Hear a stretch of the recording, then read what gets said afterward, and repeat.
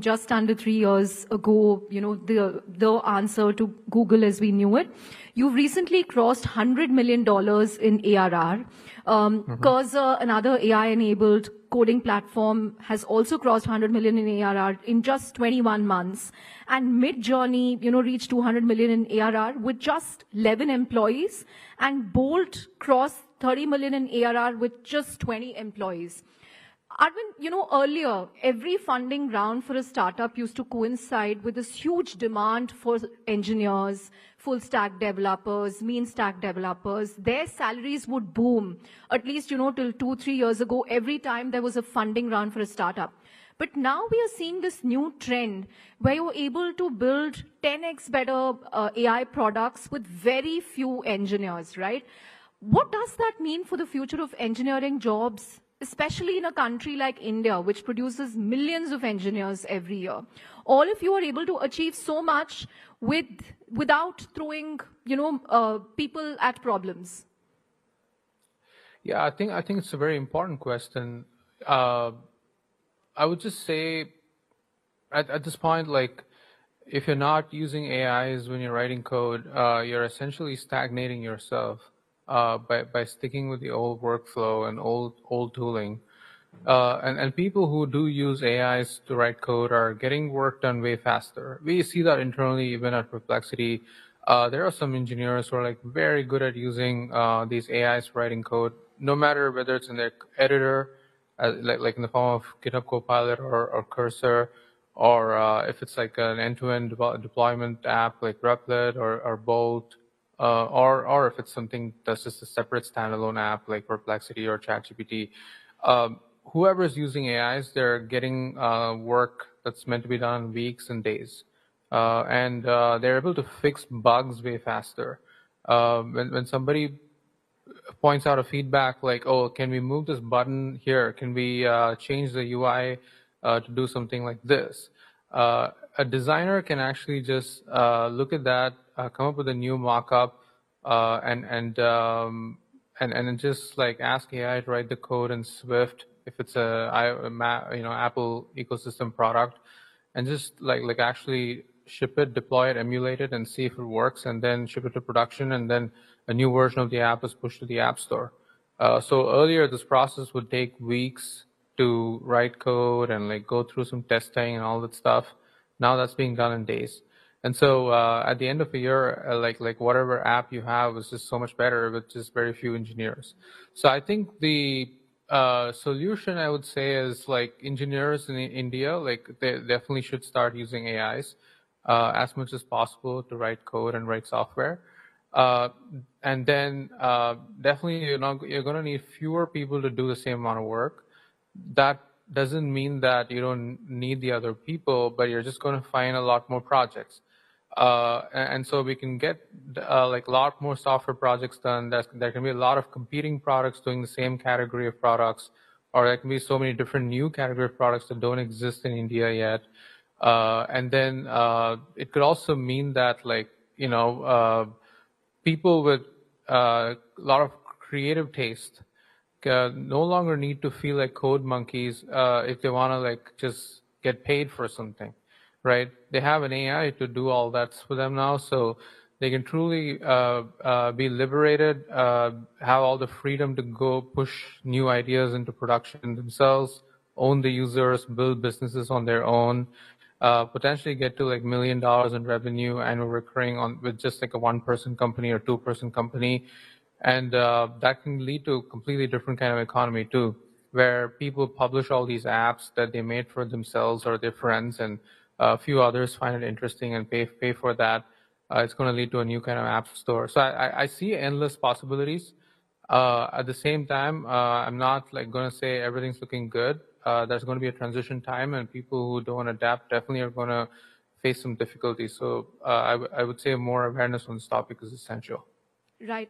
Arvind, you spoke about what engineers should be doing, but what do you think all of us should be doing? Anyone in the room who wants to experiment with AI, learn about AI, use it in their daily lives, how should they go about it? Where should they start? I think you should start literally from everything.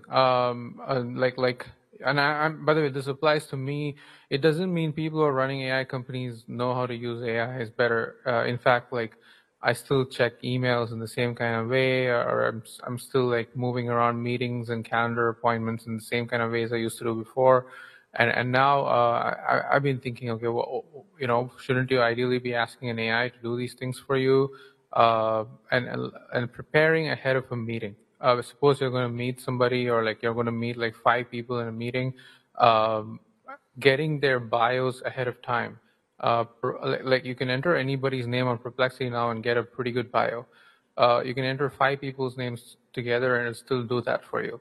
Automatically annotating your day ahead of time, being even more prepared. Sometimes you're going to a sell call, you're trying to sell your product to somebody. Precisely doing your research on what that person likes to hear, and catering your message according to that. These are kind of things I used to do manually before. I just use AIs for it now. Similarly, like when I'm trying to like ask new questions about a topic I don't understand, whatever is going on in the global economy right now, I'm not that financially or economically literate, so I can learn about a new topic as soon as something happens, without needing access to any expert. And I feel like that's a completely different future we're living in. So this is all like every common day-to-day person, all the research, making sense of the world. Everything can be done with AIs now. And then you can also customize it to your profession. If you're a product manager or like a business development professional, coming up with strategies to getting better at one particular task you're doing. A lot of our product managers have to use our products themselves to get a taste for like what to improve there. Consolidating customer support, like all the feedback people give about the product on so many different platforms, and AI can actually read all of that and like triage into the right set of issues based on the frequency of complaints better than a human can today. So you got to take advantage of all these tools. Right. Arvind, we are at the Rising Bharat Forum. We had Prime Minister Modi with us yesterday. He made a very rousing speech. I want to understand about what you think India should do to improve its research prowess in AI. Last week, for instance, we had Commerce Minister Piyush Goyal comparing India with China, where he said, it's very well that we are one of the largest startup ecosystems in the world, but we are building delivery apps, we are building, we are making fancy ice creams and cookies, but where is the hard innovation and hard technology that China has been able to do, whether in semiconductors or EVs? So what would your, reading be? How can we build a perplexity out of India? I mean, you studied in IIT Madras, you went to Berkeley and then built perplexity out of the US. It's now going to be valued, I think, at $18 billion on your next funding round. Why can't we build a world-beating product out of India? What will it take? I certainly think we can. And just to comment on the code, I think it's a very positively provocative comment, and generally those comments are meant to instigate, like, okay, let me come and show that I can do it, sort of a reaction. So I hope that's what it leads to. Just to make it clear, China went through this trajectory too. Whatever India is doing right now, of like trying to build clones of apps that already exist, but for the Indian market, China did that for a long time. In fact, there's a whole joke in the TV show Silicon Valley about it, of how like every single startup, you just prefix a new to it and then you do it in China. That's how like the new Pied Piper. I think that's essentially what happened for a while there, and they built all that muscle to like ship products pretty quickly and iterate, and and only then they started building new products that did not exist, and captured a global audience beyond the Chinese market, like TikTok, for example, right? And so India can certainly produce its own like TikTok, or which again is not deep tech, but it's still one product that would get the global audience rather than just the Indian audience.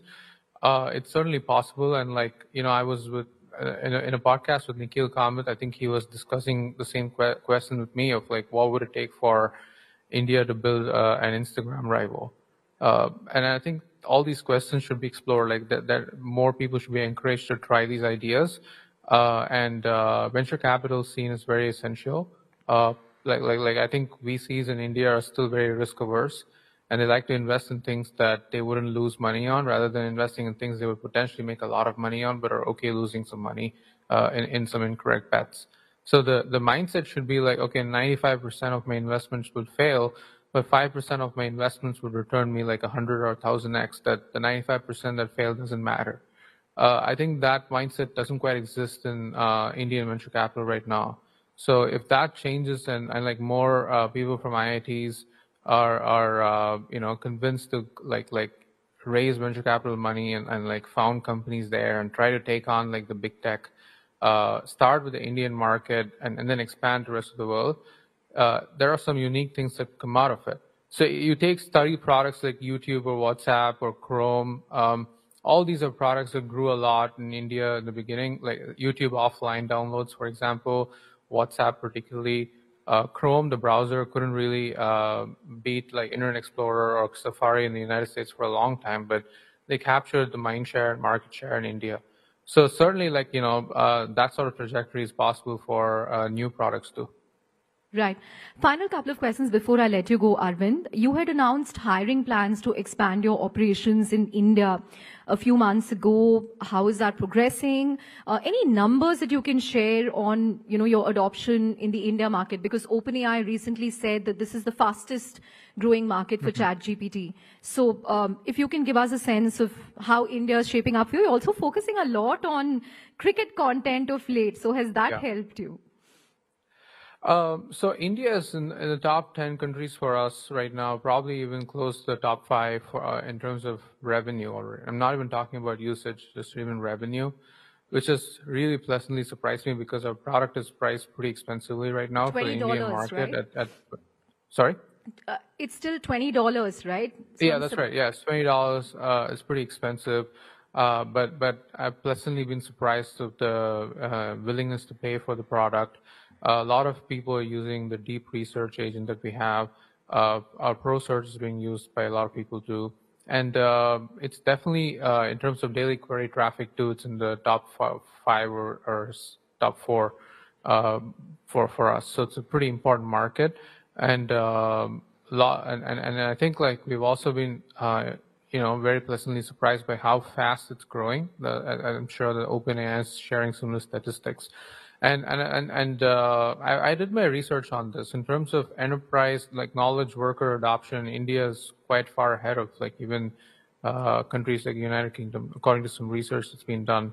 And so a lot of people who are like digital knowledge workers, professionals, they're heavy adopters of generative AI, and they're big users of Perplexity and other products in this market.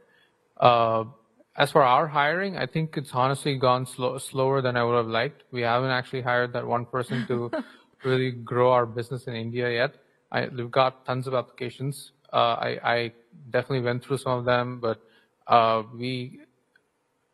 be fair, like we couldn't like go through the entire list. It was pretty complicated, and I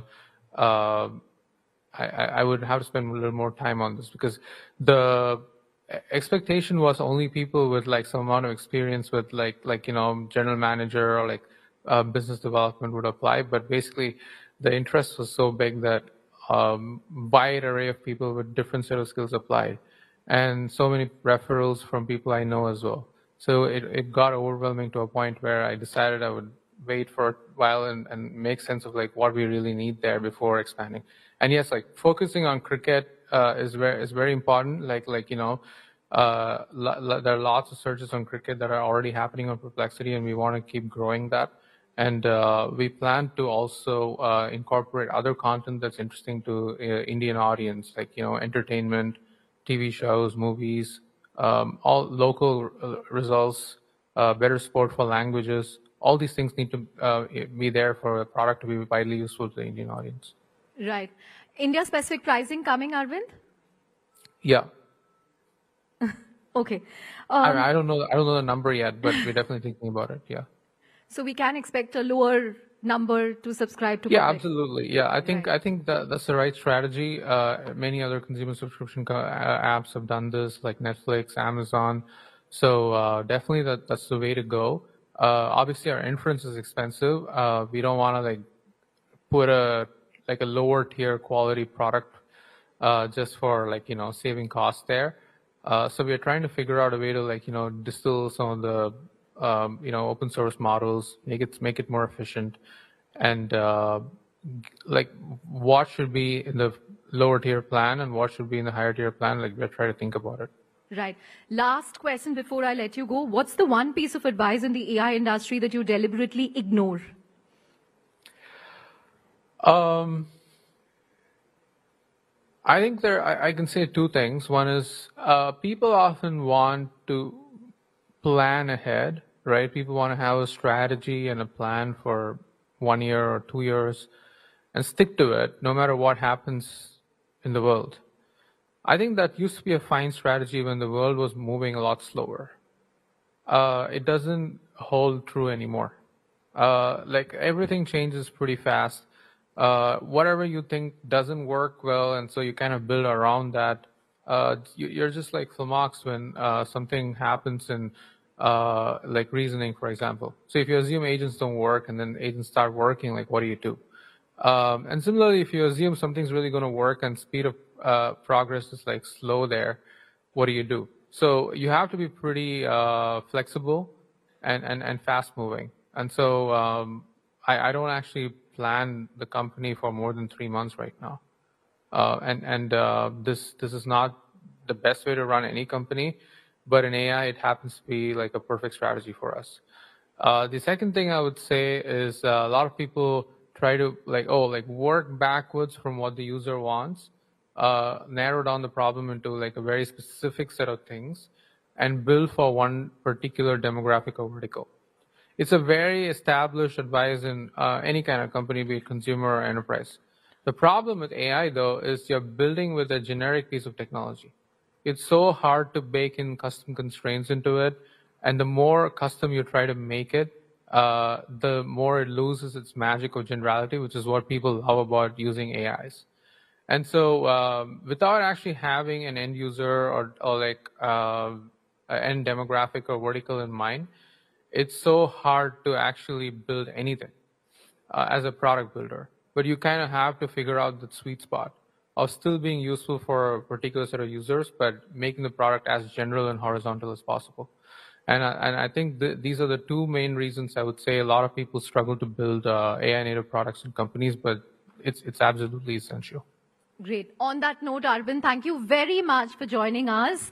You can get back to your work, but thank you very, very much for joining us at Rising Bharat. A huge round of applause, everyone, for Arvind Srinivas of Perplexity.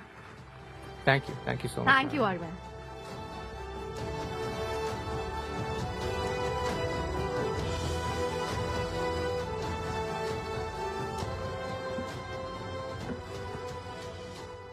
Well, what an insightful session, isn't it? A huge thank you once again to Mr. Srinivas for sharing his expertise and vision on how AI is shaping the future of this country.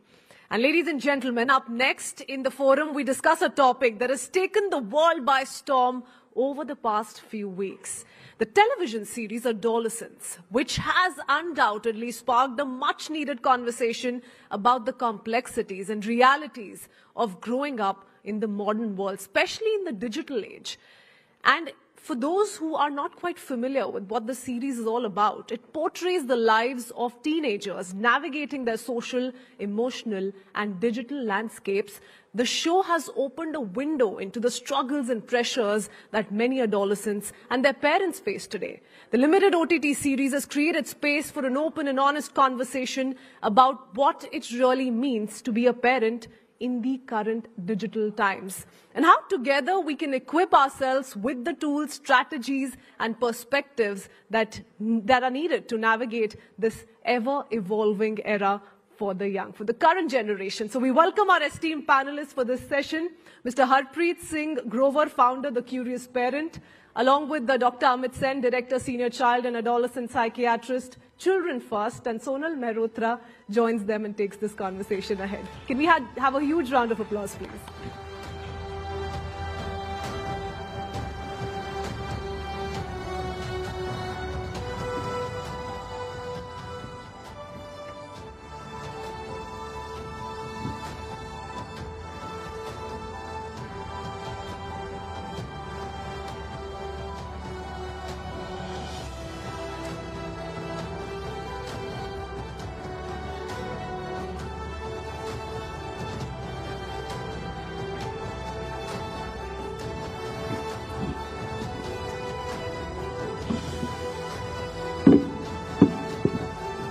All right then, we are making quite a pivot now.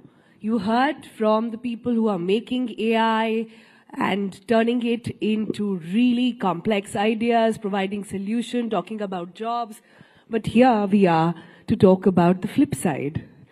So can I, before I begin, get a quick raise of hands on how many sitting here are actually parents? Quite a few, all right. Have you guys seen the latest series, Adolescents? Okay, you have. Okay, the gentleman is very convinced and is raising his hand while recording as well. Okay, so there is a lot of conversation of late. Actually, we didn't really need that series to get started about our conversation on what social media is doing. But for a minute, for everybody here, I want you to imagine a scenario. Imagine a scenario where your kid's best friend, closest confidant, and also the go-to person is not you, but somebody who can fit in your kid's pocket. Imagine a world where the kid is not coming to you for answers, pacifying, or any sort of reassurance, but going to an app. I'm sure you're going to think, oh, hello, Sonal, you don't have to imagine, it's already happening. So yes, that is the truth today. We are in times when an entire generation is growing up along with AI. And neither do they or we, to be honest, understand what it means and what it can do. So over the next couple of minutes, I am joined by these really sweet and really knowledgeable gentlemen who will help us understand a couple of questions. Number one, is social media really the culprit? Number two, is social media parenting our kids? Number three, at what age should you then give your phone to your child? And number five, if your child at home, your kid, boy or a girl, acts out and says, there's peer pressure, what to do? Everybody has a phone, everybody's on WhatsApp, why can't you give it to me? What should you do? All right? So that should set the context a little bit. Let me just begin straight away. Dr. Sen, I'm going to begin with you. So much has been said about what social media is really doing to our kids. Do you think today it's the single largest reason for distraction, disassociation, anxiety, and several other development issues that we are seeing not just in Gen Z, but also Gen Alpha? Thank you, Sonal, for the question and also for having me here. There's no question that over the last decade or two, there's an exponential rise in anxiety, depression, substance misuse, developmental concerns like inattention, difficulty focusing, not being able to complete tasks that are expected of them, and so on. And perhaps there are more than one reason to it. Social media and the digital world, no doubt, has contributed to it. But I think it's naive and irresponsible to just shift the blame and say it's social media. Who has brought social media after all? Who has given the kids all the digital space? Who has created it, right? What kind of control do we have? Yeah, and the other questions that you asked as to what age do we introduce them to it? And also other big questions as to what kind of role as adults do we play in our children's lives? What kind of agency or responsibility that we have over there, right? So to shift the blame and say social media it is, and all the digital gadgets that they have surrounded, they are surrounded with, that I think is a little callous. Okay. I was expecting Dr. Sen to say that and push the needle towards parents, saying, "Aap hi to phone de rahe hain. So, fix yourself. Why are you blaming social media?" I was expecting him to say that. He's done exactly that. But here we have another voice of parents. Harpreet is here. Harpreet, social media is both a device for endless possibilities, but also a Pandora's box of absolute risks. How much of it is actually only the parents' fault? And I want you to be a little kind towards all the parents sitting here in the audience today, who are hardworking parents, who are double income households, where the mother and the father both go to work, largely most of the work at home is the add-on that the mother has to do. In that time, to put the blame solely on them, is that really correct? So I would say two things. First, the show is about a 13-year-old who kills a girl, okay? And that is what the show is about and how that has happened. And what struck me about the show was that this entire family seems normal. It's a hard-working father, a mother who really cares. एक बच्चा भी नहीं है, दो बच्चे हैं घर में, so they have the mother is stay at home. Sorry? The mother is stay at home. The mother is stay at home and full-time mom. And she genuinely cares. All of them care. Like the father and the mother, in the end, they're talking and saying, could we have done something different? Like that is their conversation. Like where did we go wrong? And I think, like you said, today we are busy as parents. And this is the story of each and every home, right? And I want to take and like all of us are good parents, but sadly, being good parents, having good intentions about our child is not good enough now. And I want to take a step back to history on why this has happened. If we go so human beings are 2 million years old, industrial level, and always babies have grown alongside parents. Look, for these 2 million years old. About 300 years ago, when the Industrial Revolution happened, the first time parents were separated physically from a child's life. So they had to now go to factories and the child had to be sent somewhere. Okay, so the child could no longer be the parent. That is the first thing that happened. Wo bhi theek hai, that was also okay.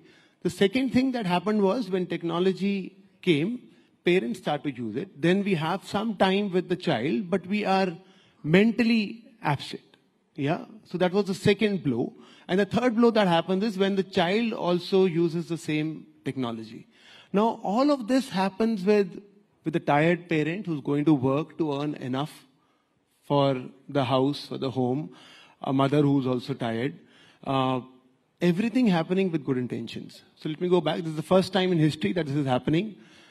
Being a good parent is no longer good enough. One needs to understand a little bit about what constant screen can done to a child. For example, a 2-year-old, when they see screen for too long, they will not learn to speak.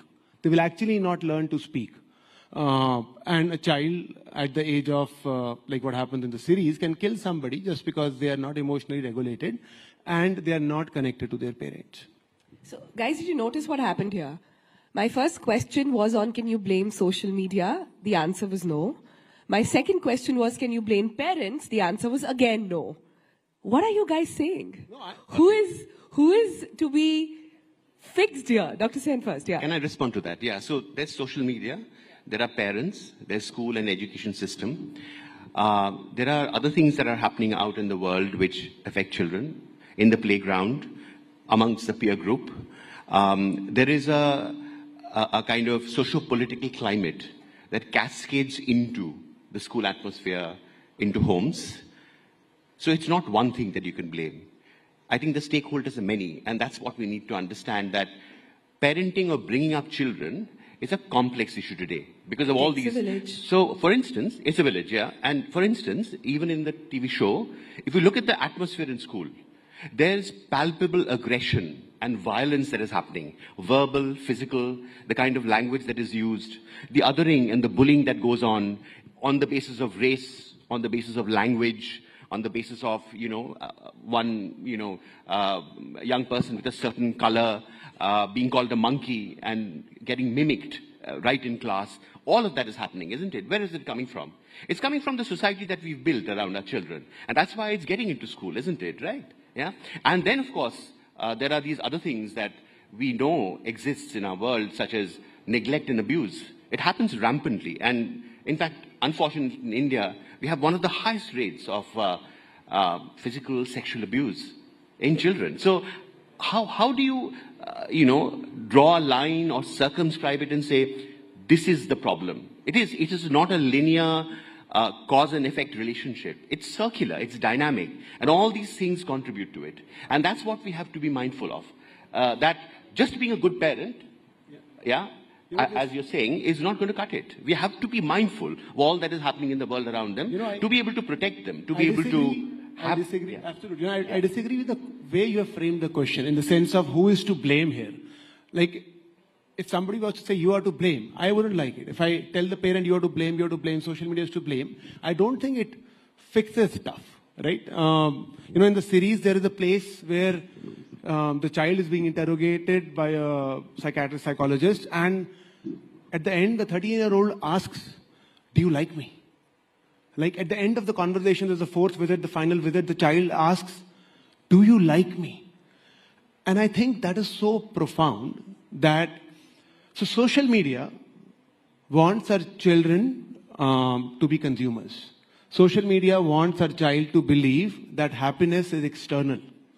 As parents, we want our children to be creators. It is a responsibility for a child to feel that happiness ghar mein hai. It is internal. I was at the beach on Sunday and we took my daughter, a few other kids, and with 3 teenage girls who came, around 16 years old. They were well dressed. 3 hours we were on the beach, 3 hours they were on the beach. They did not step into the water. The only thing they did was click pictures. All 3 of them. And I'm not saying this from an angle of judgment. I am saying life is an experiencing. But for them, life is in some way in taking a picture, putting it online and saying we had a fun time. They are at the beach. They did not go into the beach, into the water. No water sports, nothing. So hold that thought then. Hold that thought. When you say kids are finding validation, finding quality time on social media, since you didn't like me saying who's to blame, where is this coming from? Because we all know kids are sponge. They absorb. They do what they see. They never do what you tell them to do. But they only do what they see. Absolutely. Yeah. Can I respond to that? Please, yeah. So, yes, indeed. Kids require a lot of attention. They require to be seen, to be validated, to be recognized in the way they are, right? So kids are different, they're wired differently, and they will do or choose to do different things if given an opportunity. If they do not get the validation from the sources that you would naturally expect them to, which could be sometimes parents, it could be from the schooling system, it could be from other social spaces, which recognizes these differences in children, what their talents are like. If they do not get it, they have to fulfill it from somewhere. And increasingly, that is the case. In fact, we as a system are failing them in a way, all of these people, the stakeholders, in a way where the only source of this validation, therefore, comes from the selfies and the likes they get, isn't it? And that's so dangerous because it's so fragile. It'll change overnight, isn't it? Every morning, the first thing they'll go is reach out to the phone and see how many likes their Instagram post got. And that is the beginning of the day, isn't it? And the other thing that happens, of course, due to social media and gadgets is that it never leaves you. See, earlier on when we did not have all this, then kids perhaps had a bad day in school, but they would come home and get a nurturing environment. When they went out to the playground, there would be another environment. They could leave all that angst, that comparison behind. That Here, requires it follows them into nuance, their Dr. bedrooms, that their toilets requires, and bathrooms. That requires a bit of a nuance, because it's not like bullying in schools was not happening before social media. Yeah. It's not like sexual abuse in school was not happening before social media. It's not like people had a lower sense of self or a more magnanimous sense of self before social media. All these problems prevailed. The social media amplifies it and takes it into their lives every minute, every hour of their waking hours, perhaps in the dreams as well. I want to take 2 examples of this. If a child is crying and you give them screen, they suddenly stop crying. If a child is not eating and you give them screen, they suddenly stop eating. It's like a magic fix-all for a child not to learn to navigate their own emotions. But whenever they're feeling uncomfortable, just before frustration arrives, a screen solves it, right? That is something to avoid. And you said an interesting thing, which is that validation. I want to take a small example of it. That when a young child trips, okay, before crying, the child actually looks up to the adult. If the adult is worried, if there's worry on the adult's face, the child starts to cry. If the adult is smiling, the child picks themselves up and walks away. Children learn to regulate their emotions, how they should behave from adults around them. If they start learning it from social media, there is an issue there. Yeah. I'm very glad you brought that example because I want to move towards some solutions here. I think a lot of people are nodding their head in the audience because they absolutely agree with a lot of these scenarios going on at home. So do I. All three of us are parents and we all have gone through this phase, including Harpreet, he might not look at, and providing answers to all other parents as well. I'm sure you've had your share of, experiences as well. So how do we solve this problem? Because I'll tell you how it starts. It starts with the mother or the parent, they're also human, not being able to sort of control the child, getting tired. And it's just that one song of Cocomelon. It's just wheels on the bus. It's just round, round, round. It's so innocent. It starts with that one screen. Are you saying we've got to clip it at the source? Are you saying we've got to ensure that if we want to safeguard our kids from any kind of social media abuse, distraction, we've got to clip it there and put a deadline? Do what other countries have done. 13 countries I counted yesterday in my research have now said that there will be no social media until 13. Are you saying we've got to cut the umbilical cord right there? Harpreet first and then Doctor. Social media cord, 100%. There is no doubt about that. Till the age of 13, maybe even couple No of... phones. No smartphones Okay, to 13. so I'm saying, I'll tell you, the parent will say, but the school gives homework on phone, right? Or the parent will say, my child goes out. Let me take an example.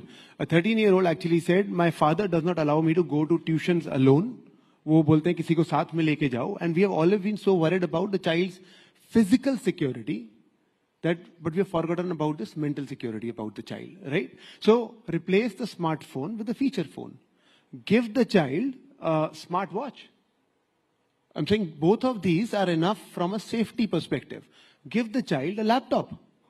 Ensure the child understands that their history and etc., all of that are open to you. There is no question of privacy on internet for a 13-year-old or a 12-year-old. There is no such question. For a child to say, this is mine, you cannot see. That doesn't work because their brain is still not developed. Not in India, but clearly in other places.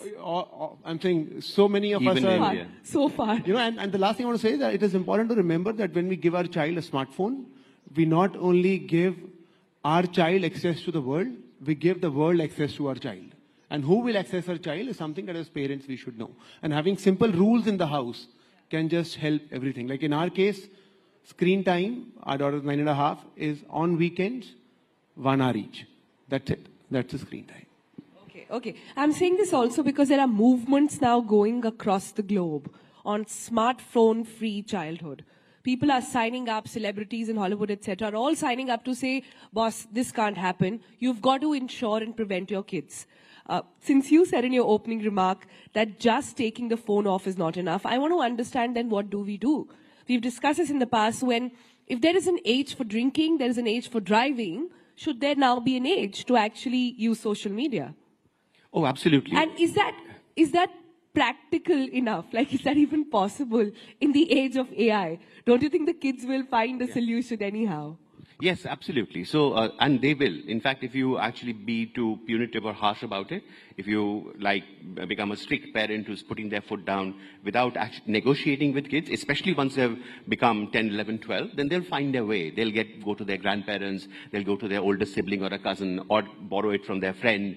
So it's very important that we factor that in. So gadgets and the digital world is not all social media. There are many other things that happen on it. And as Harpreet was saying, that we can be mindful of what we give to the child and the discussions that we have. I'm absolutely, I would object to the idea of giving smartphones and tablets to 2, 3-year-olds, which parents often do.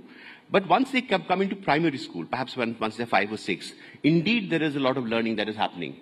And schools are giving homework there. They're giving projects and there are activities, including creative activities that are happening there. So we have to divide the time that kids, use the digital space with. For instance, we can divide it into education. We can divide it into social connections, including friends and family, where you do video calls and chats. Then there is social media. And finally, entertainment. There's entertainment as well, isn't it? Yeah? And you can't get away from that. And there are various gadgets that are fulfilling it. Now, does that regulation really work, Dr. Sen? No, so the thing is, it's important for us to define it and to help and to get into those conversations from a very early age, from the beginning. You said a very beautiful word earlier. You said if you negotiate with your child. Yes. Yes. Can you expand on that? Yes, absolutely. So the negotiation can start. So in the beginning, when children are very little, you can still have a conversation, but you're a custodian and you can put your foot down and say, this is a boundary. Yeah, like you have half an hour of any gadget in the weekdays and maybe 1 hour in the weekends, and that's all you'll get, right? But once they begin to get into tweens, as they call it now, and all their peers are doing it, right, and they're watching it, they'll come and fight with you about it, right? That's when the negotiation starts. That's when asking questions about, so what do you think the screen is doing to you? What do you need it for? What are these different categories that you use the screen for? And that's when you can together collaboratively establish boundaries. As children grow up, when they become 13, 14, they will have their say. And it's important to respect it. So as long as we are able to make these decisions through negotiation and collaborative, then chances are that they will not do it behind your back. And if they have indeed crossed the boundary, they might come and tell you. You have to have the relationship first. And in fact, your question was, how do we deal with it? The first thing you deal with is how do you build on your relationship. It keeps changing. It's a very dynamic process. Your relationship with a baby to a toddler to, tweens and then to teenagers is entirely different. And how do you negotiate through that is another big question. Many times I find, if I can just finish with one last thing, many times I've found that parents, when, children become teenagers, say that, oh, ab to bade ho gaye. They look after themselves, They have their own world. They have their own friends. And little do they realize that that world is going to completely take over their lives. And parents will have little to contribute then. I loved what you said about negotiating. I find it so beautiful and so hard. So, Harpreet, what's the toolkit? What's the magic mantra here? Like we were discussing earlier, a perfect parent, do they even exist in today's world? And is there a code to achieving that? I know a lot of it is mirroring, and I know a lot of it is what they see in their own surroundings. But when social media, when you think that your child is in your house, under your care, in their room, even then they're not alone now. They are with the gadget. And no matter, like Dr. Sen also said, no matter how hard you try, they will find a way. So what do we do? What is the way out here? Can I take an example? Can I read out something? Is that okay? I'll read out a little bit few lines. But I'm saying I met a husband and wife with a 15-year-old, and we were sitting on the grass, and I meet less parents generally, but they had requested, and we met. And they said, our daughter is completely into her smartphone. She keeps ordering stuff from Amazon and keeps taking pictures and putting them online. We are worried that she's not serious about her 10th exams. What do we do? And very intense about it. And so I asked that, आपने नहीं पूछा कि आप कितना time spend करते हैं social media? I think it is okay for adults to see smartphones. I genuinely feel it is okay. Our brain is developed. We can self-regulate. I don't think I think when a child says, आप देख रहे हो मैं क्यों नहीं देख सकता, I don't think that's a valid question. I would say to the child, आपकी height बड़ी नहीं हो रही है, आपकी height बड़ी हो रही है, मेरी नहीं हो रही है. So I can see because my brain is developed, your brain is still developing, you can't see. Like I have no shame in saying it. You can see only for 30 minutes, I can see for 4 hours. That is how it is. And I think that we don't need to be apologetic to our children for it. So I asked this 15-year-old that, do you see phone for so long? Is it hard for you to resist? She said yes. And so I told the family that you are such a wonderful family, that your child has actually come with you, is sitting with you, is agreeing with this, what this is happening. So, you have a connection that is very apparent. And I think that is the magic thing, that your child is more, even though child is not able to resist the phone, they have more connection with the parent than with the mobile. And when I saw Adolescence, the series, at the end of it, I wrote something. Please. And it was that what I wrote was lessons from adolescence. And I said that I will not let my child below the age of 16 have access to social media. I will replace my child's smartphone with a feature phone, with a smart watch, with a laptop. I will not be bullied by my own guilt when my child says everyone has it. I will not think to myself, oh, I am giving it for studying. If my child feels left out of groups because he is unable to chat with his friend after school, I will explain to my child why that is okay. If my child is quiet, I will not think of that as okay. I will not think kids nowadays are like that only. I will find time for my child, time to connect, time to chat. I will not work with my imaginary child. I don't want a child who's good at what I want them to be good at, like boxing, football. I will see what my child enjoys doing. I will see my real child, not my imaginary child. I am responsible for my child. I love my child. Beautiful, beautiful. Huge round of applause, please. Harpreet, that is very, very thoughtful. Very, very nicely said. I have to wrap up, but not before asking this last question. To be a more present parent today requires work. It requires work. It requires a lot of work. It requires building up a lot of other skills as well. What my worry is that in order to do that, more and more women will have to take the lead, and more women will then lead to outside of the workforce. Is the key here then to try and not just talk about parenting, but try and talk about fatherhood first? Yes, and why is it that the women have to take the time off? Not at all. It's a responsibility of both the parents.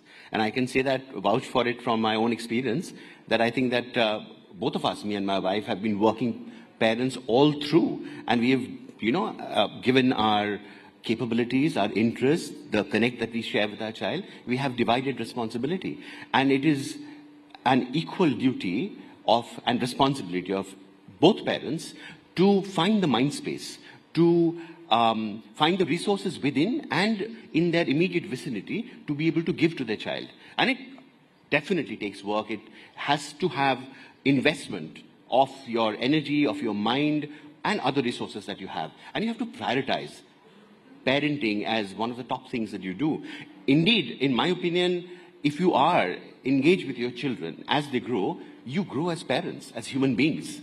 And that is the most wonderful thing, actually. It's challenging. And of course, I'll wait to hear from you, Harpreet, as your kid becomes a teenager, and how many of these plans work, because sometimes they don't. And you have to work on, you have to constantly think on your feet. And that is what challenges you as a human being, Yeah. And you're constantly growing. You're constantly confronting the realities in the world. But one of the things that you said really touched me was seeing your child as who they are. Understand that every child is wired differently, and my child is also different, unique, and we'll welcome and accept them just the way they are. I think these are complex questions with very nuanced answers. And like I said, a perfect parent does not exist, but the journey towards reaching that is somewhat beautiful. Thank you both for joining us. I'm very glad we could have this chat as we're talking about youthful aspirations right here on Rising Bharat. Thank you both. Thank you so much. Harpreet and Dr. Amit Sen, please, ladies and gentlemen. Thank you. Thank you very much.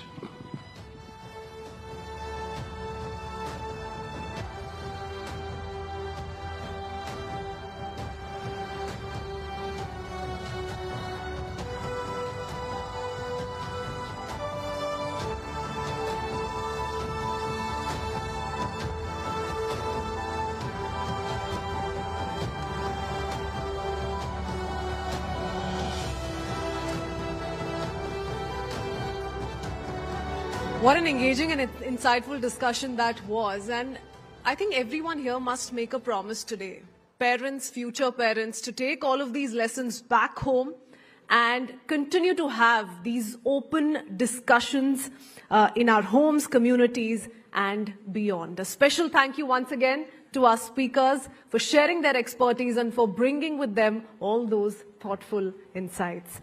Up next, ladies and gentlemen, we're fortunate to have with us Swapan Kataria, the co-founder and CEO of Crown LNG. Swapan is a very visionary leader who has been at the forefront of empowering young minds, driving innovation and creating a more dynamic future for India. So let's grab this opportunity to learn from one of the leading voices in this space and get inspired by Mr. Swapan's perspective on what it truly means to have an empowered youth and an energized nation. Please join me in welcoming Mr. Kataria to the stage.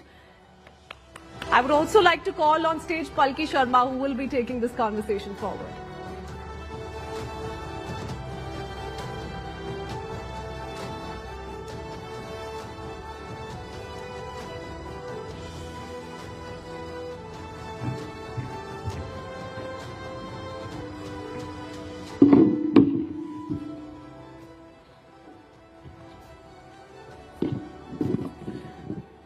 Namaskar, good morning.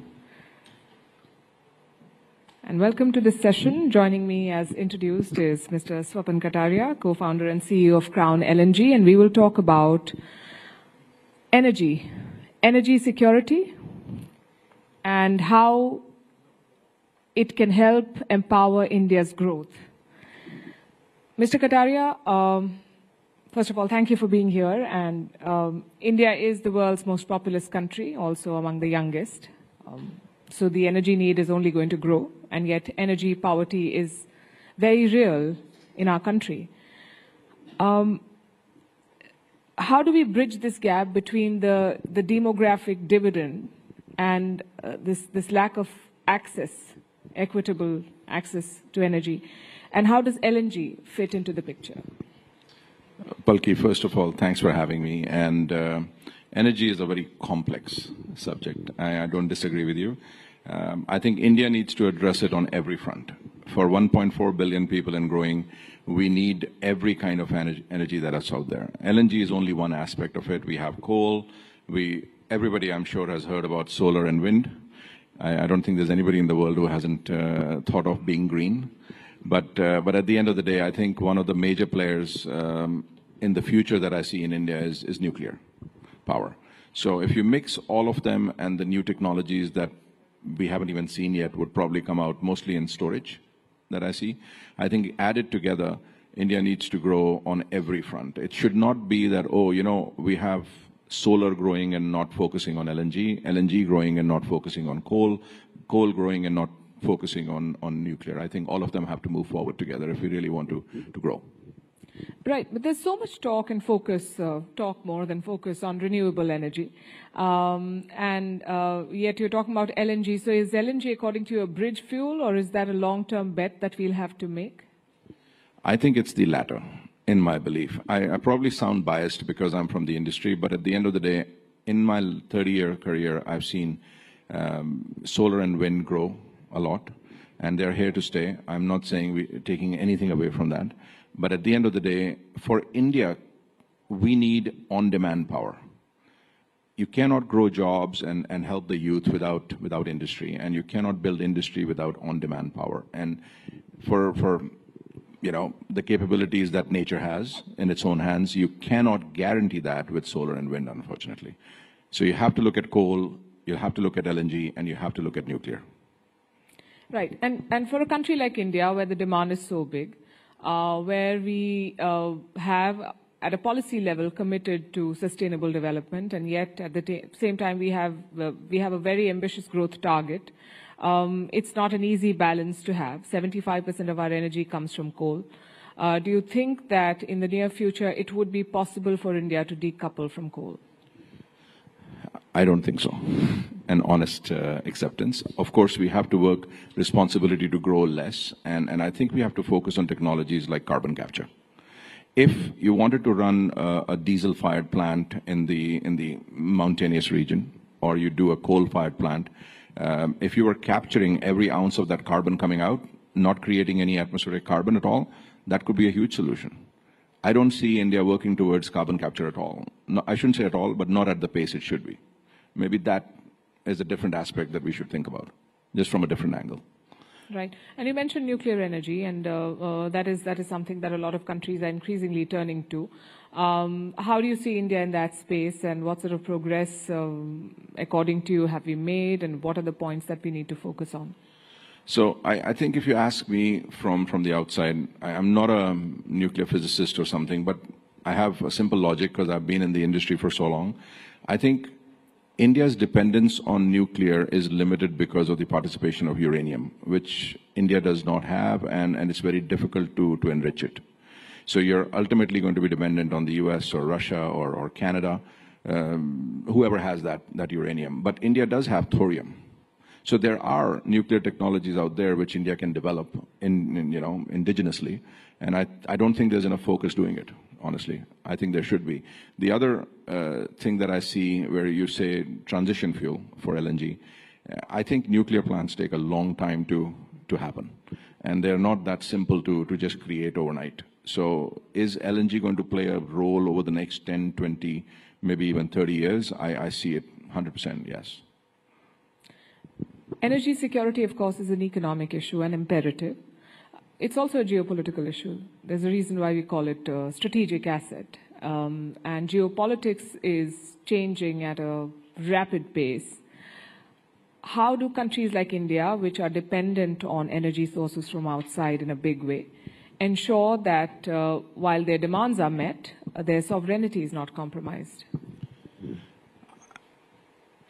Very difficult question to answer, but let me try. So when we think about energy security, we always use energy security as two words in the same sentence, but security could be in different aspects. You need a tank, you need a plane, you need defense, you need missiles, you need so many other things for defense. Energy, on the other hand, adds value to security from a geopolitical standpoint. It helps you kind of, keep working with your friends rather than your enemies. And then once you get dependent on them, it's very difficult to pick a fight with them. It's like getting married. It's not easy to take a divorce. And when you do, it always leaves a trauma. So I think India will have to choose its LNG partners or coal partners or nuclear partners very carefully. But I still feel coal and nuclear, India can do it on its own. LNG is something it cannot. But it has to be a part of that energy mix. Because there are areas, there are specific requirements where every industry will be needing different kind of fuel. Because if you wanted to do something in Kashmir, for example, it's very difficult to take a gas pipeline there in the mountains. So you would need a different kind of electricity plant or a power generation unit in Kashmir as compared to something closer to the shore where you can develop larger industry, which will need maybe coal or gas. So it will be very region specific and demand specific. So if, let's say, Assam comes along and says, oh, I need to grow industry in Assam, or Kashmir comes along, I don't think it's easy for them to get gas. So we're not focusing on targeting our marketing there, for example, but the nuclear would be great if it can work there. That was the premise of globalization, one of the many, that if you have money at stake, if you are linked to each other through businesses, then you will not pick a fight. But we've seen that being uprooted over the past few years, first between Ukraine and Russia. And energy was what linked them, Russia and Europe, more like. And then we are seeing what we are seeing in terms of the tariffs that are being imposed across the world. This is a particularly complicated matter because you cannot build these supply lines overnight. You cannot even end them overnight. It takes years of investment and effort to do it. In this current scenario of flux, what would be your advice to policymakers? I think, as I said earlier, indigenous technologies need to be grown. Like even for us, if we're in the LNG business and we operate in various countries in Asia and Africa and South America and Europe, and we see that, India is not doing enough to grow its own technology. So if I had to make a plant, I need a compressor, I need a power plant, I need some special alloys which can take minus 165 degrees of liquid, which is LNG. So they're not available in India. So I think the industry is not being able to grow. If it was available in India and Indian government was doing enough to create those patented technologies within India, it would certainly have less dependence on overseas. Indeed. Let's talk jobs now. How can LNG and the broader energy sector become engines of employment for the Indian youth? And we need a lot of jobs in this country.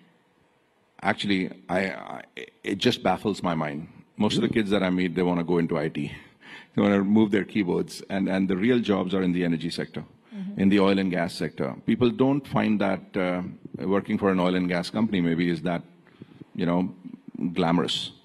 I think that the mindset has to change. Even if you look at most of the colleges and universities, they have petroleum courses, very limited universities have them. I think that skill set development has to be there because, we are having, power plants which don't have skill set available for people to run it today because there are not that many youngsters going into that field. So I don't think the government can do it alone though. I think the private sector and the government have to work together to get that skill set up. And I think there are tons of jobs. This is one of the biggest booming sectors for jobs, and the young people should be training themselves into nuclear, into gas, into coal, into power sector, into ancillary industries which can operate on these, related to these energy industries. Is that a conversation that you've initiated as a leader in this space? Because from what I understand, the current government has put a lot of focus on skill development. We've had a ministry in place for more than a decade now, and you think that there's a skill gap to engage the Indian youth in the energy sector. Is that a conversation that's even happening?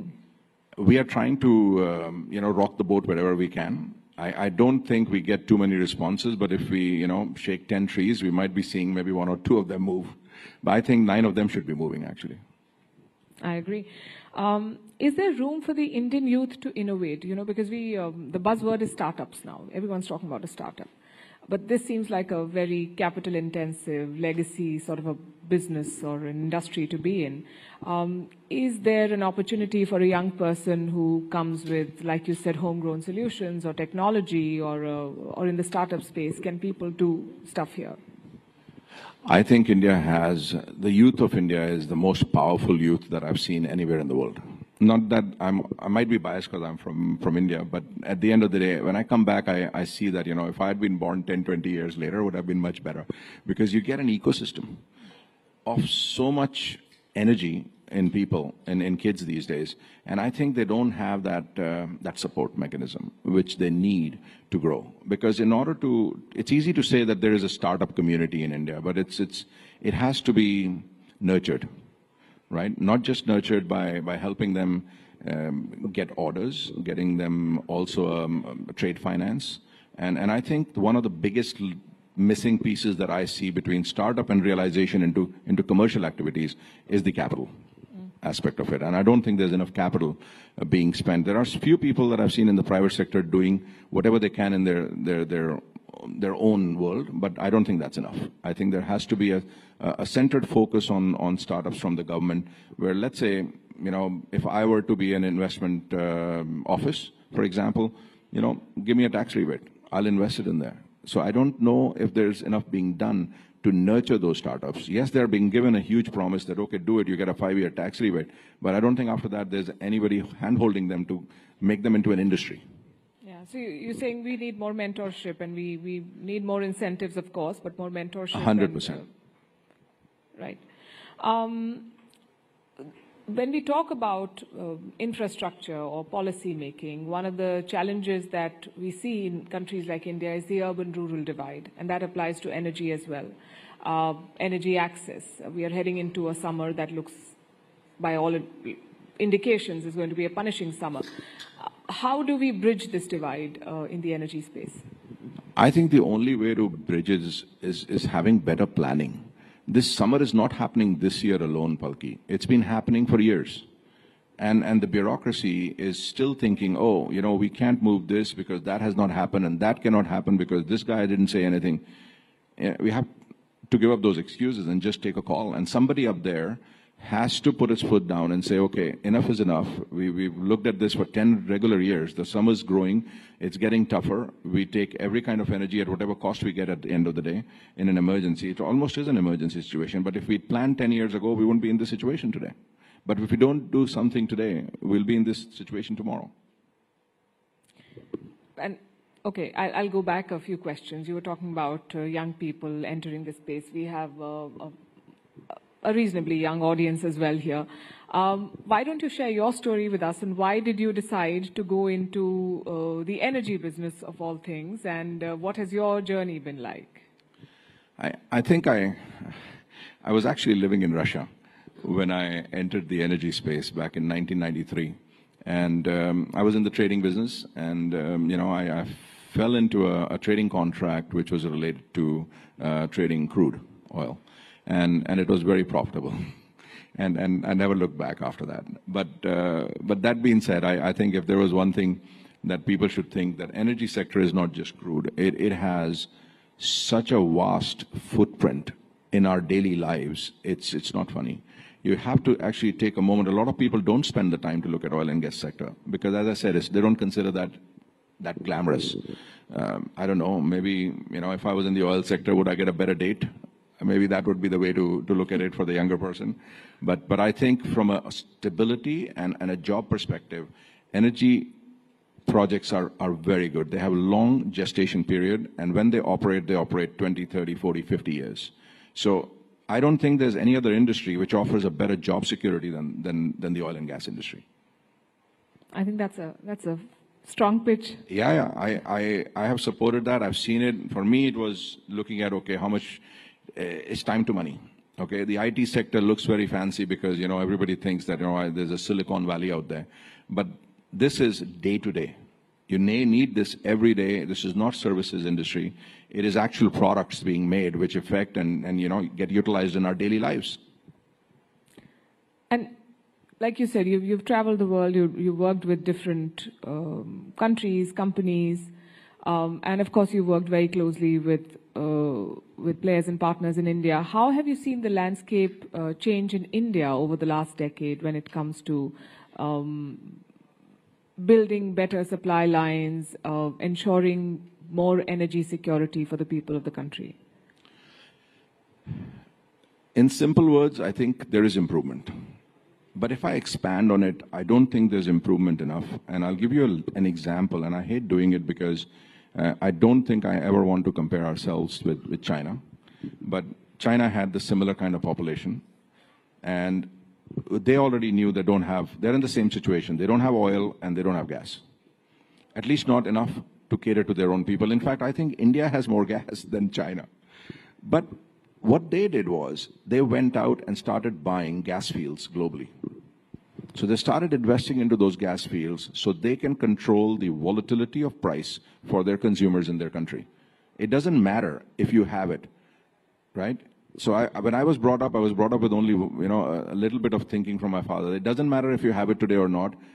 What did you do today to have it tomorrow? So I don't think we're doing enough today to have it tomorrow either. That's my biggest worry from my perspective. Even now? Even now. I think we are trying to do contracts for buying. We are trying to discuss long-term contracts with countries which have it. We are trying to do very good diplomatic relationships with those countries. I don't think we're investing enough. We should not be giving our product requirements into the hands of other people. We should go and buy it ourselves. We should control the value chain. We're not doing enough to control the value chain. We've set ourselves a target to become an energy secure country by 2047 as part of our larger Viksit Bharat dream. Do you think we'll get there? Is that a very tall target to have set? So I think I'll be blunt about that as well. Doing what we are doing now, we won't get there. But given the time frame between now and 2047, we have the ability to do it. But the steps have to be taken now. So you're saying that the gap is at the policy level? That's what I see. Right.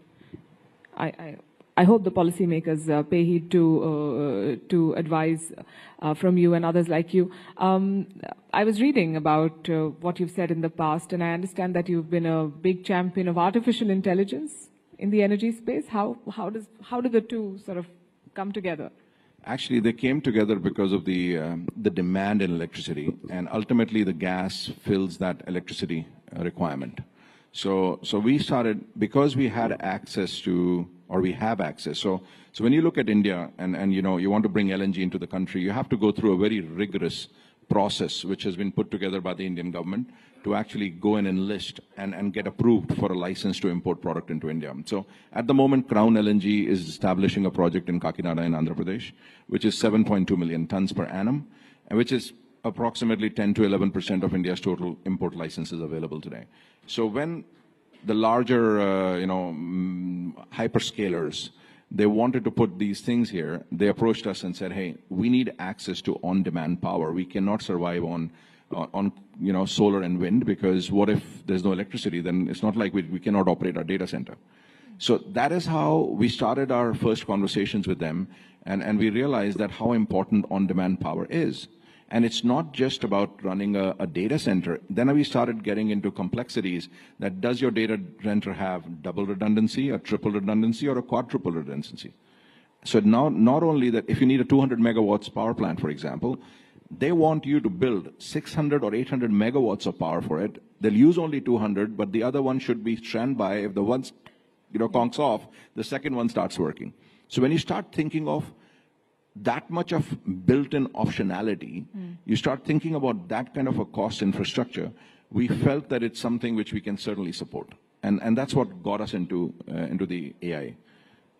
That's very interesting, actually. And the way you put it, one would have thought that that's common sense and most people would do it, but I'm surprised that it's not happening. I thought the same before I got into it. Right. Swapan Kataria, thank you very much for your insights and for your policy prescriptions that we hope reach the right people and trigger the changes that need to be made. Well, I'm always here to help if they need me. Thank you very much, and thank you for being such a fabulous audience. Thank you, everybody, for listening.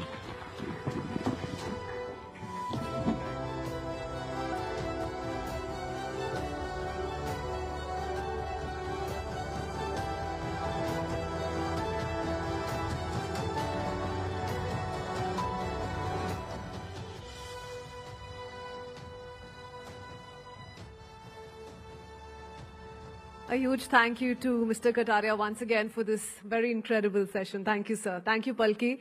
And to all of you for being such an engaged audience as we continue to build an environment where our youth are not only inspired but given the tools and the opportunities to make a lasting impact.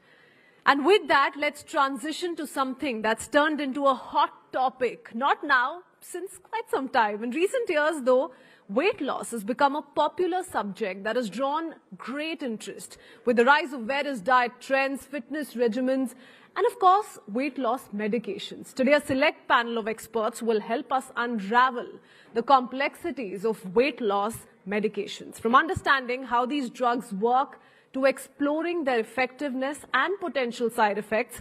We will be covering a range of important topics and issues to guide anyone looking to better understand this trending topic of discussion and debate. So without further delay, let's dive into this crucial conversation. Please join me in welcoming Winslow Tucker, President and General Manager, Eli Lilly and Company, India, and Dr. Chandrakant Laharia, Public Health Policy Strategist. May I also invite Sonal to once again take this conversation forward.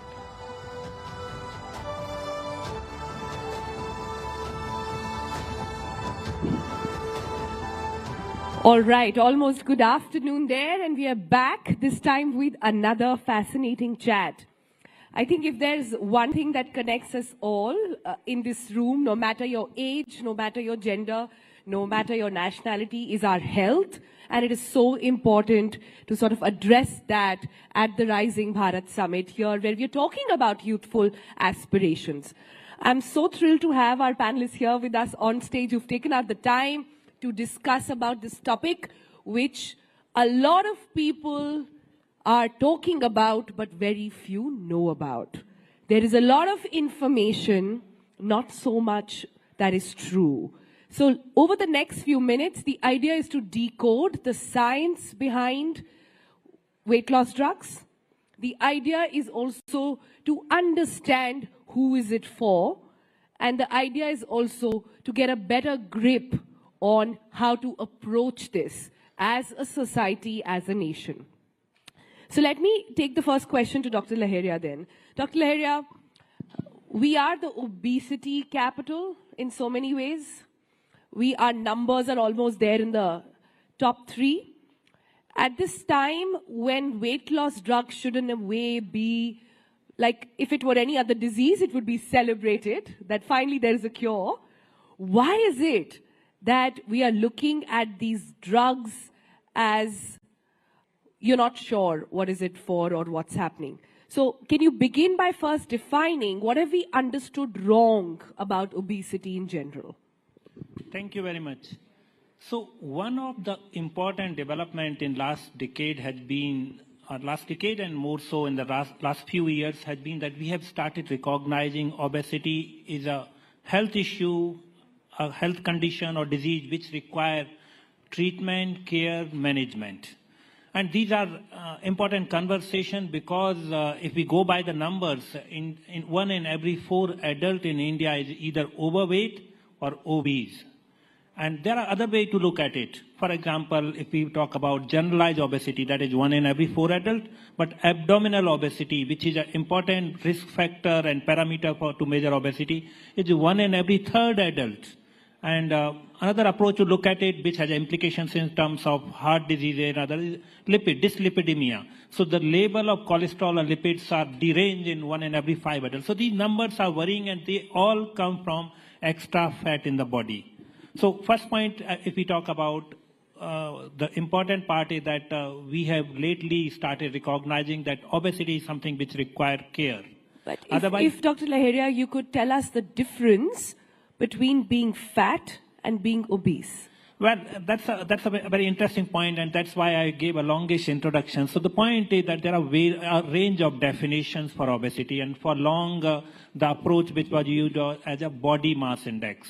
So WHO said that more than 25 is overweight, more than 30 of body mass index is obesity. But over a period of time, this definition has changed, and they are contextual also. For example, Asian Indians, there is a concept called thin fat Indian, which means for the same body mass level as of European, Indians and Asian population has a higher body fat. And the composition of body fat is a major factor in it. So the definition keeps changing. For India, the definition was always lower BMI. But more recently, some of the Indian definition has come, which say that anyone who has a body mass index more than 23 is obese, which is stage 1 or stage 2 obesity. That definition has come.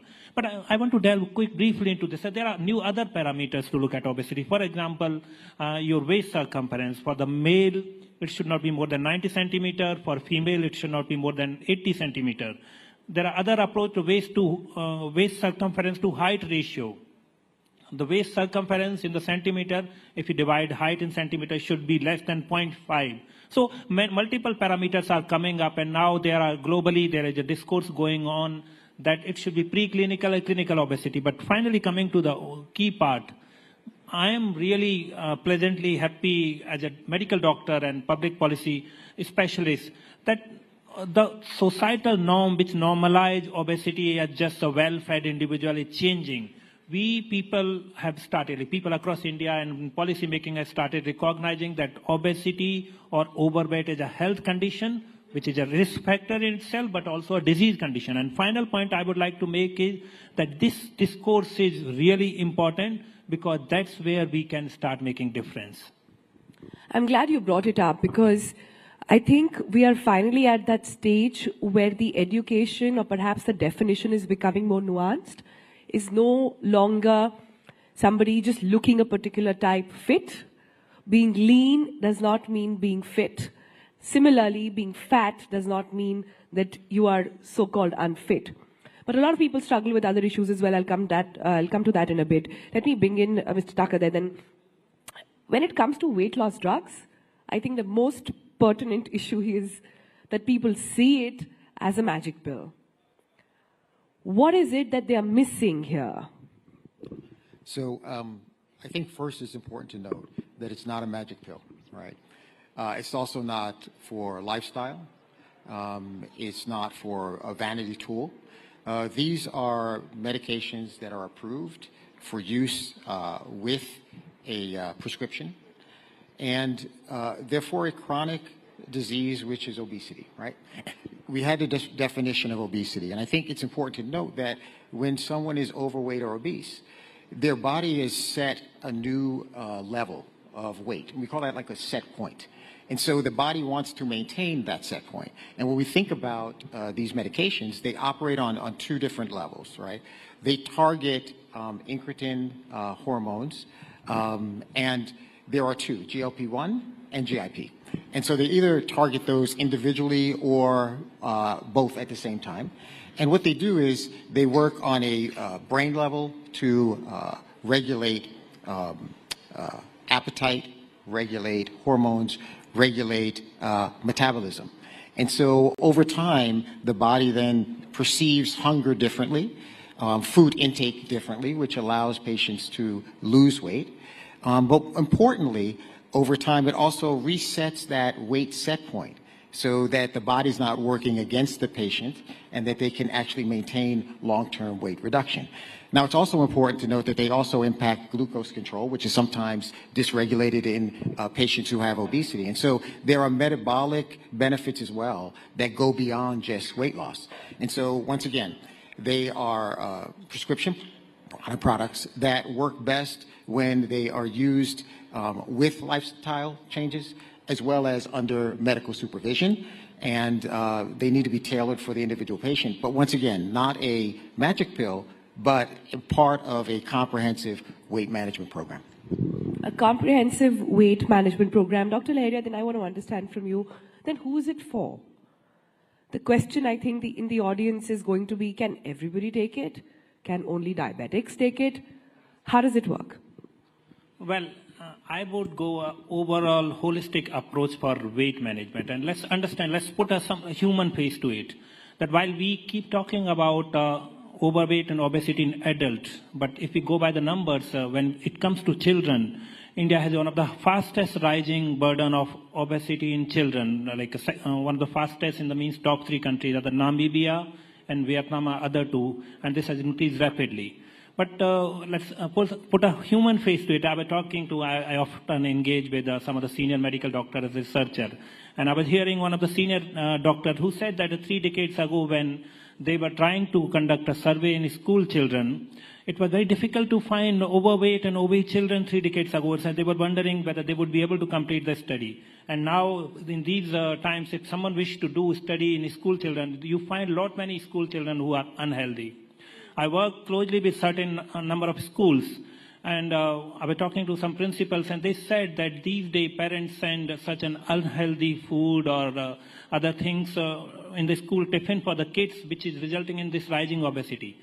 I know that there is one of the discussion panel in this session was about screen time and exposure to social media, and all of this is bringing reduced physical activity in kids. The play time is reduced. So essentially, these narration indicate that if we want to take control of obesity, we need to follow a holistic approach. This requires three-pronged approach minimum.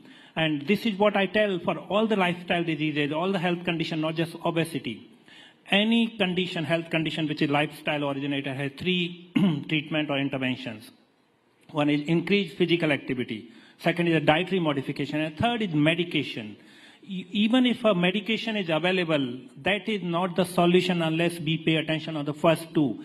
And these 3 points are important because if the moment we start thinking of any available medication, which is important because if science is there, research is there, we need to keep developing newer intervention and medications to ensure that people who are not getting benefit from the first 2 will benefit from it. But all 3 together makes an good care.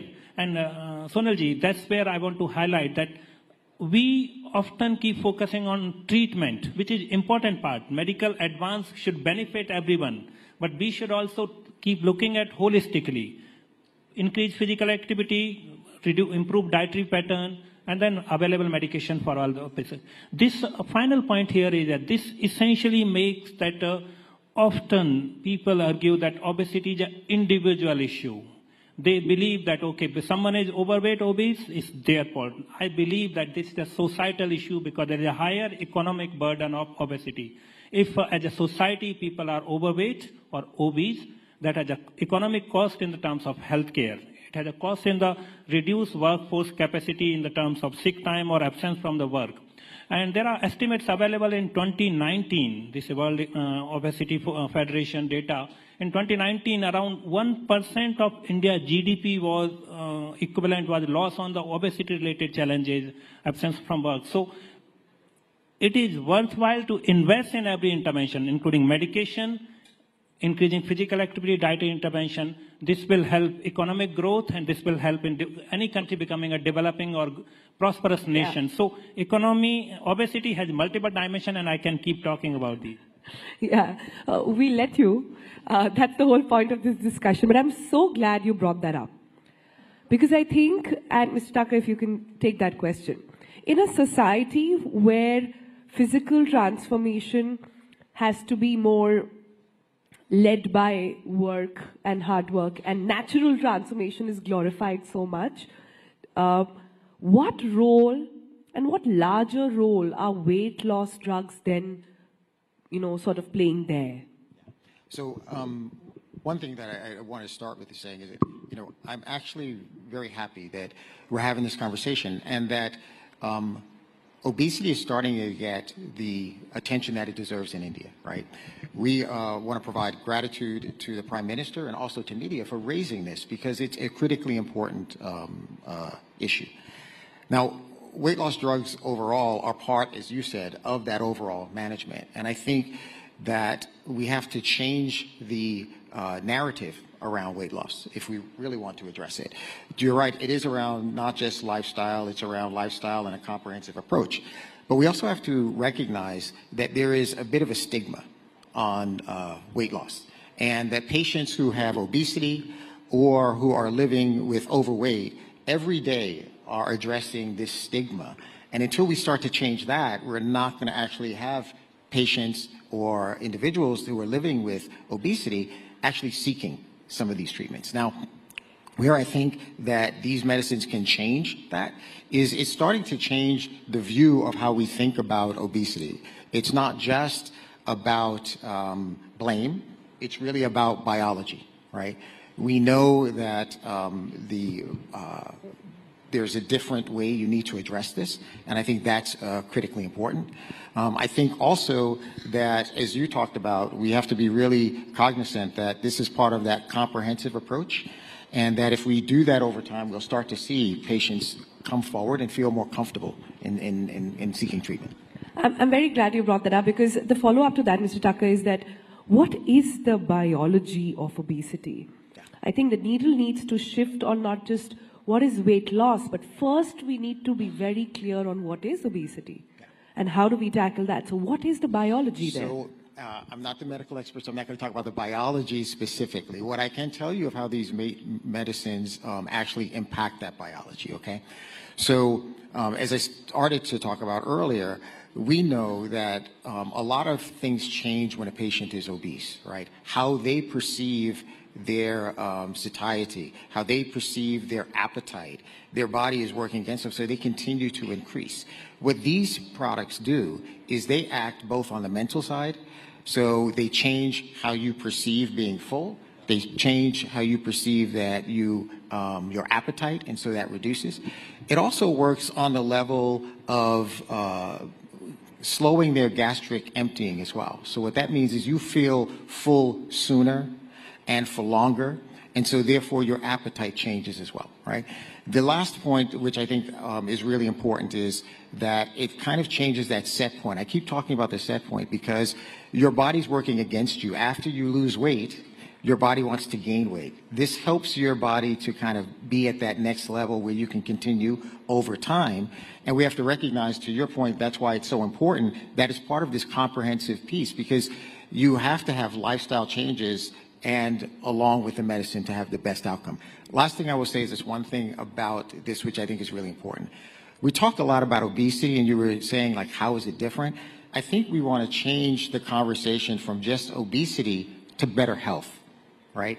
Because ultimately, these products will help patients to not progress to some of those long-term complications like diabetes, cardiovascular disease, dyslipidemia, that really impact their overall health and cost to the system. And so I think if we start to change that stigma, we can actually have a broader I think that's impact. very important, and I'm glad you brought it up. But just to expand on that, and if Dr. Lahiriya can also come in on this biology of obesity and how it works here, because a lot of people still feel that, oh, just take these injections and that's it. That's all you got to do. I don't need to hit the gym. I don't need to put in that extra hours. It'll control my appetite, and that's that. Can you sort of drop some truth bombs there?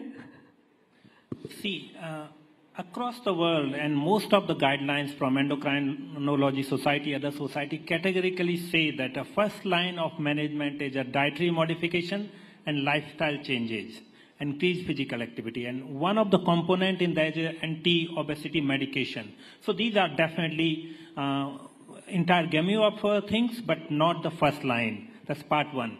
Second part is that these are prescription-only medicines which are provided by a medical doctor based upon individual case-to-case discussion with the patient.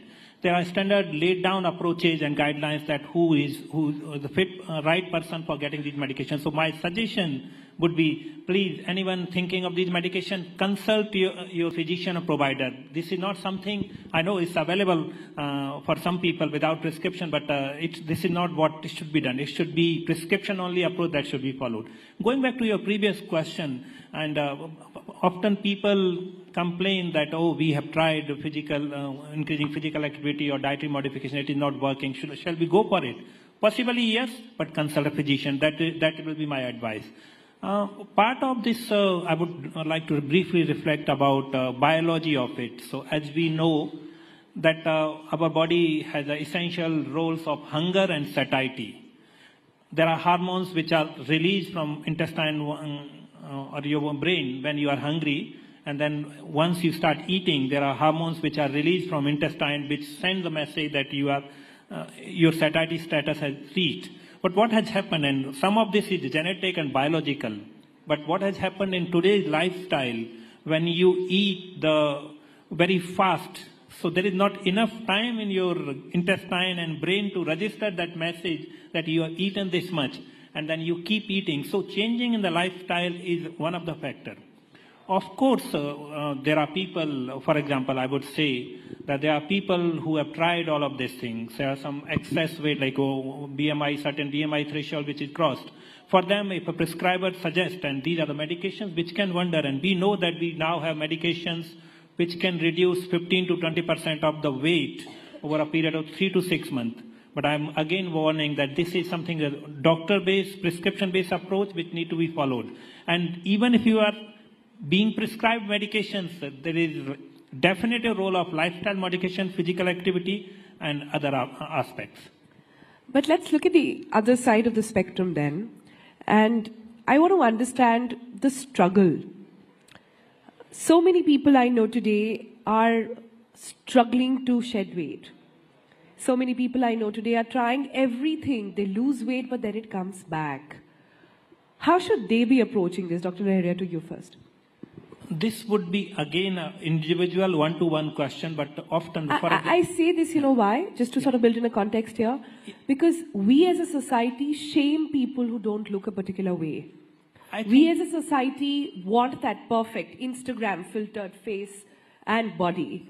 So how are we to approach that problem? So I'm going to talk about some certain approaches to, for example, when we talk about a medical provider about improving dietary habits. Essentially for me, when I talk to my patients, I say that diet has a 3 components. One is a quantity. If you are overweight, obese, definitely you are taking more calories than you need. So reduce the quantity of that meal. That's a part 1 of the meal, and that's often people discuss. But then second component of that is a quality of the meal. If you are taking high sugars, packaged food, ultra-processed food, that's a problematic. And if you have extra oil and fat, that is problematic. So you need to alter quality of the meal, which essentially means reduce fat, reduce carbohydrate, and increase protein. So first part was reduce quantity, second is improve quality of a meal.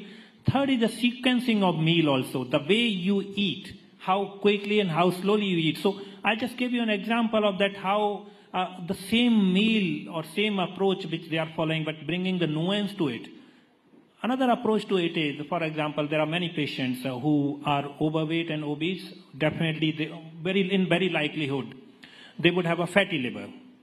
Now, what people do not understand that why fat is a problem. I tell them, and this is the unscientific reason, that anything which should not be somewhere, if it's there, it is problematic. So when your body has extra fat, it gets deposited in liver, viscera, other organs, and other places. And since it should not be, for example, it should not be in the liver, and it is a fat there, then your liver starts recognize that's a foreign antigen. So it starts inflammation. And inflammation means your immune system gets activated, your antibodies start forming, and this results in damage to that organ. So obesity or overweight is an inflammatory condition which activates immune system, which makes you prone to multiple diseases. And that's why one of the recent Lancet paper on endocrinology and metabolism has talked about that obesity or overweight can essentially affect all the organs. But I bring you a good part of this thing. Whatever mechanism you follow, anti-obesity medication, physical activity, lifestyle, or dietary modification. If anyone, no matter what is the weight of that person, if that person can reduce 7 to 10%, let's not go to 10%. If 7% weight reduction, the first place where fat is deposited liver, first place from where the fat will disappear is liver. And you will control many other conditions. In this round, I would say, please, once you go back, you read a common soil hypothesis. There is a scientific hypothesis which says that obesity results in lot many conditions, but it is a soil for diabetes. Because if you have extra fat in your body, especially liver, the insulin which is produced in your body will not be able to reach to liver cells and muscle cells, and then insulin resistance will develop. You will develop diabetes. So obesity is a harbinger of many health conditions. Diabetes is one of those. Yeah. So we've established that obesity is a chronic problem. We've established also perhaps that weight loss drugs, however, seem to be in this blanket of secrecy. There is still a very strong stigma attached to it. It's perhaps changing in the West. In India, the narrative is still different. Mr. Tucker, why do you think that is? And what can organizations like Eli Lilly do to move the needle on this conversation and this narrative? I think that's a great point. I think that first, to my point before, first let's address the stigma of obesity itself, because I think that is keeping for patients from actually seeking treatment. And as you said, this has to be a comprehensive approach. Diet, exercise, and also weight loss medications can be part of that. So I think that's the first thing. First, let's address that. And in addressing it, we have to be really cognizant that, obesity today is viewed as a personal responsibility or a lack of personal responsibility, right? That diet, exercise alone might treat that, which for some it may, but there is also people think you're fat because you're lazy. Correct, which is totally wrong. And then if you get past that and you start to say, can we make it safe for people to explore treatment? Because many people are embarrassed to talk about obesity, and so they don't even explore what the treatment options out there. Once we start doing that, then we can start to talk about where do weight loss medicines fit in, right? My hope is that as we start to look at where weight loss medicines fit in as a prescription drug with physician supervision, that more patients will feel free to get these products. We will see the impact of these products. We know that over time, many patients who have taken these products have gotten to a weight level and been able to maintain that. There are obviously side effects that we have to be cognizant of, but that will allow people to figure out where these can fit in and how they can help impact overall health of patients as well. Right. So as we come towards the end of this session, I also want to address some misconceptions. Sure. And I'll go to Dr. Laheria first and Ms. Tucker right after. Dr. Laheria, what are some of the misconceptions, if you were to state? You can give me your top 3 on weight loss drugs. What is the misconception of weight loss drug? Yeah. I think one of the misconceptions is that weight loss drugs are magic remedies. As already said, that they are one of the tools available in hand. And they are important tools which we should use as per medical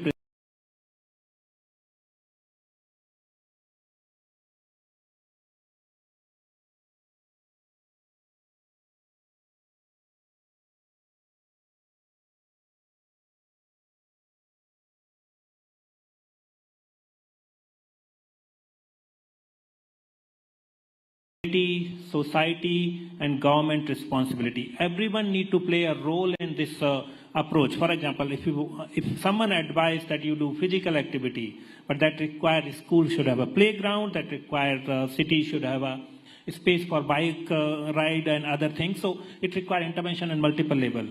I think I've done 3. Yeah.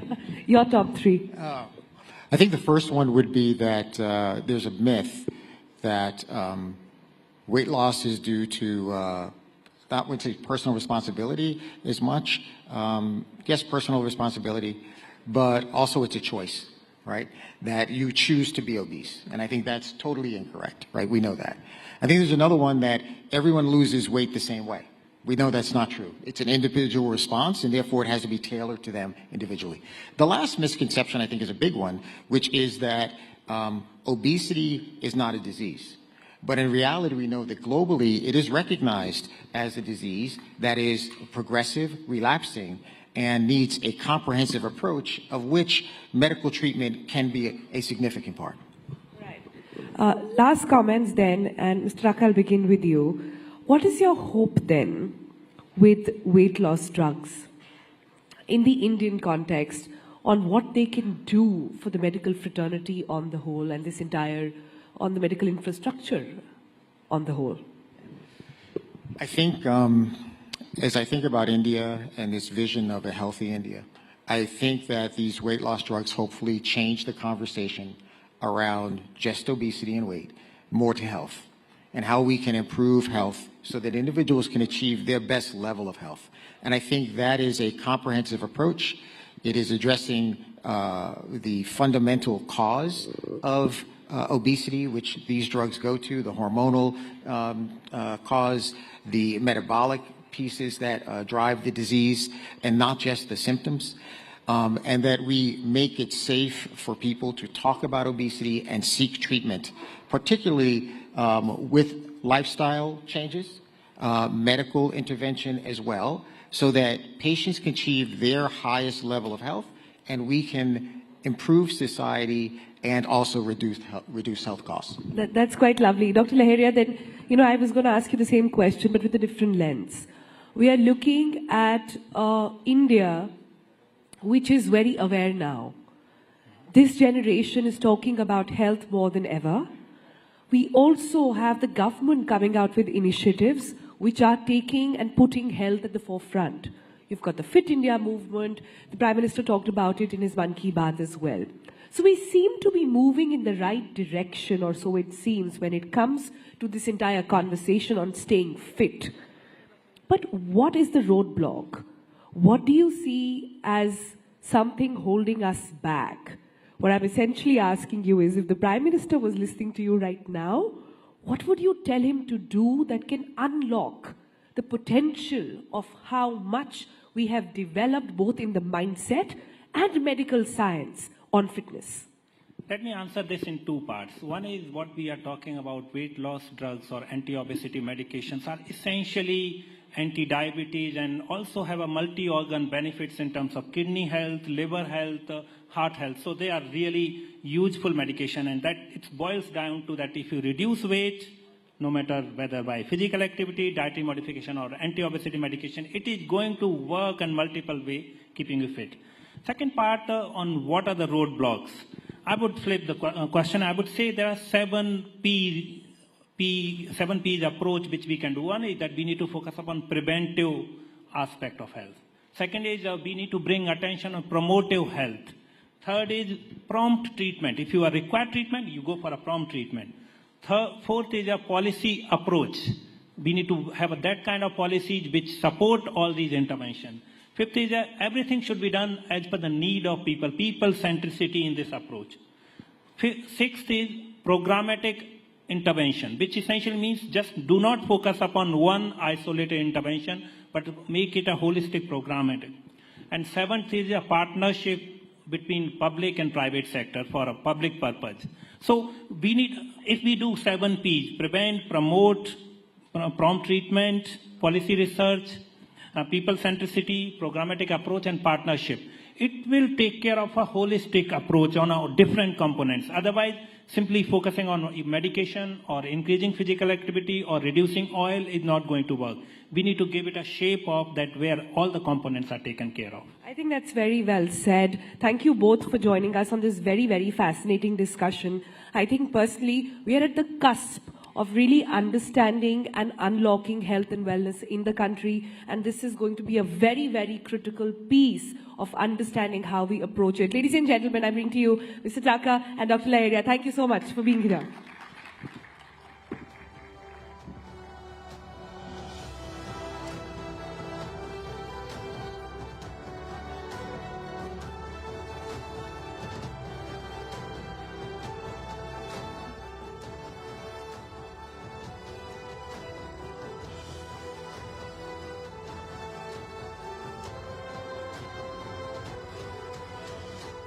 Thank you so much, gentlemen. Thank you, Sonal. This conversation indeed was a reminder of how any journey to losing weight must be undertaken in a healthy way. And now we get down to discussing two genius minds present amongst us here in the audience. Youngsters who have captured the imagination of scholars and mathematicians around the world. We're in for an incredible session today as we are about to hear from two extraordinary young minds who are redefining the boundaries of intellectual achievement. First, we have amongst us Vishwa Rajkumar, a 20-year-old memory champion who recently won the prestigious Memory League World Championship. Vishwa has set new benchmarks for whatever is possible in the world of memory sports. And joining him is Aryan Shukla, a 14-year-old prodigy known as the human calculator, and we'll hear more from him. But he has amazed audiences worldwide with his lightning-fast mental arithmetic skills. Let's get ready to be inspired by two masterminds who are joining us here. And welcome, let's welcome Vishwa Rajkumar and Aryan Shukla to the stage. Toya Singh, my colleague, will be taking this conversation forward.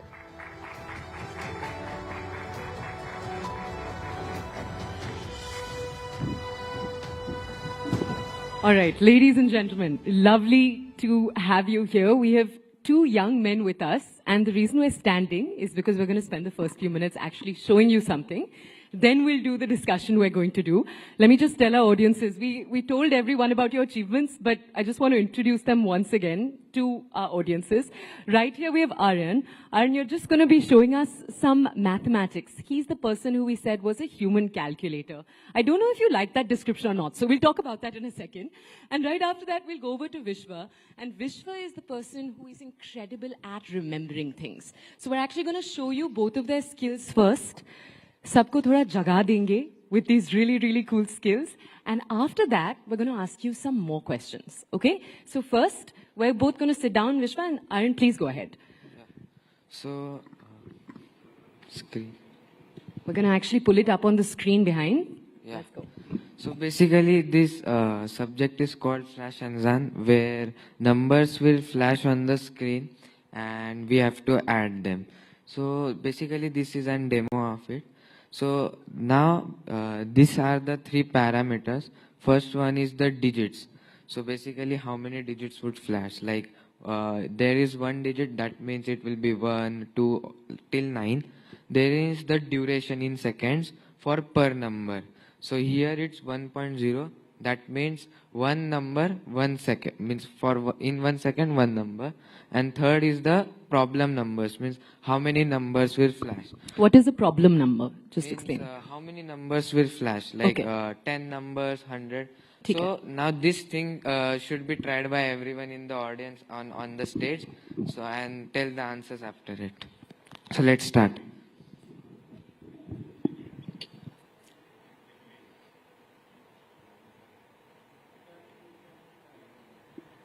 So we have to remember those numbers, add them, subtract them. He's concentrating. Yeah. So had anyone got the answer? Yeah. Love it. So 57. Yeah. So that's what, right? Now we will going to get more decrease- tough. Huh? We're going to get more tough. Yeah, we will go one by one. So now we have decreased here the duration, means 0.3 per number. In 1 second there will be more than 3 numbers. So now we will do it again. So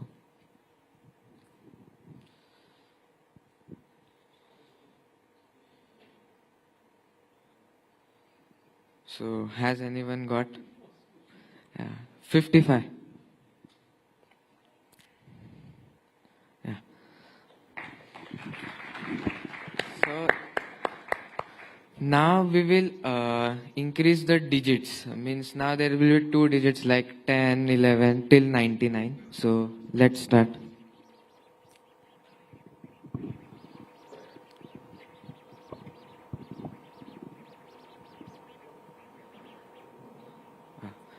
The answer is 6, 7, 1. Yeah. Now we will again increase the digits and keep the speed and the problem number same. Let's start.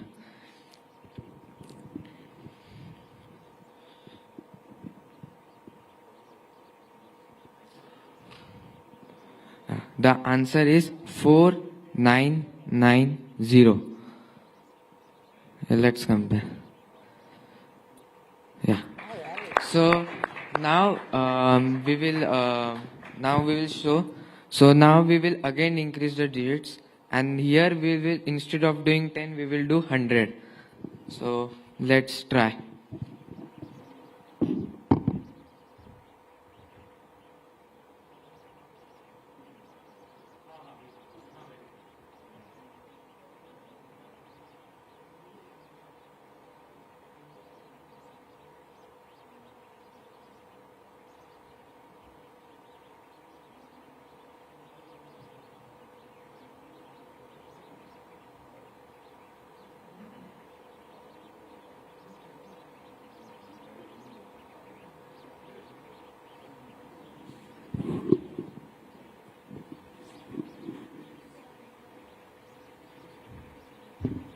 The answer is 5, 5, 2, 0, 8, 9.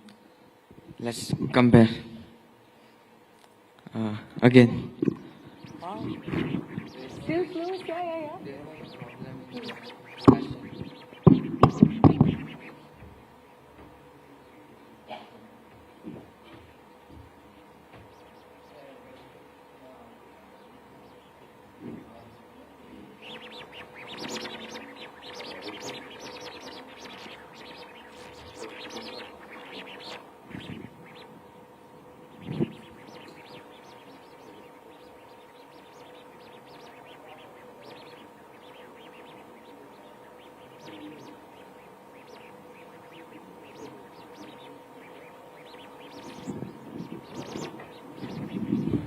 The answer is 5, 6, 0, 1, 5, 8.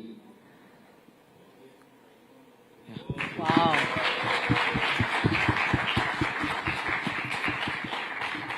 Yes. Can I ask you to sit now? And Haran, I have to tell you, it's so cool to watch everyone just looking at the stage and trying to calculate, and all of us realizing that your brain is just leagues ahead of all Thank of us. you. Now, someone who can, I don't want to say give you competition, because this is not a competition at all. But Vishwa, if we could now also say your skill, because it's a different set of skills.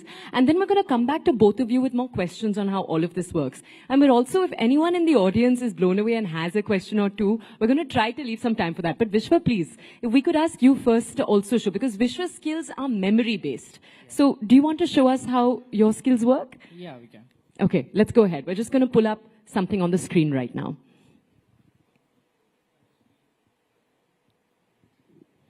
Okay, so on the screen, let me just check if they're ready. We're going to be pulling up a sequence of numbers. Wait, one second. Can I stand? Yeah, of course. Go ahead. Do what makes you comfortable. So before starting, I'm asking, how many digits can a person memorize within a minute or so? Shout out a number. Can you memorize anyone here 100 digits by just seeing them once? No, right? Okay. So as I'm on stage, I'll try to do a bit slow. But still, I hope it would impress everyone. Okay. Can we start? Yeah, okay.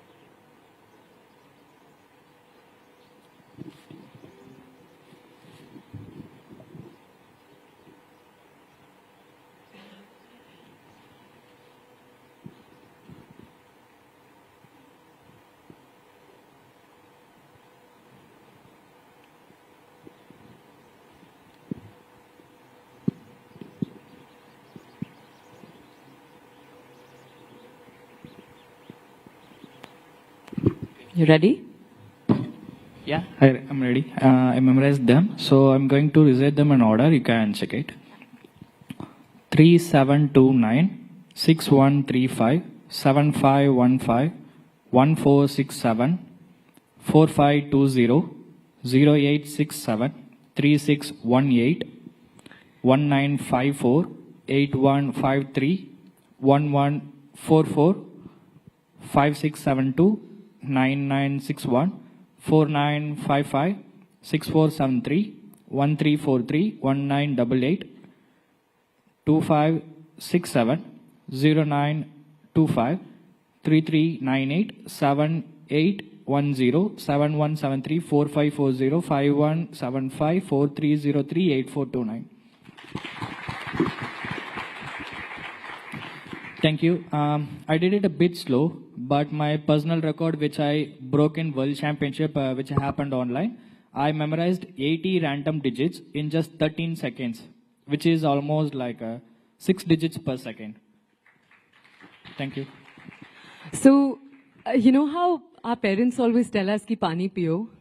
So, one very crucial part of your process is drinking water. So, you'll always see Vishwa with a can of water next to him or a bottle of water. You've talked about how being hydrated is important. Yeah. A reminder to everyone, there are jars of water on your table. Piyo, pani. Let's go ahead. All right. So the other thing we thought we would do very quickly is I'll very quickly give Vishwa a list of words. Oh, we can hear the satisfying snap of cans of water opening right now. But I thought we'd give you a list of words. Because what he just did was with numbers, but he can also do this with words. So we're going to give him 20 words. And we're not going to ask him to repeat them to us till this conversation is done. Okay? So we're going to ask him lots of deep questions and let's see uske baad remember karte ya nahi. You're ready, right? Yeah. Okay. So the list of words, and I am a normal human, so I could not remember them. I hope that's all right. Is dog. Dog. Grass. Grass. Helix. Heels. Helix. Like a DNA helix. Yeah, okay. Helix. Yeah. Chewing gum. Chewing gum. Rocket. Rocket. Flamingo. Flamingo. 54. 54. Boys. Boys. Crease. Grease. Chips. Chips. Filibuster. Filibuster. Okay, filibuster, okay. Swimsuit. Swimsuit. Bus. Bus. Saliva. Saliva. Continuum. What does it mean? Continuum. Continuing. Pagdi. Bakri. Pagdi. जो sir पे पहनते हैं ना पगड़ी. Okay. You're okay with the different language there? No. Okay. We'll discover. Yeah, okay. Lemon. Lemon. Disappointment. Disappointment. Cadbury's. Cadbury's. And fiscal stimulus. What is the last word? Fiscal stimulus. I don't understand what is it. Should we just go with fiscal? Fiscal. Yeah. Yeah, okay. Yeah? Yeah. Fiscal is, I wanted to mix up the different categories of words. So let's see. ठीक है? अभी नहीं, at the end of this conversation. So we'll come back to him at the end. So let's come to both of you and ask you a little bit more. Now, Arun, if we could come to you first to ask you a little bit about the technique that you use. So you couldn't see this, but he was turned there and he was actually moving his hands. And it looked like you were moving an abacus. Is that, an abacus is that wooden thing with beads on it. Is that what you were doing? Am I making, because I often see people in these championships moving their hands. Is that what's going on? Yes. So basically in Flash Azan we generally use abacus technique. Flash Azan is what it's called. I just wanted to repeat that. What is that? Why is it called that? Flash means numbers flashing and Azan means numbers. So it flash numbers. So it's in different language. In Arabic, Azan means numbers in Arabic. What language? Azan, Turkish. Okay. So this basically abacus technique is used to solve Flash Azan. Also, there are many techniques from Vedic maths and mathematics which are used to solve other subjects, which we'll be discussing about, like multiplication, square roots, division, calendar, and more. So tell me a little bit more about the Vedic maths. I want to double click on that. In the last few years, so by last few years, I mean a decade and a half, India, you have tuition centers, for example, that will teach Kumon, which is one method. You have Vedic maths that's kind of re-entered into public life. Of all of these techniques, what's your process been to discovering them? So both your parents are here today. Did one of them guide you through that process? How did you decide ye karna hai? Because I just want to tell everyone here, he's 14 years old. So how old were you when you decided this is what I want to do? So from childhood, I love to play with numbers. So when I was of age of 6, I started doing mental calculations, learning mental calculations. So I started to learn these techniques. Means my parents taught me, or we searched about the many sources. Like these methods are easily available on many sources.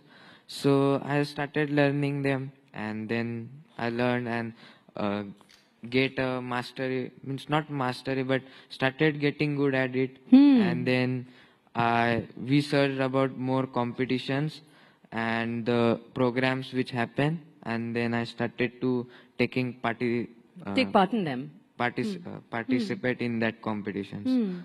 From 2018 I started doing that. Right, and you've also, so we haven't talked about what you've won, and you've been winning for a few years now. Yes. Let me just come back to you in a second. Vishwa, you have a very different, obviously what you're doing is a different skill, it's memorization. And he does something really cool. If I can give our audiences a breakdown, वैसे तो आपसे आना चाहिए. I'm not giving you a chance to speak. But what he does is he imagines a room, or a house rather, and in different rooms of that house, he stores different words. So मान लो आप याद कर रहे हो, and then it's like you're walking through the house, veranda में कोई चीजें हैं, pathway में कोई चीजें हैं. That's how you remember the words. Is that a correct, like a map that you make in your brain? Yeah, exactly. So I can tell that if you're watching a film, will you ever forget what happened in the film? You won't be forgetting, right? So the same thing, if you read, even if you read the same story in a history book, you'll be forgetting that easier. That's because you're visualizing the movie. So that's the reason you're able to remember that. That's because of your imagination. So whatever I memorize, I imagine them, make a story out of it, and then visualize in whatever place I want. I mean, I feel comfortable. Let's say my home. So that, let's say my home. So you told me 20 words, right? I imagined everything in my home. So that's how I remember. Okay, so here's my question. Our audience today that's sitting, if they asked you, how do we use this technique in our day-to-day? So let me give an example. Say I want to remember someone's birthday. Say their birthday is, I was thinking of Mahatma Gandhi's birthday for some reason automatically, but that's too easy for our audiences. Let's go with the 11th of October. 11th October. 1963. 1963. Walk our audiences through how they can get better at remembering. Okay. So I would say 11 looks like 1, right? So we can imagine 2 pencils.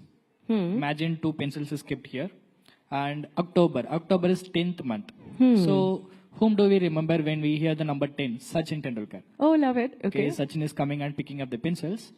1963. So what do you remember when you hear the number 19? A young person about to become a 20-year-old. Okay. So I'm 21 right now. So I won my world championship when I was 20. So maybe let's consider me. So I was speaking to Sachin. Oh. 63. I'm not getting anything related to 63, but I imagine a cooking set when I hear the number 63. So why a cooking set? I'm not sure, but when I started practicing, I used that.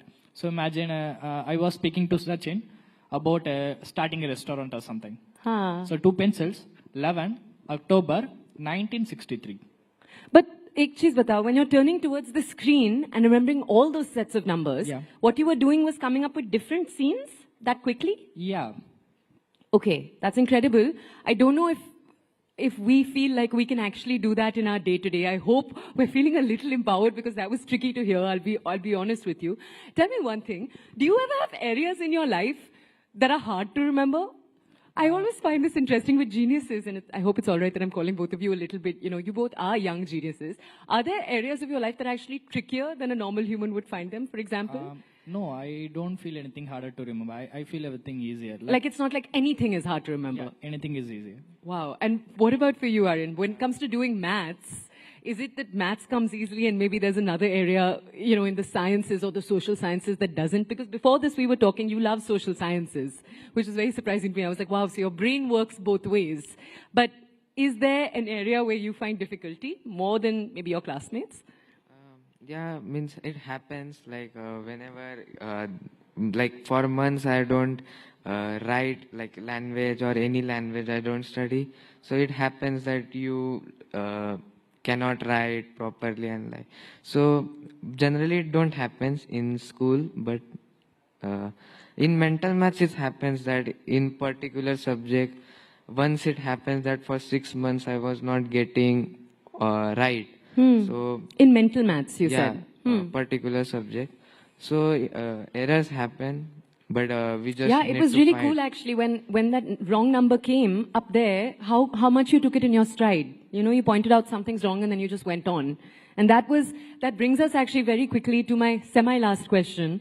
I want to ask both of you, because you've both been doing this for years. We haven't talked enough about your story. We're almost done with our time. But I do want to ask, for our audiences, both of these young men in front of us have been working on these skills for years.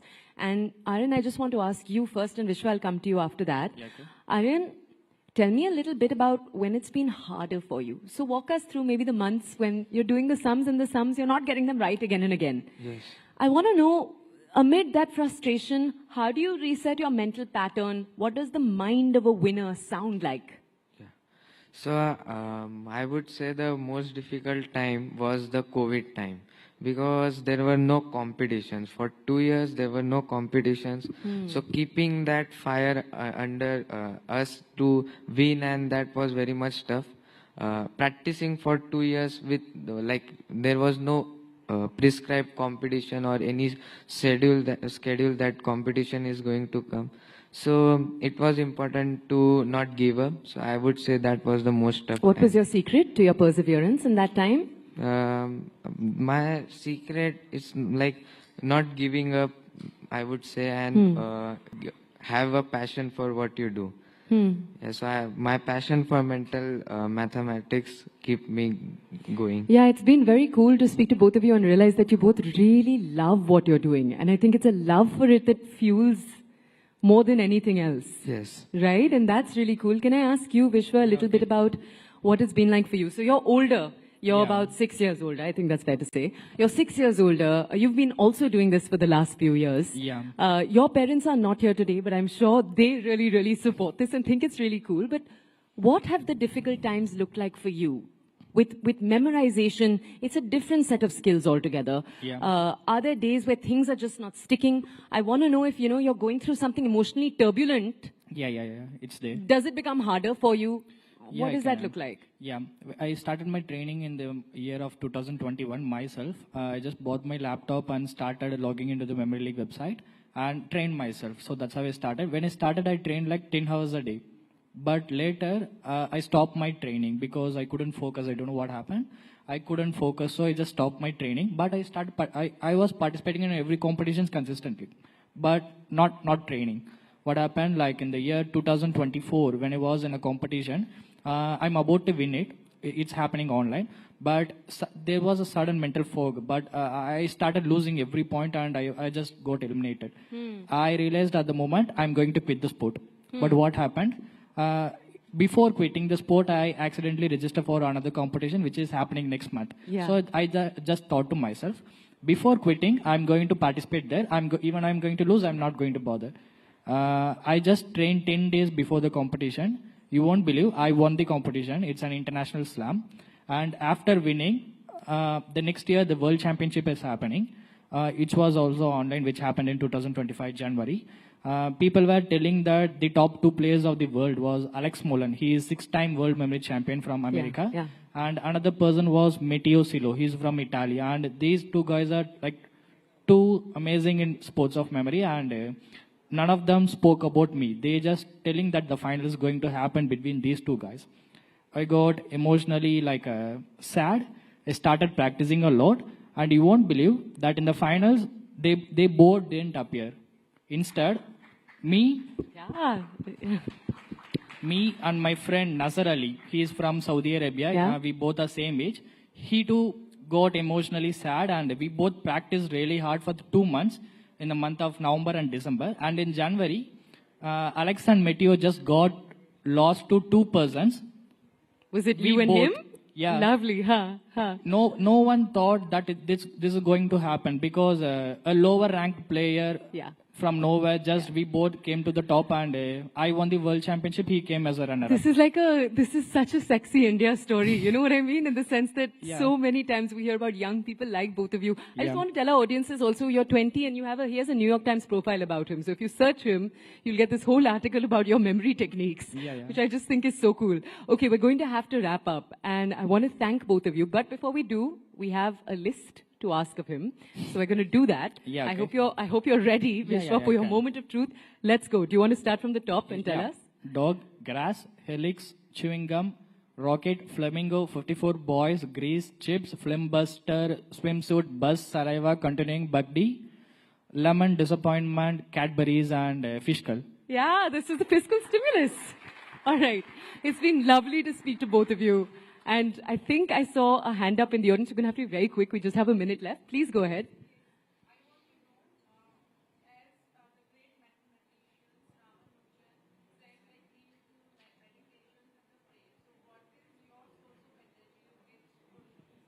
Okay, boys, you just have a minute. What's your source of energy? Your source of inspiration? So, I practice Sahaja Yoga meditation, which helps me to be calm and be mindful, and it also increases concentration power. As we have seen that in flash and then you need to be very much concentrated, or else the number will be missed. So meditation, you said, is yours. And what about you? I'm not a focused guy, but what I do, whenever I go to a competition, I watch Virat Kohli's videos, so I get motivated from that. I was a bit aggressive myself. Before every competition, I watch his videos like 2 to 3 hours. I just get that mindset to myself, and I won't be giving up in any competition. So you get in the zone watching Kohli. That's incredible to hear. Both of you, thank you so much for joining us today. Thank you. It's so lovely to have your young energy, and just both of you are so confident, and that's what's been so inspiring to watch. Thank you, ladies and gentlemen. Thank you. Thank you.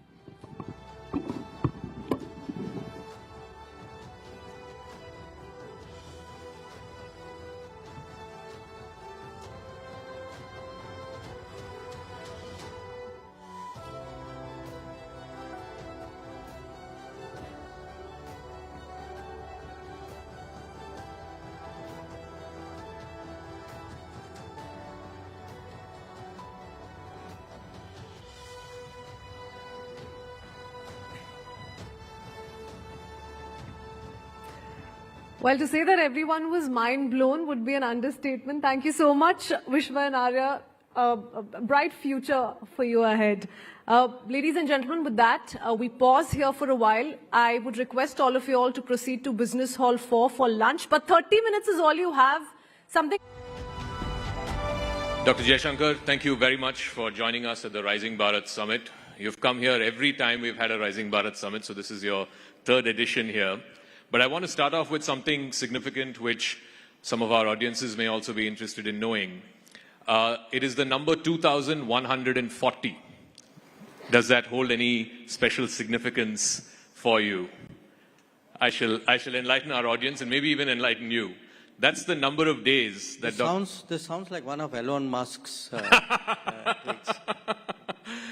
That's the number of days he's been External Affairs Minister. He's the longest serving External Affairs Minister of India since Nehru. So we can have a round of applause for that. And what a time to be in charge of India's foreign policy. You look back at the last 5 years and 10 months now, it's going to be almost 6 years. What do you think has been Indian foreign policy's singular achievement in these last 6 years? One thing if you were to name, with the mic, sir. I would say, this is Bharat Rising. So how do you manage the process of rise under extremely turbulent conditions? Because managing a process of rise is tough enough, but, countries normally hope that you get a very conducive environment. We've got as tough an environment as anybody could sort of no, not hope for. Not hope for. Anybody could actually imagine. Imagine. And I think getting through that, just look at these last 6 years from a foreign policy perspective. You've had Ukraine, you've had the Middle East, You've had the whole Indo-Pacific turbulence. You had Afghanistan. You had Myanmar. You had COVID. You've had meltdown of various kinds, political changes in our neighbors. Actually the stresses and it's not just change. There have been big events, there have been fractures, there have been stresses, there have been surprises. So it's been as turbulent as it could have been. I do want to, so since you said it's been challenging circumstances, it's beyond what anyone could have imagined, let's address the elephant in the room, and that is the tariffs that have kicked in today. That's what our business editors have been telling us. The reciprocal tariffs have kicked in today. And first of all, I'd like to understand from you, what is your assessment, what is your reading of, what is going to be the impact of these reciprocal tariffs on India? What is India's strategy to try and deal with the fallout of it?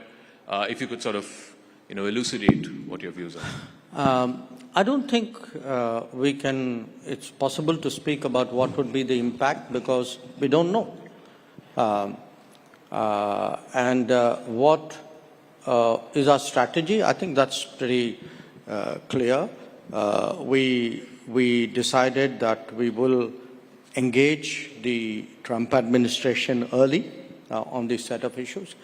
We were very open with them, very constructive with them, as they were with us. What we agreed to do was to try to negotiate a bilateral trade agreement by fall of this year. To the best of my knowledge, and I could be corrected here, I think we are the only country after President Trump has assumed presidency the second time, which has actually reached such an understanding in principle.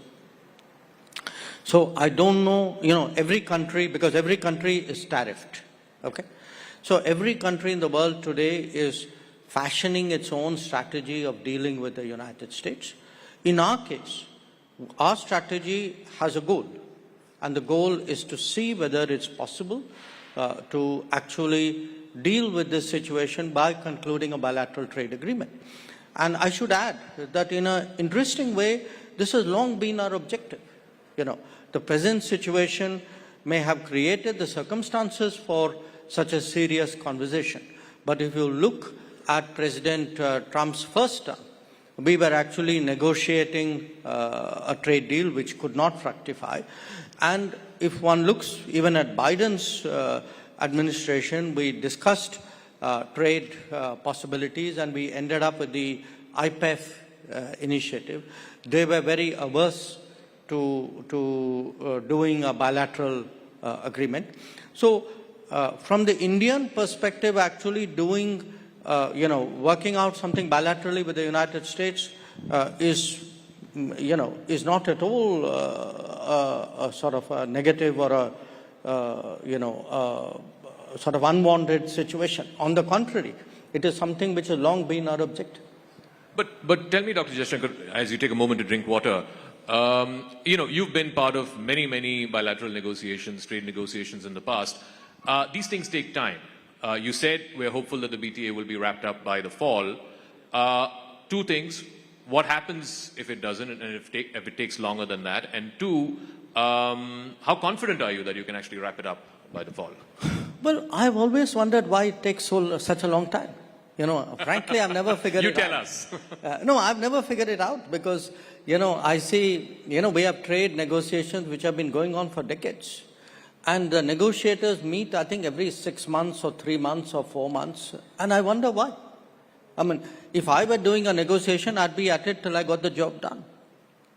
And I think today, when I look back at the last, since the Prime Minister's visit, I'd say mid-Feb, so we're about 6 weeks since then, we've actually had multiple rounds in this period. I think we've had more periods, discussions with the Americans in the last 6 weeks than I suspect we've had with the Europeans in the last 2 years. Wow.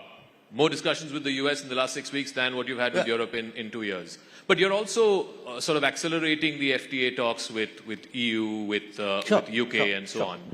Do you think that, this is a 35,000 feet view question, do you reckon that Mr. Trump, by doing what he's doing, is forcing other countries to start trading more with each other and start processing these FTAs in a quicker fashion? Look, you are attributing everything in a way to President Trump. I understand why. But I want you to look at it for a moment from an Indian perspective. Sure. Okay? Let us say, since the beginning of reform, 1990s, in 30 years, what are your FTA agreements? They're largely to the economies east of India, with the ASEAN, with ASEAN members, with Japan, with Korea, Australia, which is not the same. Now, where are actually your big, many of these are competitive economies. Yeah. Okay? In fact, with most of these countries, we are running today trade deficits. Now, where is the natural growth potential for our exports? It's to the countries west of us. It's in the Gulf, it's in Europe, it's in the UK, it's in the United States, possibly in Latin America. And actually, those are the agreements which have lagged behind. So it's been our endeavor, I can tell you. From 2014, for example, we've been pressing the Europeans saying, look, can we re-engage, because we had stopped engaging. Then after Brexit, we responded very quickly to the UK's interest in reaching an agreement.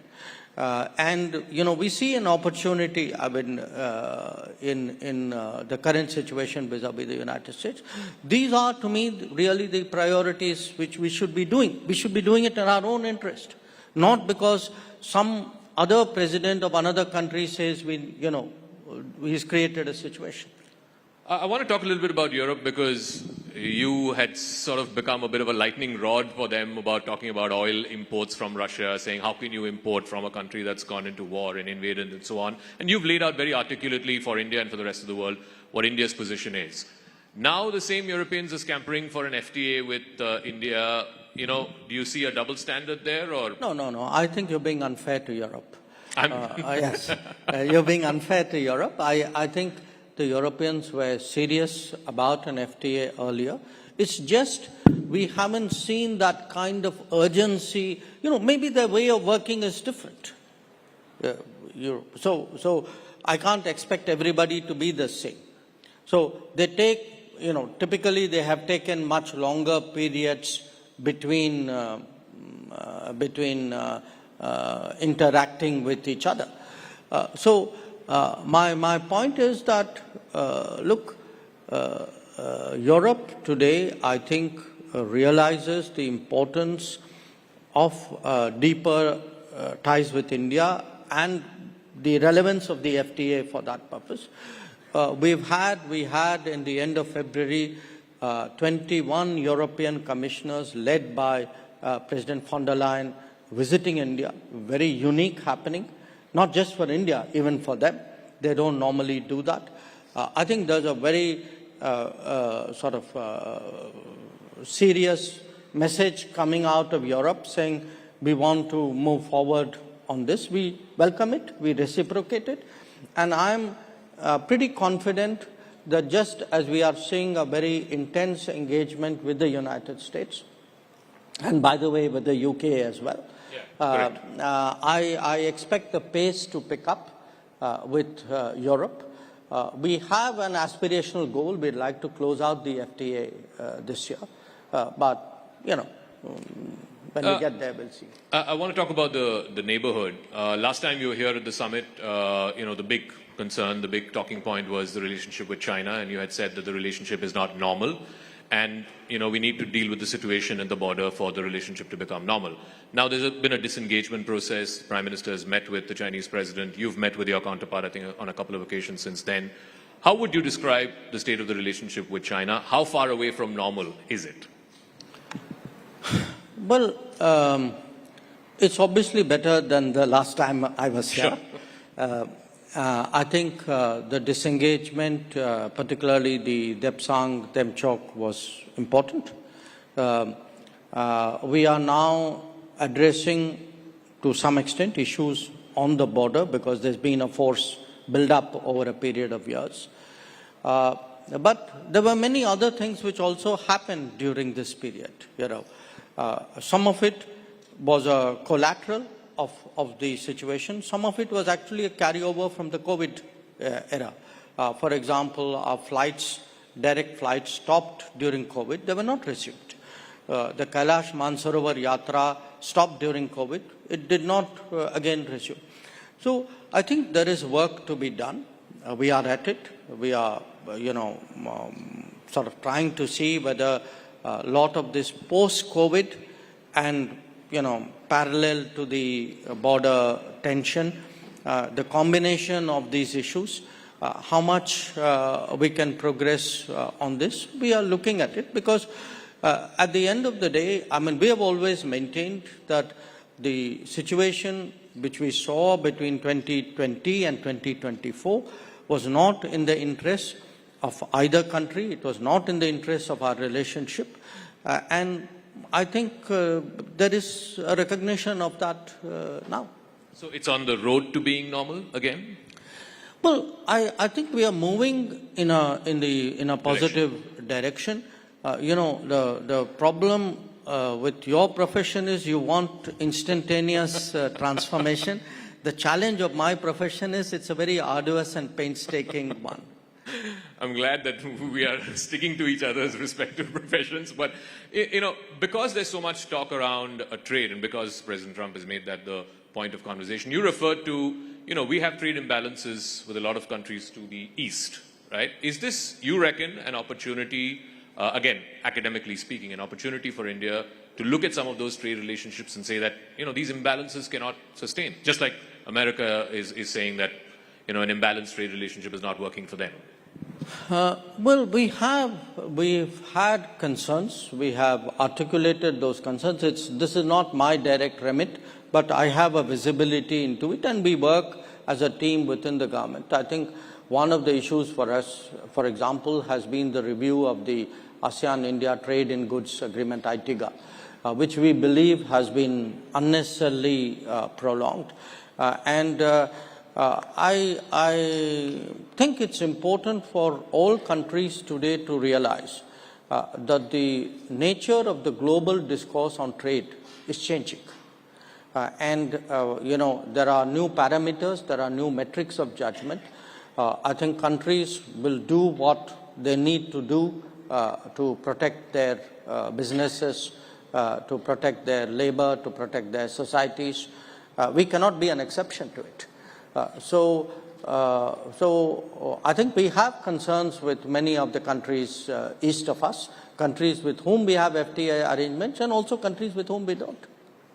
Prime Minister was recently at the BIMSTEC summit. You were there with him. It's the first time that he met with the new interim leader of Bangladesh, Professor Yunus. There's been a lot of concerns here in India about some of the statements that have been made by the leadership there. Some of the goings-on on the ground, whether it's attacks on minorities, so on and so forth. From within whatever you can divulge in the public domain, what did the Prime Minister tell Professor Yunus, particularly on this comment about India's northeast being landlocked and, Bangladesh being the gateway to the ocean, and also on the attacks on minorities, on both those issues? No, look, I think the main messages from our side, which came out at the meeting, one, that our relationship with Bangladesh, for historical reasons, is a very unique relationship. It's a very fundamentally a people-to-people connect. Much more so, perhaps, than any other relationship than I can think of. And that's something we need to recognize. So, it's not necessarily one of the government of the day. Secondly, we have concerns. We have concerns about the rhetoric which is coming out of people in Bangladesh. We have concerns about radicalizing tendencies we see. We have concerns about the attacks on minorities. And I think we were very, open about sharing those concerns. Again, as a country which no country wishes Bangladesh well more than us. That's in our, I would say almost in our DNA, if you can say that. And as a well-wisher, as a friend, I think we hope that, they make the, go the right way and do the right things. And as a country with a, which has a democratic tradition, democracies require elections. That's how mandates are given and mandates are renewed. So, we hope that they go down that path. From well-wishers to not-so-well-wishers, I want to talk about Pakistan. Two questions. One, because this news just came this morning, the Tahir Rana, who's the convict in the 26/11 attacks, is likely to be extradited perhaps in the next 24 to 48 hours. So I want your comment on that. And second, this whole thing, Balochistan seems to be in a bit of a flux, and Pakistan has resorted to its old, copybook that, India is doing this, so on and so forth. So on both those issues, I would like your there's nothing really new that I can say on the Tahir Rana issue. I mean, obviously, we welcome the decision of the American legal process. On the Balochistan issue, look, I don't want to say anything. I mean, there is clearly a very disturbed situation there. People are suffering there. And if I say something, there'll be finger pointing. So I don't want to say it. But just on the principle that, every time India says there is terrorism emanating from Pakistan targeting India, you're met with a stone wall. Look, Zaka, I don't have to say it. It's visible. Even they say it. But it's not like I'm making an accusation and everybody in Pakistan is there saying, no, this is completely untrue. You have people in Pakistan who openly declare that they are doing terrorist activities in India. So this is not an argument. I mean, this is not a hypothesis. This is something they proudly claim. So I think, we've always maintained, not just us, I mean, all sensible people have maintained that if you start a terrorism industry, you will be consumed by it. And that is exactly what we are seeing today in Pakistan. So at a time when, there's an acceleration for regional partnerships and so on, you don't see any future for SAARC, given if Pakistan does not change its tack and does not use or employ terror as an instrument of state policy? Well, let me pose that question to you. I mean, would you be okay if we were nice to each other in the morning and I come and attack your house at night? Certainly not. I mean, would you live with it? Certainly not. Then why would you even ask me that question? No, just in the context of SAARC. Let me also come to last few questions. The relationship with Canada. We've had a pretty, certain issues that plague the relationship in the last couple of years. There's going to be an election there soon in the next few weeks. Are you considering reinstating the Indian High Commissioner in Ottawa? Is there anything moving in that direction post the election? Look, again, I'm very cautious in anything I would say publicly about Canada. They're heading for elections. I don't want a remark become an issue out there in their politics. For us, the direction in which ties have gone is something which, again, we believe has not served the interests of Canada. The kind of latitude that was given to people espousing extremism, secessionism, violence, if you import such people and encourage such people, it's going to have consequences in your own landscape. And, what we were saying, in a way, the cautions we were uttering inside the room, unfortunately, played out outside the room as well. So we would like certainly to see, after all, it's a big country, Commonwealth country with whom we've had, generally good relations. Yes, things, again, for almost exactly the same reasons had happened in the 80s. So to the extent that, we see them recognizing the problem and, not giving that kind of political space to such forces, if we would then naturally take that into account. I mean, I have no gain by having bad relations with Canada. I would like them actually, I would like both sides to mend the relationship. But I would also like people to recognize that there's a real problem out there. And the problem is, the kind of space given to these forces. One final question. We're anticipating President Putin of Russia to visit India at some point this year. In this new emerging global order where, President Trump wants to end the war, he's talking directly to both Russia and Ukraine, how does India figure in this emerging matrix? Because India is one of the few countries, yesterday the Prime Minister was here, India is one of the few countries that can speak to both Russia and Ukraine and has good relations with both. We've had a very, I would say, both a sensible position and a helpful position. Sensible in terms of very early on, we took the view publicly that this conflict cannot be resolved on the battlefield, that it was necessary for a return to dialogue and diplomacy, that it was important for the parties concerned to talk to each other, because that was not happening. And there was actually a view at that time that everybody else will gather together and somehow produce a solution, and the other party, in this case Russia, would be confronted with that as a choice.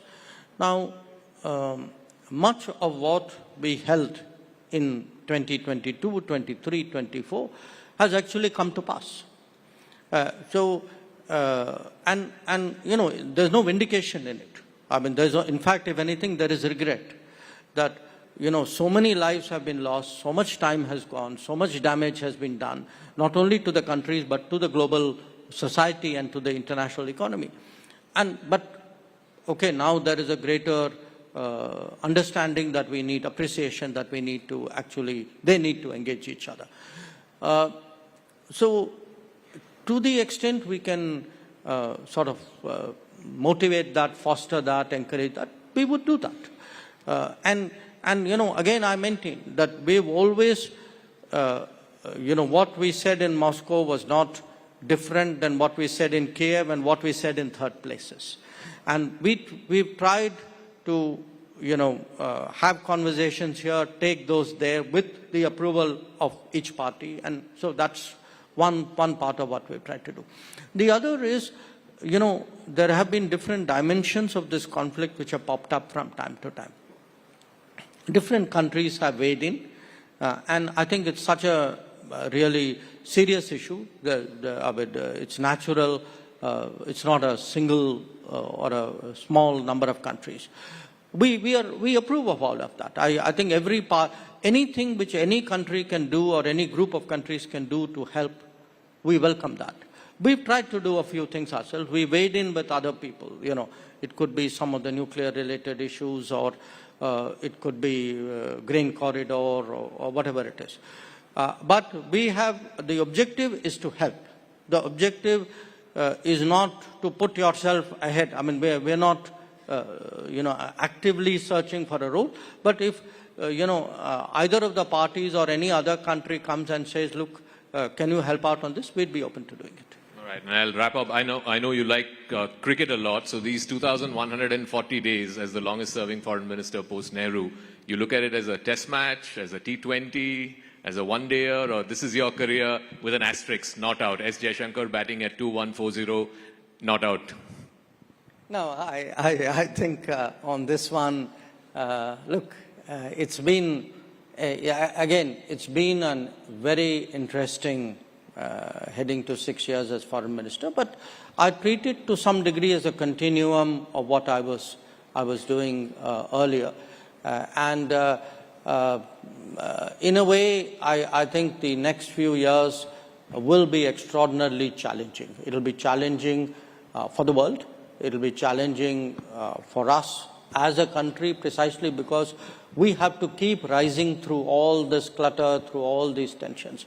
And to be associated with that process, to be given responsibility of that process, I think is a great honor, it's a great responsibility, and I'm very, very grateful for it. We have the best batsman batting at not out on that. Thank you very much. Ladies and gentlemen, Dr. S. Jaishankar, the External Affairs Minister of India.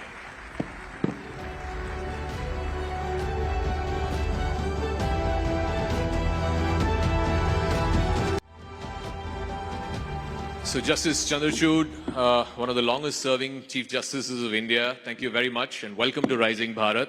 My colleague Ananya is with me and will be asking you a few questions. Let's start with the theme of Rising Bharat this year, which is Youthful Aspirations. There's a crowd of young people here. What would you tell young people, who want to get into your profession particularly, at a time when, let's face it, there's a challenge of technology in your profession, there is entry barriers, all kinds of things. People are saying lawyers won't be required anymore. What would you say to young people who want to make law their profession? The most important thing about the law is that it signifies a commitment to public service. Because the law is all about societal service. Of course, lawyers do service to themselves as well when they earn fees from their clients. But that's a small part of the story. The essence of law is realizing rights, and in the process of realizing the rights of others, to bring about a wider social transformation.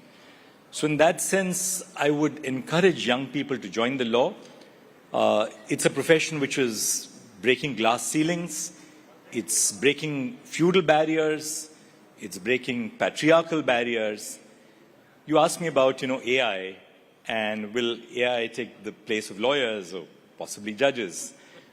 Well, there's lots that AI can do, as we will possibly discuss, but there's one thing which AI cannot substitute, and that's compassion, a sense of love, a sense of respect, a sense of dignity, and that only humans can bring to the process. But the profession still has a lot of entry barriers, right? I mean, you talked about feudal barriers, gender barriers.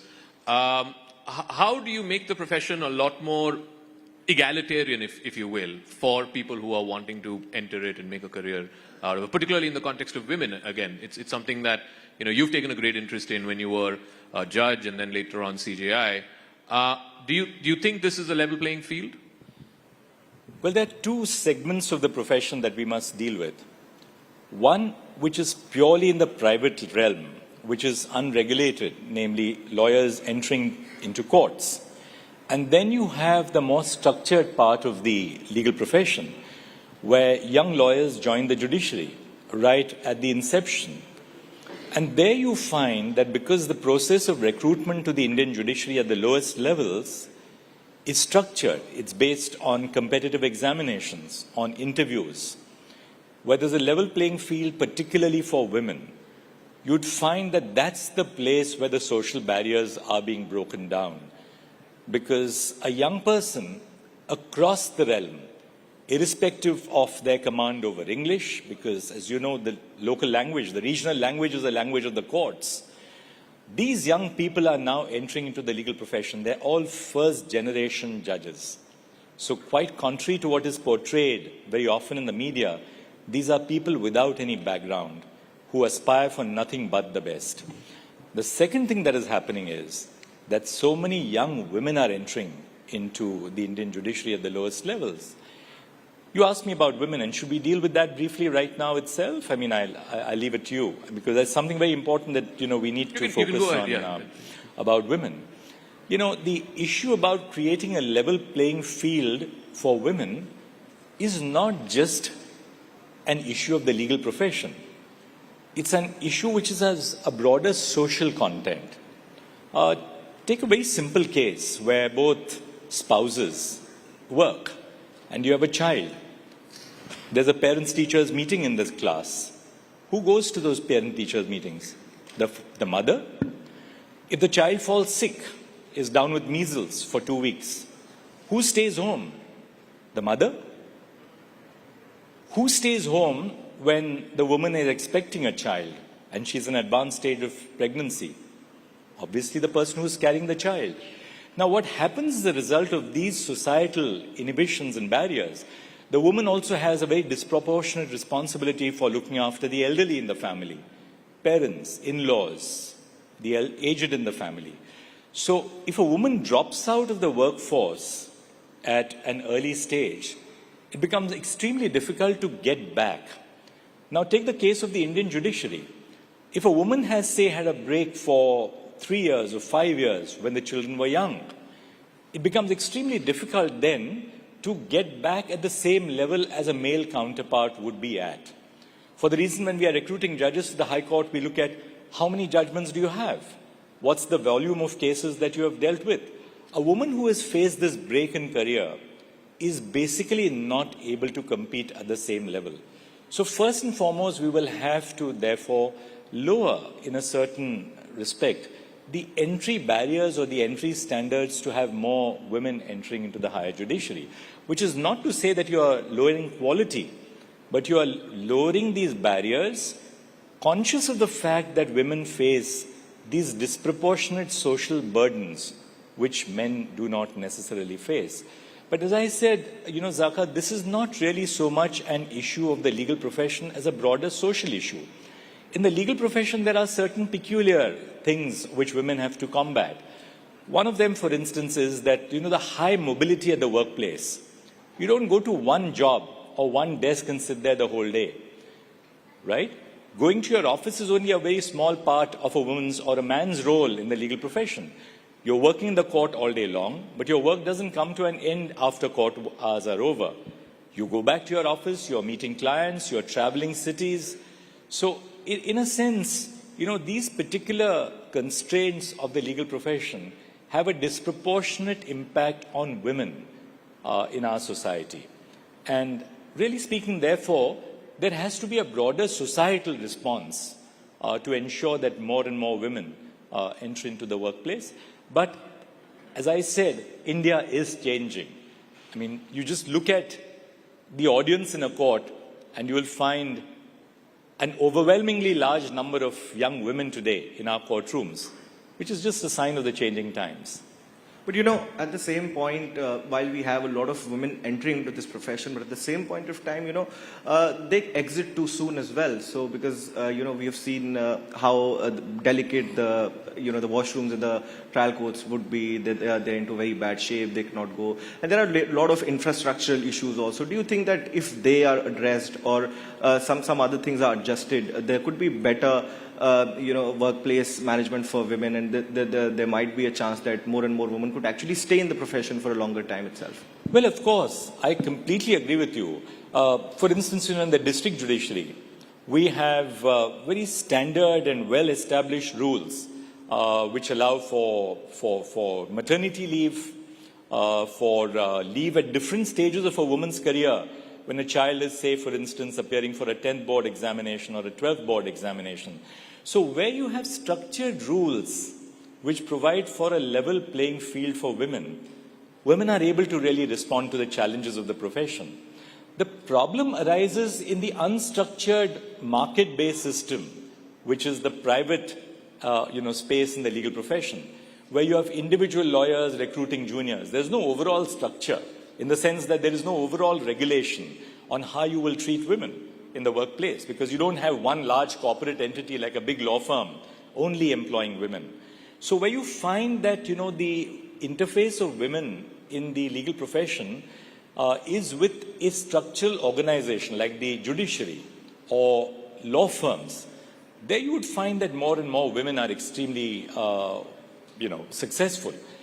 On the other hand, when it comes to solo practitioners, how much will you pay? Will you stop paying a woman because she's on leave for 3 months in your chamber? She's gone on leave for 3 months because a parent is seriously unwell.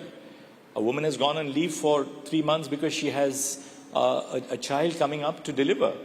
How do we ensure that, you have a more socially responsible and socially responsive legal profession? And that's therefore something which the law can do only to a certain extent. The law is not an answer to everything. The change has to come through, and it has to take place within society. Chief Justice, there's a lot of talk around judicial reform of late, and I know we don't want to get into the specifics of anything because, some things could be still under investigation, some matters could be sub judice.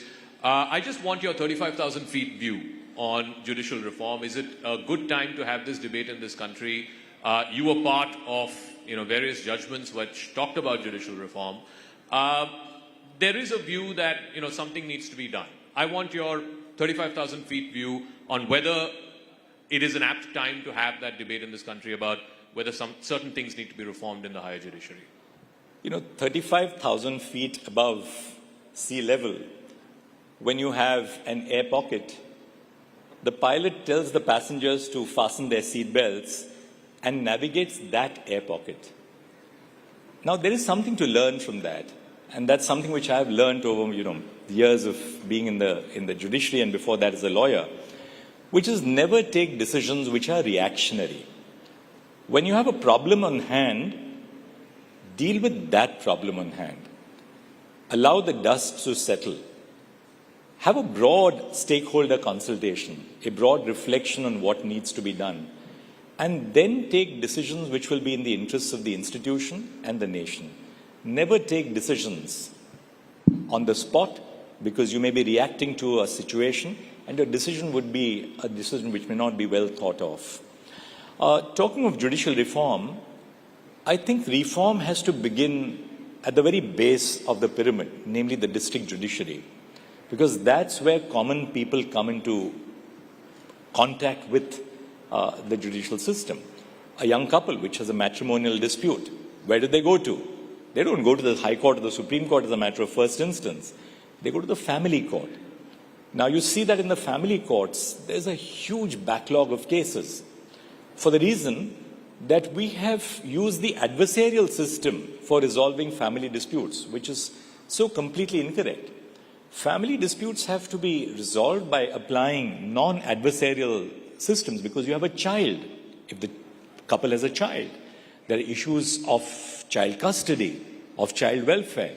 So we have to adopt a more non-adversarial system at the level of the district judiciary. The second important reform which we need to focus on is the huge vacancies in the district judiciary. Recruitment to the Indian district judiciary takes place in the states. It's never at the national level. I am a proponent of at least some national deliberation taking place on should we have an all India judicial service in India. In other words, we must make some effort to attract the best into the Indian judiciary at the district judiciary level, apply reservations. Now, the states do have some concerns because we are a federal nation. So will having an all India judicial service impact on the responsibilities, the authorities, the constitutional role of the states? That has to be obviously thought of, and I don't discount the concerns of the states. But having said that, we can at least have a national level examination and then allow for recruitment by the states on the basis of the merit list in the national examination, applying reservations in relation to each state, whether for the SCs, the STs, or the OBCs, as the case may be. So that reform has to take place at the lowest level. Just one final word on this question, which is that the government, the state, is the largest litigator in Indian courts. The largest volume of litigation into Indian courts comes from the government. Now, I think the government has to rethink its policy on litigation and reduce the amount of litigation which governmental agencies take resort to. If that is done, you will find that more and more efficient means of resolving disputes take place. Unfortunately, we live in a culture of distrust where, the ordinary feeling is of every officer, say at the middle level or a senior level in government, go to court. If the court tells us to do it, well, we are protected because the court decided in a particular way. I think we have to answer that and allow for less and less disputes to go to litigation and allow for less and less disputes to go to trial. I saw, for instance, in the Supreme Court that every case goes to an oral hearing. Even a case where, say, 3 courts are in agreement with each other. We are probably one of the few Supreme Courts in the world where oral arguments are the predominant method of resolving disputes. Should we have reliance on oral arguments to that extent? Because they place a burden on the productive time of the courts. Then which are those cases where you should have oral arguments? Which are those cases where you should not have oral arguments? Some serious conversations across the nation on these aspects is necessary, because we now have gathered experience over 75 years of the functioning of the judiciary. And there has to be a broader national dialogue on these critical issues which face the Indian judiciary to make it a more efficient judiciary, because unless we do so, the judiciary will not really in that sense be able to be a critical component in the advancement and the development of the nation. The judiciary is a very key aspect of rule of law. So when you speak, for instance, of getting more business into India, investment into India, what does investment need? What does global investment need? Or domestic investment need? Global or domestic investment needs a climate where the law is certain, the law is objective, the law is applied in a transparent manner, and disputes can be resolved efficiently. So, reforming the judicial system in that sense is going to be a key element in the overall progress of the nation to being truly a developed nation, both economically and socially. You know, judiciary often walks down the tightrope between activism and restraint.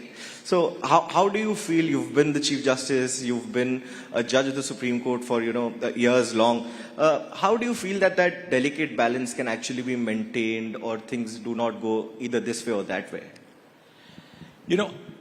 I don't think that the dichotomy or the conflict is between judicial activism and judicial restraint. The choice is between judicial responsibility or judicial abdication. Take a very simple case like COVID vaccinations. The government initially was not a proponent of the policy that vaccinations should be supplied free of charge to all Indians. Now, the case came up before the Supreme Court of India. We were in a lockdown. We were all doing the case through a video conferencing platform situated within our own homes. And we asked some critical questions to the government. We said, is it not your duty to ensure that public health is prioritized over everything else at this particular point of time? Now, at a certain level, whether vaccination should be distributed free of charge or on a paid basis, it's a question of policy, right? But is it a question of policy when you are dealing with the right to life of our citizens? And the answer would be no. So it ultimately you're looking at the perspective of the problem.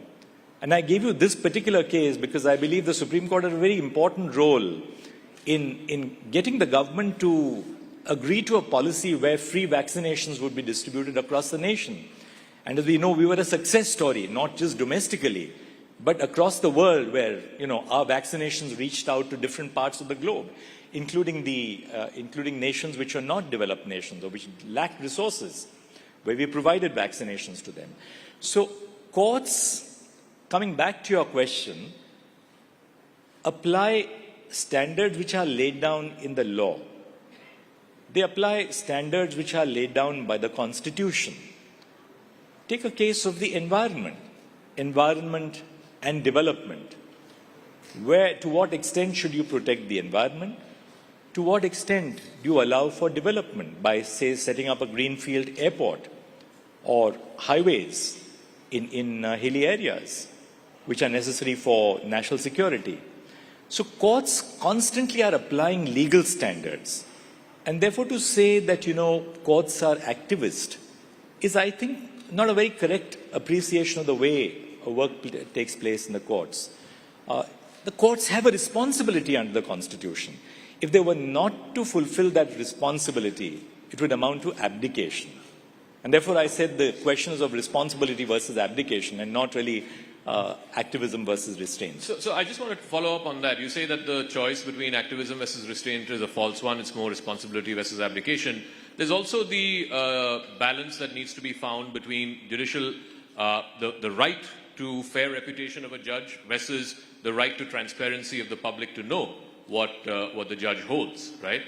There is now a new move that your successor has made that all judges have to declare their assets. I know it started under you, and at the last time we met, I think you said 30 out of 35 judges have already declared their assets and put it on the website. Now he's made it mandatory for everyone. Do you feel there is a need in this country to restore full faith in the judiciary when it comes to the question of assets, when it comes to the debate that we're having about judicial reform, etc.? And how do you speak to that need? It's important to understand that right from, I believe, 2009, there was a resolution of the full court of the Supreme Court that all judges must declare their assets. Now, as you know, all of us as citizens have to declare our assets for the purposes of income tax. And all judges are like individual citizens. Income tax pays. So when you file your returns, you necessarily have to disclose your assets, which are dealt with, in certain cases audited. Now, the resolution which was passed by the Supreme Court of India was that declaration of assets by all judges, including the Chief Justice of India, is mandatory. Whether they should be put on the website should be left to each individual judge. Because there is more to be said on both sides of the picture. Should you have judges' assets declared on a website so that just anybody can scrutinize what kind of assets which you have? Or should this be subject to some level of responsible institutional mechanisms? What is the purpose of declaring your assets?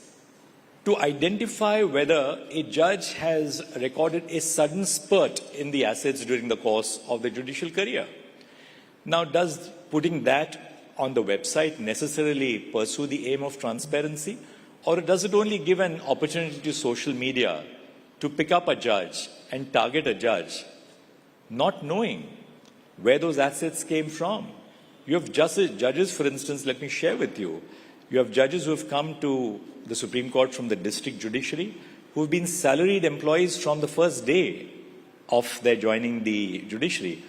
On the other hand, you have lawyers who have been extremely successful, lawyers who have been recruited directly from the Supreme Court, bar, to become judges of the Supreme Court. Their asset base would be very different. Then you have people like me, who were lawyers for a while. I practiced for 20 years and then became a judge of the High Court in 2000. So there is a broad diversity within the Indian judiciary itself, in the higher judiciary. So far as the district judiciary is concerned, again, there are very stringent rules which apply across the states, which requires for a disclosure of assets. So yes, I completely understand and I support the decision which has been taken. I support the decision which was taken by my predecessors a decade ago on the declaration of assets. To what extent should you have transparency? That's a very important question, and that's a more vexed question. We shouldn't, in the name of transparency, be doing something which will prevent genuinely competent people from entering into the institution of the judiciary. And that's the one danger which we have to balance out. You know, while we speak of institutional transparency, we are in a stage of live streaming where we have regional judgments now coming in. What more steps do you feel that, can come in as far as institutional transparency, either the Supreme Court or the district judiciary is concerned, so that everybody can actually access the law, everybody can know how court proceedings go on? Because already we have steps. You had initiated, live streaming. You had a robust system of live streaming, simplified judgment, regional. What more can be put in as far as, increasing this institutional transparency is concerned? Let us begin with legislation, the process of forming laws. Now, a very welcome step which was taken by Parliament and therefore by the government while it moved the Finance Bill of 2025 was to simplify the Income Tax Act.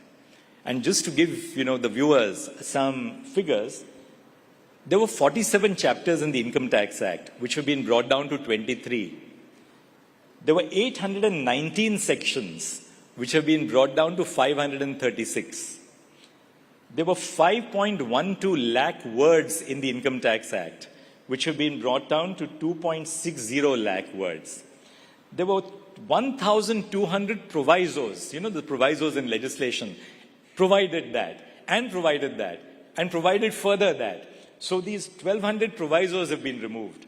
There were 900 explanations which have been removed. So the first step, I think, and I'm not being critical, it's just a process of evolution. It's important that we simplify laws. Say a law meant for maintenance of senior citizens. The senior citizen must be able to understand the law.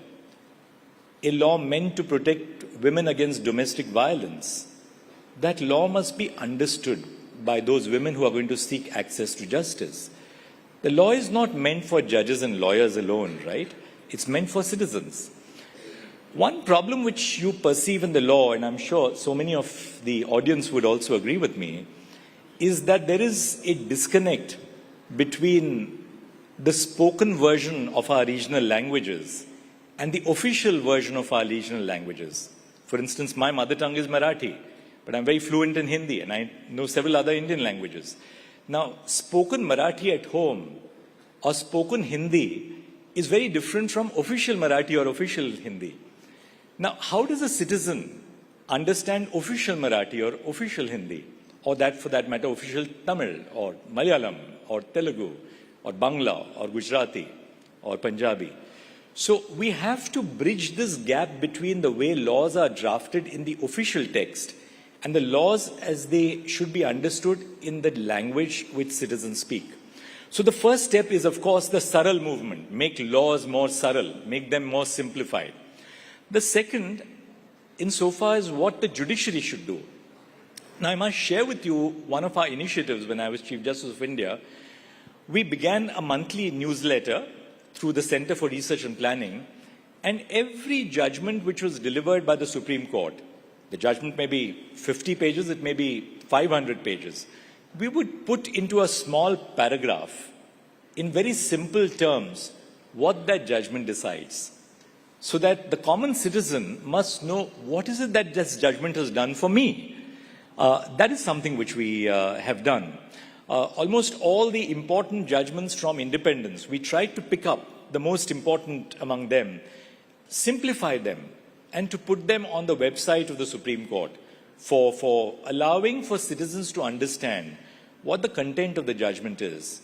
Because, and the third and final thing, which is that the language of judgments has to also be simplified. Legal language is extremely complex. It's all jargon. There's so much of Latin, audi alterum partem, or, nemo judex in sua causa. Good heavens. Citizens are not concerned with, Latin of some bygone age. Or you have words like thereunder and whereunder and heretobefore and hereinafter. Stop using these kind of words. I think we need to simplify the way we write, because who do we write for? You write for citizens. And therefore, language has to be a lot more simple. It's extremely difficult to be simple. It's very easy to be complex.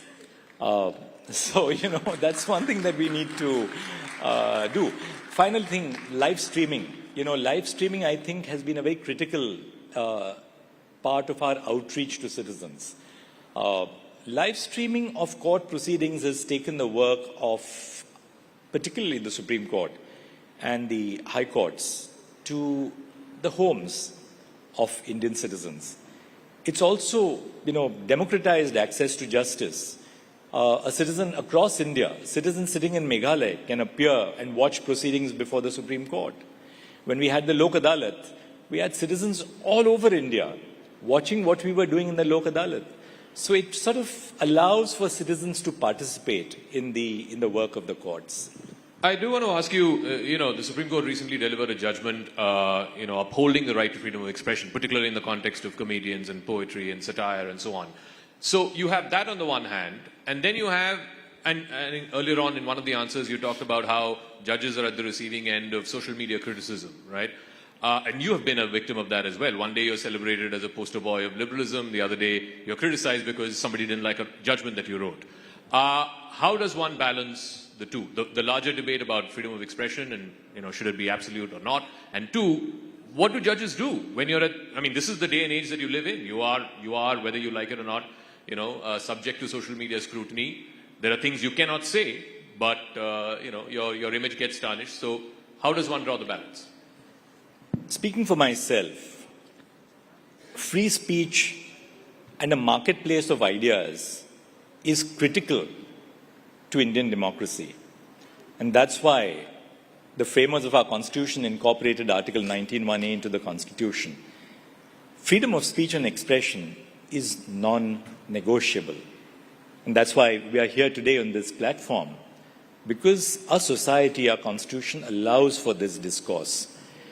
Now, when you have discourse, that discourse is not going to be as civilized as, say, the discourse in a rational forum. Sometimes the discourse can be very pungent. But my own take is that so be it. Let people decide. If you don't like a movie, don't watch it. You don't like a book, don't read it. Nobody compels you to watch a movie. Nobody compels you to read the book. The danger arises when you have prior censorship. And that is the danger to the freedom of speech and expression, which you had, for instance, in the emergency. But having said that, we have robust law. We have robust law in India which deals with issues such as obscenity, defamation, causing hatred between religious groups or religious communities. And our laws, I believe, are robust. Now, the process of creating the infrastructure for implementing the laws is a different thing. And that needs to be strengthened to make these laws more effective. You have cases of excess. Some of them we have been seeing in the recent past. But then how do you deal with, say, someone who abuses the right to free speech? I think that is more vexed. And my take is that allow the existing law to deal with these cases if there's a breach of law. Let's not get unduly sensitive about someone who says something which is perhaps not appropriate. And speaking for judges, what should they do for all the criticism which they have to encounter? Should I tell you my genuine answer? Yes, please. The answer is perhaps a little, it's symbolic. Judges just need to use the gym more often and to have a better workout. Why? You must have robust shoulders. Ladies and gentlemen, former Chief Justice of India, D.Y. Chandrachud. Thank you very much, sir, for joining us on Rising Bharat. Thank you.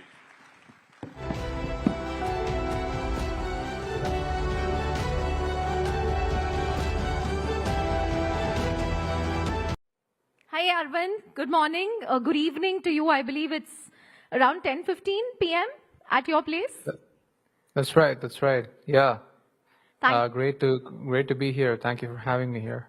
Thank you, Arvind, for joining us after, I'm sure, what was a very hectic work day. Thank you for making it at the Rising Bharat Summit. And we hope you can be with us in person very soon for our next event. But, it's going to be nearly 3 years since you launched Perplexity. And this was a period that sort of coincided with the rapid rise in AI around the world. Give us a sense of the state of play in AI today, because every day when I open my Twitter feed or when I open any news website, it's just so overwhelming, the pace of creation, disruption. As someone who's sitting right there in the hot seat in the valley, give us a sense of the state of play, Arvind. I think you're right. Like the last 2-3 months have been pretty insane in terms of the speed of progress. I would say the industry moved faster in the last 3 months for me than my first 2 years of starting Perplexity. And that should say something, because I actually considered Perplexity to be pretty fast moving. And I don't think we've moved ever faster than ever before in the last 3 months. So I think that is being like accelerated partially by the entry of China and DeepSeek and many other models from China. Like, I hope that all of your stomachs are full after a lovely lunch meal. And before the break, we were looking at a very different set of discussions. So we had with us 2 young boys who showed us some of their mental magic. Before that, we talked about weight loss. It was a very, very different topography. Now we're going to be shifting the focus and the pace slightly in the next few hours. On the second day of Rising India Summit, we're going to be kicking off everything that's going to be taking place with something very, very topical: the Wakaf reform. It concerns the management and the oversight of Muslim religious and charitable endowments, and in the last few days, it's become a huge point of scrutiny, particularly around the broader issue of political appeasement, whether it is, whether it isn't. So last night, at this very venue, the Prime Minister emphasized the need for policies that transcend appeasement. These were his words. He said we need to all work together towards the betterment of all communities, while also ensuring transparency and accountability in the management of Waqf properties. Now, that statement was part of a larger discussion, but it has ignited a bit of a larger conversation, and we thought this afternoon was the perfect opportunity to take that forward. So, join us this afternoon to debate the broader points that were raised by the Prime Minister. On stage in just a few minutes from now, we're going to have Shehzad Poonawala. He's the national spokesperson for the BJP. We're going to have Dr. Shoaib Jamai. He's the Delhi president of the AIMIM, and Rajkumar Bhatti of the Samajwadi Party. I'd invite all of you onto the stage, and to moderate this entire discussion, let's welcome Aman Chopra.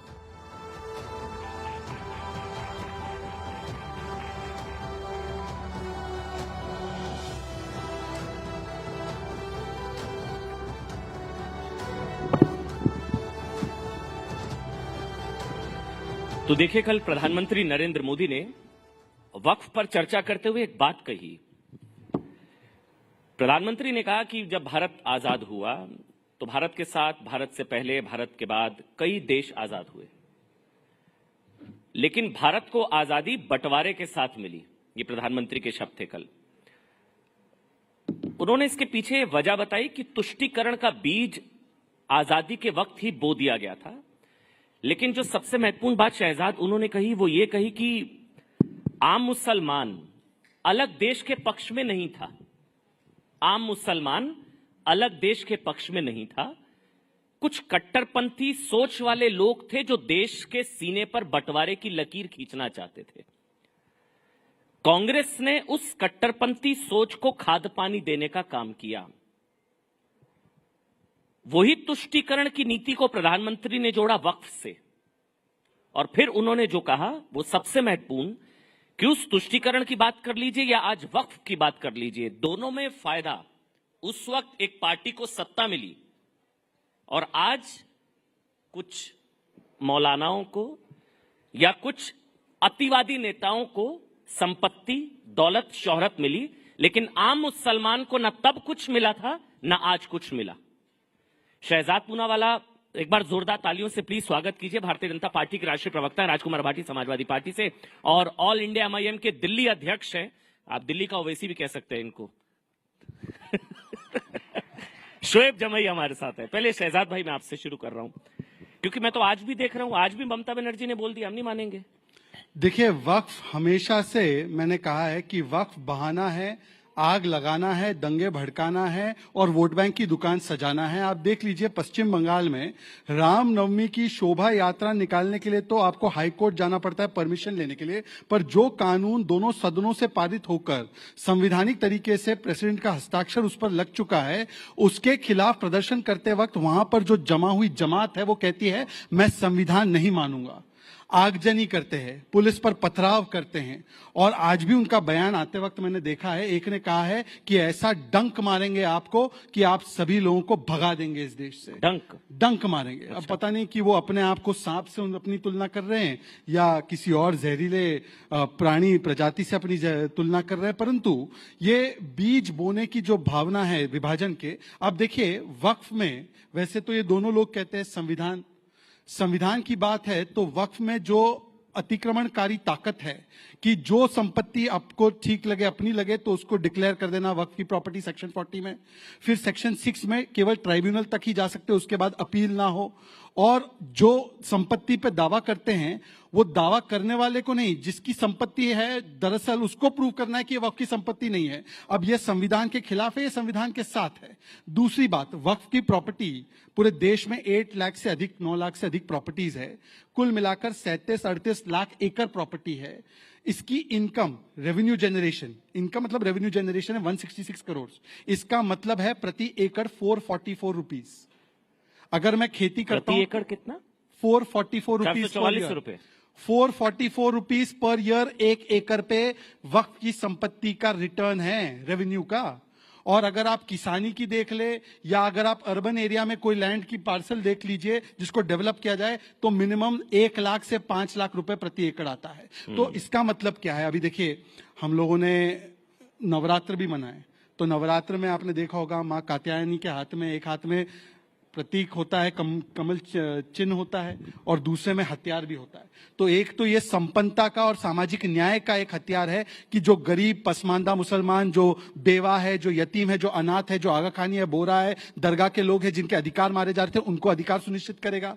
ये स से संविधान की सुरक्षा, जैसे माँ हथियारों से सुरक्षा करती है, वैसे स से संविधान की सुरक्षा का हथियार है। और स से सुशासन का एक औजार है जिससे कि भ्रष्टाचार बंद होगा। तो स से सामाजिक न्याय, संविधान और सुशासन के खिलाफ ये क्यों लोग कहते हैं स से शाहीन बाग बना देंगे और फिर बोलते हैं हम संविधान वाले हैं। नहीं, लेकिन एक बात जो प्रधानमंत्री ने कल एक और बात करी, उन्होंने कहा कि भाटी जी मैं सवाल आपसे ले रहा हूं, प्रधानमंत्री ने कहा कि इस जो भू माफिया या आक्रमणकारी नीतियां, ये प्रधानमंत्री की नहीं है, मेरे शब्द है, लेकिन उन्होंने आगे कहा कि केरल में ईसाइयों की जमीन पर कब्जा, हरियाणा में सिखों के गुरुद्वारों पर कब्जा, सिख ईसाई हिंदुओं के मंदिर, वो तो आप मेरे से बेहतर जाए, तमिलनाडु में 1500 साल पुराना मंदिर, वो हमारा, पार्लियामेंट हमारा, संसद हमारा, ये हमारा, वो हमारा।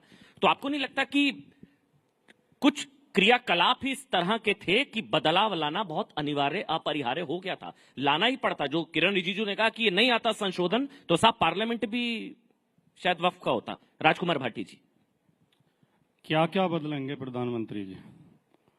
इतिहास बदलेंगे, भूगोल बदलेंगे, समाज विज्ञान बदलेंगे, संविधान बदलेंगे, देश की लोकतंत्र को बदलेंगे, देश की सोच को बदलेंगे। असल में जो असली समस्या है वो ये है अमन जी कि राष्ट्र निर्माण में, राष्ट्रीय आंदोलन में, राष्ट्र की आज़ादी में इन संगठनों का और इस विचारधारा का कोई योगदान रहा नहीं है जिससे प्रधानमंत्री जी आते हैं। तो इनके पास बताने के लिए, गर्व करने के लिए कुछ बातें हैं नहीं। आपने कहावत सुनी होगी कि किसी लाइन को छोटा करने के 2 तरीके होते हैं, उसके बराबर में बड़ी लाइन खींच दो या उस लाइन को मिटा दो। तो प्रधानमंत्री जी लाइनें मिटाने की प्रयास करते हैं, बड़ी लाइन उनसे खींची नहीं जाती। अब वो कह रहे हैं कि देश के बंटवारे को हवा दी कांग्रेस ने। अब जिस व्यक्ति ने इतिहास पढ़ा होगा, अभी तो बहुत लोग ऐसे जीवित हैं इस देश में जो 1947 के समय मौजूद थे, या नहीं भी थे तो उस समय के अखबार हैं, उस समय के रिकॉर्ड हैं। देश की आजादी की जब लड़ाई चल रही थी 1857 के बाद ही अंग्रेज इस बात को समझ गए थे कि भारतीयों को बांटे बिना हम इस देश पर शासन नहीं कर सकते, तो उन्होंने डिवाइड एंड रूल की पॉलिसी अपनाई। हिंदू मुसलमान को आपस में लड़ाओ, तो अंग्रेजों ने ही मुस्लिम लीग का गठन कराया। मुस्लिम लीग को वही फाइनेंस करते थे और हिंदू महासभा को भी अंग्रेज ही फाइनेंस करते थे। हिंदू महासभा का गठन भी उन्होंने ही कराया। कोई मुझे जवाब दे दे, शहजाद भाई दे दें कि सावरकर को 60 रुपया महीना किस बात का देते थे अंग्रेज? और 60 रुपया जब देते थे जब प्राइमरी के टीचर की सैलरी 15 रुपए महीना होती थी। आज प्राइमरी के टीचर की सैलरी 50,000 रुपए है, यानी कि आज का 2 लाख रुपया देते थे अंग्रेज। किस बात के लिए देते थे? जिन्ना से कहते थे हिंदुओं के खिलाफ बोलो, और सावरकर से कहते थे मुसलमानों के खिलाफ बोलो। इन दोनों के बयानों ने, इन दोनों की नफरत ने, इन दोनों के 2 राष्ट्रवाद के सिद्धांत ने भारत का बंटवारा किया। कांग्रेस कभी भारत के बंटवारे के पक्ष में नहीं थी। गांधी, अंबेडकर, पटेल, नेहरू कभी बंटवारे के पक्ष में नहीं थे। दुर्भाग्यजनक बंटवारा हुआ, उसका सबको दुख है, पूरे भारत को दुख है। हमारा एक हिस्सा कटा, लेकिन उसके लिए आज ये कह देना कि प्रधानमंत्री कहेंगे तो कौन विश्वास करेगा कि कांग्रेस ने हवा दी थी और ये नहीं चाहते थे। पार्टी जी, मैं इस देश में दो राष्ट्र की सबसे पहला जो सिद्धांत दिया वो सावरकर ने दिया। दो राष्ट्रवाद की बात पहली बार की सावरकर ने की। सावरकर का आप हिंदुत्व वाली किताब उठा के पढ़ लें या गोलवलकर की आप बंच ऑफ थॉट्स पढ़ लें, वो कहते हैं कि ये देश हिंदुओं का देश है। अभी ना भाटी जी, जब मैं डिबेट में आ रहा था, तो जो मेरे गेस्ट कॉर्ड में सेतु हितेश हैं, वो कह रहे थे कांग्रेस के प्रवक्ता नहीं है। मैं कहा कमी नहीं महसूस होगी। आपने मुझे सही साबित कर दिया। बहरहाल मैं एक बार अब शोभ जो मैं हो गया ना, मैंने बोला ही नहीं कुछ। आपकी दोस्ती इतनी गाढ़ी है कांग्रेस के साथ, कांग्रेस पूछ नहीं रही है आपको, और आप कांग्रेस के बचाव में आप ऐसा मैदान में उतरे हैं प्रभु, कांग्रेस के सम्मान में आप ऐसा मैदान में उतरे हैं कि कांग्रेस भी कहेगी इतना तो हम अच्छे नहीं जितना भाटी जी बता रहे हैं। बहरहाल एक बार शोएब जमाई, कानून तो मानना पड़ेगा। शोएब भाई, कानून तो मानना पड़ेगा ना। ममता बनर्जी कह रही है हम नहीं मानेंगे, आप भी शायद कहते हैं हम नहीं। कानून तो, संविधान से ऊपर तो कोई नहीं है ना शोएब, संविधान से ऊपर तो कोई नहीं है ना। देखिए, ऐसा है कि झूठ को जो है ना भव्यता मिल गई है। The lie has been glorified. और दुर्भाग्य से हमारे टीवी चैनल और मीडिया भी उसी को एजेंडा को चलाते रहते हैं और जनमानस के दिमाग में आ जाते हैं कि अच्छा ऐसा है, वक्फ बोर्ड ऐसे कब्जा कर लेता है और ये कर लेता है। एक बात बताइए, वक्फ बोर्ड कोई मुसलमानों की स्वायत्त संस्था है, ऑटोनोमस बॉडी है, या स्टेट गवर्नमेंट के द्वारा एक रिकमेंडेड, बल्कि उनके अंडर में, जिसमें स्टेट के सेक्रेटरी, जिले का डीएम, चीफ मिनिस्टर के द्वारा अपॉइंटेड लोग, उसके ही द्वारा यहाँ से अपॉइंटेड जज उसके ट्रिब्यूनल में होते हैं, बल्कि एक कानून के तहत वो एक बॉडी होती है किसी भी स्टेट में। और किसी भी जमीन पर जो रजिस्ट्रेशन एज अ वक्फ होता है या कोई वक्फ करता है, वो बिना सर्वे के नहीं होता। सर्वेयर भी गवर्नमेंट का, स्टेट गवर्नमेंट, अगर बीजेपी की सरकार है या कांग्रेस की भी सरकार है, सर्वेयर उसको सर्वे करके रिपोर्ट देता है, डीएम उसको सही पाता है तो ही वो वक्फ में रजिस्टर हो। अब इतने तमाम प्रोसेस से कोई चीज गुजर के आती है तो आप कहेंगे कि अरे मुसलमान तो वक्फ बोर्ड के नाम पे कब्जा कर रहा है। अरे तो कब्जा कर रहा है, अगर किसी गांव में, तमिलनाडु के किसी गांव में किसी ने गलत क्लेम कर दिया, किसी सर्वेयर ने गलत रिपोर्ट दी या किसी डीएम ने उसको अप्रूव कर दिया, इसमें मुस्लिम समाज का क्या दोष? नंबर 1, ये झूठ फैलाया। अब दूसरा कि वक्फ बोर्ड के पास जो है ना तीसरी सबसे ज्यादा जमीन है। पहली होगी रेलवे और ठीक है, नहीं, रेलवे और रक्षा तो देश की है ना, ये निजी है, इसलिए पहली है दुनिया में सबसे अमीर। जी, अभी एक डेटा, एक आंकड़ा उठा के देखिए, जो हिंदू इंडोनमेंट बोर्ड है, हर देश में, हर समाज के पास, हर धर्म का एक एक बोर्ड है। जैसे हिंदुओं में हिंदू इंडोनमेंट बोर्ड है, गुरुद्वारा प्रबंधक कमेटी है, क्रिश्चियन की एक अपनी इंडोनमेंट बोर्ड है। उसी तरीके से देवी स्थानम बोर्ड है, हिंदू इंडोनमेंट बोर्ड है। उसमें सिर्फ 4 राज्य, तमिलनाडु, उड़ीसा और आंध्र प्रदेश और तेलंगाना, इन 4 राज्यों के आंकड़े उठा के देखेंगे तो लगभग 12 लाख एकड़ जमीनें जो है वो सिर्फ ये 4 राज्यों में है। फिर आप क्यों झूठ बोलते हैं कि इतनी जमीनें हैं इनकी? अगर जमीनें हैं भी तो जिन्होंने वक्फुल औलाद किया या जो कुछ भी जिन्होंने डोनेट किया, उन्होंने अपनी प्रॉपर्टी की है। भाई मेरी प्रॉपर्टी है, मैं किसी को डोनेट करना चाहता हूँ, वक्फ करना चाहता हूँ, it should be go under a process. ये अच्छी चीज है, ये अच्छी चीज है। अब सुनिए, एक मिनट आप कंप्लीट करिएगा। ये अच्छी चीज है, यानी कि 9.4 लाख एकड़ जमीन डोनेटेड है। इसमें वक्फ बाय यूजर भी है। नहीं, मैंने पूछा हाँ या ना।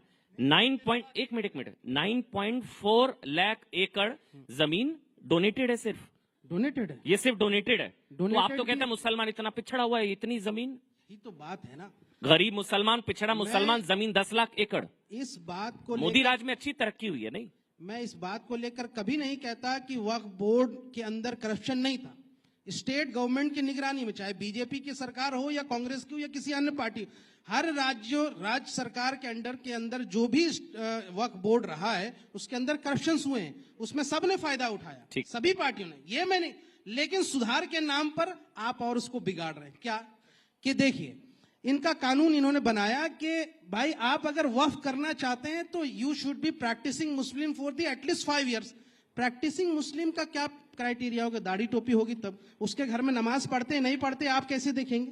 लेकिन प्रैक्टिसिंग मुस्लिम होना जरूरी है वक्फ करने के लिए, लेकिन आप वक्फ बोर्ड में सेंट्रल काउंसिल में 2 नॉन मुस्लिम अनिवार्य हो सकते। कोई हिंदू वक्फ नहीं कर सकता, लेकिन बोर्ड मेंबर में होंगे और स्टेट में होंगे। ये गजब का कानून। अच्छा, इसी बात को 1955 में और 1995 में जो संशोधन हुए थे उसमें ये था कि वक्फ बोर्ड में सिर्फ मुस्लिम ही वक्फ कर सकते, लेकिन 2013 में एक संशोधन आया था जिसके बाद ये तय हुआ था कि नॉन मुस्लिम भी वक्फ कर सकते हैं, डोनेट कर सकते। और उसको कौन समर्थन किया था? लाल कृष्ण आडवाणी जी, सुषमा स्वराज जी। बीजेपी ने ओवरवेलमिंग ये से जो है सपोर्ट किया था। आज इनको लगता है कि शहजाद पूनावाला आप उनसे बड़े नेता हैं, मोदी जी, योगी जी, क्या आडवाणी जी से और सुषमा स्वराज जी से बड़े नेता हैं? अरे तय कीजिए ना भाई, झूठ कर रहे हैं। तो मैं ये कह रहा हूँ कि लाई हैज बीन ग्लोरिफाइड। झूठ ये जो जनमानस के दिमाग में लाया गया। शोएब कॉन्क्लेव है, एक एक करके बोलेंगे। आपने अपनी बात रखी, ये आप अपनी बात मामला नहीं है। बिल्कुल, मतलब हिंदुओं से जमीन लेने में दिक्कत नहीं है, लेकिन हिंदुओं को बोर्ड में शामिल लेने से प्रॉब्लम है। बस हो गया। अब शहजाद बोलेंगे, एक एक करके प्लीज। शहजाद, वक्फ के अतिक्रमण को हटाने के लिए एक एक करके बोलेंगे। वक्फ के अतिक्रमण को हटाने के लिए तो कानून है। डिबेट में अतिक्रमण कोई कर ले तो बेचारा पसमानदा कहाँ चला जाए। तो मुझे लगता है इसके लिए भी डिबेट अतिक्रमण कानून भी लाना पड़ेगा। अब सुनिए, एक एक करके मैं जवाब देना चाहता हूँ। दोनों विद्वान प्रवक्ता हैं। राजकुमार भाटी जी ने पहले शुरुआत कर ली कि सावरकर जी ने 2 नेशन थ्योरी की कल्पना की थी। भाटी जी वैसे इतिहास का बहुत ज्ञान रखते हैं, पर सबसे पहले ये बात सर सैयद अहमद खान ने कही थी। दूसरी बात, सावरकर जी अगर इतने ही बड़े देशद्रोही थे तो इंदिरा गांधी ने 1970s में उनके नाम पर पोस्टेज स्टैंप निकालकर उनको ग्रेटेस्ट सन ऑफ इंडिया बोला। मतलब इंदिरा गांधी भी देश के बंटवारे करने वाले के साथ थी। और बंटवारा क्या सावरकर ने किया? सावरकर 47 में सत्ता में थे या नेहरू थे? अब दूसरी बात, इन्होंने कहा कि देखिए हम तो चाहते हैं कि देश का बंटवारा ना हो, हम एकता चाहते हैं। बहुत अच्छी बात कही है भाटी जी ने। इससे सुंदर बात क्या हो सकती है? एक ही तो चीज है जो एकता लाएगी, एक यूसीसी का समर्थन कर देंगे। यूनिफॉर्म सिविल कोड, मतलब कि अलग अलग जो धर्म है उनके पर्सनल लॉ क्यों होने चाहिए? जैसे यूनिफॉर्म क्रिमिनल कोड है। ऐसा तो नहीं है कि अमन ने गुनाह किया तो उनके लिए अलग सजा है और शोएब ने किया तो शोएब के हाथ काटे जाएंगे। दोनों के लिए एक क्रिमिनल कोड है। तो बोलो कि अब इन्होंने एकता की बात की है तो बोलिए कि यूसीसी यूनिफॉर्म सिविल कोड के साथ खड़े है कि नहीं खड़े। अब आते हैं शोएब जमाई की बात पर। शोएब जमाई जी, पहले तो आप काफी ज्ञान रखते हैं इस पूरे मसले पर और आपने इस पर स्टडी भी की है, ये अच्छी बात है। परंतु वक्फ बाय यूजर का कॉन्सेप्ट 95 के कानून में आया और 95 के कानून का हमने विरोध किया था। दूसरी बात, इस्लाम के नजरिए से अगर देखेंगे तो आप एक चीज कल्पना कीजिए। अमन जी, आप मक्का मदीना जा सकते हैं इबादत करने? नहीं। हज में जा सकते हैं? अमन की इबादत कबूल नहीं है पर अमन की जायदाद कबूल होनी चाहिए। जाना नहीं है, मेरी इबादत क्यों करवा रहे हो? सुनिए ना मेरी बात। अमन की इबादत नहीं लेनी है पर अमन की जायदाद लेनी है। अमन की, सर मैंने आपके बीच में नहीं प्लीज। अमन की दुआ कबूल नहीं है परंतु अमन का दान कबूल करना है। ये तो इस्लामिक दृष्टि से हम इस्लाम का सम्मान कर रहे हैं ये कहकर कि केवल और केवल मुस्लिम और प्रैक्टिसिंग मुस्लिम जो है वो दान दे सकता है। ये तो इस्लाम का सम्मान है। आप लोग इस्लाम के खिलाफ जाकर काम कर रहे थे। और दूसरी बात, इन्होंने कहा 5 साल के मुस्लिम होने की जरूरत है। यह प्रावधान कोई मोदी जी अमित शाह जी सोच कर नहीं आए। वक्फ बाय यूजर 95 में कॉन्सेप्ट आया, उससे पहले यही स्थिति थी कानून की, उसी को रिस्टोर किया। आप बताइए कांग्रेस वाले जो थे वो कैसे चेक कर रहे थे कि आप प्रैक्टिसिंग मुसलमान हैं? आप वही प्रैक्टिसिंग मुसलमान, वैसे ही तय होगा। अब आखिरी बात करते हैं। अब इन्होंने कहा कि तय कैसे, मैं सवाल ले रहा हूं बीच में एक सवाल, ये सारी पार्टियों ने पूछा। ये संसद में मैंने डिबेट सुनी, जो शोएब का कष्ट है वैसी सबका, कांग्रेस का सबका कष्ट है, इमरान मसूद का। पूरा सवाल लेने दीजिए कि कोई प्रैक्टिसिंग मुस्लिम है 5 साल, कैसे पहचानेंगे? कैसे, कौन तय करेगा? क्या पैरामीटर होगा? कौन तय करेगा? ये ऐसा है कि अगर आप 18 के ऊपर होंगे एज आपकी, तभी आप कोई प्रॉपर्टी को दान करने का अधिकार रखेंगे, वरना तो आप माइनर है। 18 की उम्र से ऊपर होंगे तो इसका मतलब आप बर्थ से मुस्लिम हैं, तो 5 साल तो वैसे ही हो गए, तो आप मुस्लिम ही पैदा हुए। हाँ, पर जो कन्वर्ट किए हैं, अब ये क्यों चाहते हैं कि कन्वर्जन केवल दान के लिए हो? आप तो चाहते हैं कि अगर कोई कन्वर्ट करे इस्लाम में तो उसको तो इस्लाम के सारे फायदे मिले ना। तो आप केवल कन्वर्जन करवाना चाहते हैं जायदाद लेने के लिए, वरना वो क्यों अप्रोच करते हैं इस प्रावधान का जो प्रावधान कांग्रेस ने बनाया। दूसरी बात, अब मैं आना चाहता हूं, उन्होंने टेम्पल बोर्ड की बात की। 30 सेकेंड। टेम्पल बोर्ड की बात करने वाले लोग बताएं कि टेम्पल तो टैक्स भी देता है इस देश में।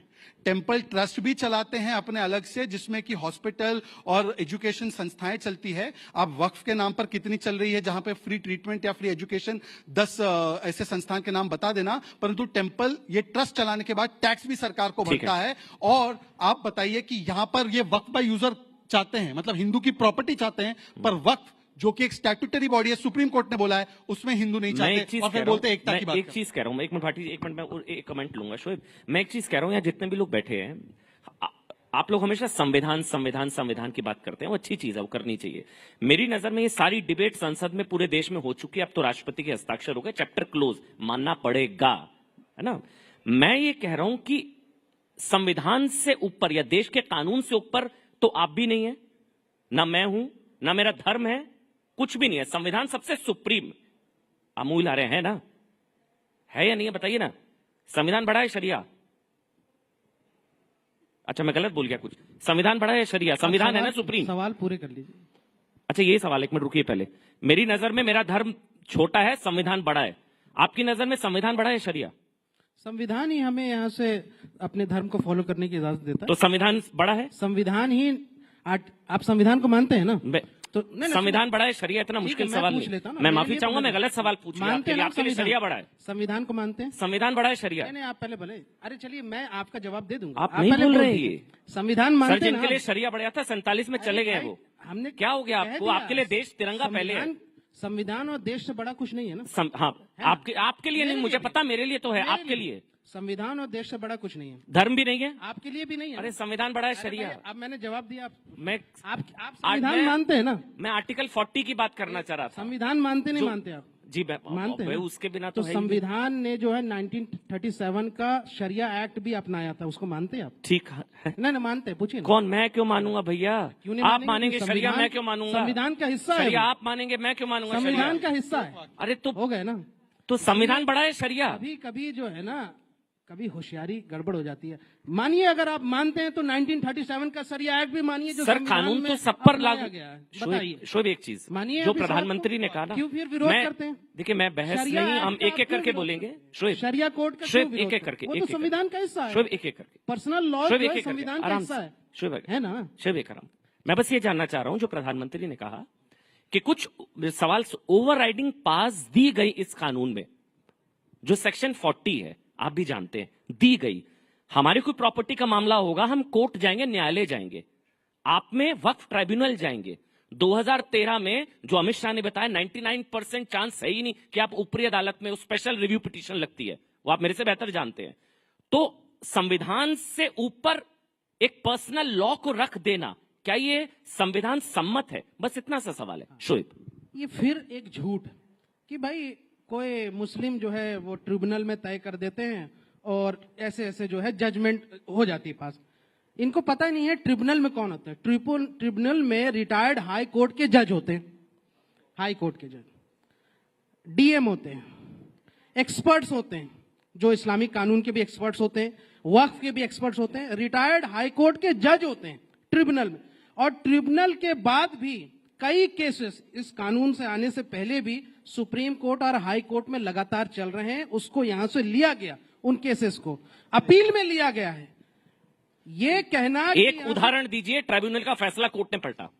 बहुत सारे एक उदाहरण दे दीजिए। मैं सर आप भी जानते हैं झूठ नहीं, एक उदाहरण। ट्राइब्यूनल के फैसले को ऊपरी अदालत में चुनौती दी गई और ऊपरी अदालत ने ट्राइब्यूनल के फैसले को पलट दिया। एक उदाहरण। हमारे यहाँ झारखंड में एक दुमका में एक केस था, ठीक है, वो मेरे ख्याल में 2008 का केस है। उसमें ट्राइब्यूनल का वो दरगाह की, यहाँ से दरगाह वहां पे थी और उसके बगल की जमीन थी जहां पे कुछ कमर्शियल एक्टिविटीज भी होती थी। उसको चैलेंज किया गया, हिंदू समाज को वहां पे उसको वापस किया। इवन कि ट्राइब्यूनल के फैसले को, झारखंड वक्फ बोर्ड के ट्राइब्यूनल के फैसले को यहाँ से हाईकोर्ट ने पलट दिया। ये आप जाके देखिए वहां पे।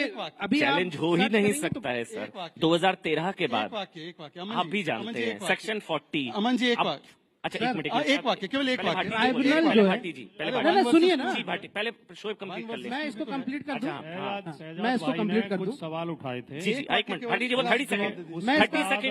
30 सेकंड में कंप्लीट करेंगे, फिर भाटी जी टाइम आपका खत्म हो रहा है। नहीं बिल्कुल, मैं इसको कंप्लीट कर देता हूँ बस। नहीं 30 सेकंड भाटी जी, प्लीज कुल मिलाकर सबसे पहली बात बहुत कम टाइम कि अभी जो है ना बहुत सारे पर्दाफाश भी हुए, लेकिन ये इतिहास में भी जाते हैं। मैं ये कहता हूं कि आप कानून बना रहे हैं, कानून में संशोधन किए, जिन पर यहां से हम केस लड़ रहे हैं, जिसमें हम सुप्रीम कोर्ट गए, अभी हमारे राष्ट्रीय अध्यक्ष भी गए, पार्टी भी गई, वहां उसकी डिस्कशन होगी और सारी चीजें खुल के आएंगी। लेकिन जो इतिहास की बात इन्होंने की, मैं चूंकि वाइंड अप कर रहा हूं, इन्होंने इतिहास की बात की कि भाई इतिहास बदलना है, और इतिहास वही बदलने की कोशिश करते हैं जिनका अतीत या इतिहास गौरवशाली ना रहा हो। हमारा इतिहास, हमारे आबा अजदाद का इतिहास गौरवशाली रहा है, चाहे 1857 की क्रांति हो या भारत की स्वतंत्रता आंदोलन में हमारे आबा अजदाद की कुर्बानियां हो। जो लोग के इतिहास गौरवशाली है, शोएब जमई को इतिहास बदलने या पलटने या उसको एनसीईआरटी किताबों से हटाने की जरूरत नहीं है। जिन विचारधारा के इतिहास गौरवशाली नहीं है, वही इतिहास को बदलने की बात करते हैं। मैं इसलिए बोलना चाह रहा था कि रजाकारों का इतिहास ना बता दे। हाँ भाटी जी आप बोलिए। तो वक्फ बिल को लेकर और एक यूसीसी को लेकर दो बातें कही थी, उस पर मैं थोड़ा सा स्पष्टीकरण देना चाह रहा था। वक्फ बिल पे तो जिस दिन से ये विषय शुरू हुआ है, जिस दिन से बहस चल रही है, मेरे दिल और दिमाग में बड़ा भयंकर विरोधाभास चल रहा है जी, युद्ध चल रहा है अंदर अंदर। मेरा दिल तो कहता है कि मैं मोदी जी की बात मान लूं, बीजेपी के मित्रों की बात मान लूं कि ये मुसलमानों के भले के लिए लेके आ रहे हैं कानून, मुसलमानों से इन्हें बहुत प्रेम है, ये गरीब मुसलमानों की मदद करना चाहते हैं, गरीब महिलाओं की, बेवाओं की मदद करना चाहते हैं, ये वक्फ की आय बढ़ाना चाहते हैं, ये वक्फ को बहुत ऊंचाई तक ले जाना चाहते हैं। दिल मेरा ही कहता है कि मैं मान लूं, लेकिन दिमाग काम शुरू कर देता है। दिमाग कहता है ये तो वही लोग हैं जो कहते हैं सारे आतंकवादी मुसलमान होते हैं, ये तो कहते हैं या तो जय श्री राम बोलो नहीं पाकिस्तान चले जाओ, ये तो कहते हैं कि होली तो यहीं मनेगी, घर से मत निकलना अगर तुम रंग से डर लगता है तो। इनके तो सारे जलूस मस्जिद के सामने जाकर रुकते हैं, वहीं पर जाकर फिर भद्दे भद्दे नारे लगाते हैं। इनका तो सर्वोच्च नेता चुनाव में जाके कहता है अगर हम चुनाव हार गए तो ये आएंगे तुम्हारी भैंस छीन लेंगे, मंगलसूत्र छीन लेंगे, 4 कमरे का मकान है तो 2 ले जाएंगे। तो फिर दिमाग कहता है कि यार इनकी नीयत पर विश्वास तो नहीं किया जा सकता। ठीक है, अगर मुसलमानों के लिए इनके मन में दया और रहम होती तो ये कुछ और करते। ये वक्फ बोर्ड का कानून केवल वक्फ की जमीन कब्जाने के लिए लाया गया है। जिस तरह अयोध्या में सेना की जमीन इन्होंने अपने पूंजीपति मित्रों को दे दी है, ये वक्फ की जमीनें भी दे देंगे, ये इनकी नीयत है। ठीक, दूसरा इन्होंने यूसीसी का जिक्र किया। 30 सेकंड में अमन जी ये तो बहुत ज्यादा बोलिए। मैं तो इनके आधे समय भी नहीं बोला सर। 2 वर्सेस 1 है ना, 2 वर्सेस 1 है, वो अकेले पड़ गए प्लीज। हाँ, यूसीसी का जहां तक सवाल है, देखिए पूरी दुनिया जानती है कि भारत एक विभिन्नताओं वाला देश है। यहाँ कोस कोस पे पानी बदला, 4 कोस पे पानी। यहाँ ऐसे लोग भी हैं जिनके 2 सगे भाइयों के बच्चों की आपस में शादी हो जाती है, एक भाई की बेटी एक भाई का बेटा। यहाँ ऐसे लोग भी रहते हैं, ऐसे समाज भी हैं जो अपने मामा के बेटी से शादी करते हैं। और यहाँ ऐसा समाज भी है जिसमें मैं भी आता हूं, मैं भी जिस समाज से आता हूं, मामा की बेटी से शादी करना या चाचा की बेटी से शादी करना पाप माना जाता है, अपराध माना जाता है। तो ये देश विभिन्नताओं का देश है। हमारे परिवारों में एक सगा भाई सनातनी होता है जो मूर्ति पूजा करता है, शिव जी की मूर्ति पर दूध चढ़ाता है। ठीक है, दूसरा भाई आर्य समाजी हो जाता है। लेकिन भाटी जी मेरा नहीं, आप अन्याय कर रहे हैं मेरे से। मैं 2 ही वाक्य बोल रहा हूँ, बस खत्म कर प्लीज, क्योंकि कोई बात वो मूर्ति पूजा को पाप मानता है, मूर्ति में लात मारता है। कैसे यूसीसी लाओगे? उन दोनों भाइयों में से कौन से की बात मानोगे? कोई बुत परस्ती करता है, कोई बुत सिकन है। भाटी जी लेकिन एक चीज को समझिए ना, धर्म आधारित कानून तो नहीं होगा ना। कानून अब भी एक है, धर्म आधारित अगर कानून तो आप मारपीट करोगे तो वही धारा आप पे लागू होगी, वही मुझ पे लागू होगी, वही मुसलमान पे, वही जाटों पे, वही ब्राह्मण पे। तो कहाँ कानून अलग है? मुस्लिम पर्सनल लॉ बोर्ड क्या है? अमन जी जवाब देने का मुस्लिम पर्सनल लॉ बोर्ड क्या है? अपने धर्म का पालन करने की आजादी हमारा संविधान देता है। अपनी धार्मिक संपत्ति तो पॉलीगैमी क्या है? प्रबंधन करने की ठीक है, आजादी हमारा संविधान देता है, उसे छीनने का प्रयास मत करिए। अब ऐसा है, सुनिए, अब देखिए मैंने दोनों वक्ताओं को बहुत धैर्य से सुना और बीच में कोई नहीं बोलेगा। अभी इन्होंने क्या बोला कि यूसीसी आ जाएगा, एक बुत परस्ती करता है, एक जो है मूर्ति को नहीं मानता है। क्या पूजा पद्धति तय होती है यूसीसी से? अगर ऐसा है तो यूसीसी लाने वाले तो नेहरू जी और आंबेडकर जी थे संविधान में। यूसीसी को पहली बार इंप्लीमेंट किया गोवा में तो कांग्रेस की सरकार थी, सुप्रीम कोर्ट ने वकालत की। यूसीसी का पूजा पद्धति से कोई लेना देना नहीं। आपको अपनी बहन से शादी करनी है, कीजिए, पर हाँ, अगर आपकी बहन 15 साल से कम उम्र की होगी और आप 60 साल के होंगे तो अगर हिंदू को सजा होगी तो दूसरे वर्ग को भी होगी सजा। जानबूझ के प्रयोग कर रहे हैं, गाली गलौज बीजेपी के लोगों के बीच में नहीं बोला, शादी नहीं करता हूँ, अपनी जुबान को लगाम दीजिए। आराम से। अच्छा, ये जानबूझ के इस तरह की बदतमीजी कर रहे हैं। मेरे भाई अपनी बहन से शादी आप लोग करते हैं, मैं नहीं करता। नहीं, आपके लिए नहीं बोला। मैंने आपके लिए बोला आपके लिए नहीं, ये शब्द का क्या मतलब? मैंने जनरली बोला आपको अपनी बहन से शादी करनी है। किसी को भी जानबूझ के किसी को भी भाटी जी, इनके पास मसाला होता नहीं। अच्छा ठीक है, इनके पास तर्क होता नहीं। अच्छा ठीक है, इनके पास ज्ञान होता नहीं, तो बदतमीजी पे उतर चलिए ठीक है, हो गया भाटी जी। और फिर ये बेइज्जत नहीं, आप बोल दीजिए, आपने उनके लिए नहीं कहा, नहीं कहा उनके लिए, हो गया भाटी जी, उन्होंने आपके लिए नहीं कहा। बड़ी महफिलों में बेइज्जत करके निकाले गए हैं। अरे बस ऐसे भाटी जी प्लीज, इन्हें तो आदत पड़ी हुई है। राजकुमार भाटी, उन्होंने आपकी फैमिली के लिए नहीं कहा। वो क्या आपने कहा है शहजाद? बोल दीजिए, आपने कहा है। आपने नहीं कहा। मैं कहा होता तो तालियां क्यों बजती? नहीं, और वो मुझे मैंने कहा कि खामखा का ड्रामा मैं बोल रहा हूँ, मैंने कहा आपको मेरे पे है, मैं बोल रहा हूँ, मैं नहीं करूंगा, बस बात खत्म। ये जो चैनल आजकल चला रहे हैं कि बीजेपी उन्होंने आपकी फैमिली के लिए नहीं बोला है। उन्होंने बोला कोई भी अगर करना चाहता है परिवार में। एक दिल्ली की मुख्यमंत्री हमारे राष्ट्रीय अध्यक्ष के लिए एक चैनल पर बैठ के गाली दे रही है, एंकर ने नहीं टोका। ऐसे एंकरों को भी बेनकाब करना पड़ेगा। ये एंकरिंग नहीं है, ये गुलामगिरी है, ये नौकरी है किसी पार्टी की। शहजाद ठीक है, माफी मांगी आप इसके लिए। नहीं बोला आपने अब शब्द बोले के लिए नहीं बोला। नहीं बोल दीजिए, एक मिनट बोल रहे हैं। इन्होंने कहा कि आप अपनी बहन से शादी कर सकते हैं। अरे कोई आप प्लीज क्लैरिफाई, ये इंपॉर्टेंट है, फैमिली पे नहीं। मैं भी बोल रहा हूँ, नहीं बोलना होगा फैमिली पे। मैं भी आई ऑल्सो। आप इतने अपशब्द बोलेंगे। चलिए हाँ प्लीज, एक मिनट। ऐसा है, और शर्म नहीं आती? अरे वो बोल रहे हैं भाटी जी, शो में बेइज्जत होती है। लेट इन स्पीक। कभी A1 A2 B2 पता नहीं क्या करते हैं, कभी कुछ करते हैं। भाटी जी लेट इन स्पीक, बैठिए, लेट इन स्पीक। भाटी जी बोलने दीजिए, माफी मांगे, बोलने दीजिए, उसके लिए बोलना होगा उनको। माफी चाहता हूँ अगर अगर आपको, हाँ प्लीज शहजाद प्लीज, अब बीच में नहीं प्लीज। ऐसा है भाटी जी प्लीज, अगर मैंने किसी मैं भी बोल रहा हूँ परिवार पे नहीं होगा। इसके अलावा कोई शब्द नहीं होगा कि मैंने गलत बोला। मैं भाटी जी आप, मैं बोल रहा हूँ ना, परिवार पे नहीं, परिवार पे नहीं बोला है। मैं बोल रहा हूँ नहीं, किसी की हिम्मत नहीं है। मैं बोल रहा हूँ किसी की हिम्मत नहीं है। भाटी जी आई रिस्पेक्ट यू।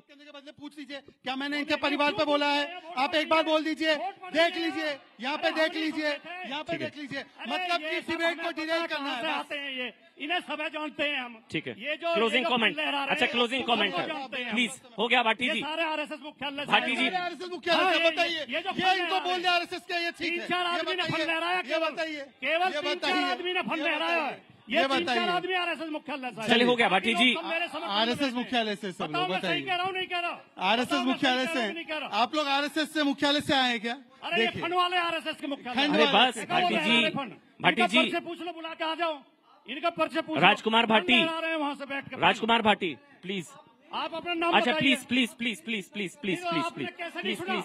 आपने नहीं अच्छा सुना, मुझे वाइंड मैंने अप कहा वाइंड था। Up wind up wind up आपने वाइंड नहीं अप सुना। Wind up wind up please इन्होंने प्लीज। कहा था अपनी बहन से शादी करिए। बस नहीं, चलिए आपने वाइंड अप नहीं सुना, वाइंड अप आपके कान में रुई वाइंड अप थी। Wind up wind up. आपके कान में रुई थे क्या? जी हो गया भाटी जी, नहीं सुना क्या आपने? चलिए हो गया भाटी जी प्लीज प्लीज। यार बदतमीजी के लिए बुलाए जाते हैं, गाली सुनने के लिए मैंने बुलाए बोला ना जाते हैं। उनको। चलिए बस कंक्लूडिंग कमेंट है। शहजाद प्लीज, चलिए आप प्लीज, शहजाद खत्म कर रहे हैं हम। अब आप ही बोलेंगे। नहीं, या तो माफी मांगे वरना मैं बोलने मुझे नहीं वाइंड अप दूंगा। करना पड़ेगा, ऐसे नहीं होता। आपने बहुत अपमानजनक भाटी जी शब्द ऐसे कहे हैं। गुंडागर्दी नहीं। आपने मुझसे कहा कि आप अपनी बहन से शादी करिए, इसके लिए आपको माफी मांगनी पड़ेगी। नहीं मांगोगे तो मैं बोलने नहीं दूंगा, इस शो में तो बोलने नहीं दूंगा। करना करिए। गुंडागर्दी किसकी आदत है, किसकी फितरत है, समझ में इन्होंने ये वाक्य बोला था या नहीं बोला था? नहीं बोला। आपने क्या बोला था एक बार क्लैरिफाई कर दीजिए। ठीक, आप बोल रहे आप ऐसे पास मत आइए। चलिए आप, चलिए मुझे वाइंड अप करना होगा। ठीक है, कोई दिक्कत नहीं है।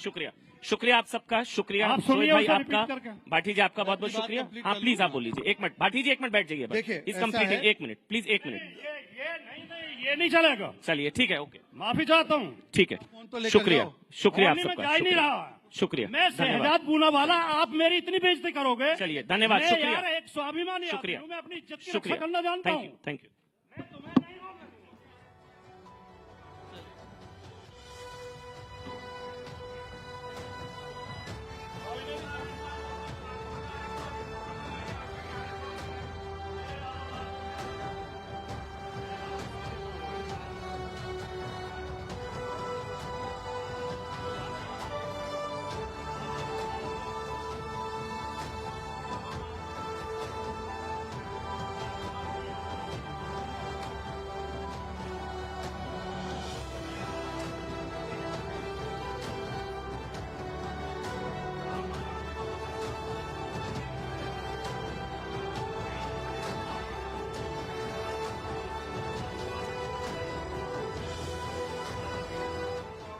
સાથે CNBC બજાર, વિશેષજ્ઞોના વિશ્લેષણ, બજારની હર ચાલ પર નજર અને હંમેશા બે કદમ આગળ. અમે છીએ CNBC બજાર, બિઝનેસની માતૃભાષા.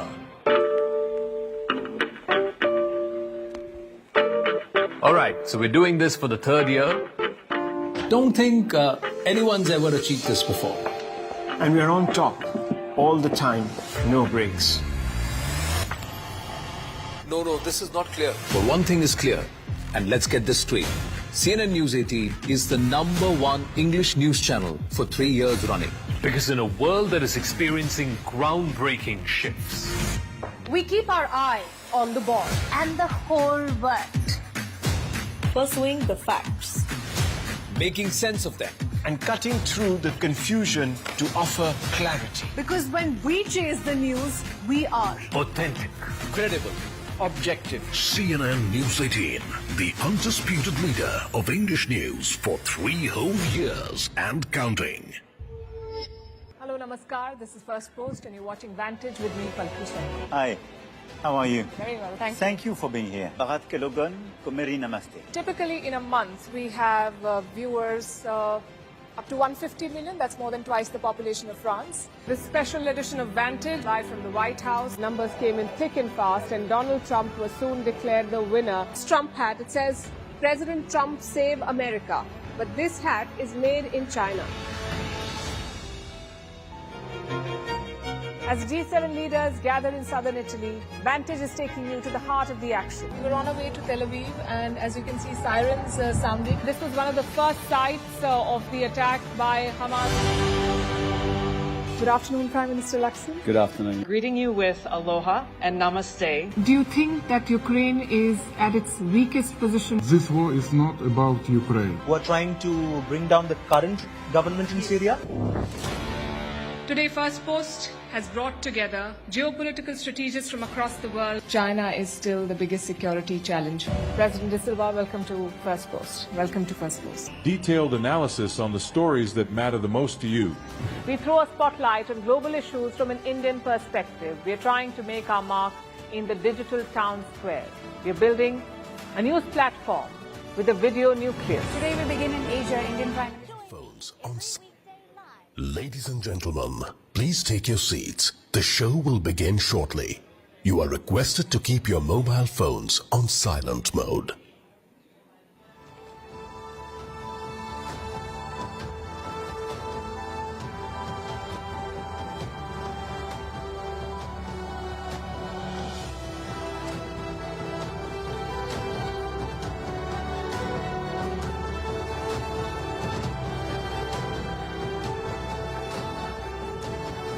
Okay. Ladies and gentlemen, I know it's a lot to ask of you after the last few minutes, but I'm going to ask you to sit down quietly for a little while. There's a lot to discuss, I know. All right. We'll just give everyone a few minutes. Right from the back where people have stood up. Sit down, sit down. We'll just wait for all the chairs to be filled. Okay, you're going to have to bear with me as we wait for some little bit of running. Okay. So we've decided to switch tracks. The temperature was so high after that that we're going to take a little while before we get into political discussions once again. So, shifting focus, we're going to move to a topic everyone thinks about all the time, which is money. We're going to return to politics after that. So don't worry, we're not going too far. But let's shift our focus very quickly to money. We're diving into a topic that is absolutely critical in today's fast-paced, consumer-driven world. We're talking about financial literacy, the importance of saving, especially for the younger generation. So whenever we talk about building wealth, the one thing that financial analysts will tell you is it's not about earning more. So it's not about navigating a higher salary. It's also about making smart choices with the money that you are earning every day, creating habits that will pay off in the long term. So our next discussion is for you, whether you are a student, there are some students today in the crowd, whether you're a mid-career professional, you're in your 40s, your 50s, you're trying to look at early retirement. This session is going to walk you through everything, and we're just going to welcome onto the stage in a few seconds all of our guests. But our goal is to discuss financial future and set the stage for what a life of financial freedom and security actually looks like. So as I told you earlier, we are shifting focus. We expect as much focus and attention in this next discussion too. Let's invite onto the stage our guests. Dhirendra Kumar, founder of Value Research, Prableen Bajpai, the founder of FinFix Research, and Rajul Kotari, the partner of Capital League. They're all going to be joining us. You can come onto the stage. And we're also going to have Shivani Baz with us on the stage in a second to actually conduct and ask all of the questions. Shivani Baz is walking here in a second. Come. All right.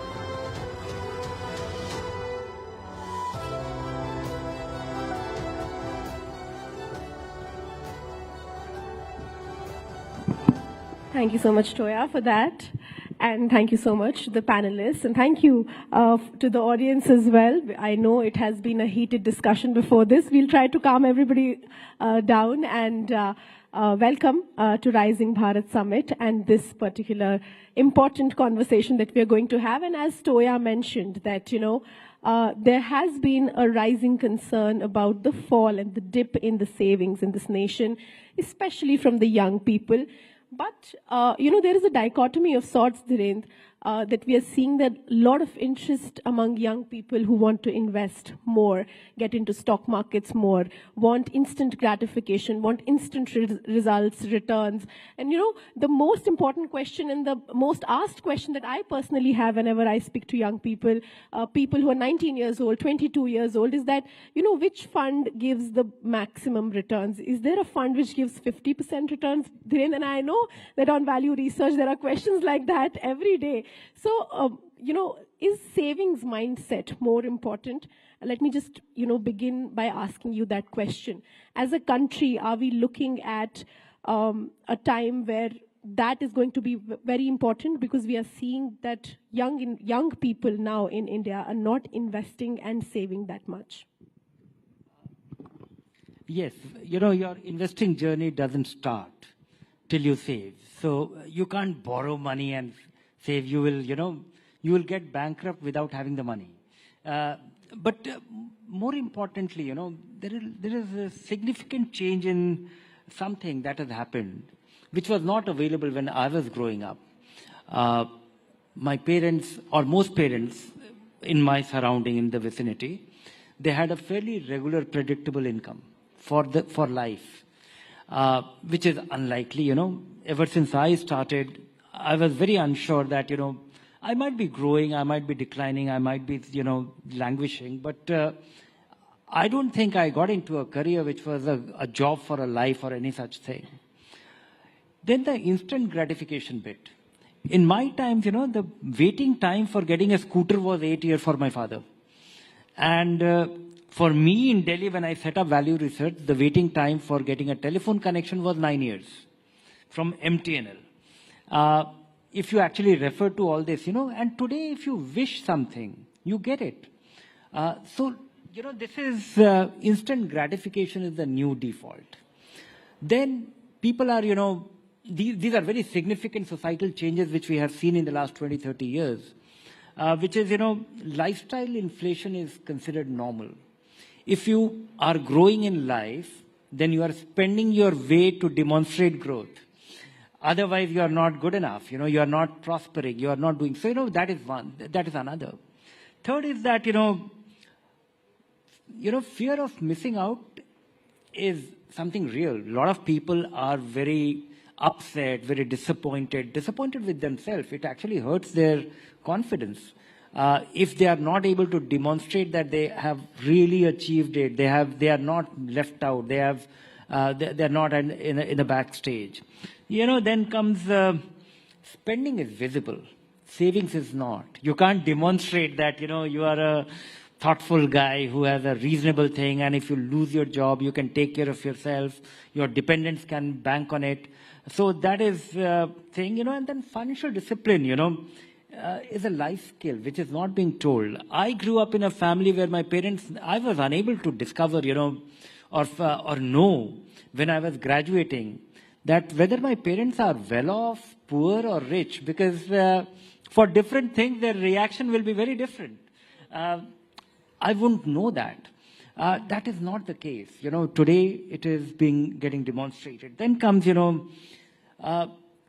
schools teach you algebra. They don't teach you affordability. So that's a very significant, so I would not say that, today youth is reckless. I think they are, completely, what to call it, they're untrained in risk. They are, they're unaware of it. Well, I think that is a very important point, Dhiren. And I would want to go to you, ma'am, with that point particularly, because the world has changed and the teachings and the learnings that kids should have about financial discipline, about investments, about savings probably are not moving as fast as we are seeing the world move. You were absolutely right. There is a social media generation out there which believes that if you have 1 lakh rupees, you should show that you have 1 lakh rupees, right? So that is sort of, there is a sort of gap that exists between that. How do you think financial literacy can be brought as early as possible? Also, how do we use that literacy, that discipline, to make a new generation of youth who are more into savings, into investment, and more thoughtful when it comes to spending? So you're very right. From the time, like Dheeraj said, we grew up in a situation of scarcity, and now our kids are in a situation of abundance. So that very thought that they have to think twice before buying something or before spending on something, that thoughtfulness is missing. Now, to your question as to how early we can inculcate such kind of habits, I think society on various fronts has to deal with it as a collective force. So first stop is obviously the parents, because kids spend a lot of time with their parents. They learn by example. And I would give my personal example that at home I have 2 boys, 27 and 20. And from a very young age, I opened their bank accounts. I would, anything they would win or, some competition, good marks, you deposit a small amount in their bank account. And then when it would collect to, let's say, like a 5,000, 10,000 kind of an amount, you invest in it. When they would get the portfolio, you sit with them, you show them how your money is growing. That, I gave you a gift of 1,000 and now look, it's looking like, 1,000 something. Similarly, with pocket money, we can teach them budgeting. We can put like a condition that you need to save something from your pocket money. We can reward if they save at the end of the year by giving them some kind of an extra money, which acts like a return. So those kind of steps could be formed in early age. As we grow up, simultaneously, the school is also teaching them something about such things, like if they have a school picnic, then, if there is a budget, then how would the kids like to spend? So in a classroom setting, if they can be explained or, given responsibility, that also it has to be fun. It can't be boring. The moment it becomes boring, the mind tunes off, right? So these are habits which unknowingly then they inculcate of thoughtfulness before spending. And why savings is important? It is linked to sacrificing the current gratification, the consumption, the pleasure you get out of spending your money now. On the other hand, saving it for a future where you can fulfill your ambitions with it. So that is the key, point they so need to basically, it shouldn't be how we were taught taxation, because all of us learnt it in school clearly, but when the tax season arrives, we are all looking for help. So probably on that note, I would want to come to you. There is all talk about how we can inculcate this habit, what we should do, what parents should do, what schools should do. But in a generation which is constantly looking at their friends buying bigger cars, buying bigger houses, buying fancy clothes, going abroad, having bigger brands, how do we make it fun, like she said? How do we make it approachable and, aspirational, in a sense that, I invest money or I save money? That's supposed to be something that is good about it. That feeling, I believe, is missing these days. It's more on how much do you spend. It's more on what brands do you wear, what car do you drive. How do you strike that kind of a balance? I think one of the most scary trends which I feel is there in the society today is the growing comfort with credit and loans. Because most of our pictures that we post, that have gone on a foreign trip is probably out of a personal loan that the person has taken. I know somebody, in fact, my RM from the bank, he came and he said, "Ma'am, kuch bata do, mere finances theek karo." And I said, "Where do you invest? How much and all?" I said, "Start with 5,000, you're getting 25, 30, kuch shuru karo." He said, "Nahi ma'am, maine shaadi ke liye personal loan liya tha, abhi main wo pura kar raha hu." So an event like marriage, where your budget can be probably from 10,000 to 10 crores to, for the figure. Anything. You have to put a capping. And Shivani, wo jo purane time pe kehte the, jitni chadar hai, aapko utna hi pair pasarna hai. So basically, you need to limit yourself. You have to have a budget. And it's not that you shouldn't buy a fancy handbag or you shouldn't go on a foreign trip, but you should plan for it. And it's really hard in today's world because everything is so instant. So, on nature, it doesn't work. So it's like if you plant a tree, it'll take those 5-10 years to grow. And creating wealth is something similar. And unless and until we learn to keep that patience, become a little uncomfortable with the growing comfort with credit debts, because we don't see affordability with, can I afford a 1 crore home? We see, okay, maybe I can afford a 1 lakh EMI. So the way we check affordability has changed. So at the end of the day, I think it's so important that you start with the basic simple exercise of tracking your expenses, where what is spent. See what can, the leakages are always there in your home budget, you're spending. Put a capping to it. Try and put some money aside in the beginning of the month. Please just usko gaayab kar do. Put it in a different bank account. You have to save at least 20-25% of your income. Otherwise, 30 years later, you would repent. A small example, a person, because a lot of young kids are sitting here, a 10,000 SIP started today. Sounds boring, 10,000, 30 years, who's seen 30 years? But let's say you're 25 and you invest till 55. With a 10,000 SIP, you can create about 3.5 crores, which is quite good. If you now that's a calculation people want to hear, so go on. If you do a 10% step up, so if you're just increasing your SIP with 10% each year, you can create 8.7 crores, which is not bad. Now let's say another person says, I'm not starting at 25 because I will earn more when I'm older. Because we tend to overestimate our earning capacity and kind of underestimate our future expenditure. That person, let's say, starts 20 years later, has to retire at 55. So starting at 45, 10 years to go. Now when you start with 10,000, you can only create 23 lakhs in those 10 years. Now you'll say, no, but I can do more. Okay, so let's do a 50% step up. Even a 50% step up will give you 1.8 crores. So what that person needs to do is save about 16 times. So 1,60,000 during that 10 year to reach that basic 3.5 crore mark, which the person A was able to do with that 10,000 SIP. But that patience has to be there, Shivani, and it cannot be, it's not something that you can borrow. You need to practice it. It's like meditation. So you have to invest, practice, and I think then only it can happen. Otherwise, we won't have a very healthy financial well-being kind of the youth of today, they won't have that kind of a wellness tomorrow. Absolutely. Two things that the youth of today wants and needs: meditation and investing patiently. So you touched upon both of them. I would want to come to you, Dhiren, with 2 points that Prableen made. One, the easy access to credit. Is it a boon or a bane? It seems to me like, this becomes a problem while, as she said, now affordability is looked at with the kind of EMI that you can actually afford on a monthly basis and not on the entire sum of money that you are doing. So even though it's very important, it's something that puts money in the hands of people, but where do you think the lag is? What needs to be fixed in this scenario? No, very little needs to be fixed in this because, it is good to have available credit, but it is not at all good to avail that credit for unnecessary things.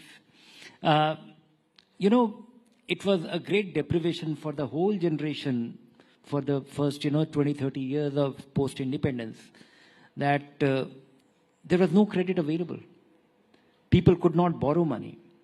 Today we have gone to, so I think, the real problem lies in basic understanding of arithmetic. Appreciation of magic of compounding. Financial literacy should start, or, understanding or comprehending that should start in a more visual way, because most of the people who are troubled by their missteps are the guys who are unable to comprehend, what is it? When you go to a Apple store, and when he tells you that, here is this great iPhone 16, and this can do all the magic, and it is extremely tempting. In fact, it has designed to tempt you. Amazing, a store which is very difficult to get out of, and, it is displayed, and there is a whole science and psychology and behavior and design to it. And then when he tells you that, this is not 1.5 lakh rupees, this is 4,300 rupees per month. And you actually forget asking that whether it is for 5 years, 3 years, or 7 years. This is financial illiteracy of an unusual kind. So I think, the root lies in some very basic comprehension of arithmetic. And these values are not built. You will have great apps, you will have great facilitation. And the whole, about financial services, I have my feeling, not feeling, a deep belief that everybody is out there to get you. And if you are not, you have to really start with the premise that what all can go wrong? How will I lose money? Because people lose principle in the first place. In fact, the bigger problem is not this. The bigger problem is before borrowing. Of course, this is one thing which will hold you back, but you still have a different pleasure of at least not being stupid. I think in this country, everybody starts with a life insurance policy at a very young age, when you have virtually no dependents. When you don't need the life insurance. And it is actually, it is an investment plan, substantially, which is packaged as an insurance policy, which people are so committed, and people have such deep belief in it. And people end up earning for their longest term, for their longest term investment, committed investment. The average return on a LIC policy, endowment policy, will be about 3.5%. You lose 2/3 of your, you are unable to beat inflation with this investment for the longest term committed disciplined investment. Then comes, in this country, everybody who gets into the organized sector starts with his EPF account. That is mandatory for the employer to open it. You will have one. I do. And that is where, the longest term investment happens to be substantially fixed income. And which means that whatever you are left with, most people are unable to get, they don't have any, beyond this mandatory savings. A good part of the population is unable to save in the initial 5-10 years. That is the design of the finance. That is the design of the career. That in our early phases of our career, while you are setting up home, you are getting married, you are having children, you are trying to put together the down payment for the house, what are you left with? And the only thing which is going is not actually able to demonstrate to you that, magic happens with your investment, because it's not getting. So the longest term investment that we make is into fixed income. Yeah. Then we end up with, some opportunistic investment in equity, and that is why we end up being a speculator with our equity investments. Yeah. And that is why you get this question that, how to make quick money with this which fund. In fact, the which fund is a gentleman. The real commandos are actually, getting into F&O, and, F&O. 92% of the population is actually losing money in a guaranteed way. So there seems to be then a lack of understanding of the financial world as a whole. As you said, you have to get into this space thinking everybody is out there to get you. And then even if you lose any sort of opportunity to make money, at least you're like, I was not a fool. This could have been worse. So I made a smart decision. I'll come back to you, Rajul, with this, that, this financial discipline is a secondary thing. First, there should be an awareness. One thing that I've personally realized and understood with my friends and family whenever I've told them to go to a financial advisor is the first step whenever they come to me. As you said, whoever meets says where to invest, what to do, how to get 50%. is the very fact that we don't have that kind of money that we go to a financial advisor. What is that about? How do we fix this mindset that I'll have to have at least 1 lakh rupees in my account to go to an advisor to start my investments? How do we deal with that situation? How do you deal with that situation? So actually, that is a very reasonable question, given India's population and the number of financial advisors out there. Obviously, it is not possible to provide customized solutions for each one of them, and nobody today has the time also, these individuals who would like to invest. There comes in the role of these fintech platforms where they have been investing, but these have no guardrails in place. You can open an account on any fintech and link it to your bank account and just start investing. There is no framework, there is no structure that unless you do your risk profile, unless you figure out what is my time horizon, what are my goals, for which purpose I'm investing, you can straight away choose a stock, an IPO, a mutual fund, and with very little, thinking, thoughtfulness, again, I would say, it is done in a very, very ad hoc manner. So for these fintechs, I don't want to blame them. It is a game changer, actually, because they can reach millions of people in one go with a very, very standard solution, which will actually work for a lot of people. If you just say that, my time horizon is 5 years, 10 years, I want to save for my child's education, they can create a plan for you. But most people do not avail of it. And there is nothing which debars them from not investing in a stock without going through this process. So basically, just to interrupt you in between, these fintechs, the fintech revolution that we are seeing is not actually that great without the financial awareness that we must have, That is true, is what yeah. you're saying. Please continue, ma'am. So yes, so first comes awareness, thoughtfulness, and the same platforms can be, leveraged to create that awareness. At the same time, I think it is the responsibility of institutions like banks, AMCs. Today, what are the youngsters most influenced by? Even when they're buying something, consuming something, they're influenced by these so-called influencers on social media that, okay, which, sneakers or which dress or which even makeup stuff I should buy. And they will watch reels endlessly and be driven by purchases based on that. Similarly, why don't we leverage similar influencers to create that financial literacy? Let's try, rather than teaching it through the typical book method, which these people do not, this generation would not so, openly listen to. Get them where they listen, where they're present, where they're applying their mind.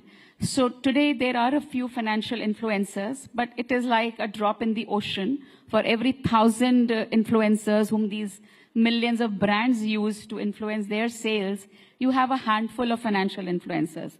So we would need more of them. People like us can cater to a very, very small segment, and that is difficult to replicate without the use of technology. And since there is a phone now in everybody's hand, why not use it for, creating that literacy as well as making your thoughtful, mindful decisions which are linked to your risk appetite, which are linked to your goals, and giving them enough sense of what are the risks there. But that's the point. How many young people do understand the risk profile? Because unless the market falls, nobody is scared of anything. Everybody thinks they're going to make money. Prableen, how do you think about it? You deal with a lot of young people. Until last month, everybody thought that they're going to be millionaires by the end of this year. And today, everybody's sort of asking the same question again. Should we stop our SIPs right now? Is this the right time? How do you deal with these questions? And what is the right answer for that, for the benefit of the audience sitting over here? So ideally, we should be clubbing ourselves as a risk-averse, moderate risk, or a high-risk investor. But interestingly, our risk profile keeps changing with the markets. So when the markets are doing well, we're all okay with a small cap, and we want those 104% returns because we're all smitten by the recency bias because we see what has been there in the recent past 6 months and 1 year data. And that should not be the case, of course, Shivani. So what we really need is that you have to know what your risk appetite is, and you only get to know or realize it when the markets are in times like we are in at present. So I think in the last 6 months, a lot of people, 7 months, must have realized that, okay, maybe I'm not okay with a 20% fall or a 25, 30% fall in my portfolio. So I think you sometimes need these hard times in the markets to realize what your actual risk appetite is. It is it's a calculation, it's a process actually through questions which you should be answering and coming to your risk profile. But if you haven't done well, then the natural way of learning is, markets teach you then during such times. But ideally, if you're investing in the markets, then you can't be a fair weather friend. दुख सुख दोनों में आपको साथ देना है market का, and then only the markets आपका साथ देंगी. So if you are continuing with your SIPs when the markets are going up, you have to continue with your SIPs when the markets are down, and you have to complete that cycle. So that's the point really, of the really SIP. important. The SIP is based on the premise of rupee cost averaging, which we borrowed from dollar cost averaging. How do you average? You have to buy, like she says, when markets are going up and when markets are going down. If you only invest in while the markets are going up and stop when the markets fall, then actually you are at a loss. You've invested in a rising market. In a very easy manner, when my friends ask me, I say, when do you go to a mall to buy more stuff? When there is a sale. So, we all have to look at it like there's a sale in the market, so you put more money. We are running out of time, but I'm going to put the last question to the entire panel. I'm going to start with you, Dhiren. UPI has been a game changer in this country, and I would want to ask you, in a precise, concise way, what do you think will it take for the country's youth to move from UPI to SIP? Just like we are enthusiastic about quick sending money, how do we do that with the SIP? No, I think, the kind of thing that has happened with SIP, I don't think it is difficult. People have to go through this cycle. And there's a growing awareness, and I think we will have the next generation of apps which will nudge you on every spend. Your UPI spending can well be a point of nudging you that, okay, what will be the worth of this in 10 years' time? And depending on the kind of, because there are necessary spending being done through UPI, and then there are not so important. And if there is an app which is enabling that, which is telling you that, okay, you are having this pizza, but do you know this will be worth your dental treatment when you turn 60? Then I think you'll get little. It could be a natural. Technology is not a solution. It can only enable you. From a positive reinforcement, what we need now, the next generation, is a negative reinforcement. Rajul, from UPI to SIP, how do you think SIP can become the new next boom? There are already some ideas out there. So I know of a company called, I think, Change Jar. What it does is that every time you spend and whatever is the change, you round it off, and that amount is invested in gold. And there are a couple more like that where, you can round it up, top it up. And there, when you collect it, after 6 months, you see, oh, you have, collected a substantial sum. Nudging is another thing, like you said. Even, just think of it. These days, we have so much coffee, which we never had, the older generation. And each coffee mug at the Starbucks costs $300-400. Assuming we are having 2 cups a week, even if we give a 1, in 5 years, if you invest that money at 12%, that will be a good amount, like 1.5 lakhs. Absolutely. And you could fulfill a bigger dream with that kind of money. So we need to learn to sacrifice a little bit, but on the tech platform, it will go hand in hand. If you go to a Paytm and, it says you've made some payment, it says you've saved so much. Even on, let's say, something like Milk Basket, that you buy vegetables, you've saved 100 rupees today because of discounts. Can it ask you a question that, would you like to invest this money, what you've saved? And if you click yes, it should be very easy that it goes into some index fund, for example. Very basic, simple. Yeah, so basically the consonants of apps. We are really now, going into the fintech world. Probably in your last thoughts about how do we, make the youth of this country focus and, how do we make aspirational the thought of investing and saving? At the end of the day, we can use all the help apps, financial literacy, knowledge. But it has to come from within, Shivani. There has to be the realization you have to sacrifice. It's not going to be easy. So even if I decide that, we decide that I need to lose 1 kg or 2 kgs, we all struggle with weight issues. There is a sacrifice which goes into it. You have to diet or you need to exercise. So wealth creation or any sort of future financial saving cannot be done without sacrificing something today. So there has to be some sacrifice and then only it can happen. But as, because we're talking about SIP, I think the youth of today, the example of Chinese bamboo, you sow it for 2, 3, 4 years also, there is no crop on the surface. By the 5th year is when you see the bamboo grow up and like about 80 feet. So that is something which the youth needs to remember, that aap karte raho, you keep doing your SIPs and for an amount, Shivani, which can be kept aside. After you have the contingency fund, so you don't break your SIP. And then that patience that has to be learned. Without that, I don't think we can achieve anything. So basically the end thought is that we need to save before we consume rather than consuming and then thinking about saving investment. Thank you so much, Dhiren, Rajul and Prableen. Thank you so much to our audience. There was a lot of insight today. Thank you so much for your time. Thank you for listening, you guys.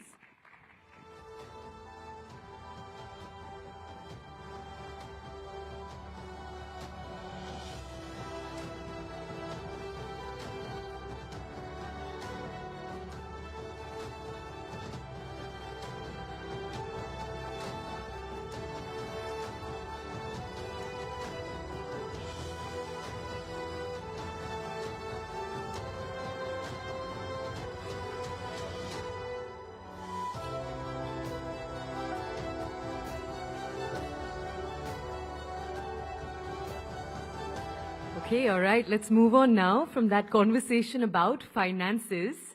A little while earlier, we had a political conversation. This one is slightly different from that. Let's talk about India's future. So in this audience, towards the back are some young faces. This next conversation is for you. In a world where the pace of transformation is faster than ever, young leaders are emerging right at the forefront of politics, of activism, and of social causes. They are questioning the status quo, innovating new solutions, and advocating for inclusive, sustainable progress. In just a few minutes from now, we're going to have a panel on the stage. And these are dynamic young leaders who are going to share their challenges and their visions for India's future. So let's dive into this very exciting conversation. Let's gain a deeper understanding of how young leaders are influencing the world today and paving the way for a better tomorrow. So we're going to invite onto the stage Anand Narasimhan to take this conversation forward. And joining him on that panel, let me just introduce you to all of our speakers. We have Ghanshyam Tiwari. He's the national spokesperson for the Samajwadi Party. Priyanka Kakkar, she's the national spokesperson for the Aam Aadmi Party. Varun Kumar, he's joining us from the Telugu Desam Party. And Siddharth Yadav, he's the national spokesperson for the BJP. A lot of Bonhomie love back there. Anand, do come onto the stage to carry this conversation forward.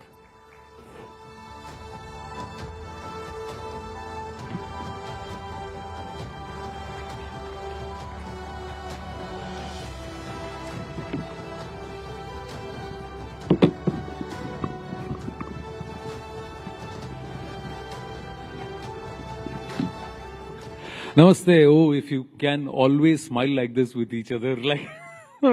So, if political discourses and debates were like the conversation that we were having at the table of, it'll be fantastic. But there are two, let's congratulate them and put their hands together. Siddharth Yadav just recently got married, so congratulations there. Varun is into his 3rd year, so just out of his honeymoon period of marriage. So, and it's his first time on a national platform as spokesperson of the TDP. So he's a Yuva and he needs some encouragement.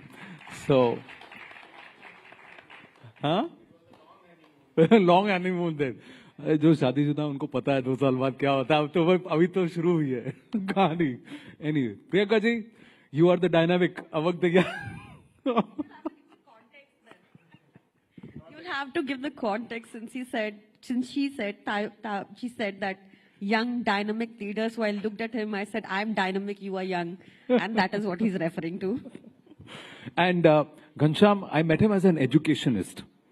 And he's traversed the politics of UP, Bihar, UP, and then national politics.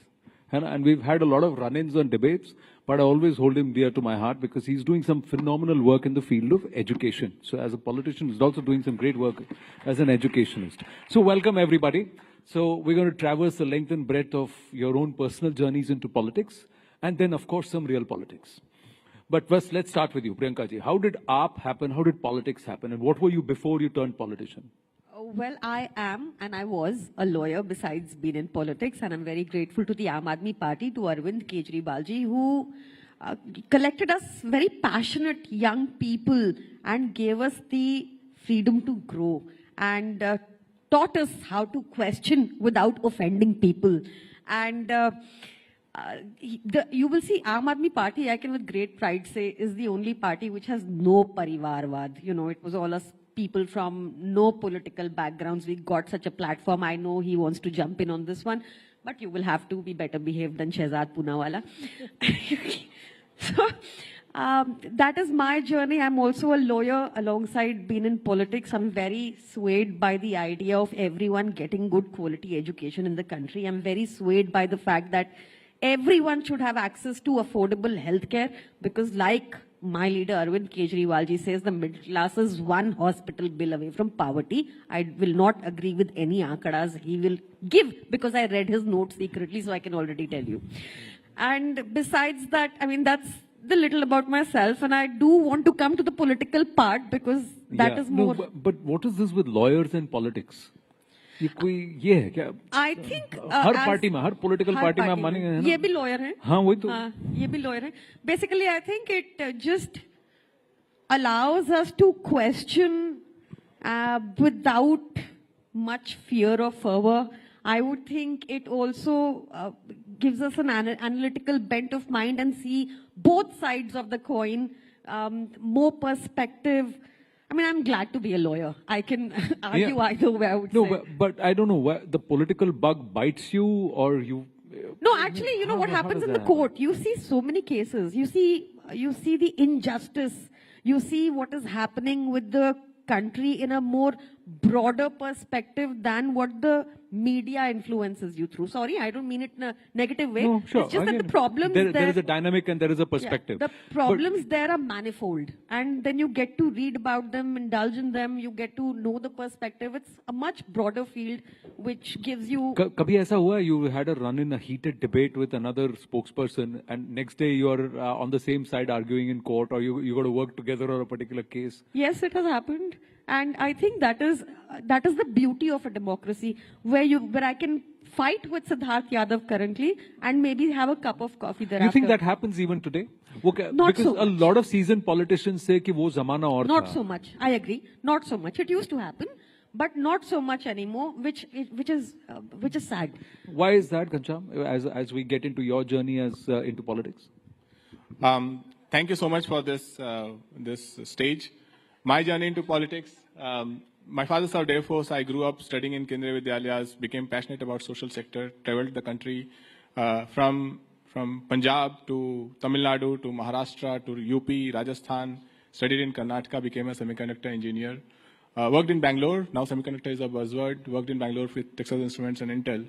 But eventually my fascination to enter social sector motivated me to pursue higher education. So went to IIM Bangalore, Kellogg, some of these good institutions, Harvard. Eventually came to Patna after the education and worked with Nitish Kumar ji for around 6 years in Bihar on various ideas from politics to communications, and began a education startup in Delhi in 2016. Akhilesh ji invited me to be a national spokesperson for the party, and here I am. I think to your question that why is it divisive now, I think we have too many people thinking that they will sit on a sofa in their drawing room and decide who's nationalistic, who's Hindu, who's not Hindu, rather than traveling across the country, living in our beautiful villages, towns. I think when you travel the country, from village to town to city, across the nation, you realize that nobody is wanting anybody to give anyone certificate of nationalism, or certificate of Hinduism, or certificate of Islam. I think it's a handful of people who want to paint the entire country in one way, and that is why things are becoming divisive. True, but you can also fight on television or argue, fight on the floor of parliament. You have a political difference, but you can still be friends. Have you not seen, as a tech guy yourself and someone who understands, people unfriending people on Facebook, on platforms because you hold a political ideology? How did that happen? How can you unfriend a friend because there's a political difference? You may oppose Prime Minister Narendra Modi, he may support Prime Minister Narendra Modi. You may oppose the BJP, you may support the Samajwadi Party, he may oppose the Samajwadi. But that doesn't stop the two of you from being friends, right? Why do you unfriend people based on their political... Vishnu Jain is in the house. Big round of applause for him. Namaste. Yeah.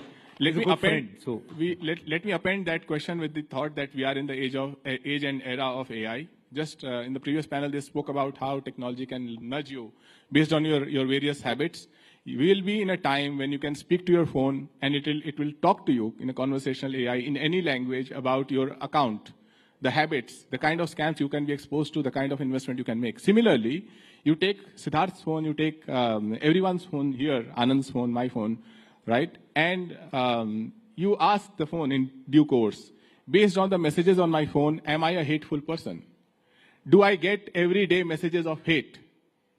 And you will know the answer. If your phone tells you, it's not Ghanshyam Tiwari or Priyanka Kakkar or Anand, it's not Modi ji. If your phone tells you that based on the history of your messages on your phone, you are a hateful person or you're not a hateful person, you get so many messages related to hate, it could be related to any community.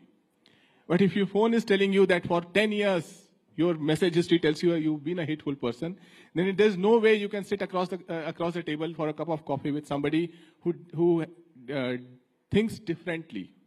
Fundamentally, we have to decide for the youth and for the future, whether it is through television, through YouTube, we're talking about adolescents as well, are technologies, messages, this continuing barrage of painted, single-minded narratives making us hateful or not. If we don't decide, technology will decide for us. One final point. When you get a call, those of you who have Truecaller on your phone, if the number says it's a spam, you'll probably not pick up. So before you knew that person, technology has already marked that person as spam. In due course, the same technology, if somebody is speaking, Siddharth is speaking, I am speaking, and a bottom ticker, which is AI generated, says that this person is hateful, you may not listen to him.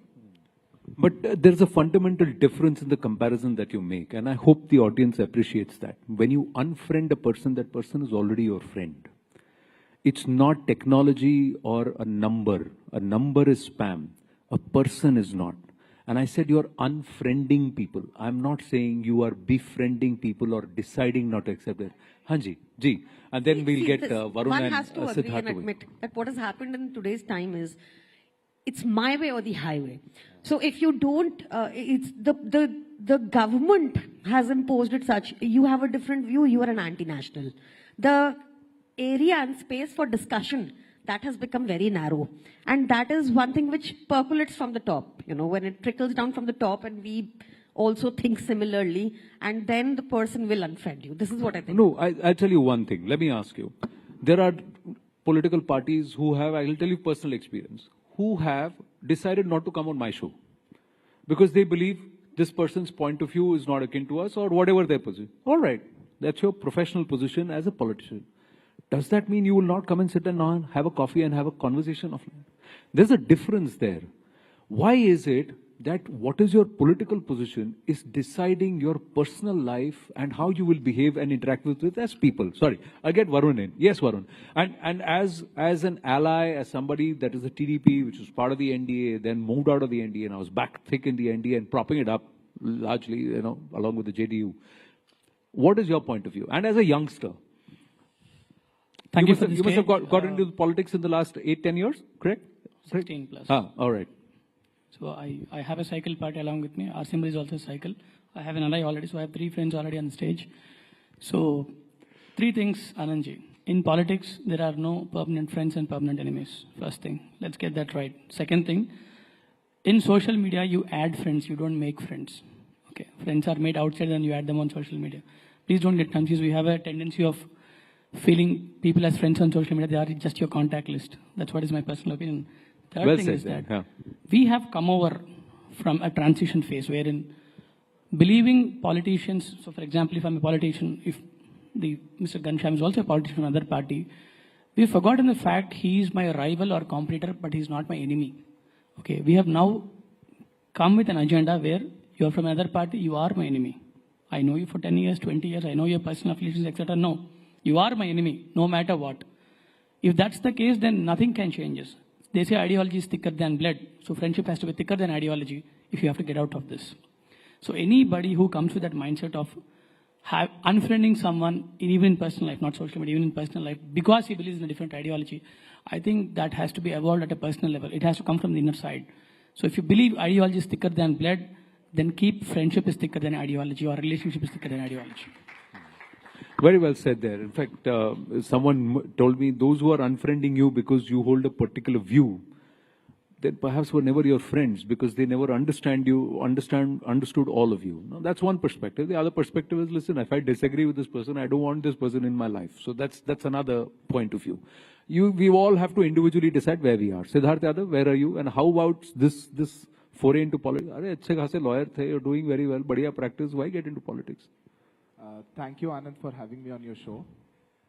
About my journey, I think I come from a defense background. I have most people in my family, I think more than 30, who are either serving or have served in the armed forces. I lost my father in the Kargil war, and I think I was very young then, I was just 4 years old.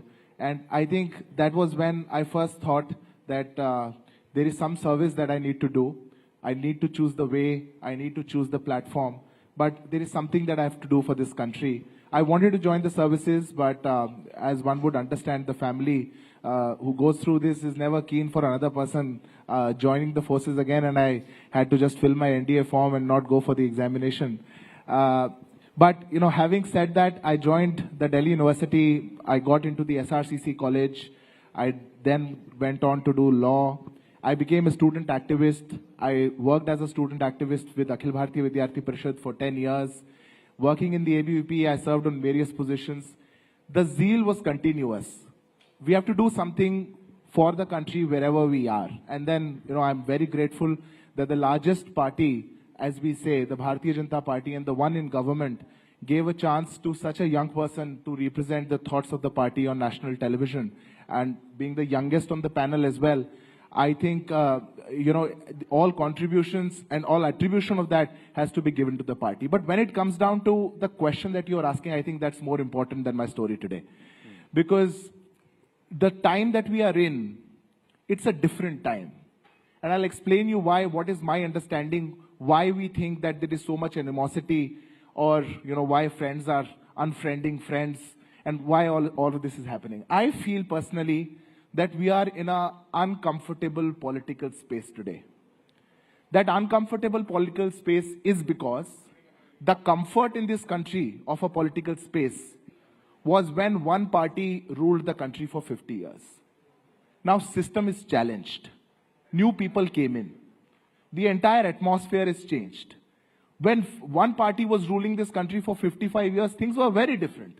Probably we were always in the opposition. We knew how to be in the opposition. Probably we only knew how to be in the opposition. We had never even dreamt of, how do we do if we get into power.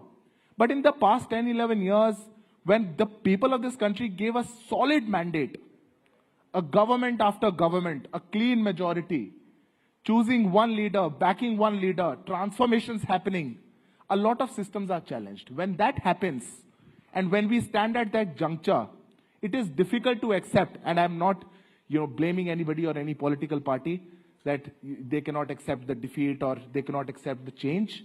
But it is difficult to accept that this can also happen. Now in India, we are in power from past 11 years, and we accept that we are not going to be in power probably for the next 100 years, next 50, 55 years. But the reality is that governments can come and governments can go. The reality is that the people are backing ideologies. If a Congress will go, no unstable governments will come. If a Congress will go, stable governments will come. If one thought which was there, which was prevailing in the country, if that goes away, there is this thought which is challenging what we were told and taught for so many years. When that happens, I think, these differences grow up. And it also becomes so, and I'm going to make a political point now, which probably will have to be answered, because I think this session should not be like the last one, and also not should be like the previous one. But I'm going to make a political point. When a prime minister in this country is elected by the people, an official campaign by the party which ruled this country for 55, 60 years is that Chaukidar chor hai. Ye Prime Minister chor hai. If I have to speak for Priyanka ji, in 2015, his party leader made a tweet कि PM Modi is a coward and a psychopath.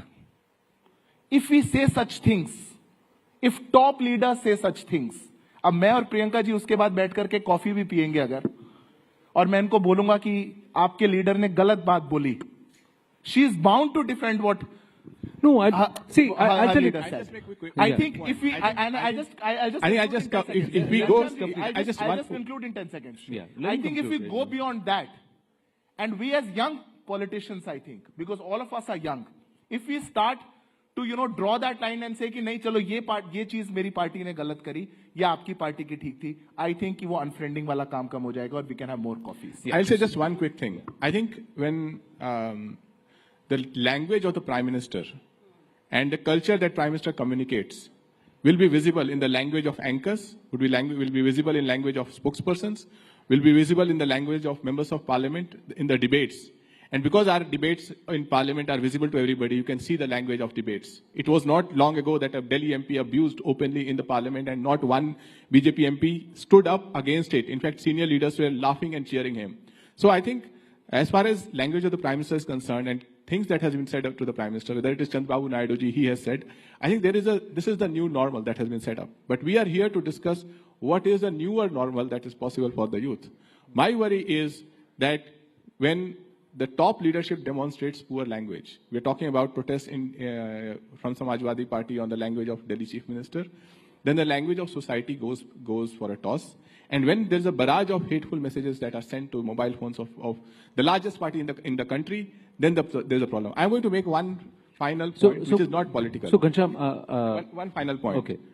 I think today in our country, some things which have become very important have stopped being political. For example, you look at the newspaper, you will read 3 lakh Indian students. I studied abroad. 3 lakh Indian students are at the risk of losing their OPT. Has anyone in the government, raise your hand if you have heard anyone, Mr. Jaishankar or anybody else, speak up for them? These are people, we just spoke about wealth, young and wealthy. These are people who took loans like me, went abroad with a promise of a certain kind of future for them, and then their family holds them as social trophies. Why should the government not talk about it? Why should the government not talk about tariff? These are things that matter to the future of our country. Suddenly, we are in a phase where this is not political, but Aurangzeb is political. Something that happened 500 years ago is political, but what is happening 5 minutes ago is not political. Right. No, can I respond to that? No. I tell you what. We can always have this political bashing, and one can bash the other at all points in time, and it's very convenient to do. The point is that the conversation around Aurangzeb came from somebody from the Samajwadi Party. The utterances of Prime Minister Narendra Modi can be criticized, but the utterances of leaders of the Samajwadi Party or other people across this one are not very to be colored in glory. The point I'm trying to make is not the political scoring point. Now, the point I'm trying to make is, you may disagree with the Prime Minister, but all political parties need fresh infusion into their political parties.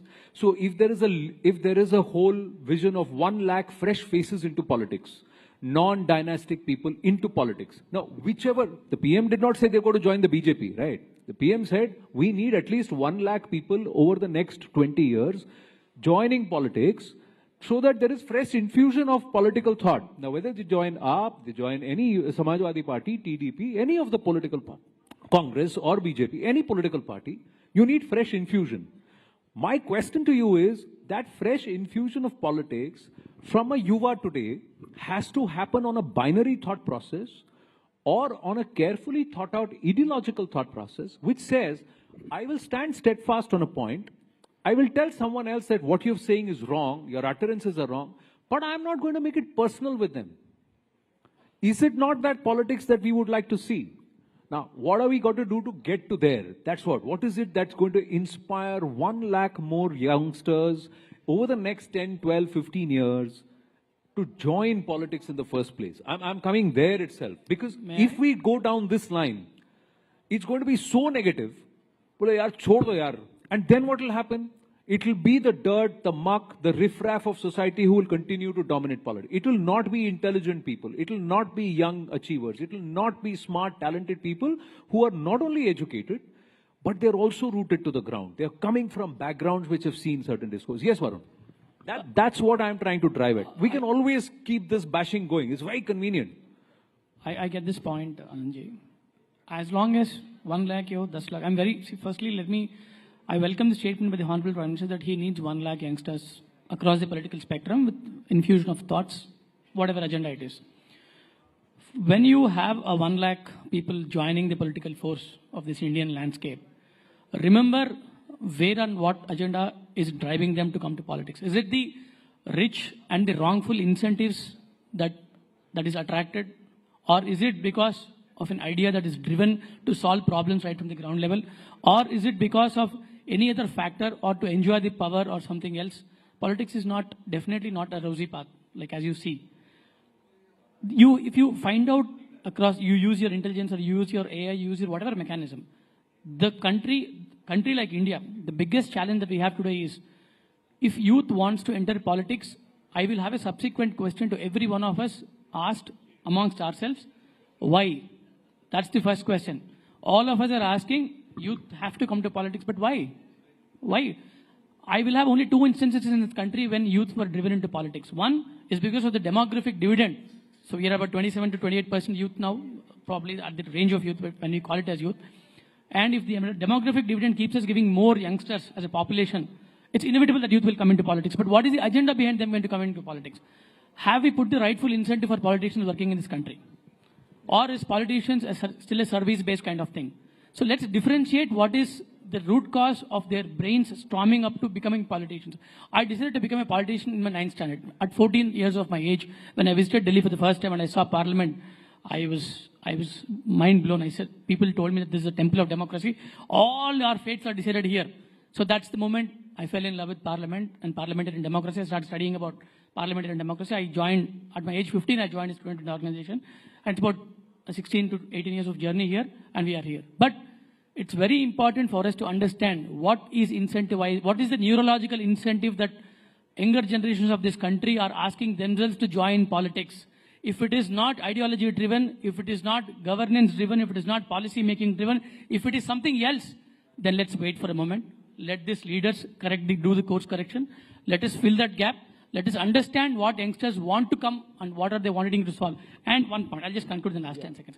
Let universities and schools have a curriculum wherein grand old problems of India since independence are being educated and taught. Let us tell our youngsters that these are the problems in politics. Come here to solve these problems. Come here to address these problems. You might not be incentivized. You might not have a power. You might not have anything. Come for the local governance. And one more thing. In a country with so much of population and with 543 MPs now, so even if you make it double the number, it won't be enough. The ratio is very thin. Have the local government strengthen. Make youngsters part of a local government where they can handle 50, 100, 200 people at a time, solve their problems, give autonomous powers to them at local level, and then come them so that they'll understand the process. They'll come back with fresh infusion of thoughts because they've solved little problems first. Please ask the students or youngsters why they want to come into politics. That's the important question. No, why should we ask someone why you want to come into politics before we even give them a reason or give them career politics as an option? Priyanka ji, look at Aam Aadmi Party. 12 years, 2010, massive rise, India against corruption, 2012, transformation into a political party, 2025, you reach your zenith, and somewhere with the loss for Delhi, there are questions asked around Punjab. So as a political party, you will also have to recalibrate. Did you lose your way somewhere? The ideals with which many people who joined the Aam Aadmi Party, a lot of them went out. Did the goals change? Did the goalposts shift? And if the AAP model of governance or the AAP model of growth as a political party fails, then will youth want to look at other options, fresh options? Anandji, there are two questions there. Yeah. I'll answer both. First is that we still got 44%, BJP got 46% in Delhi. What had happened is that, there was a systematic dismantling over the past 5 years where our leaders were imprisoned, where work was stalled, their obstacles were created. It was all a good master planning by BJP, no doubt, but still 44% people. May I request for some silence in the audience, please? I'm going to request our next set of panelists to also please share a listen. There is a lot of noise that's filtering in. My sincere request. Thank you. Please carry on, Priyanka ji. Secondly, I really want to make one observation that I had is, you started with people unfriending because of political differences. I saw that between 2014 and 19, the first 5 years, definitely I would say that. But the new worry is that the youth today does not want to talk politics. They say, I'm apolitical. Why did that happen? When you arrest a Disha Ravi, saying that this is propaganda, she is not working for the climate, you somewhere silence the youth into questioning you. When you arrest an Amit Sharma, a journalist, and urinate in his mouth because he questioned about train derailment, people will be like, oh, I'm apolitical. So this systematic dismantling of our institutions in a way, because you can arrest anyone arbitrarily, this systematic, this vindicative kind of But politics. this is not a one-way street, Priyanka ji. It's not a one-way street. I'm saying the government did it intentionally every that political people say, party, I'm apolitical. Every political party Sure. that once gets into power gets corrupted by this. So there are actions which happen by every political. I'm not shielding Superman anything. said with great power comes great responsibility. I agree with Yeah, Superman. but there is also But Plato, Socrates, who said power corrupts and absolute power corrupts. corrupts, Absolutely. So, Yes. so where do you draw the line? How do I tell anybody and everybody that politics is a viable option? Final 1.5 minutes so between you and Ghanshyam. Yes. Anand, I think I want to make one thing very clear. We are the youngest country of this world. We have around 70% people who are below the age of 35. The average age of this country is 28 years old. India is aspirational. India is growing. India is not what India was in 2013. When I joined college, I was not an aspirational youth. When I joined college, the headlines of my newspapers that I used to read were that इतने scams हो रहे हैं India के अंदर, हमारी forest reserve deplete होती जा रही है, we are a fragile 5 economy. A lot of such things were there. Today, the narrative has changed. When the youth, when they are going out, when the youth has so many opportunities, when India is growing, airports double होते जा रहे हैं, सड़कें ज़्यादा बनती जा रही हैं, startups from 1 unicorn to 100 unicorn. When the country is growing like that, I think it is the aspirational India which has to just ignore this noise. No. You have to ignore the noise. aspirational India. No, here is the thing. The aspirational India also needs to see an intellectual political discourse. Absolutely. So raising the bar of the political discourse is a collective responsibility. Absolutely. It's not the responsibility of one party or another. It's everybody. I think Anand, the young should not be blamed for changing that discourse or bringing that animosity between political parties. The young in all political parties, I think this must be a phase where probably this has happened. But I speak for everybody sitting here. All the young people who are joining politics, who are contributing on various platforms in various ways, are more acceptive of different ideas. And are also as long as there is an allowance of multiple streams of thoughts rather than blocking one or the other. Yes, Ghanshyam, final word to go to wind up. I'll conclude with two simple thoughts on the core topic. One is an opportunity, one is a challenge. We spoke about 1 lakh young politicians. With the passage of Women Reservation Bill, today of the 6,000 MPs and MLAs in the country, 600 are women. With the passage of that bill, there will be 2,000 women MPs and MLAs in the country. If for each of these seats there are 4 women who are contesting, we're talking about 8,000 candidates. Yes. And Why were you opposing it? Each such woman having 5 women members in their team, we're talking about 50,000 new women entering politics just because of that. The challenge for the youth is going to be, if you just look at the data, and no matter what the government says, the average wealth of a politician is rising. When you think about the average poverty lowering in the country, when you start with a prospect that jobs are not there, a lot of people are becoming delivery boys, the challenge that you will face due to wealth in politics, due to crime and corruption in politics is rising at a very rapid pace, and it will be your biggest hurdle no matter what the ruling government says. Well, I think we're going to wind up on that note to say that it is the responsibility of every individual political party, its patrons, its leaders, to ensure that this does not happen. What you highlighted does not happen. People don't join politics to make money, to turn it into a corrupt practice, rather than to look at policy and clean governance. Thank you for an engaging conversation. Future looks bright with voices like these. Thank you very much. Thank you.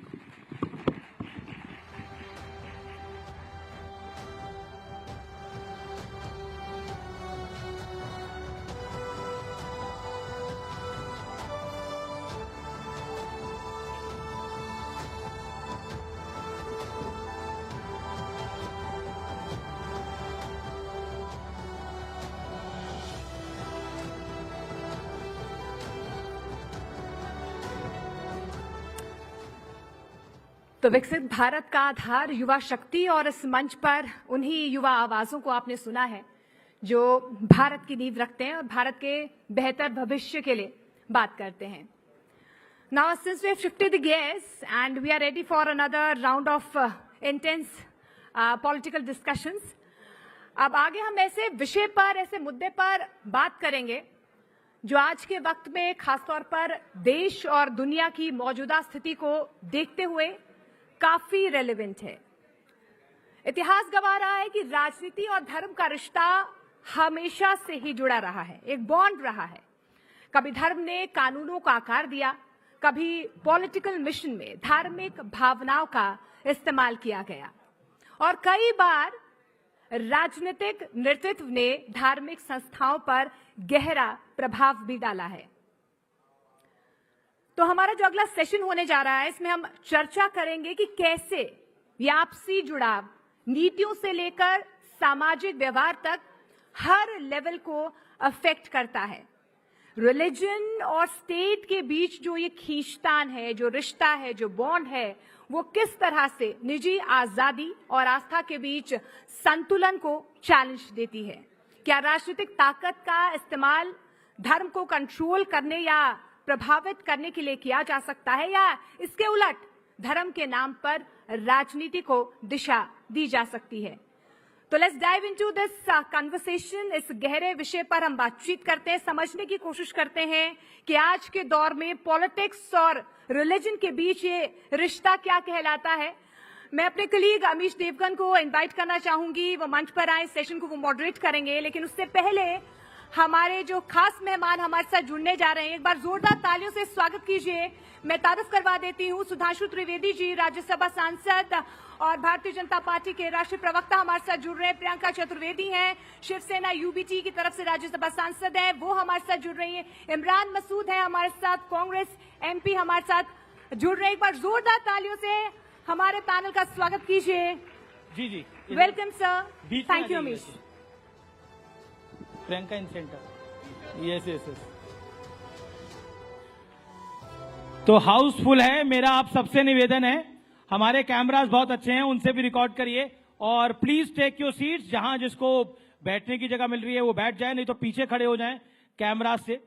और ये जो session है इसका इंतजार है पूरे देश को, क्योंकि इस सेशन में देश की राजनीति पर बात होगी. तो जोरदार तालियों से अभिनंदन करिए हमारे 3 मेंबर ऑफ पार्लियामेंट का. सुधांशु त्रिवेदी राज्यसभा सांसद है भारतीय जनता पार्टी के और प्रवक्ता भी हैं, उनका अभिनंदन है. प्रियंका चतुर्वेदी शिवसेना उबाटा की नेता हैं और राज्यसभा सांसद हैं, उनका भी अभिनंदन है. इमरान मसूद कांग्रेस पार्टी के लोकप्रिय नेता हैं और मेंबर ऑफ पार्लियामेंट हैं, उनका भी अभिनंदन है. तो जोरदार तालियों के साथ अभिनंदन करिए. इस देश में बहुत से मुद्दे हैं जिस पर चर्चा होनी जरूरी है, और इसीलिए हमने इस सेशन का नाम रखा है सियासत जो है वो बहुत गर्म है, क्योंकि उसमें धर्म संकट भी है, टैरिफ वाला धर्म संकट भी है, वक्फ वाला धर्म संकट भी है, और भारतीय जनता पार्टी सब कुछ बुलडोज करना चाहती है, उसका धर्म संकट भी है. तो शुरुआत प्रियंका जी से करते हैं. और प्रियंका चतुर्वेदी, सवाल आपसे है कि देश में सब कुछ ठीक ठाक है या ठीक ठाक दिखाने का प्रयास हो रहा है? आप मुझे बताइए अमीश जी, आपको सब ठीक ठाक लग रहा है कि अभी 2 रुपए एक्साइज ड्यूटी बढ़ाई है पेट्रोल और डीजल के प्राइसेस में, जबकि पूरी दुनिया भर में पेट्रोल के दाम गिर रहे हैं, ऑयल प्राइसेस नीचे आ रहे हैं। क्या आपको ये ठीक लग रहा है कि एलपीजी गैस सिलेंडर 50 रुपए से बढ़ा दिया गया रातों रात, उस समय पर जब जनता को राहत की सांस मिलनी चाहिए थी? क्या आपको ये नहीं लगता है कि हमारे पार्लियामेंट में देश के प्रधानमंत्री, क्योंकि अगर सिंगापुर के प्रधानमंत्री को आप देखेंगे, देश विदेशों के प्रधानमंत्री को आप देखेंगे, वो जनता के बीच जाकर बता रहे हैं कि टैरिफ, जो यूएस टैरिफ इंपोज हुआ है, वो किस तरीके से हमारे ट्रेड पे प्रभाव डाल सकता है। जनता को कॉन्फिडेंस में लिए हैं? नहीं लिए हैं। क्या हमारे जो कॉमर्स मिनिस्टर हैं उन्होंने एक भी बार पार्लियामेंट में टैरिफ्स के बारे में बात की है और क्या इम्पैक्ट पड़ेगा? बल्कि कॉमर्स मिनिस्टर को स्टार्टअप इंडस्ट्री को एनकरेज करने की बजाय महाकुंभ में जाकर कहते हैं क्या जिंदगी भर दुकानदार बने रहोगे, चाइना को देखिए। अरे चाइना जैसा आप सपोर्ट भी तो करिए, पॉलिसी से सपोर्ट करिए, फंडिंग से सपोर्ट करिए। आज देश के 80 लाख लोग राशन पे निर्भर हैं, रोजगार कहाँ है? तो मैं मानती हूं कि मेरे देश में बहुत कुछ अच्छा चल रहा है और अच्छा चलना चाहिए, पर हमारी जो प्राथमिकता है, जनता से जुड़ी हुई प्राथमिकता है, उस पर ज्यादा चर्चा होनी चाहिए। जिस दिन यूएस के टैरिफ रोल आउट हुए थे, उस दिन रात के 3 बजे तक हम लोग पार्लियामेंट में चर्चा कर रहे थे वक्फ अमेंडमेंट को लेकर। मैं उम्मीद कर रही थी कि कुछ हमें बताया जाएगा कि किस तरीके से हमने इस कदम उठाए हैं, क्या डोनाल्ड ट्रंप से बातचीत हुई है, क्या वहां के ट्रेड सेक्रेटरी से बात हुई है और कैसे हमें राहत मिलेगी, पर उसके बारे में कोई चर्चा नहीं हुई। तो बस यही है कि पटरी पे लाने के लिए वो डिरेलमेंट जो होता रहता है ना, उसको काबू में लाना जरूरी है। तो सुधांशु जी, विपक्ष के अनुसार तो सब कुछ ठीक नहीं चल रहा, आपका वक्फ पे ज्यादा ध्यान है, टैरिफ पे कम है।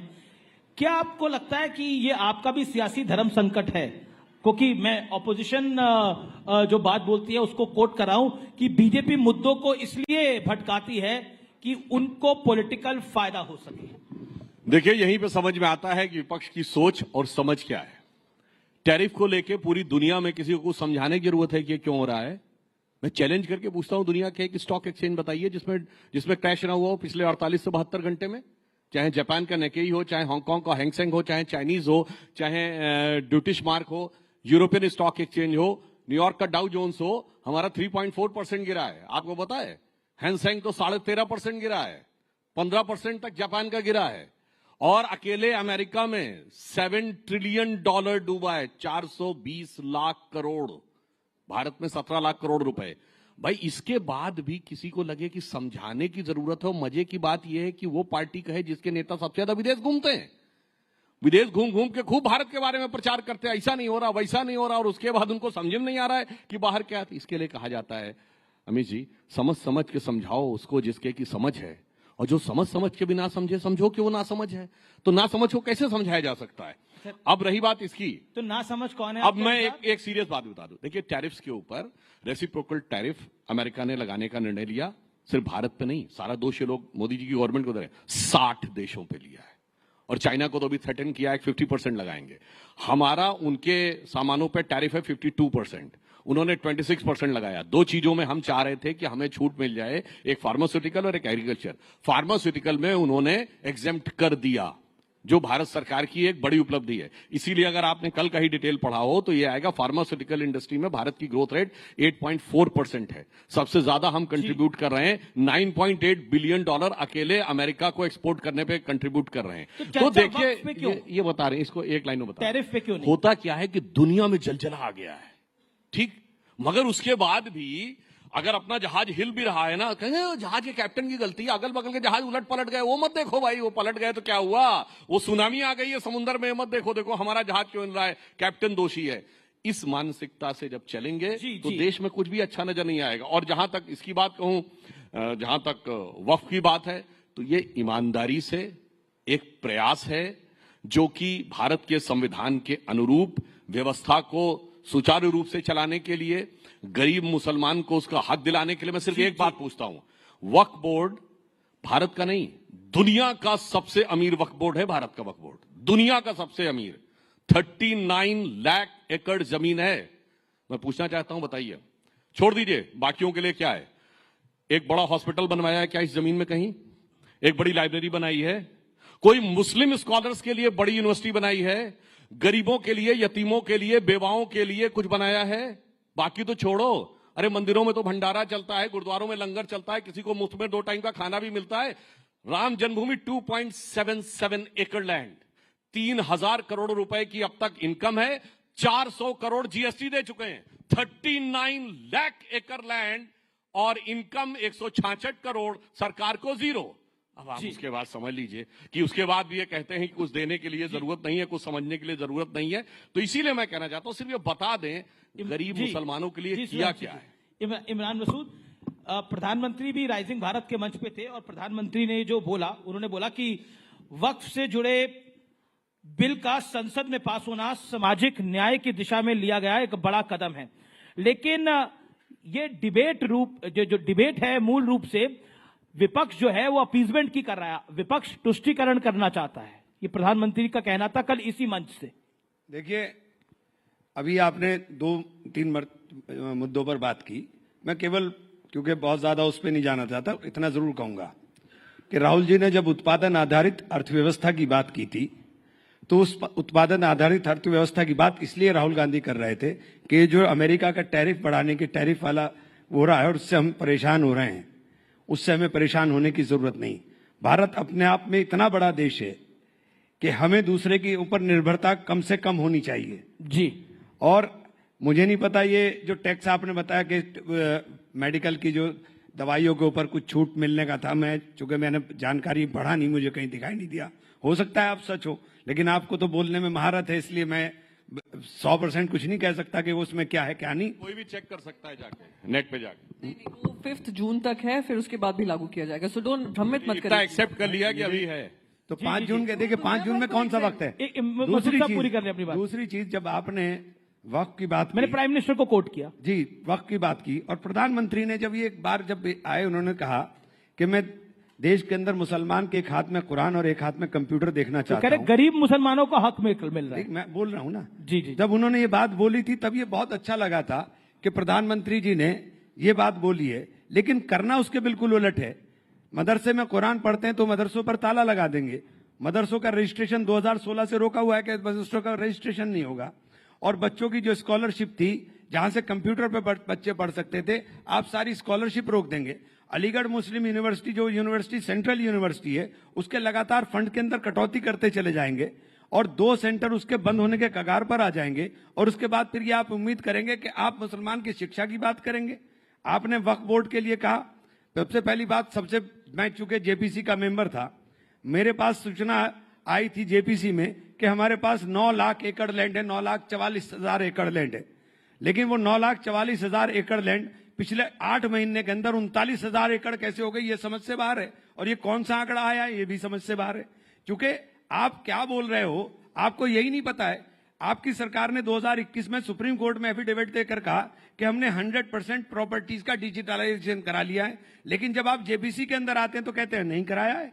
आप सुप्रीम कोर्ट में बोल कर आए हो, और सुप्रीम कोर्ट में आपने कहा है, हमारे किरण रिजिजू साहब पार्लियामेंट में स्टेटमेंट देते हैं कि 4,99,000 से लगभग दुगनी प्रॉपर्टी हो गई। अरे भाई, दुगनी प्रॉपर्टी कैसे हो गई? किसी ने वक्फ तो किया नहीं, किसी ने वक्फ नहीं किया इतना। हिंदुस्तान के अंदर जो वक्फ है, 90% वक्फ प्रॉपर्टीज 1906 से पहली है। 1906 डेट किस लिए कोट कर रहा हूं कि 1906 के बाद ये तो देश की संसद भी किसी ने वक्फ की बोल दी। प्रयागराज में जहां महाकुंभ हो रहा था उसको भी वक्फ पे का बोल दिया। मुझे आप बोलने का मौका दीजिए। जी जी, 20 सेकंड। जब पार्लियामेंट में आप बोलते हो कि पार्लियामेंट भी वक्फ का ना, मैं नहीं बोलता, क्लेम किया। हाँ, क्लेम किया। एक मिनट, बदरुद्दीन अजमल ने क्लेम। एक मिनट। बदरुद्दीन अजमल कोई मुसलमान इस्लामिक वो थोड़े ही हो गए कि बदरुद्दीन अजमल किस हैसियत से वो क्लेम कर देंगे। बदरुद्दीन अजमल ने अगर प्रॉपर्टी वक्फ की है तो बदरुद्दीन अजमल क्लेम कर सकते हैं। बदरुद्दीन अजमल की हैसियत नहीं है कि बदरुद्दीन अजमल क्लेम कर देंगे। वो जो मस्जिद है पार्लियामेंट के सामने, वो रायसीना गांव की मस्जिद है।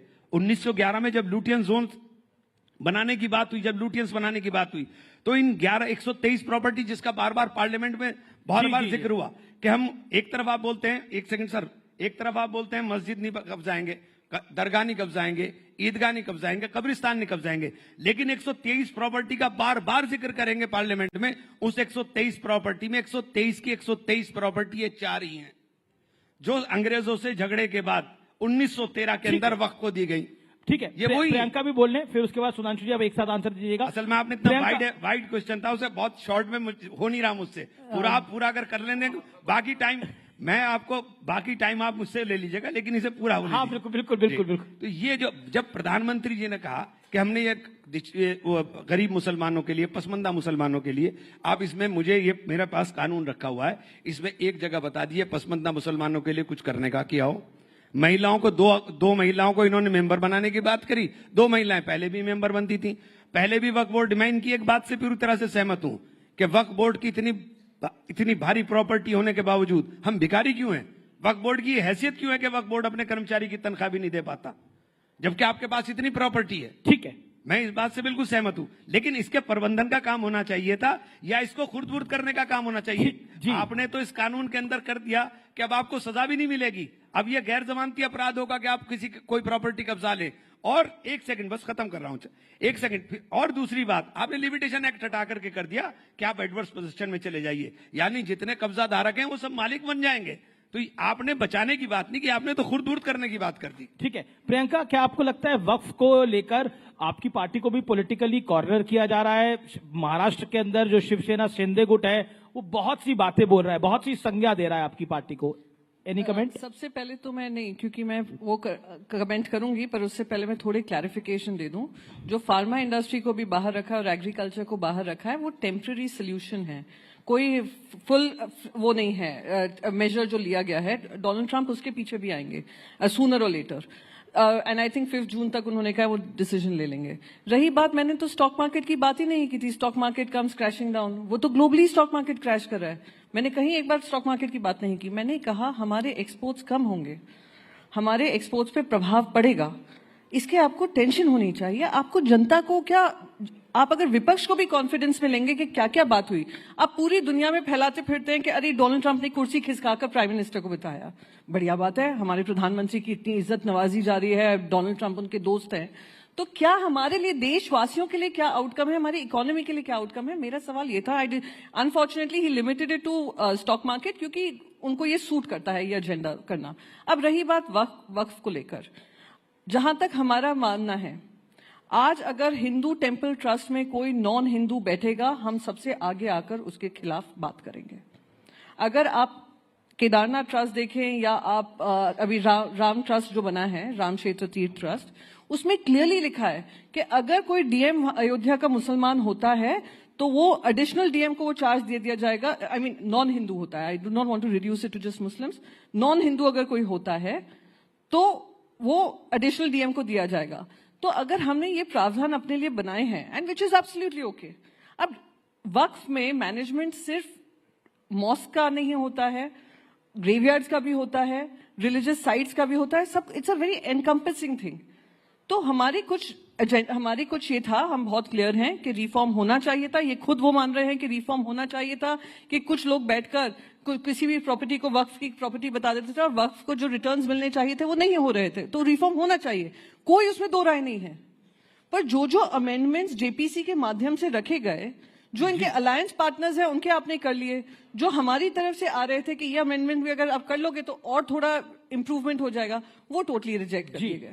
अमेंडमेंट आपने नहीं माने और आपकी पार्टियों, आपके इस बिल को जिन जिन आपके सहयोगियों ने सपोर्ट करा उन पे भी भारी पड़ रहा है। ये मैं नहीं बोल रहा, कुछ इस्तीफे आए रालोद से, कुछ इस्तीफे आए जनता दल यूनाइटेड से, उसकी मैं बात कर रहा हूँ। दोनों बातों का जवाब देता हूँ। पहली बात तो प्रियंका जी तो मुंबई से हैं, अरे बड़ी स्वाभाविक सी बात है, अगर दुनिया में डाउनफॉल आएगा तो एक्सपोर्ट में कमी आएगी। एक्सपोर्ट की कमी का बिल्कुल लॉजिकल रीजन मैंने बताया है कि पूरी दुनिया के शेयर मार्केट्स में, बल्कि अगर आप जेपी मॉर्गन एंड चेस की लेटेस्ट रिपोर्ट पढ़ें तो वो तो कहती है अमेरिकन इकोनॉमी में 60% चांस है रिसेशन आने का, क्योंकि वहां भी एकदम से प्राइसेस आगे बढ़े हैं। तो जब दुनिया की इकोनॉमीज में रिसेशन आएगा तो हमारा एक्सपोर्ट कम होगा ही होगा, इसमें कोई बहुत दिमाग लगाने की जरूरत नहीं है। इसलिए मुझे लगता है कि जो लोग समझदार हैं, पढ़े लिखे हैं, वो राहुल गांधी के प्रभाव से बचने का प्रयास करें जो इस तरह की चीजों में आते हैं। राहुल गांधी के आप खूब पीछे पड़े रहते हैं। दूसरी मैं बताना इस बार 99 ले आए हैं। देखिए वक्त पे एक टेक्निकल बात बता, मैंने बोला इस बार राहुल गांधी के पीछे पड़े रहते हैं, इस बार 99 ले आए हैं वो।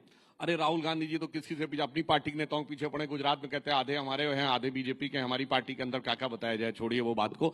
मैं ये कहना चाह रहा हूं, देखिए वक्त में बहुत क्लियर है, मंदिरों की, मस्जिदों की कमेटी, दरगाहों की कमेटी, कब्रिस्तान की कमेटी, उस पर कोई प्रभाव नहीं पड़ने वाला है। वक्फ का उससे कोई मतलब नहीं है। केवल जो लैंड का मामला है वो मैनेजमेंट का विषय है, उसका धर्म से कोई मतलब नहीं। इमरान मसूद कुछ काउंटर पॉइंट नहीं, अभी सुन ले पूरी बात। 1964 Allahabad high court judgement, clear cut पढ़ लीजिएगा।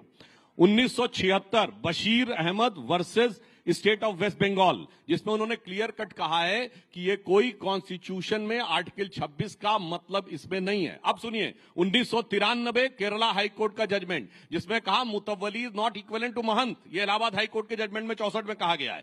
तो बहुत साफ बात है, इट्स लाइक कि जैसे माइनॉरिटी इंस्टीट्यूशन है मदरसे, अब आप कहेंगे माइनॉरिटी कमीशन का चेयरमैन हमारी उसका होना चाहिए। भाई this is like a minority commission, तो माइनॉरिटी कमीशन का चेयरमैन नहीं होगा, हमेशा मुसलमान नहीं हो सकता। हाँ, तो इनकी वो एक सिख भी हो सकता है, ये उस मानसिकता से हैं कि माइनॉरिटी कमीशन का चेयरमैन हमेशा मुस्लिम होता था, इसलिए इन लोगों को ऐसा लगता है। और एक बात मैं कह दूं, फिर हमारे राष्ट्रीय अध्यक्ष नड्डा जी ने फ्लोर ऑफ द हाउस पे बोला था, जिस ढंग के प्रोविजंस यहां हैं दुनिया में किसी मुस्लिम कंट्री में वक्त में नहीं है, ना सऊदी अरब में जो इस्लाम की जन्मस्थली है, ना इंडोनेशिया में जो सबसे बड़ा मुस्लिम कंट्री है, ना टर्की में जो खिलाफत की सीट रही है, और ना आईएसआईएस वाले इलाके वाले इसमें सीरिया और इराक में, इसलिए, और ना पाकिस्तान और बांग्लादेश में। इसीलिए मैंने बोला था, कहावत होती हिंदी में, नया मुल्ला प्याज ज्यादा खाता है, यहाँ गैर मुल्ला प्याज ज्यादा खाता है, और इतना प्याज खाता है कि आंखों से आंसू निकलते हैं। भाई साहब ऐसा है कि कौन गैर मुल्ला, कौन हिंदू, कौन मुसलमान, उसका सर्टिफिकेट भारतीय जनता पार्टी नहीं देगी। भारतीय जनता पार्टी हिंदू की ठेकेदार नहीं है, नहीं थी, ना ही रहेगी। आप नहीं बताएंगे कौन सी हिंदू पार्टी है, कौन सी हिंदू पार्टी नहीं है। किसने आपको ये ठेकेदारी दी है?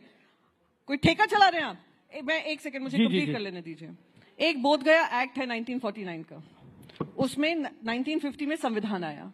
बुद्धिस्ट वहां पे प्रोटेस्ट कर रहे हैं बोध गया को लेकर कि वो उसमें नॉन बुद्धिस्ट ज्यादा हैं, बुद्धिस्ट कम है। टेंपल किसका है? बुद्धिस्ट का है। वो इनसे मांग कर रहे हैं उसको भी बदलाव करिए, नहीं उसको बदलाव नहीं होगा। अभी हाल ही में आरएसएस की मैगजीन है ऑर्गेनाइजर, उसमें आर्टिकल स्ट्रेट, चलिए वक्फ की लैंड ज्यादा है या चर्चेस के पास, क्रिश्चियंस के पास लैंड ज्यादा है। यानी आपकी आंख सिर्फ लैंड में लगी है, और ये लैंड किसको जा रही है हम सब जानते हैं। पोर्ट किसको गया? अडानी को। एयरपोर्ट किसको गया? अडानी को। लैंड किसको गया? अडानी को। अभी ये जो क्रिश्चियन लैंड होगी, अभी उस पर भी विवाद शुरू होगा। फिर आएंगे आप लोग माइनॉरिटी के हकदार बनकर के हम ही रिफॉर्म्स लाएंगे। तो कहां तक ये लड़ाई चलेगी? यही मेरा एक सवाल। तो क्या शिवसेना में एक सवाल, क्या शिवसेना उबाटा इस वक्त में जो प्रावधान बीजेपी की और एनडीए की सरकार लेके आई है उसके खिलाफ है? हमारे, अगर मैं क्लॉज बाय क्लॉज जाऊंगी मैं आपको सब बता दूंगी। पर मैं एक मिनट, मैंने कहा Shiv Sena UBT please allow me to complete. हाँ, सो डोंट इंटरप्ट। जी, हम लोग बिल्कुल रिफॉर्म के साथ हैं। रिफॉर्म होना चाहिए, पर रिफॉर्म ऐसा होना चाहिए जो एक पूरे वर्ग को आगे लेकर बढ़े। एक सेकंड, लेट मी कंप्लीट। जी, रही बात जो मैंने आपको बताया कि नॉन हिंदू अगर कोई डीएम बनता है तो वो उस टेम्पल ट्रस्ट में नहीं आ सकता है। ऐसे ही आप नॉन मुस्लिम्स को ला रहे हैं, तो कहीं ना कहीं एक मुसलमान के मन में शंका होगी कि क्या आप अपने लोगों को भरने का काम करें। एक मिनट। जी। हमने दूसरा हमारा था कि रेट्रोस्पेक्टिव नहीं होना चाहिए, प्रोस्पेक्टिव होना चाहिए। हाँ, वो टीडीपी ने भी कहा, वो जेडीयू ने भी कहा, हाँ हम मानते हैं उसमें अमेंडमेंट हुआ। ये भी अमेंडमेंट हमने कहा कि जो वक्फ लैंड होगी बाय राइटिंग होगी, ओरली कोई वक्फ लैंड डोनेट नहीं कर सकता है, वो भी उसमें लागू किया गया। तो हाँ, बहुत सारी चीजें हैं। अगर उन्होंने हमारी ये बात भी सुन ली होती तो मैं मानती हूँ कि हाँ, ये वक्फ रिफॉर्म शायद कांग्रेस पार्टी ने भी। आप उनकी बात नहीं सुन रहे हैं इसलिए नहीं हो रहा। इमरान मसूद, मैं आपको बता रहा हूँ, देखिए बात ये है 20 सेकंड में, केवल मुस्लिम समाज का मामला होता तो कोई बात नहीं थी। आप कह रहे हैं क्यों चर्च में मुनम्मम में क्रिश्चियंस की लैंड को क्लेम किया है कि नहीं? यमुनानगर के गुरुद्वारे को क्लेम किया है कि नहीं? तमिलनाडु के तिरुचेंदुरी मंदिर को क्लेम किया है कि नहीं? तो फिर आप ये कहिए हम सिर्फ मुस्लिम लैंड को क्लेम करेंगे। क्लेम तो हम सबको करेंगे। और वैसे मुझे एक चीज जो मैंने पार्लियामेंट में बोला था फिर बोल दूं, अभी प्रियंका जी बोली, इनके तो नेता 2015 में बोल चुके हैं कि मुसलमानों की नागरिकता भी ले लेनी चाहिए। यस, 2015 सामना में संजय राउत जी का स्टेटमेंट है। और सुनिए, और दूसरी तरफ संजय राउत को कोट कर रहे हैं, गठबंधन में वो शामिल हैं, वो मुस्लिम लीग, जिसने 28 अगस्त 1947 को कॉन्स्टिट्यूएंट असेंबली में सेपरेट इलेक्टेड मांगे। कोई जाके कॉन्स्टिट्यूएंट असेंबली की डिबेट में पेज नंबर 270 में पढ़ ले। इसलिए मैं कहना चाहता हूँ, पूरी बात कर, एक लाइन बस सुनिए सर। पुराना एक गीत था ना, वक्त ने किया क्या हंसी सितम, तुम रहे न तुम, हम रहे न हम। तो मैं कहना चाहता हूं, वक्त ने किया क्या हंसी सितम, मुस्लिम लीग और शिवसेना मिलके हो गए हम। ओके, जवाब इमरान मसूद की बारी है अभी। देखिए अभी सुधांशु भाई ने बात कही और बहुत सारे मुल्कों के उन्होंने उदाहरण दिए। बस यही आप अपनी बात के अंदर अपना आप ही अपनी मेरी बात कह गए। वक्फ कोई संस्था नहीं है कि सिर्फ संस्था की बात है। वक्फ मुसलमान का एक फरीजा है जो हर मुसलमान के ऊपर लागू होता है। और जितने मुस्लिम ममालिक आपने गिनवाए, उन तमाम मुस्लिम ममालिक के अंदर इस्लामिक लॉज हैं और उसके अंदर वो वक्फ के हिसाब से चलने का काम करते हैं। और वक्फ हमारा धार्मिक कृत्य है। बस इतनी बात समझाने की तो बात है जो बात प्रियंका जी ने कही कि आप तमाम जगहों पर काशी विश्वनाथ के अंदर, मैंने एक बहुत छोटा सा बुनियादी सवाल पूछ लिया था अपने एक साथी से, जवाब नहीं दे पाए थे और दे भी नहीं पाएंगे। अगर आप मुझसे कुछ हिंदू रिचुअल्स के बारे में पूछेंगे, सनातन रिचुअल्स के बारे में, मैं सुपरफिशियली आपको सब बता सकता हूं, लेकिन अगर ज्यादा गहराई में जाकर के आप मुझसे बात करेंगे तो मैं शायद नहीं बता पाऊंगा क्योंकि मैं जानता नहीं।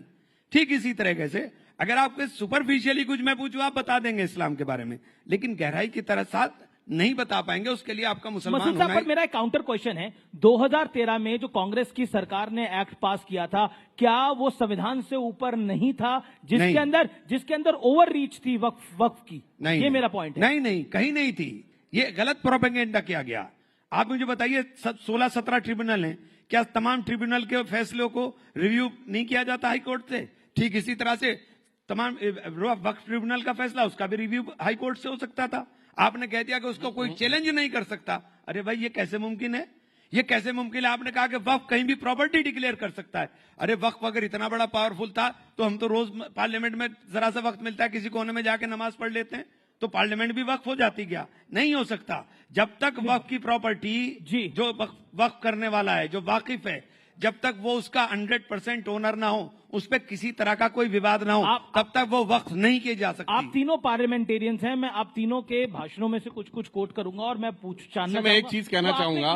क्यों कहा? मैं शुरुआत कर लेता हूं। मैं सुधांशु त्रिवेदी आपके पास आऊंगा। इमरान मसूद, आपसे शुरुआत कर लेता हूं। इमरान मसूद, आपने बोला कि इस देश में मुसलमानों का गला घोटा जा रहा है, यह आपका बयान था।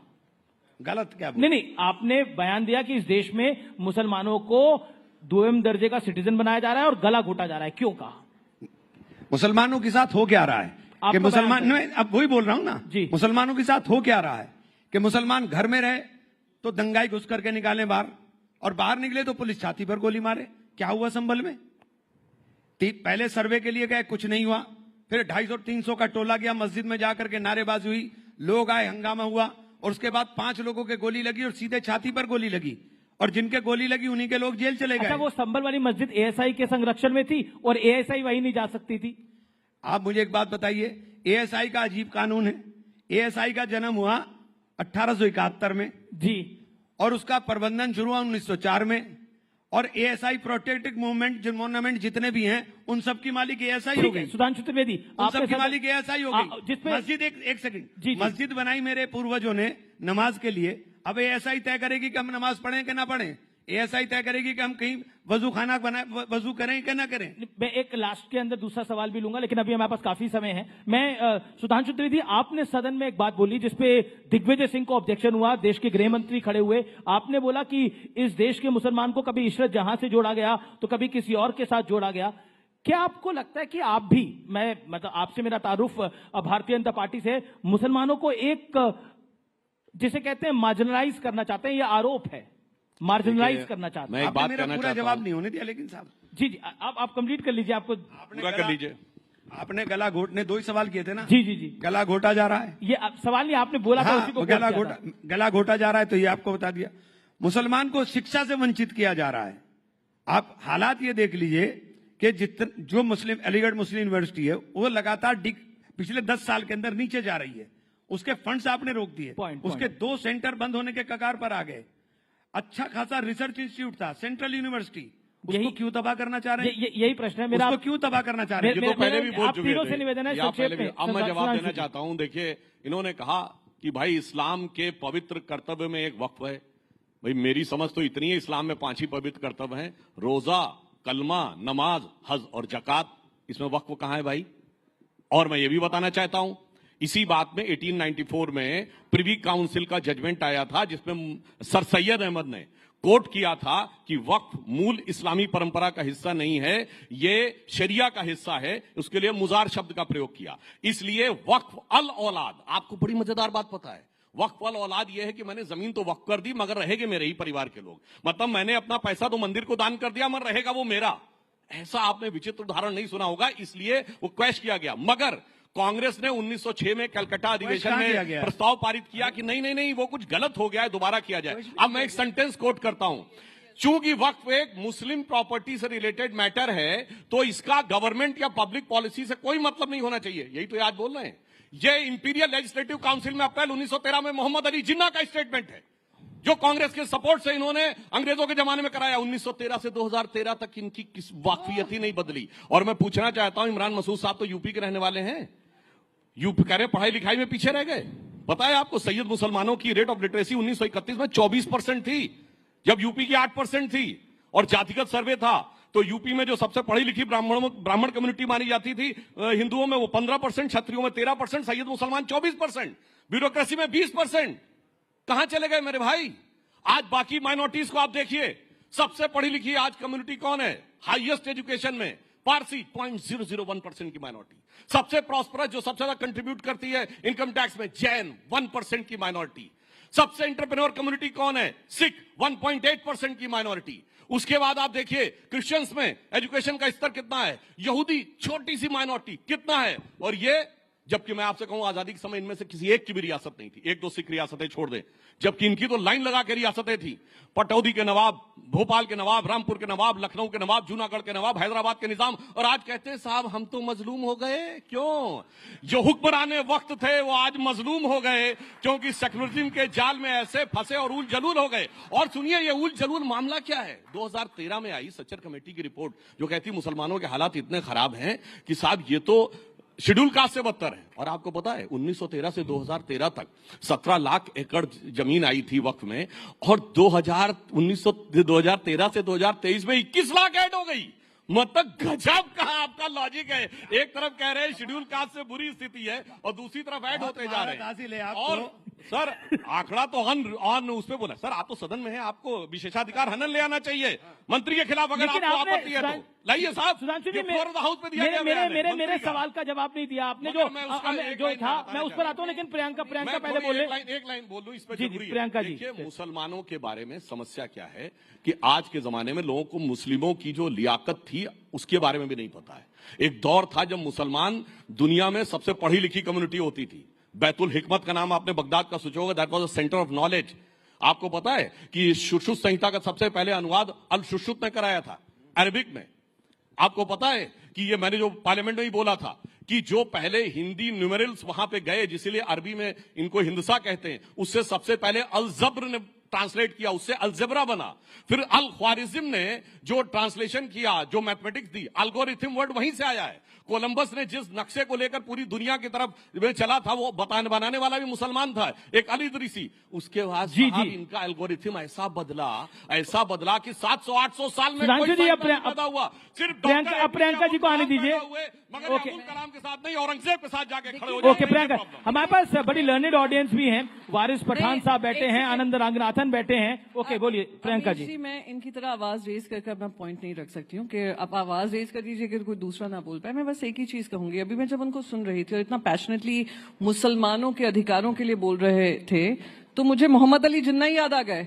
जैसे मोहम्मद अली जिन्ना ने आर्ग्यूमेंट दिया था और पाकिस्तान को अलग कर दिया था, इनका आर्ग्यूमेंट बिल्कुल उसी तरीके का था। तो आज ये मॉडर्न डे जिन्ना कौन बनकर बैठे हैं, आज इनकी भाषा से बहुत स्पष्ट हो गया है। जहां बता रहे हैं अरे देखिए हम लोग क्या थे, हमें क्या कर दिया, तो ये इनका आप कह रहे हैं मॉडर्न डे जिन्ना है। बिल्कुल, जो उस दिन अमित शाह जी ने भी कहा, जिस औरंगजेब की कब्र में मरसिया पढ़ाने वाले को राज्यसभा आप भेजेंगे। के लिए करते हैं, हम मुसलमानों के लिए करते हैं, हम मुसलमानों के लिए करते हैं, ऐसे ही नहीं। अरे नहीं, मैंने तो बताया मुसलमानों में क्या था और कहां से कहां पहुंचे। उन्होंने अमित शाह, आपने मेरा सुना ही नहीं। अब मैंने प्रोवाइड करिए, क्या कोट किया हमने, अपना तो बोला ही नहीं। सिर्फ एक डॉक्टर अब्दुल कलाम, अमित शाह के लिए। जब इतना जोर जोर से चिल्लाते हैं ना, तो सिर्फ अपनी आवाज सुनाई देती है, लॉजिक की आवाज कम हो जाती है। तो कुछ सुनाई नहीं पड़ रहा आजकल।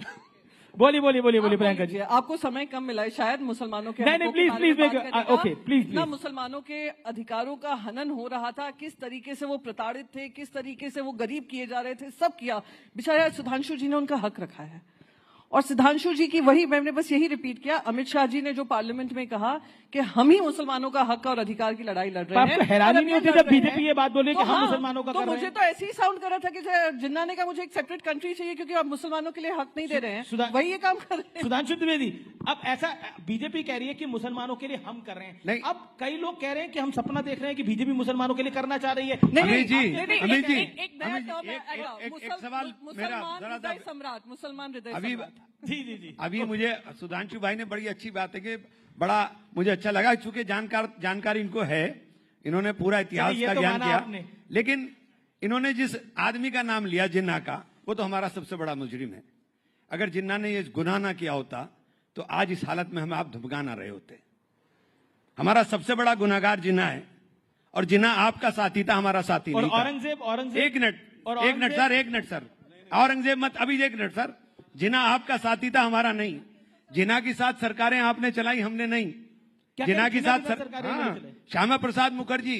गलत, अरे गलत कोट करिए, नाम कोट करिए, कौन था वो? प्रजा कृषक पार्टी फजलुल हक की थी 1941 में, ऐसी बात 46 में मुस्लिम लीग ज्वाइन किए। एक मिनट, अरे गलत, अब बहुत जोर से बोल देंगे तो आप कैसे? अरे कोई चेक कर ले जाके भाई। सिंध में किसके साथ सरकार, अरे सिंध में किसके साथ सरकार चला रहे थे? फ्रंटियर में किसके साथ सरकार चला रहे थे?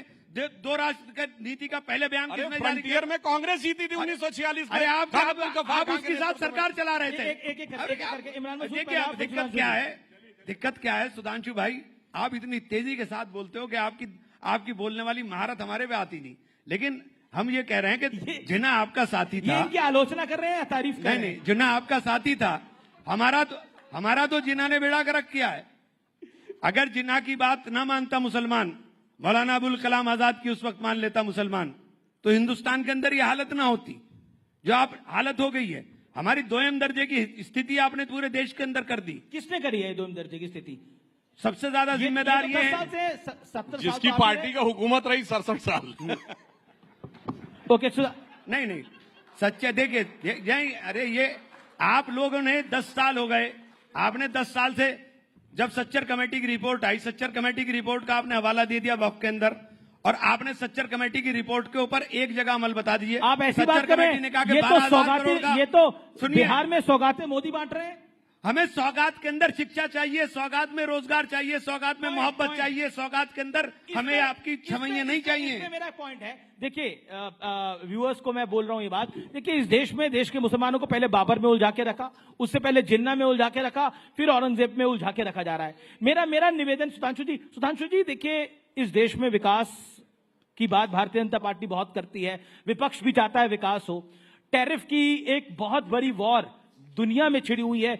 इस समय देश के अंदर चाहिए कि कहीं ना कहीं एकजुटता रहे। प्रधानमंत्री एक लाइन बोलते हैं कि एक है तो सेफ है, वो एक है तो सेफ है, क्या ग्राउंड पर दिखेगा? ये मैं बिल्कुल with reference to context quote करता हूं। दो कॉन्टेक्स्ट हैं, एक 3 या 6 जनवरी 1948 को कलकत्ता में दिया गया सरदार पटेल का statement, anybody can go and check. दूसरा 28 अगस्त 1947 को पार्लियामेंट में जो कॉन्स्टिट्यूएंट असेंबली में जब मुस्लिम लीग के सदस्य ने सेपरेट इलेक्ट्रेट की मांग की तो बोला, अब जो मैं इमरान मसूद साहब को जानकारी हो या ना हो, 1946 की कॉन्स्टिट्यूएंट असेंबली के इलेक्शन में उत्तर प्रदेश में जो मुस्लिम इलेक्टोरेट थे उसमें से 73 में 64 मुस्लिम लीग ने जीती थी, मद्रास प्रेसिडेंसी में 30 में 30, बॉम्बे प्रेसिडेंसी में 28 में 28, और 95% मुसलमानों ने वोट किया था मुस्लिम लीग के लिए, पाकिस्तान बनने के लिए। और जिन्ना चुनकर पूरी बात सर, अब मैंने शांति सुनी, और जिन्ना कोई रावलपिंडी, पेशावर, लाहौर से, ढाका, चिटगांव से चुन के नहीं गया था, मुंबई की बाईकुला सीट से चुन के गया था। 95% मुस्लिमों के वोट से, क्या मुंबई के 95% लोग चले गए? इसलिए सरदार पटेल ने कहा कि भारत के ज्यादातर मुसलमानों ने पाकिस्तान बनने के लिए वोट दिया है। ये सरदार पटेल का बयान है, 48 जनवरी कलकत्ता में। मैं नहीं मानता एक दिन में तुम्हारा दिल बदल गया, मगर जब जो हो गया सो हो गया, उसे पीछे छोड़ो और अब यह सोचो कि देश के साथ आगे कैसे चल सकते हैं। मगर इस सेकुलर पॉलिटिक्स ने पीछे से जोड़ के रखा। यह आजादी के बाद बाबर, तुगलक, औरंगजेब के नाम पे क्यों सड़कें बनाई गई? यह राष्ट्रपति भवन के अंदर मुगल गार्डन क्यों बनाया गया? मैं पूछना चाहता हूं ना, किसने पीछे से जोड़ के रखा? वही जो बता रहे हैं आज एआई के दौर में औरंगजेब के साथ खड़े हो जाते हैं प्रियंका, और दलगत भावना से ऊपर उठ के खड़े हो जाते प्रियंका जी, हैं। और ये सोचने का, एक लाइन में सोचने का विचार है, cutting across the party line Muslim नेता औरंगजेब के साथ खड़ा रहता है, cutting across the party line Rana Sanga के साथ नहीं खड़ा होता है। Cutting across the party line वक्फ की लैंड के साथ खड़ा रहता है, cutting across the party line Ram Mandir okay Priyanka, Hindu नेता नहीं खड़ा रहता है। मैं अब इंडिया अलायंस में भी आऊंगा। ओके, डिस्कशन पूरा चेंज हो रहा है। ओके, बोलिए। दिस इज एक्सट्रीमली डिस्टर्बिंग कि हम राइजिंग भारत समिट में आए हैं। हमें बात करनी चाहिए 2047 में क्या होगा। तो 1 second please, do not interrupt, do not. Modi ji होंगे 2047 में, 57 में, 87 में, 97 में, जो भी आपको बोलना है करिए। Happy? Are you happy?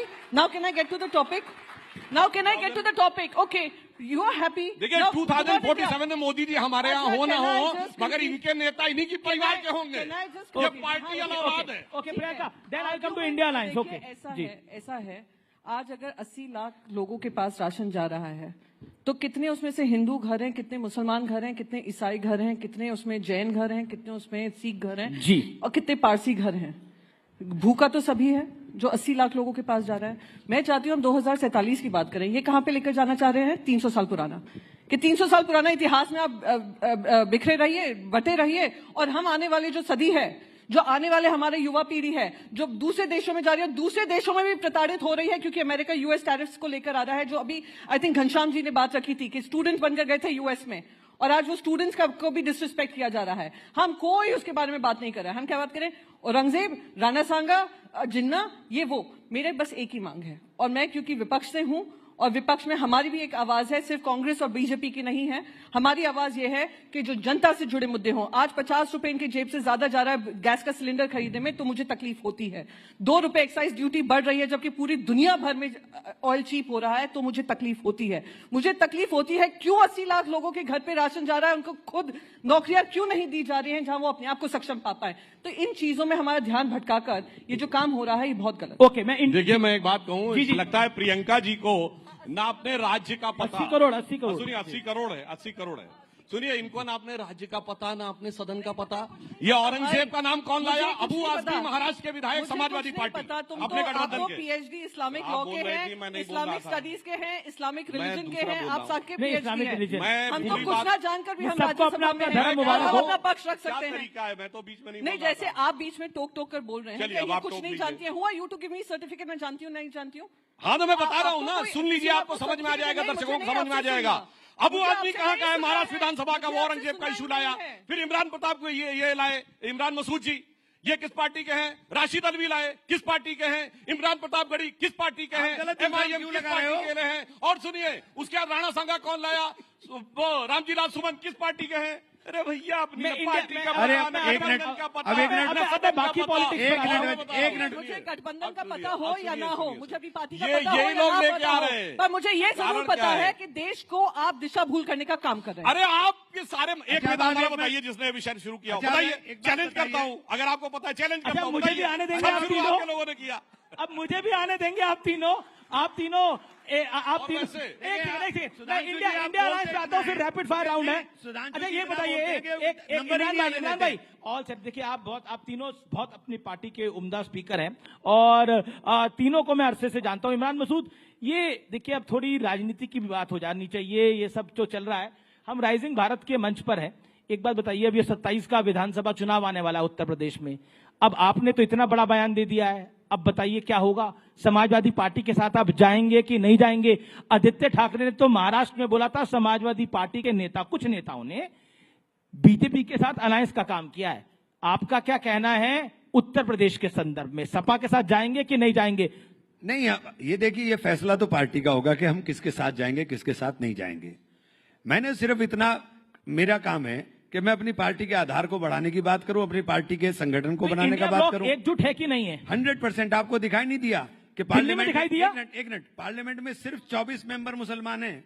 Parliament में सिर्फ 24 मेंबर मुसलमान हैं, जो मुसलमान मेंबर थे, लेकिन वक्फ के मामले के अंदर 232 वोट पार्लियामेंट में पड़े। ये हिंदुस्तान है, ये हिंदुस्तान है। दूसरी चीज मैं कह रहा हूं, हमें भाईजान बहुत तेज तेज बोलते हैं, हमारी समझ में नहीं आता, लेकिन मैं इतनी बात जरूर कह रहा हूं कि जिन्ना आपके आदर्श होंगे, मेरे आदर्श तो थे नहीं ना, हैं। क्योंकि जिन्ना को हम सबसे बड़ा गुनाहगार मानते हैं अपनी इस हालत का, बदतर हालत का जो आपने हमारी कर दी है। मैं इंडिया अलायंस में आ रहा हूं, समाजवादी पार्टी के साथ अलायंस होगा कि नहीं होगा? नहीं, ये फैसला तो पार्टी का होगा। अभी क्या माहौल है? अभी क्या मूड है? संगठन की बात रखिए ना, कुछ तो ब्रेकिंग न्यूज रखिए। अभी राइजिंग भारत की बात कर रहे थे हम लोग, और हम लोग देश की, हम लोग प्रियंका जी से पूछ लीजिए, ये एक्सपीरियंस करके आए हैं समाजवादी पार्टी को महाराष्ट्र के अंदर, सलाह अच्छी देंगी? नहीं, देखिए ये बिल्कुल दूंगी और खुले दिल से दूंगी, क्योंकि मैं देश के साथ हूँ। जी। देखिए हम लोग कौन किसके साथ लड़ेगा, कौन क्या लड़ेगा, राजनीतिक परिस्थितियों पर दिल्ली में हमने एकजुटता देखी। केजरीवाल जी को एकजुटता के कारण निपटना पड़ गया। अरविंद केजरीवाल जी को एकजुटता के कारण निपटना पड़ गया। दिल्ली में हमने देखा। प्रियंका अब एक बात कह दूं, मेरे से रुका नहीं जा रहा है, मैं बोल ही देता हूं। बिल्कुल मत रुकिए, इस मंच पे बिल्कुल मत रुकिए। जिस दिन तक भारतीय जनता पार्टी को हराने की कसम सारे इकट्ठे होकर खाते रहेंगे, भारतीय जनता पार्टी नहीं हारेगी। अच्छा, खाते रहेंगे तो नहीं हारेगी? बिल्कुल। तो कैसे करें फिर, हराएं कैसे? ये फॉर्मूला तो बताइए महाराज, बताइए फॉर्मूला। देश सुन रहा है आपको। देखिए मैंने आपको बता दिया, कैसे? जब कसम नहीं खाएंगे तब हार जाएंगे। नहीं, हमें अपने जीतने का लक्ष्य रखना चाहिए। हमें भाजपा को हराने का क्यों लक्ष्य रखना है? हम अपने जीतने की बात करें।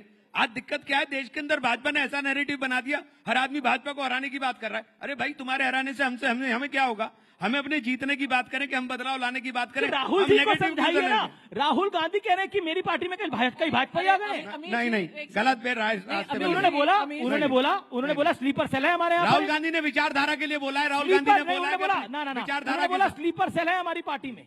कांग्रेस पार्टी में एक स्लीपर सेल है, राहुल जी ने बोला। नहीं, अमीश जी, मैं आपसे एक प्रश्न पूछूं। जितने अधिकार से आप कहते हैं राहुल गांधी जी को बोलिए, आप इतने अधिकार से नरेंद्र मोदी जी के लिए आप बोल पाएंगे? क्या बोल पाएंगे आप मोदी जी के लिए? मोदी जी से सवाल पूछ सकते हैं? नहीं, बिल्कुल। देखिए, बिल्कुल हम पूछ सकते हैं। ऐसे बयान कभी मोदी जी के सुनाई पड़ते हैं। मोदी जी अगर बोले कि बीजेपी में स्लीपर सेल है तो जरूर 15 लाख खाते में तो मोदी जी ला रहे थे। एक सेकेंड, अमीश जी, मैंने कभी भी कोई भी पत्रकार से ये सवाल नहीं पूछा मोदी जी से पूछते हुए कि मोदी जी आपका मतलब क्या था जब आपने कहा कि आपके मंगलसूत्र खींचकर ले लिए जाएंगे? किसी ने पूछा है? मैंने नहीं सुना। हो सकता है मैं मिस कर रही हूं। उसके लिए जिसने कश्मीर देखा उसे समझ में आना चाहिए। इंटरव्यू कश्मीर 1990 सबको समझ में। इंटरव्यू मैंने कोई देखा है। जिस अधिकार से भी आपने कहा कि आदित्य जी से पूछिए या राहुल जी से पूछिए, तो मैं ये पूछना चाहती हूँ उतने ही अधिकार से आप लोग, और मैं यही अपेक्षा करती हूँ अपनी मीडिया से कि हम राइजिंग भारत की जब बात करते हैं 2047 में हमारी मीडिया का क्या हाल होगा, इसके बारे में कभी आपने सोचा है? बहुत अच्छी बात कही प्रियंका जी। प्रियंका जी के लिए ताली बजाइए। प्रियंका जी ने बोला कि ये सवाल आप मोदी जी से पूछ सकते हैं। हाँ, मोदी जी से पूछ सकते हैं क्योंकि वो इंटरव्यू दे देते हैं, लेकिन राहुल जी ने तो कोई इंटरव्यू ही नहीं दिया। पूछे कैसे? जिस दिन देंगे तो उनसे भी पूछेंगे। ये भी आप बात गलत कर रहे हैं साहब। 84 इंटरव्यू नरेंद्र मोदी के। एक minute Amish ji, Aditya Thackeray also gave interview. Uddhav Thackeray ji ने, राहुल गांधी जी ने इंटरव्यू नहीं दिया। आपने एक बहुत अच्छी चीज कही है। अमीश जी ने कहा कि प्राइम मिनिस्टर इंटरव्यूज देते हैं। Very impressed Amish ji, I am very impressed. पर हमारे जर्नलिस्ट ने, किसी ने उनसे पूछा कि प्रधानमंत्री जी इसका क्या मतलब है जब आप कहते हो सोने की मंगलसूत्र खींच लेते हैं? अच्छा नहीं, एक मिनट, अच्छा सुनिए, अभी राहुल गांधी जी ने कहा कि कॉन्स्टिट्यूशन 47 में लिखा गया। ये कितने जर्नलिस्टों ने पूछा कि कॉन्स्टिट्यूशन 47 में नहीं लिखा गया मेरे भाई? और सुनिए, उन्होंने कहा कॉन्स्टिट्यूशन हजारों साल पहले का है। तो भाई ऐसा अद्भुत ज्ञान जो राहुल गांधी जी के पास है, वो कहते जिसको तुम देख रहे हो वो राहुल गांधी वो है ही नहीं, वो तो खत्म हो चुका है। तो मुझे लगता है ऐसा ज्ञान। और आप उसके बारे में क्या कहेंगे जो प्रधानमंत्री कह रहे थे मैं नॉन बायोलॉजिकल हूं? क्या बात आप बोल रहे हैं? देखिए साहब, अब कांग्रेस का आप व्यक्तिगत अभी आपने इतना सवाल पूछा। व्यक्तिगत इन्हीं के चैनल पे कहा था हमारे मैं किसी काम से आया हूँ, कोई अवतार। अरे मतलब ऐसी बात कर रहे हैं। आपने पूछा सपा और कांग्रेस साथ रहेंगे या नहीं, ये जानते क्या सवाल? इसके बारे में आप बोलेंगे? इसके बारे में भी इस पे सिर्फ एक लाइन बोलेंगे। मैं पूछूंगा चंद्रबाबू नायडू और नीतीश बाबू साथ रहेंगे कि नहीं रहेंगे? हमारे तो हमेशा साथ थे, 95 से बीच में थोड़े समय के लिए अलग हुए तो हमारे साथ रहेंगे। मगर इनके साथ जानते क्या स्थिति है? लोकसभा में साथ थे, फिर बाई इलेक्शन में अलग हो गए, फिर वक्त पे साथ आ गए, फिर अलग हो गए। इनके लिए एक लाइन है सपा और कांग्रेस के रिलेशन के लिए कि मिलो न तुम तो हम घबराएं, मिलो तो आंख चुराएं हमें क्या होगा। ओके रैपिड फायर राउंड है। एक सवाल, दो सवाल हैं। सबसे पहले इमरान मसूद साहब आपसे, कौन बेहतर पॉलिटिशियन है, राहुल गांधी या प्रियंका गांधी? Choose one. आप कैसी बात कर रहे हैं? नौकरी खतरे में डाल नहीं, अब मैं डबल माइक लगाऊंगा। मुझे आप एक बात सरिए, आप पूछेंगे ये रैपिड फायर राउंड का मतलब होता है ना, एक लाइन में जवाब। अब एक लाइन में जवाब भाई। नहीं, आप राहुल गांधी और मोदी जी के बारे में पूछेंगे तो मैं जवाब दूंगा। मैं पूछ दूंगा। ओके। अब मुझे मौका दीजिए। इमरान मसूद, अगला सवाल आपसे। वक्फ संशोधित कानून मानना सही है या गलत, क्या कहते हैं आप इसके ऊपर? मानना सही और गलत तो एक अलग विषय है। मानना जब कानून, देखिए कानून अगर बन गया और हम सुप्रीम कोर्ट में गए और सुप्रीम कोर्ट से भी इस पे मोहर लग जाती तो मानना पड़ेगा। ठीक है, देश कानून से चलता है, देश हमारे बात से नहीं चलता है। प्रियंका चतुर्वेदी जी, विपक्ष का बड़ा नेता कौन है? राहुल गांधी, अखिलेश यादव या उद्धव ठाकरे? Choose one. महाराष्ट्र के लिए तो उद्धव ठाकरे जी हैं। और देश के लिए? मेरे लिए तो as my party leader Uddhav Thackeray ji हैं। I am very clear. देश के लिए देश के लिए भी अगर उन्होंने महाराष्ट्र में एक अच्छा मॉडल दिया तो देश का भी एक अच्छा मॉडल ही प्रस्तुत करेंगे। ठीक है। और किसकी विचारधारा आपकी विचारधारा के, यानी आपकी पार्टी की विचारधारा के ज्यादा करीब है, कांग्रेस या भारतीय जनता पार्टी? देखिए, हमारी पार्टी की, मैं अपनी पार्टी की विचारधारा की बात करूंगी, जिनका मैं वही कंप्लीट कर लूं, एक्साइटेड मत होइए जी। के दिल में राम, हाथ में काम, आपको किससे क्लोजेस्ट है वो आप समझ लीजिए जी। सुधांशु त्रिवेदी, वक्फ झांकी है, आगे क्या बाकी है? वक्त आने पर बता। मैं हमारे यहाँ तो प्रधानमंत्री है। आपने पूछा, सवाल हमसे क्यों है? सुनिए, इसलिए कि आपके यहाँ अभी हसरतें हैं होने की, हमारे यहाँ ऑलरेडी है, इसलिए अंतर है। अब पूछ लिया, आपने पूछ लिया, आपने पूछा। सुनिए, अब आप बता दीजिए ना, आप बता दीजिए ना, आप बता दीजिए मोदी जी और अमित शाह में कौन है? हमारे यहाँ तो मोदी जी प्रधानमंत्री हैं, किंतु परंतु नहीं है। आप क्या हसरतें लिए हुए 1 दर्जन लोग खड़े हुए हैं इंडी गठबंधन में। अरे ठीक है, मेरे ही भाग से छीका फूट जाए। जी, आपका सवाल, अगला सवाल, आपने सवाल क्या किया था? अगला सवाल और आखिरी सवाल है, अखिलेश यादव बेहतर हैं या राहुल गांधी बेहतर है? आपकी राय के अंदर एक को चूज करना पड़ेगा। बिल्कुल निश्चित रूप से अखिलेश यादव, चूंकि कम से कम कुंभ में स्नान करने तो गए, धन्यवाद। गए नहीं स्नान। ओके, आप तमाम लोगों का बहुत बहुत शुक्रिया। जबरदस्त तालियों के साथ अभिनंदन करिए हमारे तीनों सांसदों का। बहुत अच्छी चर्चा रही और तीनों ने बहुत ही अच्छे तरीके से हर सवाल का जवाब दिया। बहुत बहुत शुक्रिया तीनों का। सुधांशु त्रिवेदी, प्रियंका जी, इमरान मसूद जी, अभिनंदन आपका।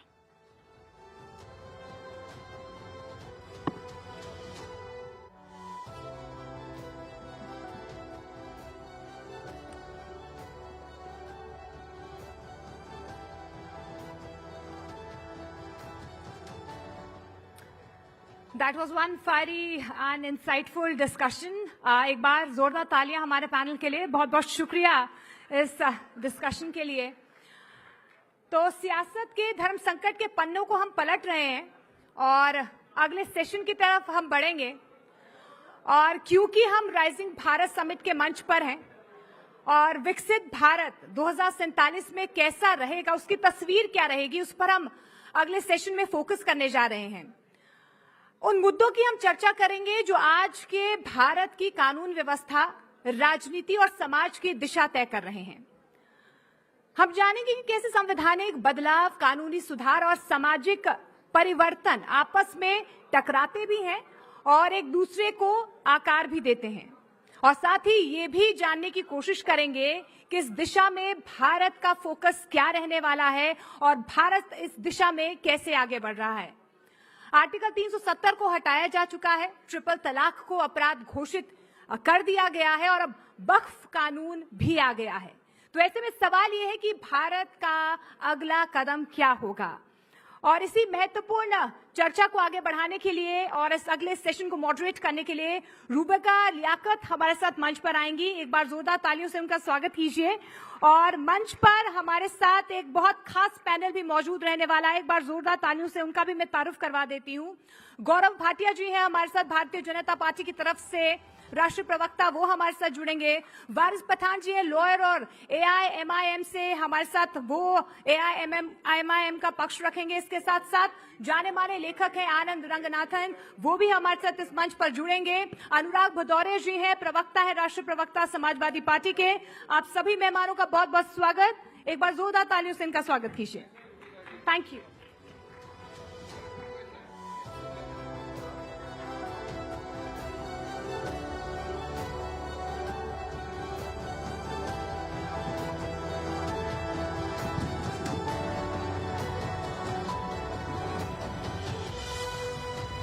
नमस्कार आप सभी को। जनरली गूंज जो है, जनरली क्या, हमेशा ऐसा कभी नहीं हुआ है कि 4:50 आप मेरे लबों से ना सुने कि गूंज की शुरुआत हो चुकी है। लेकिन आज राइजिंग भारत का मौका है और इसीलिए राइजिंग भारत के इस मंच से ये स्पेशल एडिशन इस वक्त आप गूंज का देख रहे हैं।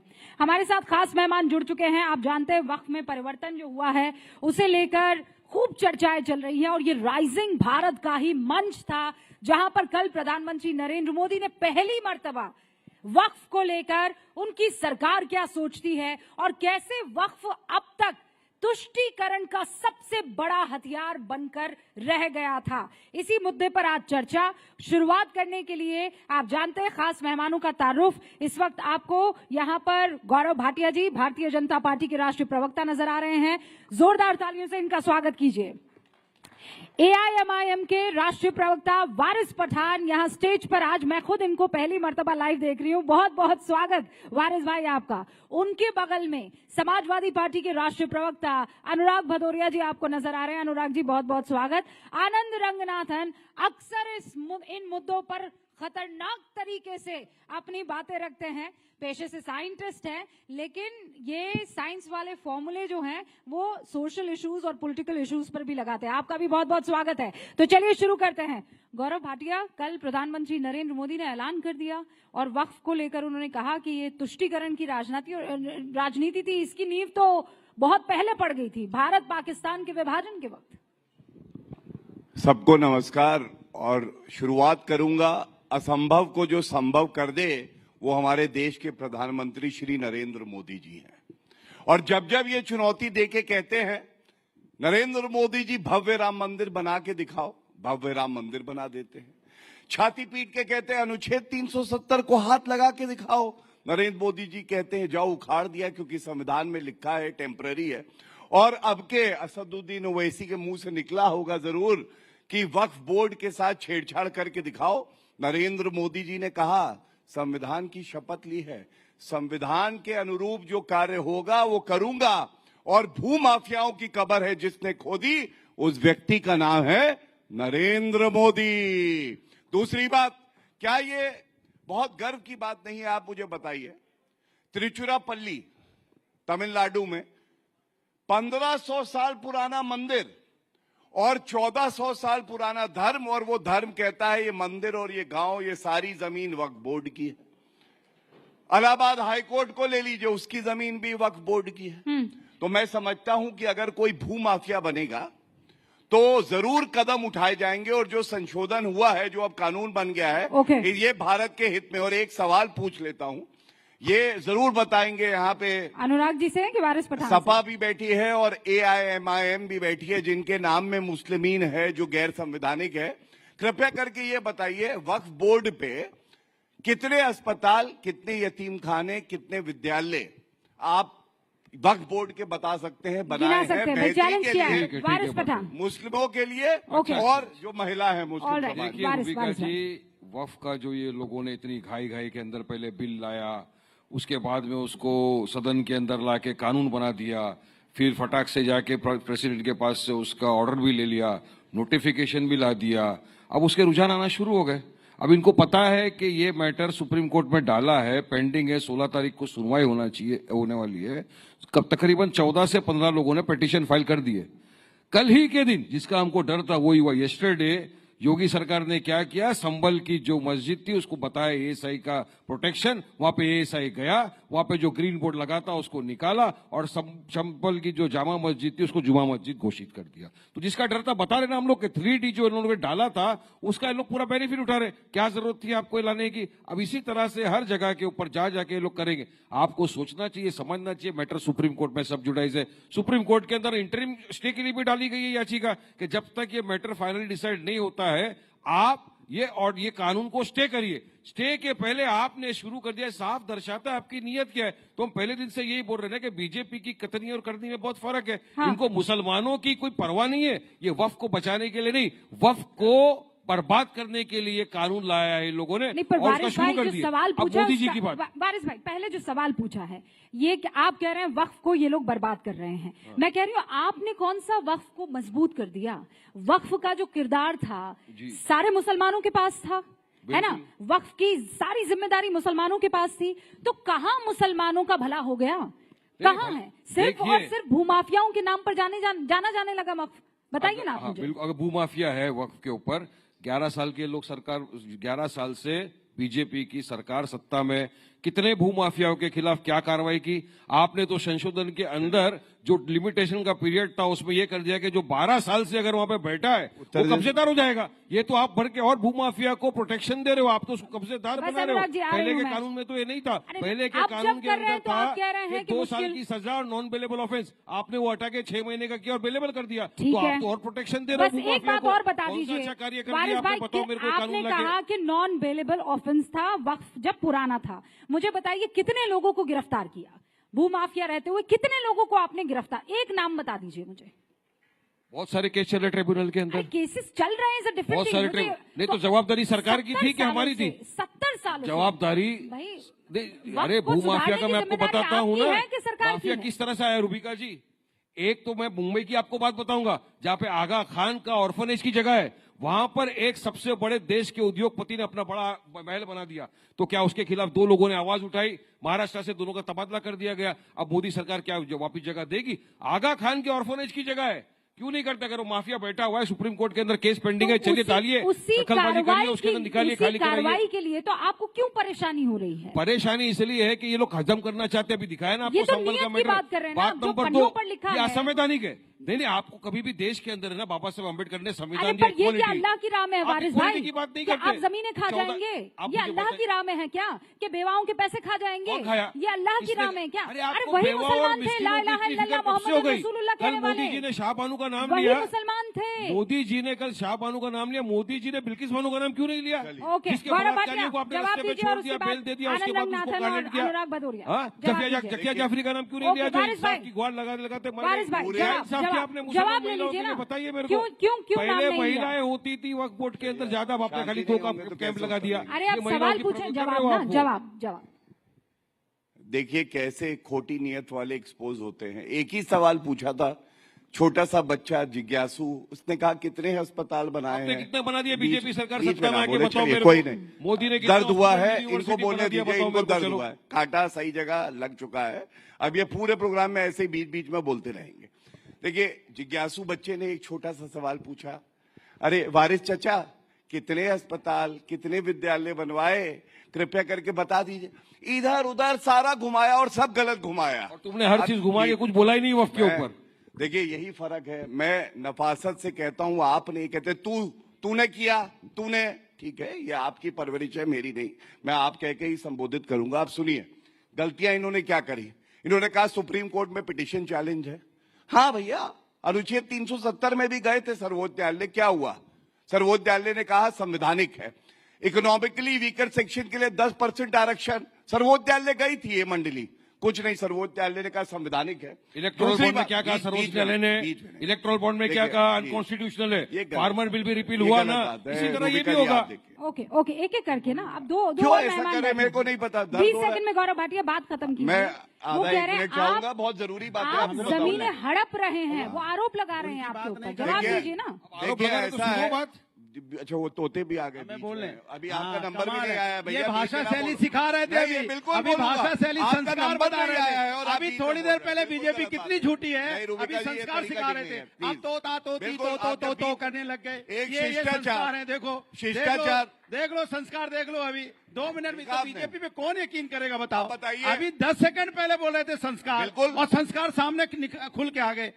कमाल है भाई। अब हम बोल रहे हैं, अब इन्होंने बहुत बोल लिया। 1 सेकंड, 30 सेकंड, उसके बाद जवाब नहीं मिलेगा। हम देखिए ऐसा है, जब भी इस तरह का मंच होता है शिष्टाचार में, एक दूसरे की बात सुनते हैं, लिखते हैं, जैसे मैंने लिखा, उसके बाद अपनी बारी में बोलते हैं। ये बीच में क्यों कूद आए? अरे लो भाई, बेगानी शादी में अब्दुल्ला दीवाना। अरे अब्दुल्ला तो ऐसे ही दीवाना रहता है वैसे। चलिए अब मैं बताता हूँ दूसरी बात।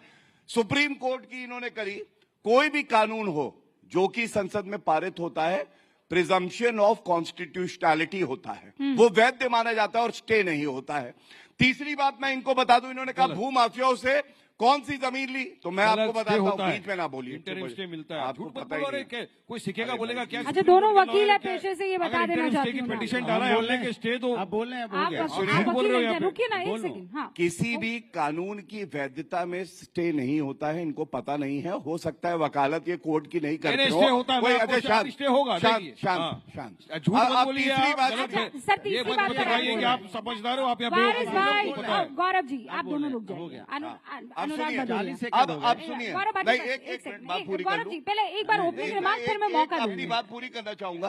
देखिए, एक सवाल है, जब ये देश को विभाजित करते हैं धर्म के आधार पे, ये इनका संविधान लेके आया हूं, ऑल इंडिया मुस्लिम जो पार्टी है, मुस्लिमीन, और ये क्या कहती है? ये कहती है इनका कॉन्स्टिट्यूशन, ये पार्टी बनी है मुसलमानों का नेतृत्व करने के लिए, मुसलमानों का सशक्तिकरण करने के लिए और मुस्लिम एकता को बढ़ाने के लिए। मैं पूछना चाहता हूँ, चुप हो जाइए, क्या गलत है? बीच में ना बोलिए, मुसलमानों बीच में ना बात करना गुनाह है इसलिए क्या? गलत है कि हर पॉलिटिकल पार्टी संविधान की शपथ लेती है कि वो एकता लाएगी तो सभी भारतीयों में लाएगी, नेतृत्व करेगी तो हिंदू मुस्लिम करेगी, बीजेपी और एकता लाएगी। लेकिन आप दोनों ये संविधान इनकी जो पार्टी का है, ये भारत के संविधान के खिलाफ काम करते हैं। ओके, गौरव जी आपको भी रोक रही हूँ, वारिस पठान आपको भी रोक रही हूँ। अब अनुराग जी, आपने कल बयान सुन लिया था प्रधानमंत्री नरेंद्र मोदी का, लेकिन कई ऐसे दर्शक हैं जिन्होंने नहीं सुना था। मैं एक हल्का सा वो बयान आपको सुना देना चाहती हूँ प्रधानमंत्री नरेंद्र मोदी का, ताकि दोबारा डिबेट ट्रैक पर आए। उन्होंने कहा, वक्फ में आज तक इस तरह के तगड़े संशोधन इसलिए नहीं हुए क्योंकि तुष्टीकरण उसके बैकड्रॉप में, बैकग्राउंड में था। एक बार सुनवा दीजिए प्रधानमंत्री नरेंद्र मोदी ने राइजिंग भारत के उस मंच पर क्या कहा। तुष्टीकरण की इस राजनीति में कांग्रेस को सत्ता मिली, कुछ कट्टरपंथी नेताओं को ताकत और दौलत मिली, लेकिन सवाल ये है, आम मुसलमान को क्या मिला? गरीब पसबंदा मुसलमान को क्या मिला? उसे मिली उपेक्षा, उसे मिली अशिक्षा, उसे मिली बेरोजगारी। तो ये सुना आपने भदौरिया जी, आम मुसलमानों को आपने सिर्फ इफ्तार पार्टी के अलावा और दिया क्या? देखिए, मैं पूरी बात बताऊंगा और इसका जवाब भी दूंगा, लेकिन उसके पहले दर्शक बैठे हैं तो शायद वो हमारी बात अच्छी तरह समझ पाएंगे। ये संजय निरुपम जी का एक बार सुन लीजिए, हमें तो उनको भी डिबेट में आना है क्या? मैं बोल लूं? अरे आपके पीछे संजय निरुपम बोल रहे हैं भाई, वो रुकवाने की कोशिश कर रही हूँ, बोलिए। हमें तो चाहिए सिर्फ काम, ना भाषण, ना झूठा ईमान।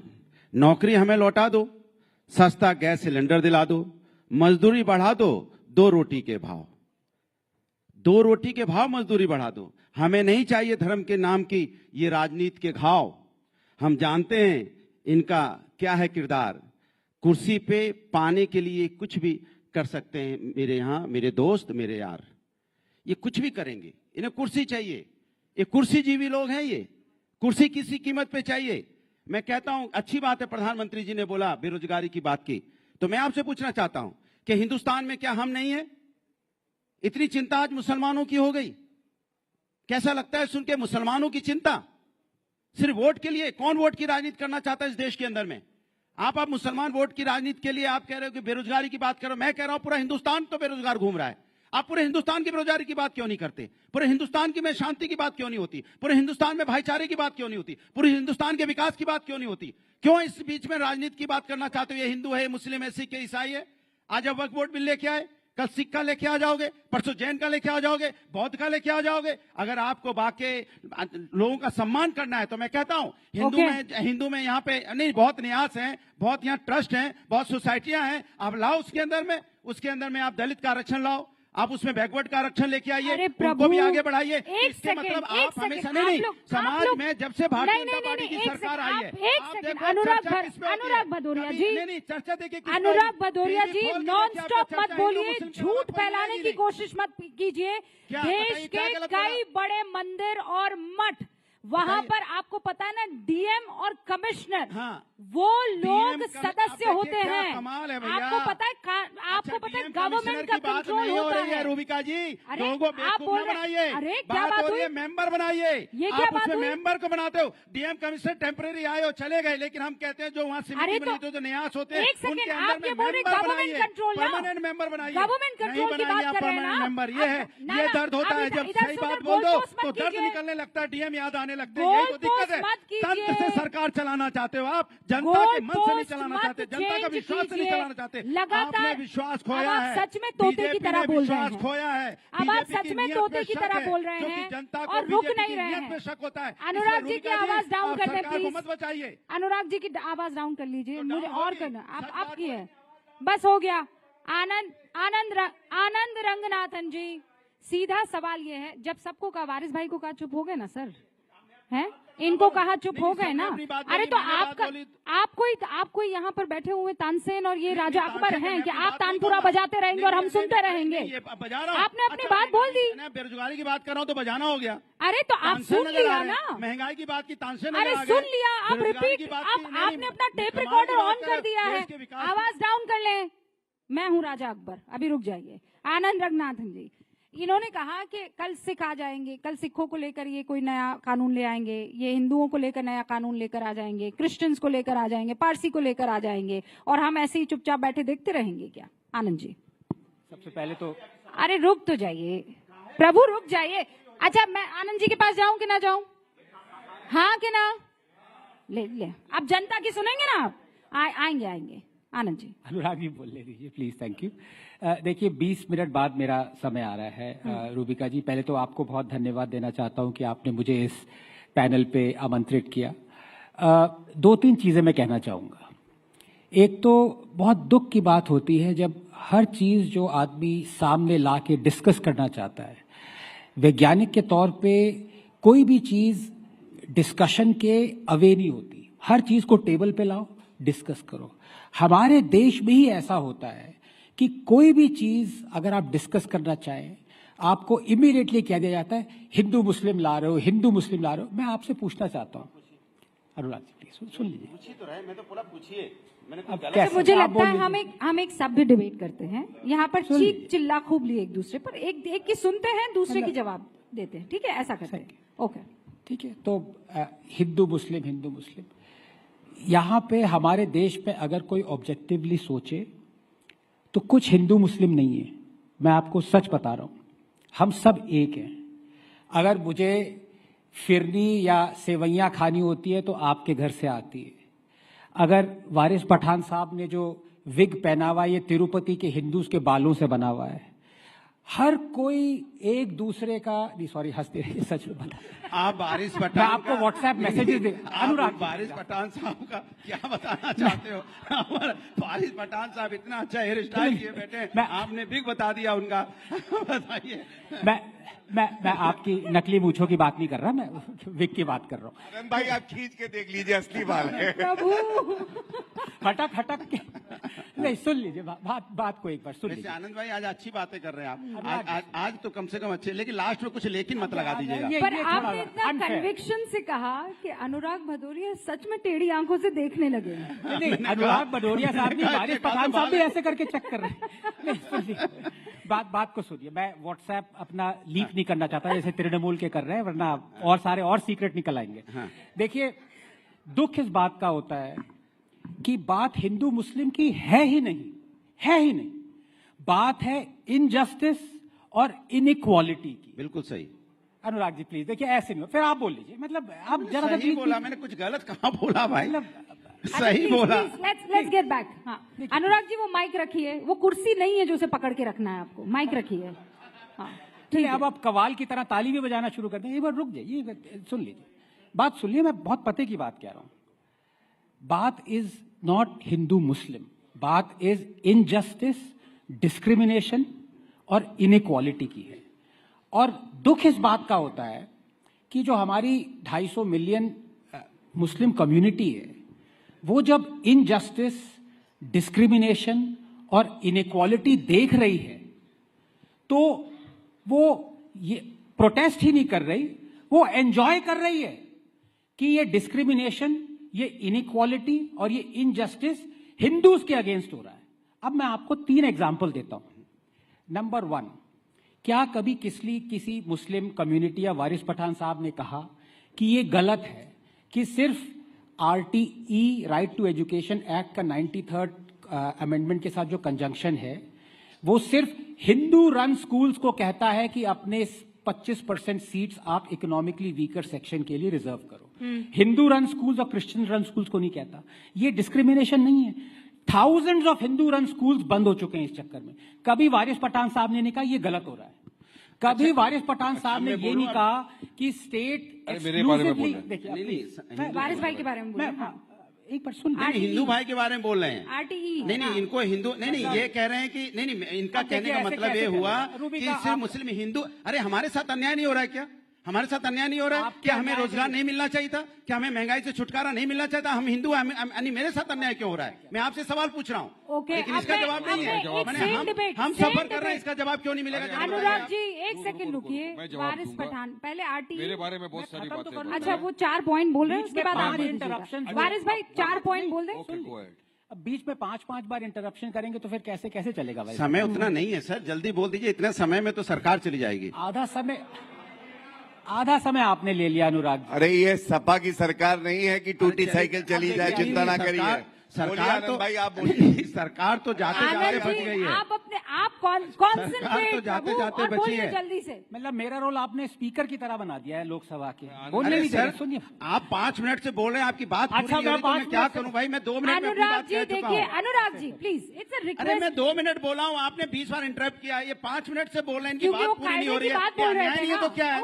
आपके मंच पे अन्याय हो रहा है, आप कह रहे बोलने नहीं दे रहे। इधर मेरे ऊपर आरोप लगाने से बेहतर होगा कि आप उनकी बात सुन लें। Okay Anand ji please try to finish it in संक्षेप। बिल्कुल। अभी कभी वारिस पठान साहब ने ये नहीं कहा कि सिर्फ हिंदू टेम्पल्स पे गवर्नमेंट एक्सक्लूसिवली कंट्रोल कर रही है और बिलियंस ऑफ डॉलर्स ले रही है, मॉस्क पे कंट्रोल क्यों नहीं कर रही? क्या ये डिस्क्रिमिनेशन इनइक्वालिटी नहीं है? वो हटनी चाहिए, कभी ये नहीं कहा। या वो हटे या मॉस्क को भी कंट्रोल करो, मॉस्क से पैसा लो। और तीसरी सबसे जरूरी बात, और ये मैं वक्फ पे आना चाहता हूं। देखिए मेरा वक्फ बोर्ड से कोई भी डिसएग्रीमेंट नहीं है। मैं तो कहता हूं हजारों वक्फ बोर्ड हो, कोई there are hundreds of boards, NGOs, charities.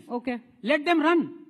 Point है कि वक्फ एक्ट आ गया जो कि वक्फ बोर्ड को वेपनाइज करता है। अब मैं आपको एक उदाहरण देता हूं। नहीं सर, वक्त की कमी है, जो बातें आपको बोलिए। जवाब दीजिए। मेरे अच्छे दोस्त आनंद रंगनाथन ने 5 मिनट में 50 मरतबा मेरा नाम लिया, तो मैं पूछना चाहूंगा आनंद भाई, आपने बहुत अच्छी अच्छी बातें बोलाई। मुझे बताओ आप लोगों को मुसलमानों की इतनी फिक्र कब से होने लग गई? क्योंकि देश में है। जिनको सुनिए, जिनको मुसलमानों की अच्छा मेरी 2 मिनट की अजान से तकलीफ है, जिनको मुसलमानों के 10 मिनट रास्ते पे नमाज पढ़ने से तकलीफ है, जिनको मुसलमान की बेटियों के हिजाब से तकलीफ है, जिनको मुसलमानों के खाने पीने से तकलीफ है, जिनको मुसलमान अगर दाढ़ी टोपी रख के कुछ ट्रेन में चला गया तो उसको मॉब लिंचिंग कर देते, JRCR नहीं बोलने से तकलीफ है, उनको आज अचानक मुसलमानों से इतनी मोहब्बत आ गई। यही तो सबसे बड़ा शक आ रहा है हमको। यही तो आपकी नियत में खोट है। अगर आपको कुछ करना है मुसलमानों के लिए, दीजिए हमारी बेटियों को डिमांड ड्रिवन स्कॉलरशिप। देंगे आप? नहीं देंगे। दीजिए। चकिया जाफरी मरूम को इंसाफ हिंदुओं के लिए भी नहीं दीजिए। मैं आपको डेटा देता हूं। को इंसाफ दीजिए। 11 साल आप जितने की मॉब लिंचिंग हुई सबको इंसाफ दीजिए। जिनके घर बुलडोजरों से आपने उड़वा दिए मुसलमानों के, बिना कोर्ट के ड्यू प्रोसेस फॉलो किए, आप दीजिए, उनको इंसाफ दीजिए। और अब इनइक्वालिटी की बात करो, इनइक्वालिटी काउंट मैं बताता हूँ। आर्टिकल 14 का ग्रॉस आर्टिकल 14 का ग्रॉस वायलेशन हुआ, मैं आपको बताना चाहता हूँ। कॉन्स्टिट्यूशनल और लीगल प्रोविजन बता दीजिए कि एंटी मुस्लिम है। हिंदू एंडोमेंट बोर्ड में मुसलमान अलाउड नहीं है, गैर कौम अलाउड नहीं है, लेकिन मुसलमान के वक्फ बोर्ड में आप हिंदुओं को डाल देंगे, ये क्या अलाउड है? चलिए वारिस भाई, अनुराग जी एक सेकंड। आपने कहा कि आपने एक साथ बोला कि इनको हमारी दाढ़ी से प्रॉब्लम है, इनको हमारी नमाज से प्रॉब्लम है, इनको में हमारे बच्चों के हिजाब से प्रॉब्लम है, लेकिन आपको तो जय श्री राम तक बोलने से प्रॉब्लम है। वो प्रॉब्लम नहीं है, आप बोलिए। आप किसी को नहीं बोलने पे मार डालोगे तो प्रॉब्लम है। इन्होंने गणपति बप्पा बोल दिया था, माफी मांगनी पड़ी थी। आप बोलिए। गणपति बप्पा बोल दिया था, माफी मांगे। आप बोलिए। जबरन बोलने से केस से निकाल देंगे, नहीं बोलने से एंटी नेशनल घोषित कर देंगे। चीजें जो आप लाते हैं, कोई चीज से प्रॉब्लम। यही वो जगह है जहाँ पर गौरव जी ये कह देते रूबिका जी इफ्तार हुई और आना नहीं हो पाया, यही वो जगह है जहां पर सिवैया की बात आनंद रंगनाथन कह देते हैं और आप जय श्री राम को जेसार कहने में भी घबराते हैं। रूबिका जी यही वो जगह है जहां हिंदू का जब परिवार होता है रामनवमी में तो मुस्लिम भाई फूल बरसाते हैं। यही बीजेपी को पसंद नहीं है एकता, तो हिंदू भाई मुस्लिम भाई पे फूल बरसाते हैं, हिंदू भाई मुस्लिम भाई पे फूल बरसाते हैं, मुस्लिम भाई हिंदू भाई पे फूल बरसाते हैं। गौरव भाटिया, भारतीय जनता पार्टी के दिल में सांप क्यों लौट रहा है जब हिंदू भाई सांप क्यों लौट रहा है आपके दिल में? गौरव भाटिया इसका जवाब दे दीजिए। देखिए, सबसे पहले तो मेरे भाई ने अभी बात करी कि ये हिंदुओं का भी है, मुसलमानों का भी है, सिखों का ही, सब बिल्कुल। मेरे भाई जो अभी आनंद भाई बता रहे थे, एक बार टीवी डिबेट में बोला गणपति बप्पा मौर्य, 6 महीने तक गायब हो गए टीवी से। फिर ये भी झूठ और एक झूठ। बोलो बोलो, मैं अभी आप लोग झूठ बोलते हो तो मैं बिल्कुल हंसता हूँ उस झूठ के ऊपर। फर्क क्या है? पिछले 7 साल से झूठ चलता जा रहा है। भाजपा का प्रवक्ता अपने भाई वारिस पठान को आदर देता है, सम्मान देता है, उसकी बात सुनता है, लिखता है, फिर उत्तर देना चाहता है। ये लोग हर लाइन पे टोकेंगे क्योंकि इनको डर ये लगता है कहीं हमारा असली चेहरा सबके सामने हर लाइन पे टोकेंगे। आप देख लीजिएगा, मैं अब मैं बताता हूँ। लोग तो गाना उतर गया है, असली चेहरा सामने, असली सूरज छुप रही है। अच्छा, ये बात तो सच है ना, ये बात तो सच है हर लाइन कि गौरव भाटिया ने जब बोला बीच में कोई नहीं बोला। हर लाइन पे अनुराग भाई जब आप बोले बीच में कोई नहीं बोला। अरे वक्त में बताओ ना, आर्टिकल 14 का वायलेशन है नहीं है, 25 का वायलेशन है नहीं है, 26 का वायलेशन है नहीं है, 25, 26 आर्टिकल 14 वायलेशन है कि नहीं है? 7 मिनट बोले हैं और क्या चाहिए? हम 2 मिनट बोले हैं और क्या चाहिए बताइए? तो अन्याय तो हमारे साथ है ना। जितनी सीटें उतनी बातें ना, रुक जाइए ना, जितनी सीटें आप रुकिए। रंगनाथन जी कितनी सीटें आपकी? गौरव भाटिया 140 करोड़ सीटें हैं मेरी भी। अरे हमारी एक है लेकिन पूरे में भारी है। आप दावेदार थोड़ी हो। विषय पर लौट कर आइए सर, विषय पर लौट कर आइए। गौरव भाटिया विषय पे रहते हैं, ये गोल अभी एक वक्तव्य खुद का बोला तो शर्मसार हो गए। एक और याद आ गया, कहते 15 करोड़ हैं, 100 करोड़ हिंदुओं पे भारी हैं, ये बोल रहे थे। और जलियांवाला बाग बनाने वाले तुम्हारे साथ बैठे हुए हैं, वो अलाउड है? शाहीन बाग बनेगा तो जलियान बाग बना देंगे, वो अलाउड है? ये गारंटी नहीं करेंगे, गारंटी है। अब सुनिए, उनको रॉन्ग प्रूफ कीजिए ना, बीच में मत बोलिएगा, रॉन्ग प्रूफ कीजिए। अब मैं आपको, क्योंकि वरिष्ठ अधिवक्ता हूं, आपको बताता हूं अनुच्छेद 14 क्या कहता है। हर नागरिक को कानून के सामने एक जैसा देखा जाएगा, कोई भेदभाव नहीं होगा। फिर क्यों ये बिल में डाला? बीच में नहीं बोले, भेदभाव बीच में ना बोले प्लीज। रूबिका जी, इस तरह से कोई चर्चा नहीं कर सकता है। हाँ, अब मैं आपको बताता हूं, जब वक्फ का कानून संशोधन हुआ 2013 में, वही भेदभाव की शुरुआत हुई। कैसे? आप बताइए, क्या सिखों के लिए, ईसाइयों के लिए, क्या हिंदुओं के लिए कोई वक्फ बोर्ड जैसी संस्था है कि ट्राइब्यूनल में फैसला होगा कि मंदिर की जमीन है कि नहीं? 14 का उल्लंघन तब हुआ, बीच में नहीं, सॉरी, आप एक अच्छे पार्लियामेंटेरियन बन सकते हैं अगर चुप रहे तो, वरना नहीं। जो चुप रहेगी जुबान खंजर, लहू पुकारेगा आस्तीन का। खामोश रहे 70 साल, अब खामोश नहीं रहने वाले, हक इंसाफ की बात करेंगे। अक्सर ऐसा होता है कि जो सहिष्णु होता है और खामोश रहता है उसमें ताकत ज्यादा होती है, जो चिल्लाता है अंदर से खोखला होता है। आप तय करिए, आप खोखले हैं? बीच में नहीं। अनुच्छेद 25 सुनिए, अनुच्छेद 25 स्टार्ट होता है, सब्जेक्ट टू के वर्ड्स है, subject to public order, morality and health. ऐसा नहीं है, एब्सोल्यूट राइट है। और सबसे बड़ी बात है, उसमें कानून बनाने का विशेष अधिकार है टू कर्टेल रिलीजियस राइट्स, और ये पार्लियामेंट को मिला है। अब सुनिए, इन्होंने बात करी मुस्लिम महिलाओं की। ऐसा नहीं बोल सकते, ऐसा नहीं बोल। How can you cartel my religious rights? अरे कौन से प्रावधान के अंदर कौन से प्रोविजन के आर्टिकल बताओ पब्लिक को, चलो बताइए। कोई मैं लॉ कॉलेज तो हूं नहीं, जो मैंने 20 साल के कड़े अध्ययन से सीखा है वो आपको 10 मिनट में नहीं सिखा पाऊंगा। इसके लिए आपको संविधान पढ़ना पड़ेगा। 2 मिनट में सिखा रहा हूं। सुनिए, अब मैं दूसरी बात करता हूं। मुस्लिम महिलाओं की इन्होंने करी। नरेंद्र मोदी जी से बड़ा सगा भाई कौन है? मुस्लिम महिलाओं को ट्रिपल तलाक को अपराध बना दिया, और ये हलाला और बहु विवाह तकलीफ के हमेशा पैरोकार बनते हैं। आपने बना दिया। तीसरी बात सुनिए, अच्छा अब मैं चाहती हूँ एक बात बस समाजवादी पार्टी पे कर लेते हैं।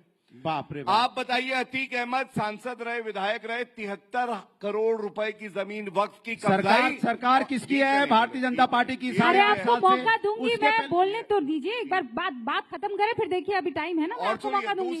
दूसरा उदाहरण, आजम खान, आपको याद होगा, जिनकी भैंसे अखिलेश यादव पुलिस से ढूंढवाते थे, वो जेल में है, वक्त की संपत्ति ले गए। और अंत करूंगा एक ही बात कह के, ये गिराने की कोशिश करते हैं भारत को, नरेंद्र मोदी जी को, हमें। ना मैं गिरा, ना मेरी उम्मीदों के मीनार गिरे, मुझे गिराने में कई लोग 100 बार गिरे, और ये गिरते रहेंगे। गौरव भाटिया ने जो बातें की, सर तुष्टीकरण का आप पर आरोप लगता है ना, वारिस भाई आती हूँ, तुष्टीकरण क्यों? भारतीय जनता पार्टी आज की डेट में वोट बैंक के लिए पूरे समाज में तुष्टीकरण कर रही है। हिंदू मुस्लिम की राजनीति कौन कर रहा है? नफरत की राजनीति कौन कर रहा है? इतनी देर इन्होंने भाषण दिया, इतनी देर बात बताई, एक बार भी देश कैसे आगे बढ़ेगा उसके बारे में नहीं, यूथ कैसे सम्मान से जिएगा उसके बारे में नहीं, सिर्फ एक ही बात, हिंदू मुस्लिम, मुस्लिम हिंदू, हिंदू मुस्लिम, मुस्लिम हिंदू, इसके अलावा कोई शब्द इनके पास नहीं है। राष्ट्र को आगे बढ़ाने के लिए देखिए, आपको याद रखना पड़ेगा, ये देश संविधानों ने, पर ये तो रिपीट टेलीकास्ट कर रहे हैं आप। सुनिए, इन्होंने इसके पहले नई दलील दीजिए ना। सुनो, इन्होंने 2014 में भूमि अधिग्रहण बिल लेके आए थे, वापस किया इन्होंने, क्योंकि विपक्ष अपनी राय दे रहा था, इन्होंने राय नहीं मानी। किसान बिल लेके आए थे ये, हमने कहा मेरी राय ले लीजिए, क्योंकि उसी जनता ने हमें भी चुना है, जिन जनता ने आपको चुना है, आपने मेरी राय नहीं मानी, बाद में आपको किसान बिल वापस लेना पड़ा। जिन किसानों को मौतें होगी उनकी जिम्मेदार कौन होगा? आज आप वक्फ बोर्ड का बिल लेके आए, जेपीसी आपने बनाई, हमने कहा मेरी राय ले लीजिए, जेपीसी ने राय लेके वक्फ बोर्ड बनाए। आपको सुनना ही नहीं चाहता। कवि कहना क्या चाहता है, लेकिन इसका कवि कहना क्या चाह रहा है? कवि कहना चाह रहा है, क्या कहना चाह रहा है? कवि बोलना चाह रहा है कि इसको समझ नहीं आ रहा है। तानाशाही अपनाती है, ओके, बिल पास करती है, बोलना चाह रहा है, पब्लिक को समझ नहीं आ रहा है। भारतीय जनता पार्टी आप वालों को भी समझ में नहीं आ रहा है। आप भी हमारे साथ अन्याय कह रहे हैं, कभी ये कहना चाह रहा है। अच्छा ठीक है, सुन लिया, कोई समझ नहीं पा रहा है। आनंद, आनंद, आनंद, आपने वारिस से जो सवाल पूछे, वारिस ने उनका जवाब दिया। उन्होंने कहा दिया जवाब? नहीं दिया भाई, वारिस आपने जवाब नहीं दिया। हर बात का जवाब दिया मैंने। आनंद भाई से सवाल किया कि ये जो नया वक्फ का कानून आया है, ये किस तरह से वायलेशन नहीं है 14 का, और आपको मुसलमानों से इतनी हमदर्दी कब से हो गई, जो इनसे इतनी नफरत करते हैं। तो आप मुसलमानों के लिए कुछ अच्छा करना चाहते हैं तो उनकी बेटियों को डिमांड ड्रिवन स्कॉलरशिप दीजिए, हमको भी हमारे हिसाब से आजादी दीजिए, हिजाब पहनने दीजिए, एजुकेशन लेने दीजिए, विकास का काम करने दीजिए, हमारा माइनॉरिटी का बजट बढ़ा दीजिए। आप जो माइनॉरिटी का बजट आप कर्टेल कर देते, और जो असंवैधानिक बिल जो आप लाए, बजट डबल हो गया है, इनको ये भी नहीं पता। ये मैं पन्ना लेकर आई हूँ। ओके, जवाब दीजिए। हमारा अधिकार है, हमको हमारा अधिकार दीजिए, यही तो बात है बस। आनंद, रूबिका जी, वारिस पठान साहब इतना झूठ बोल चुके हैं कि असादुद्दीन साहब सोच रहे होंगे, अरे तुम इतना झूठ बोलोगे तो मैं क्या बोलूंगा। अब मैं एक एक करके इनका जवाब देता हूँ, और बीच में इंटरप्ट मत करेगा, आपको आपके साउथ इंडियन बालों की कसम, मतलब विग वाले, ठीक है। पहली बात, हिंदू मुस्लिम कर रहे हैं, मैंने इनसे क्या पूछा? सीधी सी बात पूछी, जो डिस्क्रिमिनेशन हिंदूज के अगेंस्ट हो रहा है, आपको वो दिख ही नहीं रहा है? आपको अब वो हमें नहीं दिखा, अगर आपको दिख रहा है तो अरे काहे आप बीच बीच में परेशान कर रहे हैं? कैसे बोलेगा? रुकिए ना अनुराग जी, मेरे आपके बीच में नहीं बोले हैं, कमाल है। अच्छा नहीं लगता आपको? यहाँ वोट देने वाला कोई एक भी होगा ना तो पलट जाएगा, वो देगा, समझिए आप, देगा। ओके आनंद, क्योंकि हम गैस की बात पूछेंगे, 50 रुपए बढ़ा है, उस पर कोई बोलने को नहीं तैयार है। एग्जाम्पल मैंने आपको दे दिए। अरे गैस के दाम 50 रुपए बढ़े, आप तो रोजगार पा रहे हो, जिनके पास गैस का पैसा नहीं हो कहां से मिलेगा? जरा बताइए आप, गरीबों से पूछे जाके, आप तो यहाँ बैठे एसी में, उस गरीब से पूछे 50 रुपए कहां से लेके आएगा? जिसके घर में रोजगार नहीं है, पूछो कैसे जिंदगी चलती है? आवाज डाउन करें भाई, सुनिए, हर बार ऐसा ही क्यों होता है? मुझे आवाज डाउन करनी पड़ती है। अनुराग जी, लड़ने से कुछ नहीं होगा, यहाँ सभ्य तरीके से डिबेट हो रही है ना। ओके ओके अनुराग जी, रुक जाइए। आनंद की बात करना आपको, आनंद एक मिनट, सिलेंडर की आवाज क्या उठाई, आप चिल्लाने लगे? अरे सर, आपको सर, आपने गरीबी देखी है कभी? सर सुनिए, गाँव में पूछे लोग कैसे जी रहे हैं? डांट क्यों रहे हैं भाई? डांट ही रहे, हमको ऐसे नहीं बात करते हैं, समाजवादी पार्टी का ऑफिस थोड़ी ना है। अरे भाई, सम्मानित लोग आ रखे हैं, आप आनंद ले रहे हो, सपा का ऑफिस नहीं है। मैं एक आंकड़े लेकर बताती हूँ, आंकड़े बताती हूँ। आप जिस तरीके से चीख रहे हैं ना, ये सच्चर की रिपोर्ट बताती है प्रशासनिक सेवा में मुसलमानों की भागीदारी 3%, आईएएस और बाकी जो है उनकी 4%, आईपीएस जो है वो 4%, पुलिस बल में मुसलमानों की भागीदारी तब 7%, रेलवे में 4%। आज मोदी सरकार 2025 में ये आंकड़े मैंने निकलवाए, यूपीएससी क्रैक करने वाले मुस्लिम छात्र 5.12% बढ़ गए, यानी 3% से आगे गए। रेलवे में जो 4.5% मुसलमानों का आंकड़ा हुआ करता था वो 14.16% पहुंच गया है, जिसमें 463 गैजेटेड ऑफिसर है। अगर मोदी को सच में मुसलमानों से इतनी एलर्जी थी तो ये आंकड़ा बढ़ते हुए कैसे दिख रहा है आनंद रघुनाथन? सीधी सी बात है, देखिए डेटा कभी झूठ नहीं बोलता। अब जॉब्स की कोई बात कर रहा है, अब ये भी बात झूठ बोलेंगे कि जो केम्स रिपोर्ट है आरबीआई की कि पिछले साल 47 मिलियन जॉब्स वर क्रिएटेड, ये भी झूठ है। जीडीपी भी, हर चीज झूठ कहेंगे तो उसका कोई इलाज नहीं है। और आप ठीक कह रहे हैं, अगर आपको पावर्टी देखनी है ना सर, तो आप वहां जाइए सफाई में, जहां फेस्टिवल हुआ था सफाई में, जहां पे बॉलीवुड को अब सुन ले, अब देखिए ये गलत बात, आप गलत बात बोलेंगे। आपको देखना तो बोलेंगे गोरखपुर जाइए, आप कैसी बातें करते हैं? आप कल्चर प्रोग्राम बोलेंगे, सैफई जाइए, सैफई से इतना प्यार, चले जाइए आप, आइए आप देखें क्या क्या हमने गांव का डेवलपमेंट किया। अरे तो आप एंग्री यंग मैन की तरह क्यों बिहेव करते हैं? चले जाइए, गरीबी देखनी है तो। अरे गरीबी देखनी है, आपको इतना गुस्सा होने की जरूरत नहीं है। आपको पता है, कमाल की बात कर रहे हैं। आपको पता है, सुनिए मेरी बात सुनिए। उत्तर प्रदेश में नहीं है, अनुराग जी, देश में नहीं है। अनुराग जी, ये रेगुलर डिबेट नहीं है। कैसे हो गया गाँव, कैसे उन्नति कर गया अनुराग जी?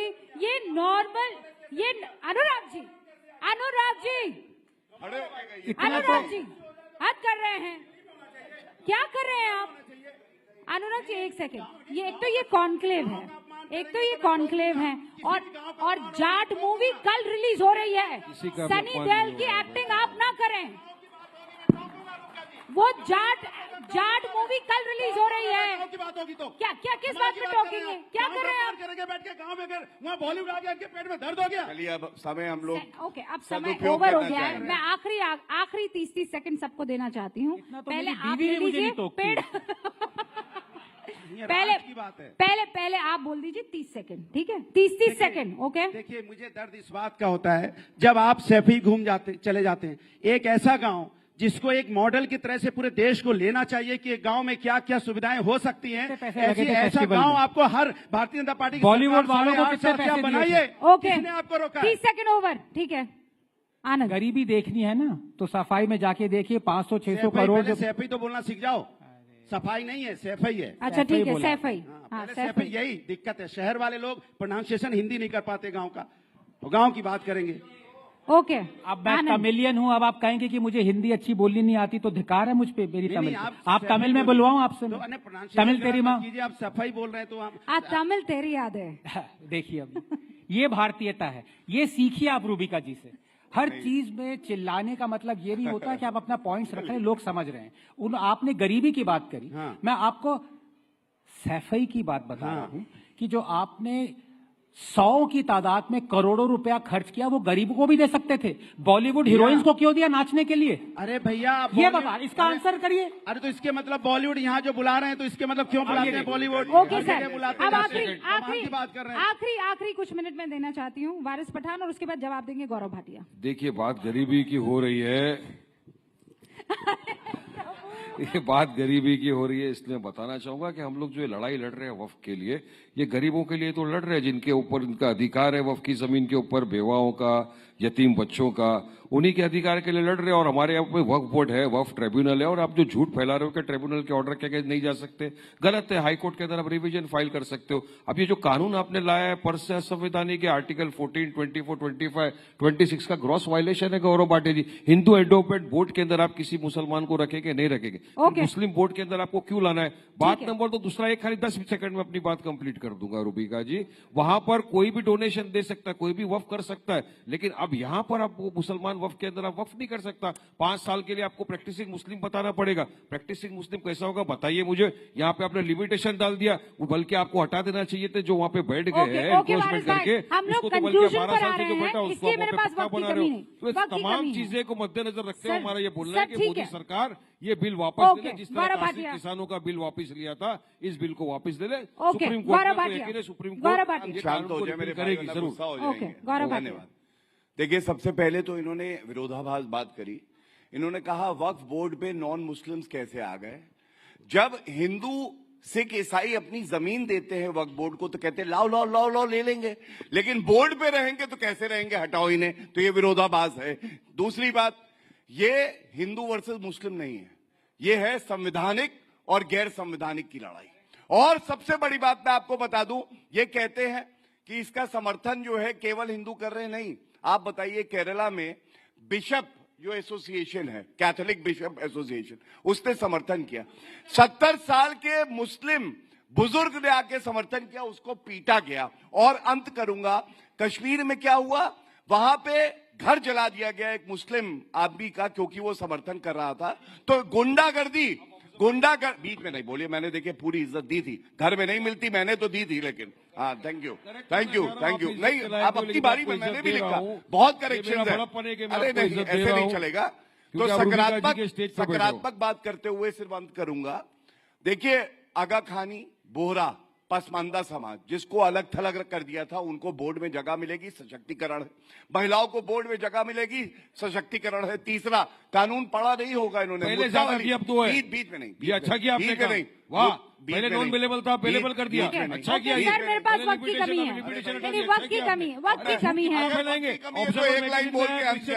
वक्त की कमी है मेरे पास, की जमीन के ऊपर आ गई, वक्त की कमी है, पर अब वक्फ के पास दलीलों की कमी है। बहुत बहुत शुक्रिया आप सभी का मेरे साथ जुड़ने के लिए। गौरव जी, वारिस पठान, अनुराग भदौरिया, आनंद रंगनाथन। मुझे पता है वक्त की कमी थी, लेकिन यहाँ अपनी अपनी दलीलों की नहीं। देखते रहिए न्यूज़ 18 इंडिया। बहुत बहुत शुक्रिया।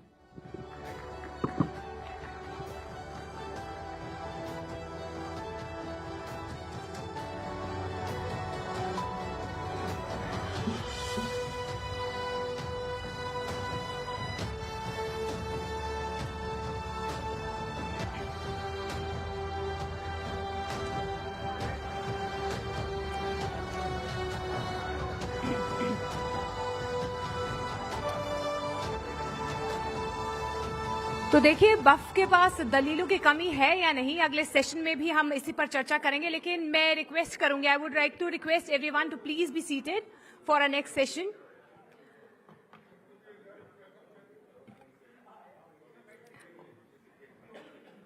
तो क्योंकि हम राइजिंग भारत समिट के मंच पर हैं और ऐसी इंटेंस डिस्कशंस हम कर रहे हैं, लेकिन वक्फ को और बेहतर समझने के लिए हम अपने अगले सेशन की तरफ बढ़ते हैं। क्योंकि भारत एक ऐसा देश है जो संस्कृति और धर्म की विविधता से समृद्ध है। यहाँ पर वक्फ संपत्तियों और उनके मैनेजमेंट से जुड़ा सवाल बेहद अहम हो जाता है। और हमने जितनी भी डिस्कशंस अभी की, हमने देखा है कि सबसे ज्यादा हीटेड टॉपिक इस वक्त वक्फ ही बना हुआ है। वक्फ एक्ट आज उन चर्चाओं के केंद्र में है जो वक्फ संपत्तियों के एफिशिएंट यूज और उनके गवर्नेंस से जुड़ी हैं। क्योंकि इन संपत्तियों का मकसद ये है, क्या ये लोगों के हित में काम हो रहा है, या जो मैनेज कहा जा रहा है कि जिन चीजों को मैनेज किया जा रहा है वो उस उपयोग में आ रहा है। ये सबसे बड़ा सवाल यहाँ पर बना हुआ है। लेकिन आज इस सत्र में हम ये समझने की कोशिश करेंगे कि क्या वक्फ एक्ट अपने मौजूदा ढांचे में देश और नागरिकों के बेस्ट हितों को पूरा करता है, या फिर जरूरत है किसी सुधार की, ताकि अकाउंटेबिलिटी, ट्रांसपेरेंसी और हमारे समाज की बदलती जरूरतों के मुताबिक इस सिस्टम को ढाला जा सके।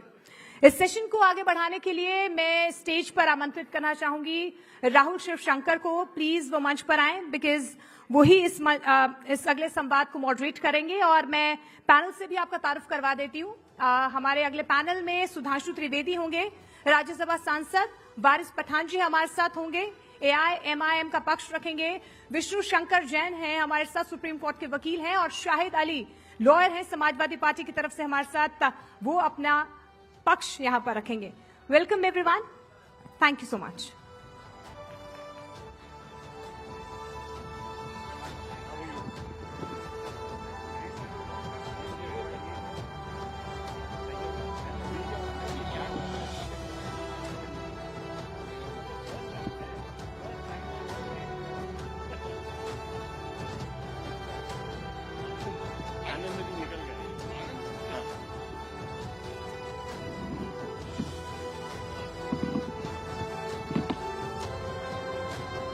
Ladies and gentlemen, thank you very much for your patience.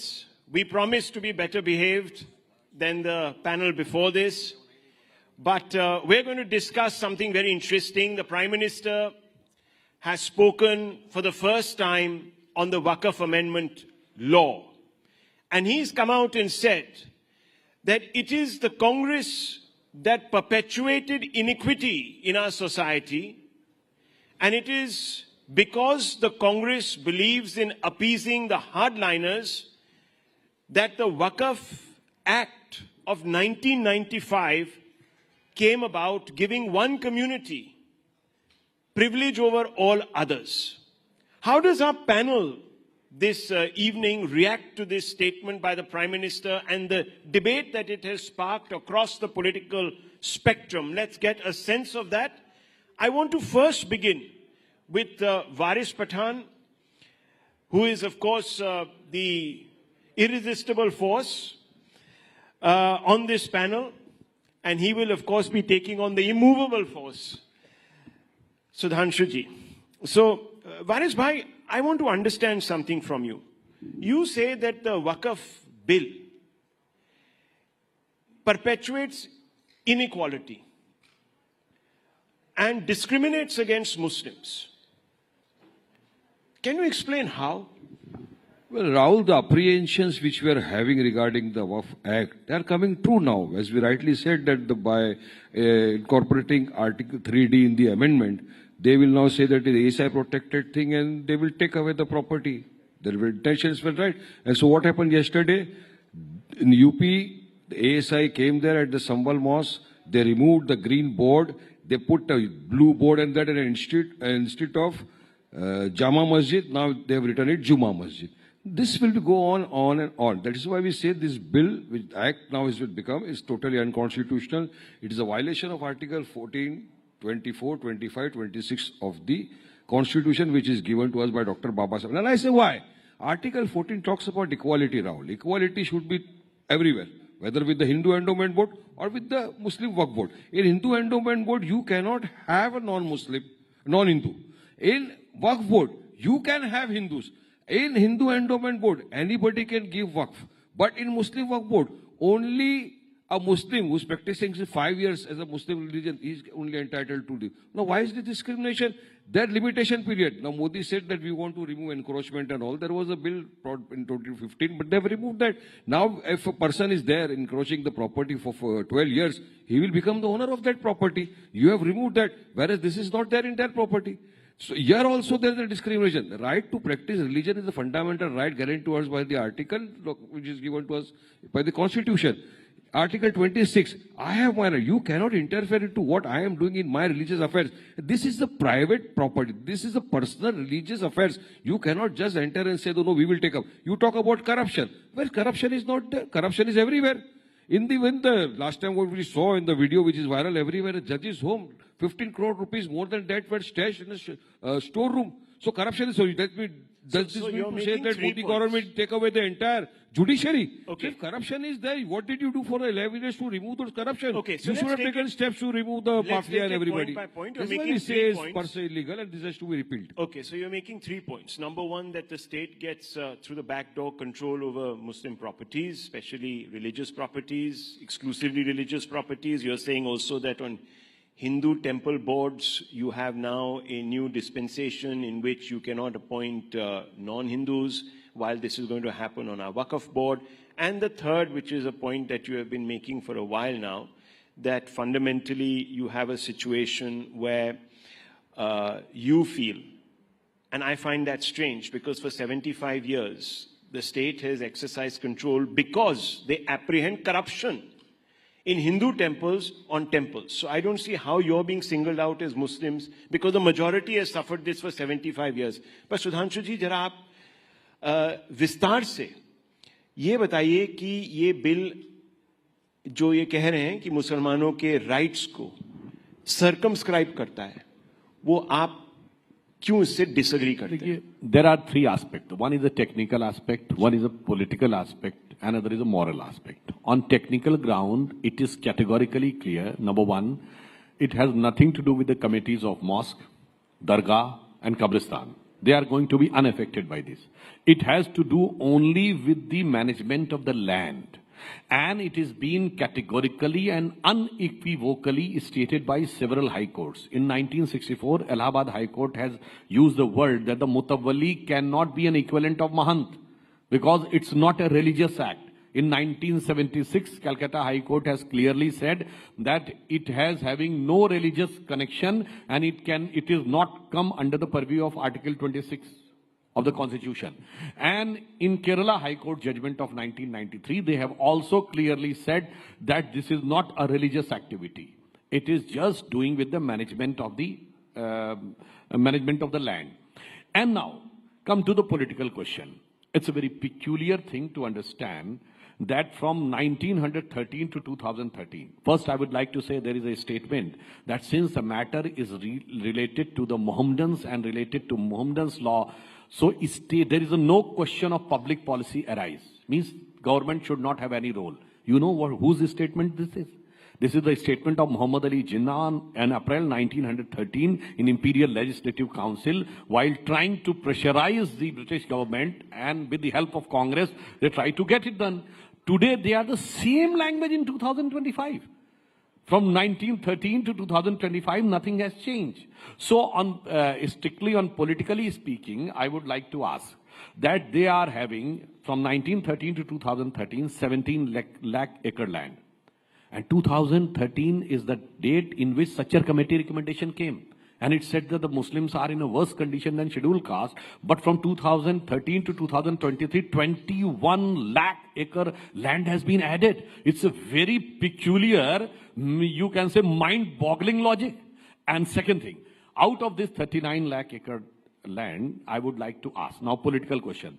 How many institutions, hospitals, universities, how many libraries, even the centers of Islamic excellence are there? How many for orphans, for widow, for divorcee, for the poor? Nothing. And what is the earning? Just net profit is 1 crore 25 lakhs from 39 lakh acre land. On the other hand, Ram Janmabhoomi is having 2.77 acres, 3,000 crores earning, and 400 crore contributed to the tax. So that shows they are not having any apathy even towards the Muslims. And one more thing. If they are having so much of sentiment for Islam, why there is a separate Muslim Shia Waqf Board and Central Waqf Board? It means no is having any trust if the issue of land has come. There are several examples. There are several examples of having this farmhouse, just one line, farmhouse on land. There are several examples of having commercial property, mall. Lalu Prasad Yadav ji has said, Patna mein sab kabja kar liya gaya hai, kada kanun chahiye. There are examples of 5-star hotel, but quote me a single example of hospital, library, orphanage or others. That shows कि ये सिर्फ जमींदार बनने की एक ललक है और वोट के ठेकेदार बनकर जमीन पे जमींदारी। सुना आपकी बात जरा, मुझे एक सवाल का जवाब दो सुधांशु भाई, आपको अचानक से मुसलमानों से इतना प्रेम कैसा हो गया? ये तो शक की बात है। आपको हमारे 2 मिनट की अजान से तकलीफ है, 10 मिनट अगर कोई रास्ते में नमाज पढ़ लिया उससे तकलीफ है, आपको हमारे हिजाब से तकलीफ है, आपको हमारे खाने पीने से तकलीफ है, आपको हमारे दाढ़ी टोपी से तकलीफ है, आप अगर कोई चला गया शक की बुनियाद पे JSR नहीं बोला आप उसको मारते हो, आपको इतनी सारी चीजों से तकलीफ है, आप बिल्किस बानो के बलात्कारियों को खुले फिजाओं में छोड़ देते हो, जब छूट के आते बेल पे आप उनको गार्लैंड करते हो, टिकट देते हो, जकिया जाफरी इंसाफ मांगते मर गई, उनको आपने इंसाफ नहीं दिलाया। आपको अचानक से मोहब्बत ये जो आई है ना सुधांशु जी, ये वफ को बचाने के लिए, ये वफ को खत्म करने के लिए आप कर रहे हो, झूठ फैला रहे हो, आप भरम फैला रहे हो देश में। आप अगर आप यकीन में इंसाफ की बात करते हैं आपके जवाब मुसलमान बहनों को दीजिए, डिमांड रिवर्स आपके जवाब देने से पहले मैं एक चीज छोटी बात कहना चाहता हूं। मुसलमान जेल में बेकसूर बंद है, छोड़िए उनको क्यों नहीं देते हो बेल? उनको वारिस पठान साहब नहीं देंगे। नहीं, आपको उन मुसलमानों से आज तकलीफ है जो वकफ एक्ट को सपोर्ट कर रहे हैं। मणिपुर में घर जला दिया, नहीं आप मेरी बात सुनिए। वायलेंस इज कंडेम्नेबल, मैं बोल रहा हूं आपको। That is not easy to से,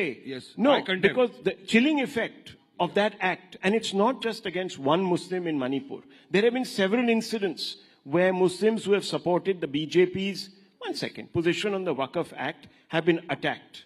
The chilling effect that goes through the community means that hundreds and thousands of other Muslims, women, pasmandas, others from different communities who are benefiting will also now keep quiet. So this is not an exception. And this doesn't mean that there's one incident. But one second, let him respond. Jafar in our community. Let him, no, Mir Jafar. Peculiar gains and benefits are so if people follow the constitution. Because Modi has given them okay, post. So one second. They want something from Modi, that's why they're no, one second. Are you saying, knowing that they are going against the Muslim that people who respect the constitution are Mir Jafars? No, this is the question of not respecting This is the Constitution. We are respecting the Constitution, and that is why Quick we have response. moved the Supreme Court. Quick Had we not respected the Constitution, we would not taken the due process of law. We have gone to the Supreme Court. Good. We have filed an appeal before the Good. Honorable That's a Supreme good Court. thing. and That's kept a good for thing. hearing. I'm not denying But there are it. Yes. certain people who wants to just sit with that So Modi what? gives them something. They have a and right. for their peculiar That own is democracy, personal sir. peculiar gains and That benefits. that doesn't they are matter. supporting. That is also democracy. He has used the word that he is against violence. But Afzal Halat ka mara hai, who was the mastermind of attacking parliament. याकूब मेनन की judicial killing हुई है, जाकिर नायक शांति का मसीहा है, इशरत जहां बेटी है, हाफिज साहब है, भारत तेरे टुकड़े होंगे इंशाल्लाह कहने वाले भटके नौजवान हैं. गजब की डाइकोटोमी ऑफ द कैरेक्टर है कि I am against violence but I am in favour of those.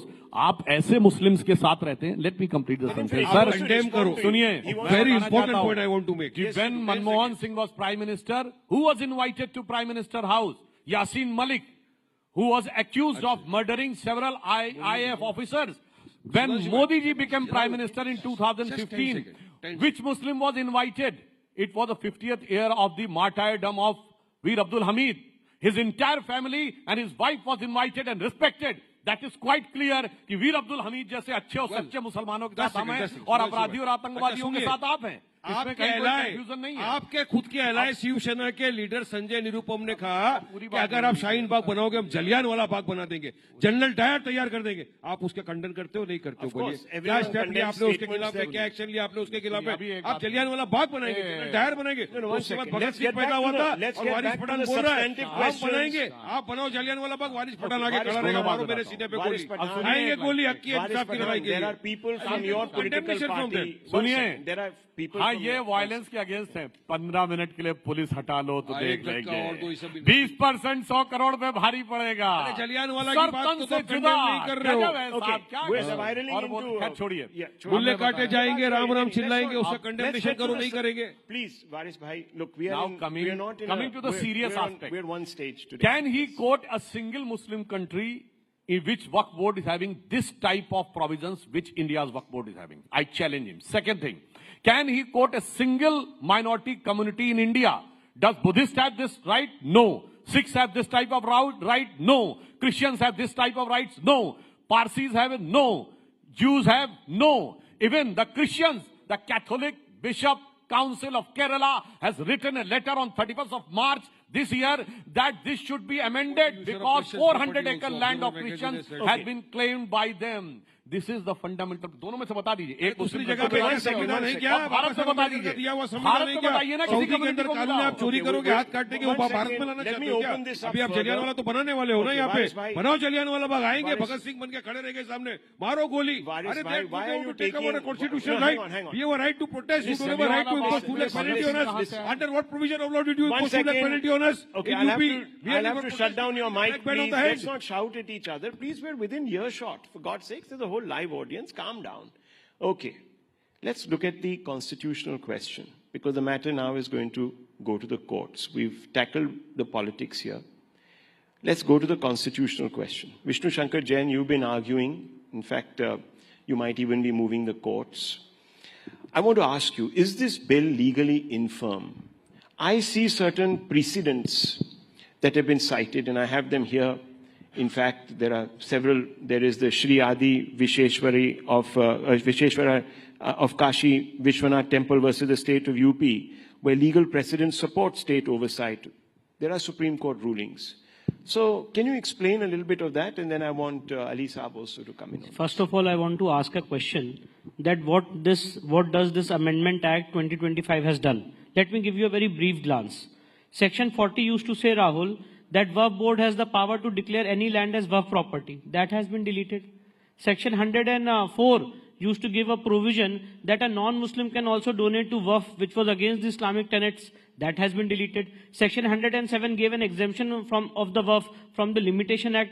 That has been deleted. The Administration of Evacuee Property Act, which all the properties were of central government, that was given to Waqf by Rajiv Gandhi government by Section 108. That has been deleted. So the unfettered and unchecked powers which were there under the Wakaf Act 1995 has been curtailed by the present Amendment Act 2025. Now, let's come to the constitutional aspect of it. The first Waqf Act in this country was introduced pre-independence in 1913, and the next Wakaf Act came in 1923. And Rahul, if you will have the provisions of those two acts, the only provision was there to get the Waqf property registered before the district judge. It is over a period of time, over these 100 years, that so much powers have been given that today we know a very well-known saying is there in the legal terms, power corrupts. And absolute power corrupts absolutely. And it is because of that Surat Municipal Corporation was declared as Waqf property. Allahabad High Court's land, a portion of Allahabad High Court's land was declared as a Waqf property matter, traveled till the Supreme Court.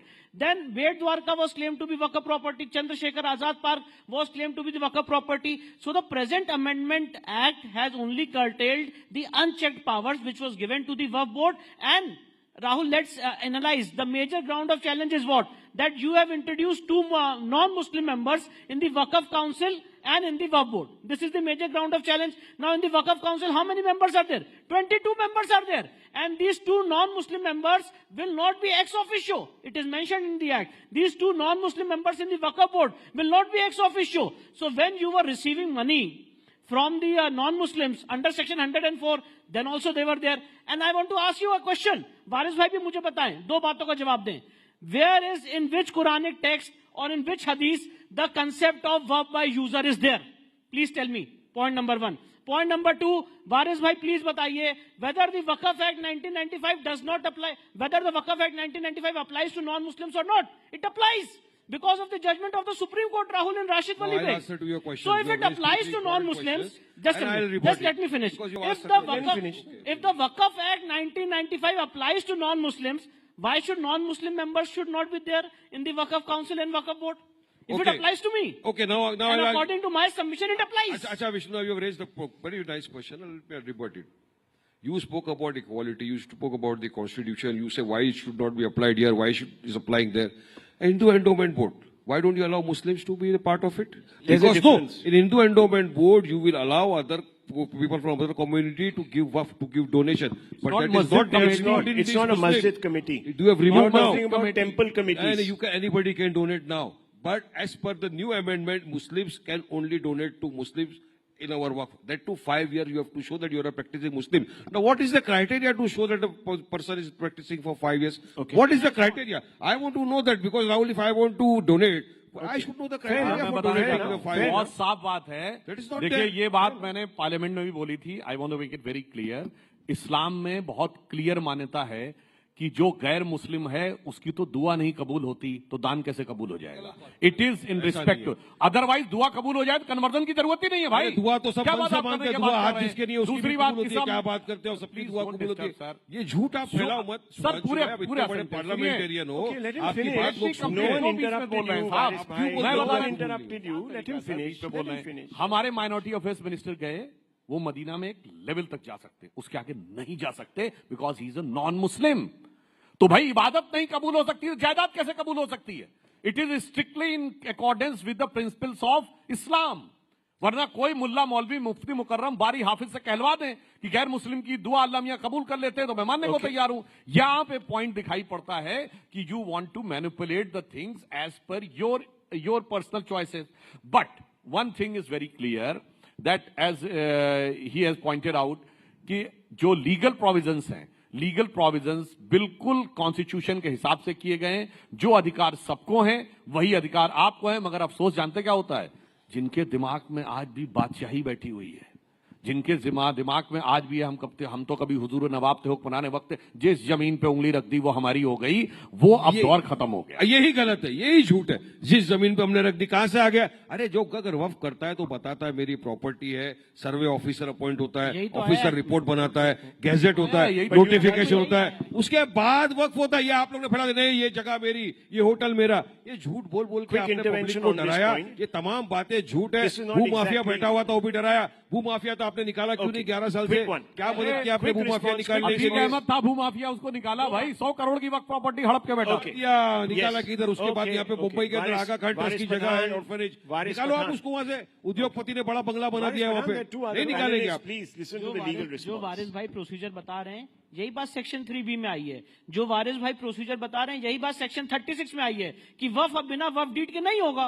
इसमें problem क्या? और मैं एक बात और बताना चाहता हूँ, keep the record straight. Waqf में the manager of the waqf is not the waqf board, the mutawalli is the manager of waqf, not the waqf board. Shahid Ali, let me bring him in also. He has been sitting. और पूछा था कैसे डिसाइड होगा कि practising मुस्लिम है। It's very clear, हम सबको हर जगह अपना रिलीजन लिखना पड़ता है।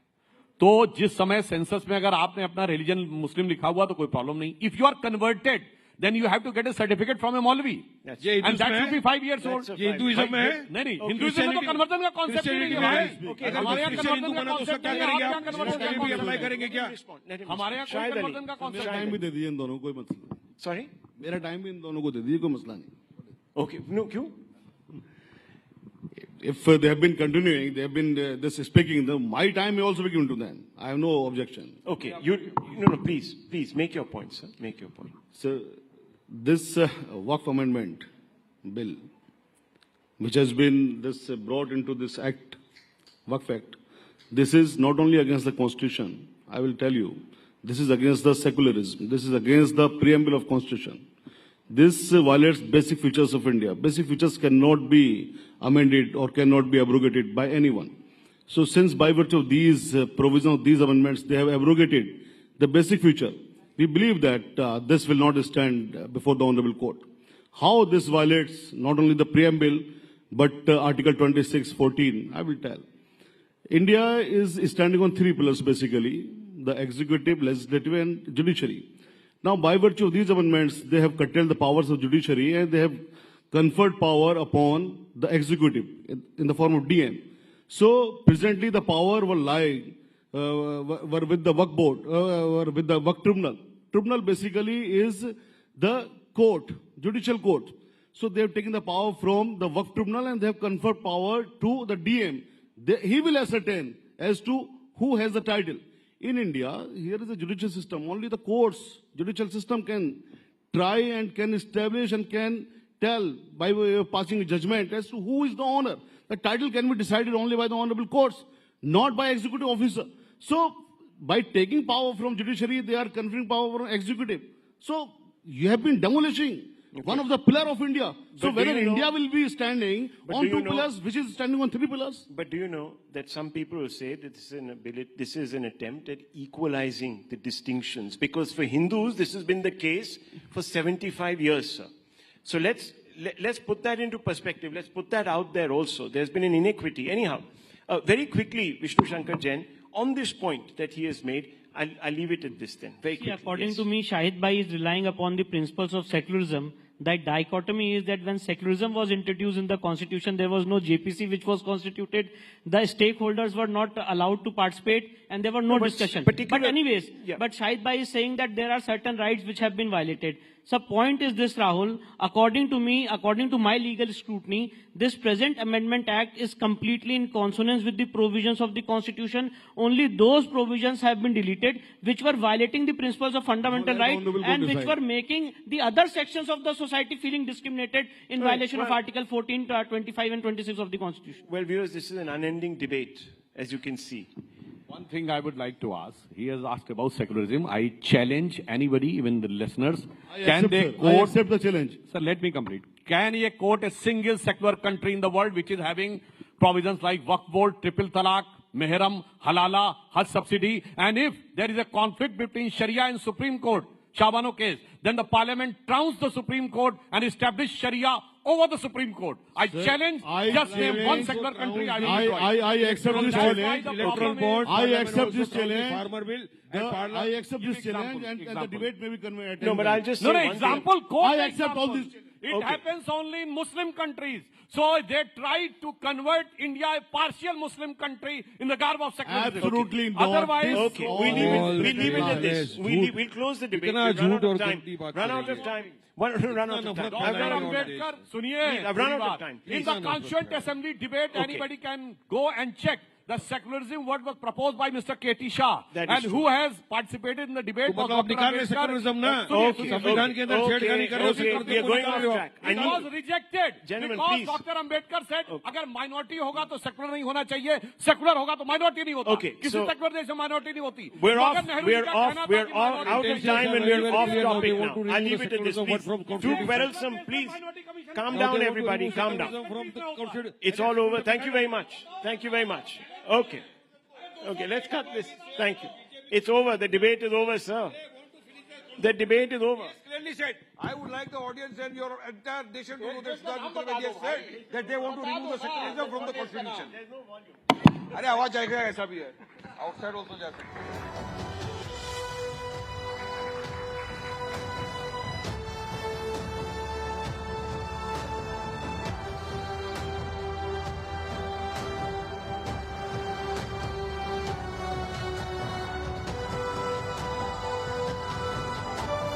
Thank you, panelists, and thank you, Rahul, for that very fiery discussion.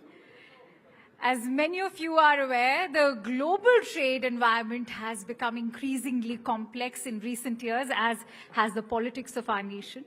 And one of the most significant shifts has been the imposition of reciprocal tariffs by the United States.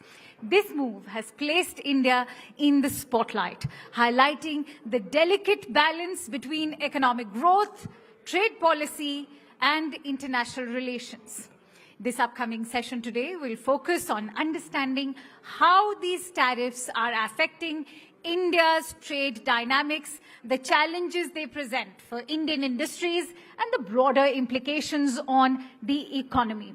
To provide a deeper understanding of how India can best respond to these tariffs while continuing to thrive on the global stage. My colleague Shivani Gupta will be moderating the session today.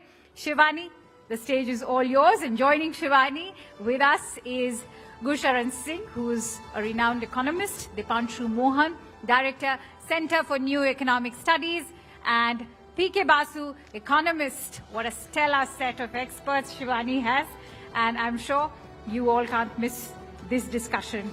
It's the topic of discussion today. In fact, Dr. Jaishankar was with us, and he couldn't help but touch upon that topic as well. The stage is all yours. Absolutely. Thank you so much, Akansha. I know that we've had a few fiery rounds and people need a break, but a big round of applause, please, for the three gentlemen joining me here on stage. Actually, this is the burning issue of our times, isn't it? But we're going to have a much sober debate. I don't know whether that's a good thing or a bad thing, but let's have it at it. Let me begin with you, Gusharan Das, and I'll dive right in.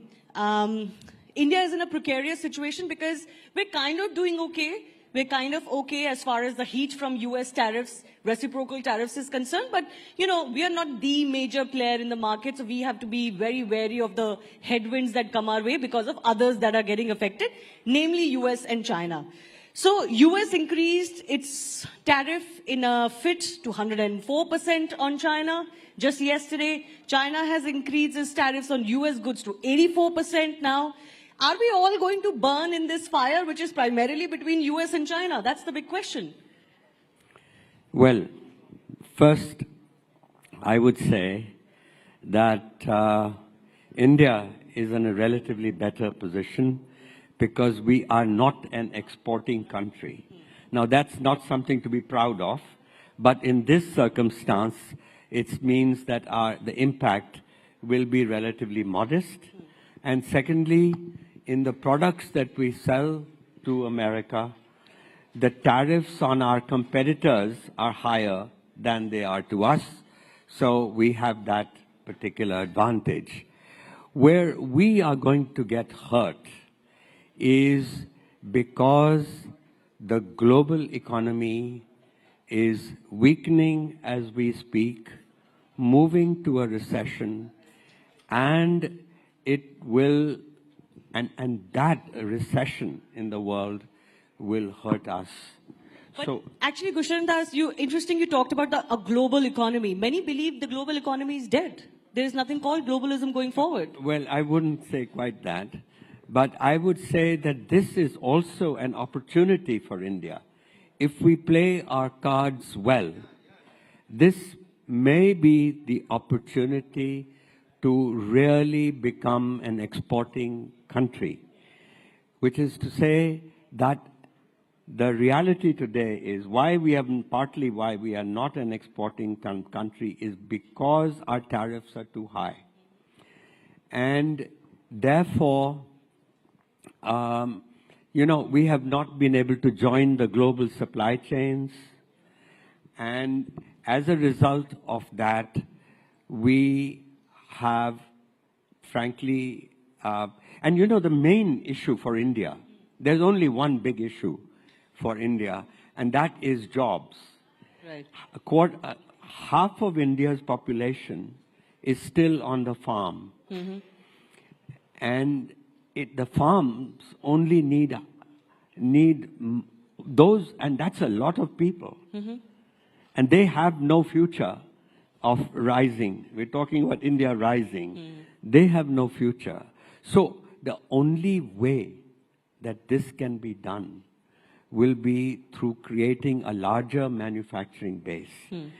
Every country that rose up, since 1991, India has grown at 6.35%. Now, this is very good for democracy. We have lifted 450 million people out of poverty. The middle class has grown from 10% to 30%.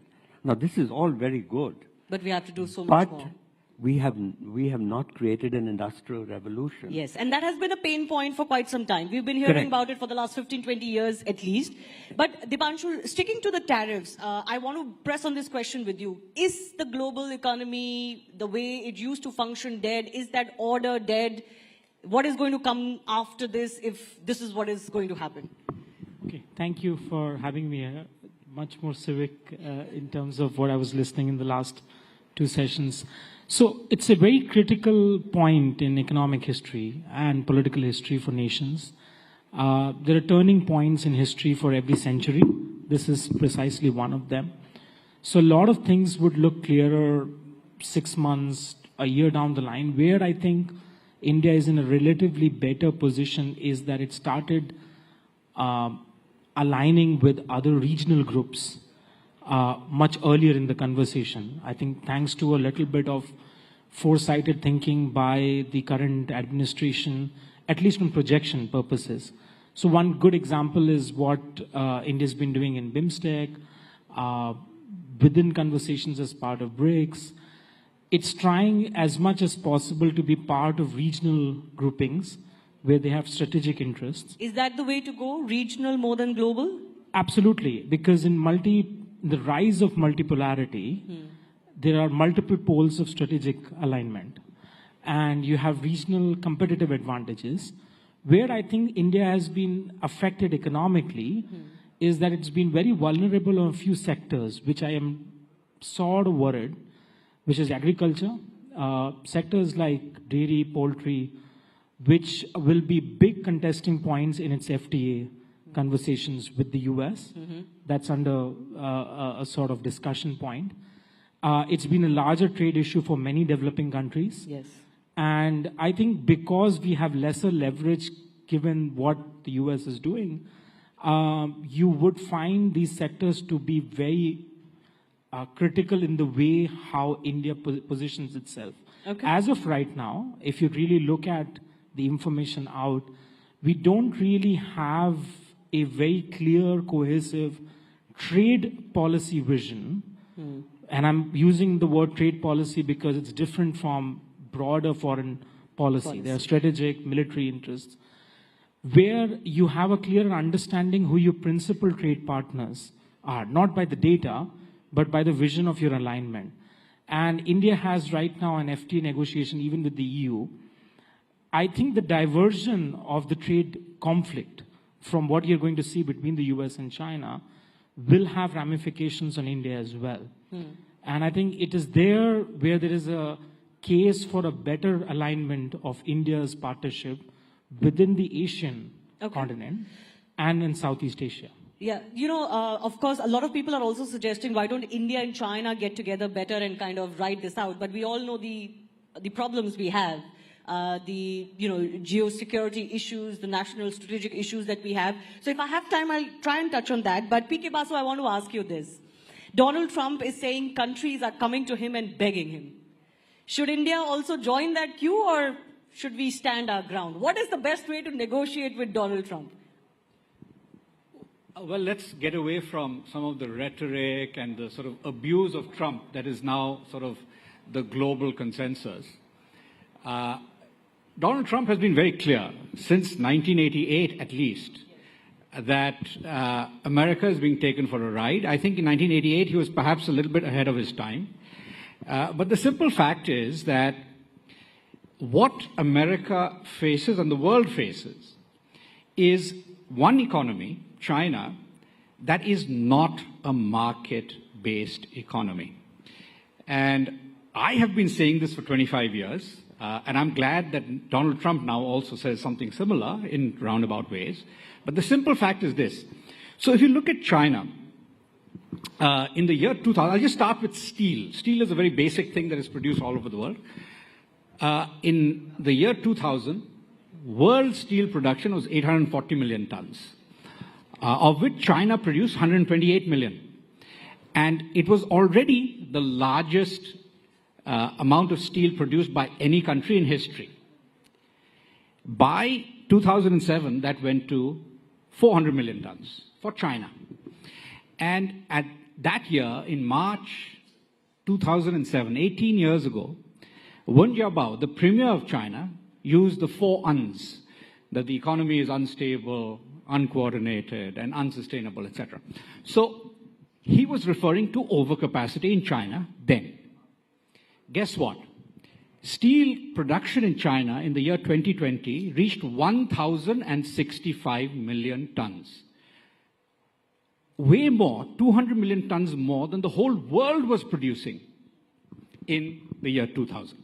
So now, this is just one. But if you look at automobiles, semiconductors, solar panels, everything, China produces way more than the rest of the world combined.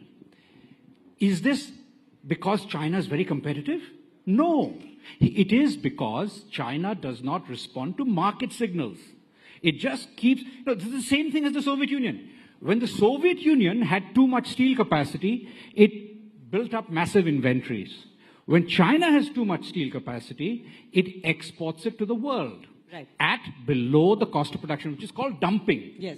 Now, that is defined as dumping. Okay? So, what we have now is a situation where the US is dealing with China.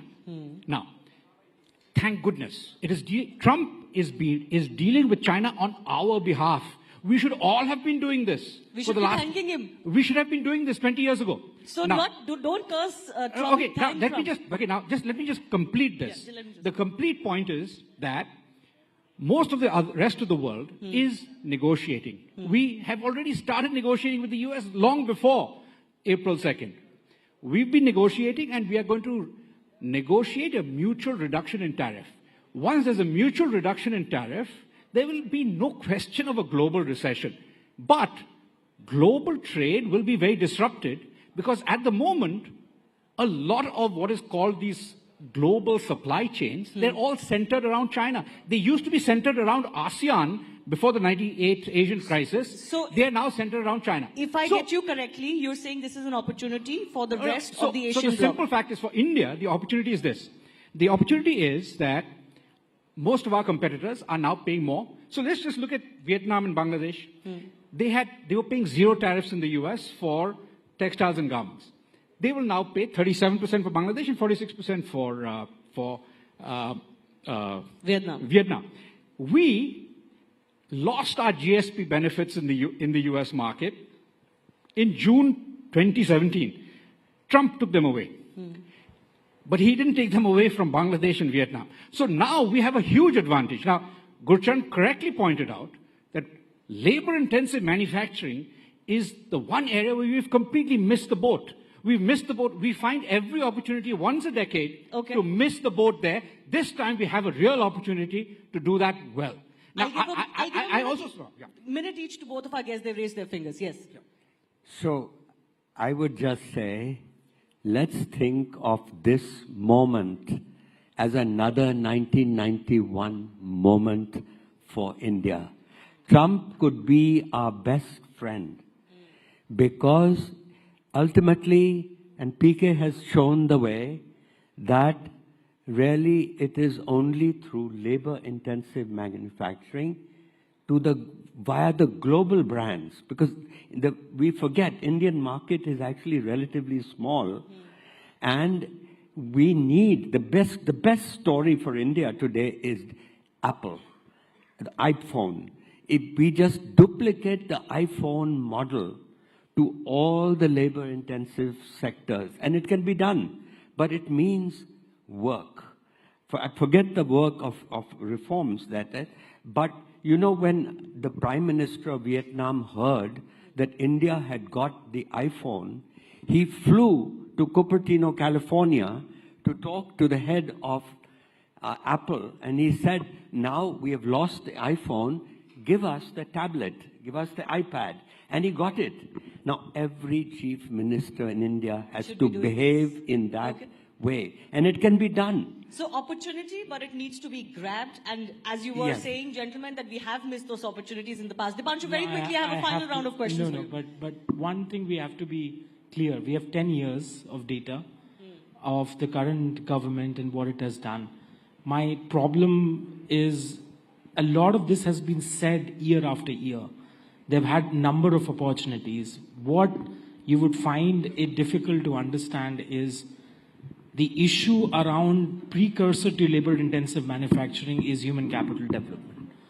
And if you see year after year, the natural weightage of budgetary allocations towards areas of human capital development has repeatedly been falling. Now, where you would find India to become ready is investing in a medium to long-term vision, which I feel is more or less lacking.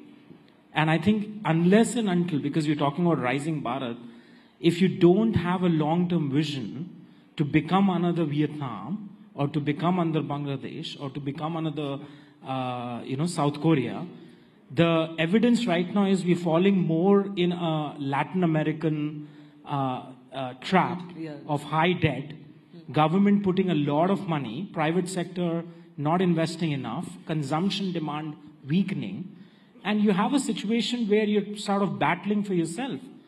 So we have to be very clear that what is our vision, not just in policy, but in action. And I think I am not convinced by looking at the last few years that we're able to do it. We started doing it in 2014. The first 2 years of FDI data is very promising, even for private investment. But America is facing its demonetization moment now, like we did in 2016. Okay. So you have a big issue with the intent being there to do the right thing. But the way this is being done is going to erode a lot of good faith. Let me ask a couple of rapid fire. P.K. Vasu. But can I just respond to this? Okay, go ahead. You see, the basic thing that most people don't understand is that we lament the fact that private investment hasn't really picked up in India. In India, yeah. Private investment has been stagnant pretty much around the world for 25 years because of China. You look at the level of investment spending in the United States today compared to 25 years ago. The CAGR is less than 3%. You look at Korea, CAGR growth, compound annual growth rate for private investment spending in Korea is less than 1%. So Indonesia, Jokowi was president for 10 years. And during that time, he came in saying, I want 7% growth. What did he achieve? Less than 5%. Why? Because he couldn't get investment spending going. This is not specific to us.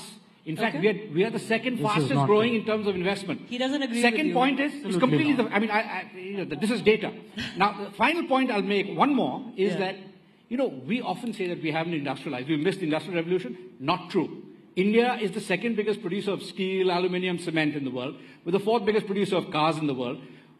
Electronics and labor-intensive manufacturing are the two areas where we failed. Electronics is picking up. You know, if you look at electronics, they're now about 10% of our merchandise exports. This year, they've grown about 40%. They've continued to grow strongly for the last 5 years. So we're beginning to see a pickup there. Okay. But there's a lot of I'll take space to grow. precursors from previous panels. If the government has to do its bidding, let the government do its bidding. I mean, you have to look at the facts. Indonesia has done remarkably well in drawing private capital formation. India has not invested enough in human capital development. There have been studies last 3 decades of higher functional illiteracy. You have more enrollment in schools, colleges, but you have a situation of higher youth unemployment than ever before. Okay. And this is something we have to be very practical about. Okay, I have a rapid fire question set for you. So, Bhushan, very quickly, please add to this, then I'll go to my rapid fire. You wanted to add to this? Well, all I want to say is, let's not worry about why we failed so far to become a manufacturing powerhouse, why we seem to have skipped from a green revolution, making agriculture a surplus sector, to a leader in the IT economy. What now is a golden moment, because with the tariffs against China being so high, every multinational company is scared. And China plus one, which we have not been able to harvest that strategy, this is almost like waiting, a fruit that's almost falling on the ground that we should grab. But we said that after COVID too. Yes, that's exactly my point, sir. We have been saying this year after year. I've been part of so many budgetary discussions as well. This is your 91 moment. This year is an intellectual bankruptcy, because I've been part of those conversations back and forth. I disagree with what he's saying. And I think this has to be put in perspective. I think we have on my left I didn't know this a was going to Senate. be so heated. Sorry. Okay, one by one. No, so let me just point out. Our public debt as a percent of GDP is coming down. Our external debt as a percent of GDP was 24% in 2014. It's now 17%. 82%. It's coming Where is down. it coming down? 24% to 17%. External The debt. IMF has just warned us. So have you looked at the report of the IMF, which has just warned that your government debt to GDP is going over 80%, which is a red marker? I've been studying financial crisis in the United for States, 15 years. what it is in Indonesia, or what it is in Korea. India is not Indonesia. Okay. So the point is, the point I just like to make on industrial. Very quickly. So let us just look at steel, for instance, right? I started with steel. Steel production in China and the world has been declining for the last 3 years. The only one of the top 10 steel producing countries in the world that has seen an increase in steel production is India. It's gone from 100 million tons in 2020 to 149 million tons last year. Let me say, there is a silver lining. India's deindustrializing. It is industrializing and growing Separate rapidly. the macro questions from the sectoral the question questions. of industry. If you want to talk about sectors, I mean, we can talk the whole day. So the macro picture has to be put in perspective. Macro picture is really good. I have to intervene, running out of time. So, silver lining to the dark cloud. And of course, we can look at it as half glass full or half glass empty. But I do want to fire 2-3 rapid questions very, very quickly. PK Basu, I'll start with him. Because I asked you the question about Trump. Friend or foe? Donald Trump. Friend. Dipanshu? Donald Trump, friend or foe? Yeah. Friend, yeah. Well, the same here. Grab the opportunity. This is the moment. Is he a friend Go to us for or a it. foe to us? Well, thanks to him, China's tariffs are 100 and whatever you said. Yeah. And thanks to him, we have every multinational now wants to leave China, and this is the time to grab the opportunity. Okay, next question then. Tariff war, in the larger scheme of things, good or bad for world economy? Obviously bad for the world economy short term. In the long term? Good for US manufacturing strength in the medium term, and hence good for a broad-based industrial recovery in the US, which is good for the world. Dipanshu, same question. I just said, I mean, in the long term, we're all dead. That's what Keynes said. You have to be very honest. Okay. It is bad because, as I said, this is America's demonetization moment. Okay. We can capitalize, but we are not showing Rapid fire. Good or bad? Tariff wars. It is very bad for the world economy. Okay. It's also very bad for the United States. So this, I mean, there was a reasonably good order. And what we needed was to reinforce and return to a multilateral system. Okay, but at the same time, you all agree this is an opportunity for India, right? No, yes, yeah. yes, and yes. I want to just say one last thing. I do accept this cynic here. Most people are now saying that China is about to take over the world. You know, you must understand the Chinese economy is a colonial economy. Even China still has 40% of its population living in rural areas. Yeah. They provide the cheap labor that drives China's economy.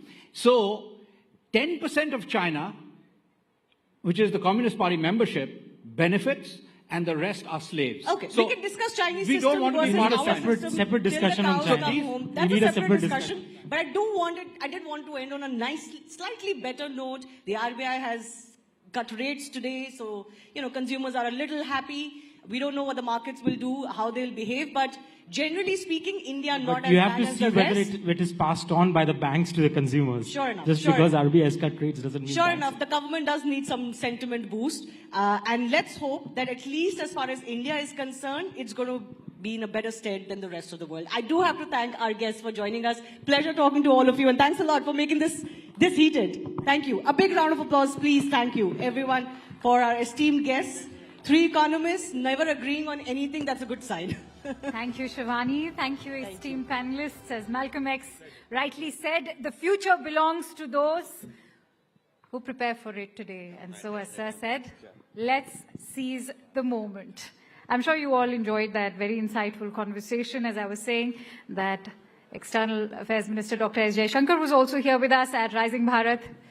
And he also spoke extensively about it, but good to hear all those varied insights. And since we are now talking about future, let's also talk about the past. Up next, we are about to embark on a journey through time, exploring how India's rich history shapes its present and will influence its future. In this session, we will have to ask ourselves those crucial questions. How do we learn from our past to shape our present? What role does history play in crafting the identity of modern India? And perhaps most importantly, what kind of India do we envision for generations to come? Let's dive into this dialogue and see where it takes us. And for that, may I invite Anand Narasimhan to please moderate this session for us. Anand, the stage is all yours. And joining us for this session are Mr. Uday Maharkar, who is a former CIC, Professor Makan Lal, who is a historian and author, and Sanat Pular, who is a historian and art collector. Many thanks to you, gentlemen, for joining in. Anand, the stage is all yours.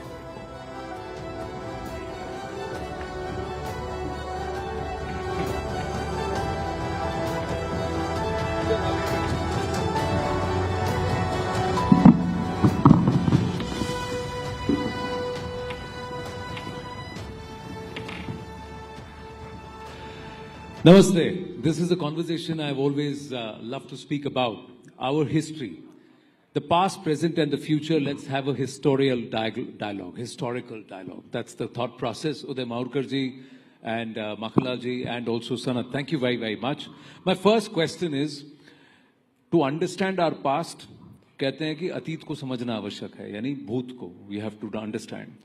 और भूत, if you are able to understand our past, reconcile with our past, accept it, that's when we can live in the present and perhaps look ahead to the future. How much do we know our history? And how much do we need to know our history to even be able to perhaps understand the present circumstances so that we can course correct for the future? I think there are many false and true narratives going around, in terms of history. I think if we don't interpret history properly based on true history, then our future is difficult. You need to identify true history and then interpret it properly. So I think there is a need for National History Interpretation Commission. I think so. Correct? Now I'll put 2-3 things. Sultanate period. Amir Khusro. Correct? Amir Khusro is sold as a great Sufi and great symbol of Hindu-Muslim brotherhood. But he was supporting Alauddin Khilji also. If you look at the Sultanate period, you see one big, we have a very ordinary sense of history, Now, entire Muslim period is clubbed as Mughal period. It is not correct. Sultanate period is the worst period for Hindus in their entire history. There is not a single ruler during Sultanate period from Iltutmish to Lodi, Tughlaq, Firoz Tughlaq, Muhammad Tughlaq, who can be called secular by any yardstick. So this you're saying... So that is the most painful period. Then comes Akbar. No, I'll tell you. I am not pitching for a ultra-right narrative as such. Then comes Akbar. Akbar initially is a fanatic, and after 1570, he turns to modern interpretation of Islam and, becomes a moderate for that matter. Now, Akbar is the first person who withdraws jizya tax. He is the first person who puts a stop to temple destruction. So now this whole narrative where Akbar is being compared virtually with Aurangzeb, I think it's not correct. Aurangzeb was certainly most fanatical person, but he was only half fanatical as compared to Khiljis and Tughlaqs. Okay. Get your point. Okay. Second,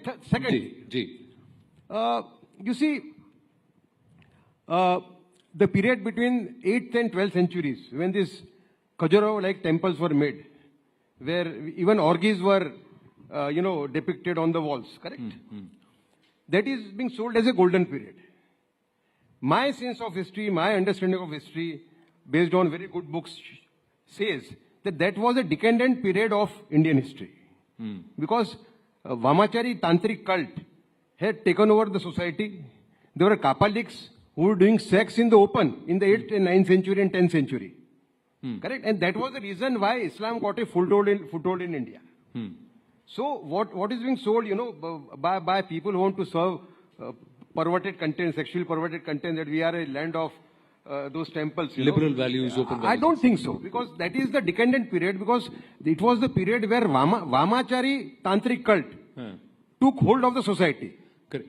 What I am asking you, Udayji, is why is it that a nation or a civilization, and Professor Makhanlalji, I'm going to ask you this question again, that we have an itihasa of more than 7,000-8,000 years if you were to go by what Rakhi Ghadi has shown us. How is it that that is all concised into 500-600 years, 1,000 years, jo hamara atit tha? Is that what is going to help us define who you are going to be in the future? Is 10,000 years of history, is that so difficult to accept, understand, grasp, that कि इसको अब इतने में ही सीमित कर देते हैं, भाई ये वाला पीरियड है, इसको निकाल लो, जैसे इंस्टा शॉर्ट्स हो गया, तो हिस्ट्री शॉर्ट्स नहीं हो सकता. That's exactly what's happening. I'm very grateful to you for asking this question, and this question I answer you as a university professor for 45 years. I taught in Banaras Hindu University, Cambridge University, Aligarh Muslim University. So this question is very dear to me. Why history? Why 500 years history or 10,000 years history? Let me explain it in simplest possible word, which I learned as teacher. Every time you fill a form, you write your name, you write a date of birth, you write your village name or city name, you write your father's name, mother's name, your qualification. What that form is, that's your history. That's your identity. Remember that. That little form is your identity. Because of that, एक column उसमें और रहता है. Is there any criminal case against you? That also is part of your own history. And therefore, same is applicable on nations. Whichever nation it is, they are your identity. History is your identity. And deeper the identity, deeper you are more stable. I will explain that briefly. But at the same time, always remember, why history is identity. Imagine a person who has lost his memory. ऐसा नहीं है कि we do not know. हम अब सब लोगों का वास्ता ऐसे लोगों से पड़ा है जिनकी मेमोरी नहीं है जी। जिसकी मेमोरी नहीं है, is he able to relate himself with anybody? Memory जिसकी खो गई है, क्या वो अपने पिता को, अपने माता को, अपनी बहन को, अपने रिश्तेदारों को पहचान पाता है? जी। He has lost his complete identity. आप उसको कहीं भी ले जाइए, he will not be able to understand कि जहां मुझे ले जा रहे हैं वो मेरे फायदा का है, गलत है। Same thing happens with a nation which forgets its history. History is not only its identity, history is also its future. And therefore, all the time I am asked this question, why history? क्या देती है हमको? अरे history gives you your identity, who you are. And that is why it's very important to study history, to know history. Believe me, to go to England, go France, go Germany, even the most smallest house will have a rack full of history books to know their own people. Now I'm coming on very briefly, I will tell you why 500 years, why not 6,000 years? That is where the problem begins, when you become selective. History does not allow you to be selective. History does not allow you to write selectively. History does not allow you to write balanced history. No. History should be written as it is. And we, the people, consumer of history, must learn to live with history and not in history. Yeah, very nice. Live with history, not in history, and accept all of our history. That ये जो acceptance है ना उदय जी, and Sanad, I'll come to you in a bit. I'm just going to push Uday ji on this. This is what my grouse is, sir. If you believe that the Nehruvian historians balanced it out or tried to revisionize history, how is raking up the past in tones to say this is the truth, this is what happened, going to help? Or is it to say this happened, this happened, this happened, this happened, this also happened, and this also happened, and all of this makes us? When are we going to adapt that tone? When are we going to say that we were an advanced civilization 5,000 years ago, because we saw the Harappan civilization and of course the entire Saraswati civilization, but society decayed. We became decadent. We reinvented the wheel. We came back again. And there were different times, different shapes to Bharatvarsh. Eventually this is the shape. Now, this is an accepting tone. When will we adopt that? No. Let me add to what he's saying. That it is, very essential that we know correct history and we interpret history in the right way. Correct. Now, you see, in that sense, Gandhiji's murder was a big jolt to the nationalist movement. Because those who did not believe in the original ethos of this country, they took over. And then this narrative started coming, Now, the Harappan civilization, there is always an attempt to whitewash the positive aspects of the Harappan civilization. Right. Idea is to ensure that India doesn't become a great nation. It is being done by a set of leftist historians, communist historians, and Islamist historians. Okay. The first thing which happened after independence, R.C. Mazumdar and Sir Jadunath Sarkar, two very balanced historians but patriotic people, they were sidelined. Soon after independence. No, Udayji, what I'm saying is, I'm not contesting all of this happened. Let's accept this happened. Jadunath Sarkar ji, R.C. Mazumdar ji were not allowed to present Itihasa as it happened. There were people who corrupted the interpretation to say as it should be interpreted or as we want them to read it. ठीक है. How are we going to correct that? To tell all of Bharat, it's not with an agenda, it's not with venom, it's not with spite, nor is it with pride or arrogance. It's with a sense of realism to say all of this is what has made us who we are today. Ye kab hoga? And I'm asking you this again is, unless this happens, I will repeat. Do you ever think that by 2047, that generation will be an accepting Bharatiya generation which knows कि ये मेरा भूत था, ये सब कुछ हमारे साथ हुआ है. How history is taught. And this is how it is. History is taught through schools. Right. the first lesson of history a child gets is from the school. Correct. So I'll repeat again. We need a National History Interpretation Commission based on scholars who will identify correct history and draw correct lessons from them. Otherwise, these false narratives, you can't tackle them. They'll continue. Can I intervene? Very simple way history is. Narrate the facts, all facts, first. So that people know what are the facts. There is lot of space for your own opinion, for interpretation, and always remember, you people have equal right to interpret the facts, not only historians. Correct. Therefore, I have always been of the view that first job of the historian is narrate the bare facts. Don't say this, that, and facts alone. Afterwards, you give the opportunity for people to make up their own mind about the fact. After that, you have all the time for interpretation. You have all the time for balancing. That will be history written by you, not necessarily the history itself. Right. That is your opinion of history, but public which reads the facts, they will be also able to form their own. Now the point is, how do I teach these facts? How do I make sure that every person sitting here understands the same set of facts and it is left to their interpretation how you want to interpret those facts? So that means a half glass full, half glass empty, and an empty glass after you drink it. There are three possibilities. Anand, that can only happen when we set up a National History Interpretation Commission. So the point is, again, that is the only way. Otherwise, there all sorts of material is there in the market. Let me give just one example what is history, because he is also sitting quietly and very shy, not so aggressive like us. History, I'm telling you how to write. You may have a different opinion. He pointed out Gandhiji's murder. One fact is Gandhiji was murdered by Nathuram Godse. Other fact is court case went on.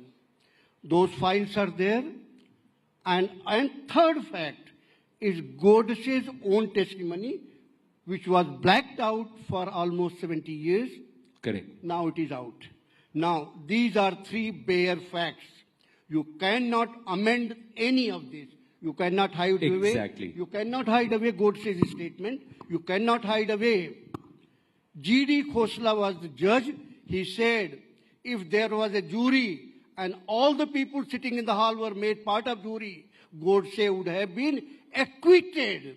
That's Justice Khosla. I'll just... Let me complete it. I'll add something. Let me complete it. Let me complete it. But Justice Khosla gives a different judgment. Beyond that is all interpretation. Why Godse killed, what Godse meant in his testimony, why G.D. Khosla said if the entire hall was jury, Godse would have been acquitted. Now, all this is matter of your own interpretation. Correct. The facts have to be there. Correct. So what you are saying is put out rather than. Anand, I want to add one point. One point before giving a chance. You see, take Savarkar's example. Savarkar is still being accused of Gandhi murder. Correct. In spite of other commissions, declaring him innocent, Correct. Now, in 1978, Manohar Malgaonkar, the great author, literary figure, he wrote a book, The Man Who Killed Godse. By no means he was a Hindutva person. Correct. He was an honest, patriotic Indian, Right. He met Digambar Badge, the person on whose statement Savarkar was arrested. Right. The one who became approver. Right. Badge told him in 1978, 30 years after Gandhiji's murder, that Savarkar had no role to play. I had given the statement under the pressure of the then government. Right. No, I understand. What I am saying is, our itihas or history is... He was not part of the... Savarkar was not part of the trial. He was acquitted right in the beginning. Yeah, he was not. What I'm saying is, this has got to be history. What the judges said, what the accused said, what the incident was, and what the prosecution said. All of this, should it not be out for us to consume? If some of it is masked, that means you are being fed partial information so that your opinion, our opinion, as a society, as a people, is doctored in a particular direction. Now, thank you for your patience, Sanat. Now, he is doing something which is very different. What he is doing, he's collecting art. Because art is a huge representation of our history. Over a period of time, how art evolves, how art is shown, and what happens also is a reflection of how we evolved, what were our influences on us, our society. So you got a lovely book, what's called Gems of Indian Art, Sanat. So let's talk about it, and let me understand your perspective. How would you want us to understand our itihas, our history, and what kind of a dialogue would you want on our history, say, 20 years down the line? First of all, thank you so much for having me. I would like to thank you, the fellow panelists, and the entire News Rising Bharat team for giving me this platform where I could talk about the book, Gems of Indian Art, which was unveiled by the Honorable Vice President of India, including various other senior cabinet ministers. And this book actually was written in the memory of my late grandfather, who started in our house the process of collecting art, because he was the person who believed in Indian history. And he said that art is something which will stay till eternity. If the artist is not alive, but the painting created by the modern contemporary artist, or the artists such as Raja Ravi Verma or Amrita Shergill, who were of the pre-colonial era, exist, we can see the painting and understand their artist's perspective and their view, what they used to think of an ideal Bharat. The old Bengal school was set up as history of Indian modern art of the Bengali artists, set up by Sri Rabindranath Tagore ji, and Rabindranath Tagore ji was also a part of it. They were the people who saw how Indian art can grow. Because actually the problem what has been not only in Indian art, about Indian history is, few people have only thought that the British history or the Western part of the history is superior to our history. They have always neglected that India was the richest country if it had not been looted by the people who looted India when it was the richest country, country in the world. In the colonial period, like you say, from 1890 onwards till about 1920, the biggest loot happened. Yeah. And then after that, a process came of demeaning the Indian history, only showing how superior their kings, their queens were. Why don't they talk? Why they never talk about Maharana Pratap or the Indian kings who conquered the world? Why didn't they think that Sikandar, who came down everywhere, he couldn't conquer India? Why don't they realize that? Because of the way the Indian Maharajas fought. Correct. So that aspect, is it captured in art? Have you been able to collect art that shows the interpretation of how we would like to say? As Bharatiya, how we interpret those times and also the previous periods. Have you been able to collect from those periods? Of course, they have been art. I have an artwork of renowned artist M.B. Dhurandhar, and I would like to talk about that. That is a painting, that is a huge canvas painting showing the Darbar of Chhatrapati Shivaji Maharaj and how he used to... Is it there in the book? It's not there in this book. It will be there in the volume 2 of this book. Volume 2. So we look forward to that is the treasure which we have. And that painting, actually what it reflects is how Chhatrapati Shivaji Maharaj used to conduct his court. Now I'm unfortunate not to see how Chhatrapati Shivaji Maharaj used to conduct his court, but he is an inspiration for us to see that how actual governance is done. Chhatrapati Shivaji Maharaj and the Maratha Empire set up the principles of governance, how rape accused or how people accused of murder or serious heinous crimes should be convicted, should be punished, and how an ideal Bharat should exist. He showed that. Now the problem today is everybody is trying to alter history, as Sir also mentioned, for their own vested interest. People are trying to interpret. You should have the history put, you should have the paintings, you should have other forms so that people can decide these things. It's there. So the idea is, do you agree with that, Udayji? Yes, we should have people who will interpret the history in the right perspective. That is the Bharatiya perspective. I would like to add one thing. Yes, please. Yes, Anand, complete. For the same thing, I also, as Sir said, I would like to urge from your platform, the Ministry of Culture, to make up a platform where Indian art and culture could be moderated by a regulatory body where Indian history can be preserved. Because today what is happening is people are preserving only their business interest. Because it has been regulated by private individuals, few people who are actually intermediaries are trying to control this art market, thinking that they are, because there is very less government interference. Because the government feels that Indian art is only $144 million in India. They don't see what the larger picture we are forgetting is, it is $60 billion in the world. Yeah. Because the world market is always trying to demean Indian artists, because of which artists such as F.N. Souza, M.F. Hussain had to take inspiration from Picasso. Right. Indian artists have now become something for which the newer artists which are coming will take inspiration from the Indian artist, the great history of India, to make paintings of the great history of Bharat, so that the future generations, 1,000 years down the line when we are not there, but the history, that painting exists, which is a part of the history, that should tell the world how the ideal Bharat looks like. Right. Very nicely put together there. But at least overall, do you agree that yes, we need to have someone who would interpret the facts based on how we want to shape the narrative for our country? But most importantly, we need to put the facts out, not dress it up, not darken the lines, not shade what certain versions, but all of it should be out for everyone to consume. Because when you accept something, you have to accept all of it. Correct history is something which is the need of the hour. If we want to become a great nation, then we need to know correct history. Howsoever bad or good it might be for our needs. Yeah, final word. You see, I think we are ending. We all are stakeholders in history for one very simple reason. History is our identity. Our means each and everyone. So therefore, we must be gracious enough to accept our history the way it is. Because there is no country in the world which does not have history. But only those people become great, those who accept the failures, successes, and everything else in the same spirit. You cannot be selective in history. Again, I will repeat one sentence.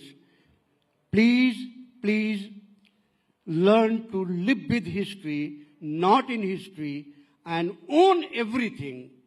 Good, bad, ugly, that is part of us. Not that this is not mine, this is not yours, this is yours. No. Collectively, it belongs to all of us. I would like to add one more thing. Live with history, don't live in history. One thing I want to add. I've got to wind up. Yeah, final words. Yeah, Ji. You see, take example of Akbar. Akbar is today compared with almost with Aurangzeb, you know. Now, Akbar is the most hated figure in Deobandi madrasas. If you go to Deobandi madrasa, Akbar is, sold as a non-Muslim almost. Right. You get my point? So this shows what kind of history is being narrated, you know. Correct. So from both the sides. Yeah. So I'm just saying one has to have the understanding and we need to see all of what happened. So in a lifespan of about 30 years, lifespan about 40 years, lifespan about 20, 25 years, everything hasn't been good, even in our own personal history. We've all made mistakes. We've all shown colors of gray, colors of black, shades of black, but largely we've always been green or we've always been good, right? So we have accepted ourselves as to who we are. So that is the same thing that we need to do as a country. And yes. I would just like to add one more thing, that talking about history shows us, history does two things. First of all, it gives the other person and ourselves an idea of what we actually are and what mistakes we did in order to correct those mistakes for a new future. Because if you have done one mistake, it doesn't mean that you have to continue doing that mistake. You can correct yourself as well. And one more thing on history I would like to add, the Western influence during the previous era, when I was not there and nobody in this room was there, the Nalanda Vishwavidyalaya was considered one of the best universities in the world.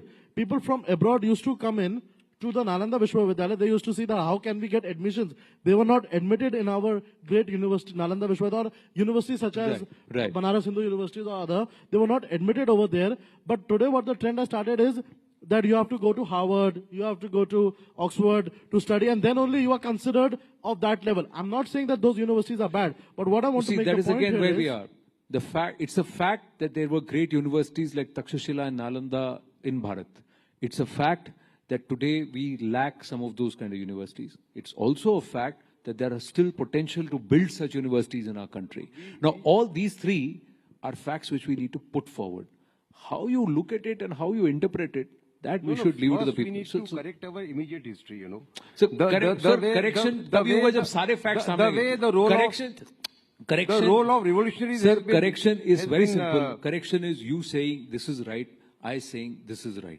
My point is, the problem is everybody is dialogue on history can only happen when everything is put forth and we accept कि ये सब हुआ था. ये हुआ था, जो fact हुआ था वो सब हुआ था.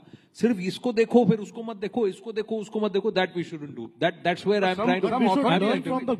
Some authority has to do it.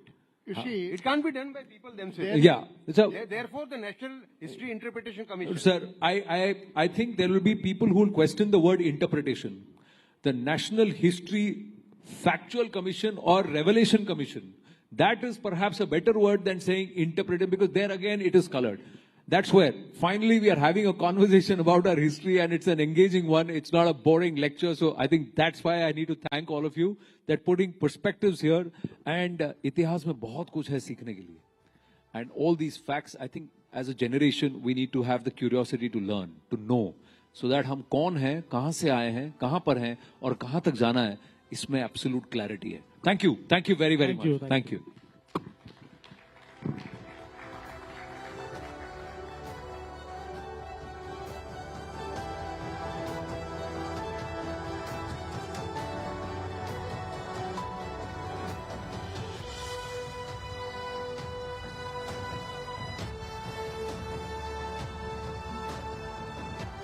Thank you, panelists. Thank you, Anand, for that very straightforward conversation. And as they say, history is a great teacher. We've learned quite a bit today as well. With that, it's also time to discuss about something that's extremely relevant today, the Indian judicial system. The judiciary is the backbone of any democracy, entrusted with the responsibility to uphold the rule of law and protect citizens' rights. But in order for it to remain effective, it must not only be impartial, but also accountable to the people it serves and transparent in its processes.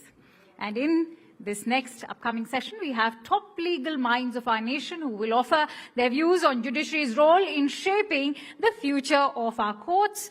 Ladies and gentlemen, please join me in welcoming on stage Avishankar Singhvi, who is an advocate at the Supreme Court, Agya Sen Gupta, who is a legal scholar and founder and research director at Vidhi, Sumit Chandra, who is an advocate at the Supreme Court.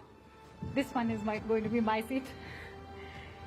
And Ashish Dikshit, who's a senior lawyer at the Supreme Court too. Thank you for joining in. Ladies and gentlemen, let's welcome them with a huge round of applause, please.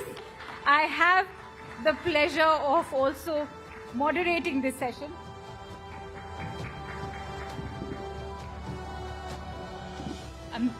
I've been very economical over here, MC, and also moderating. Avishankar. Avishkar, okay, so you've been spelt as Avishkar.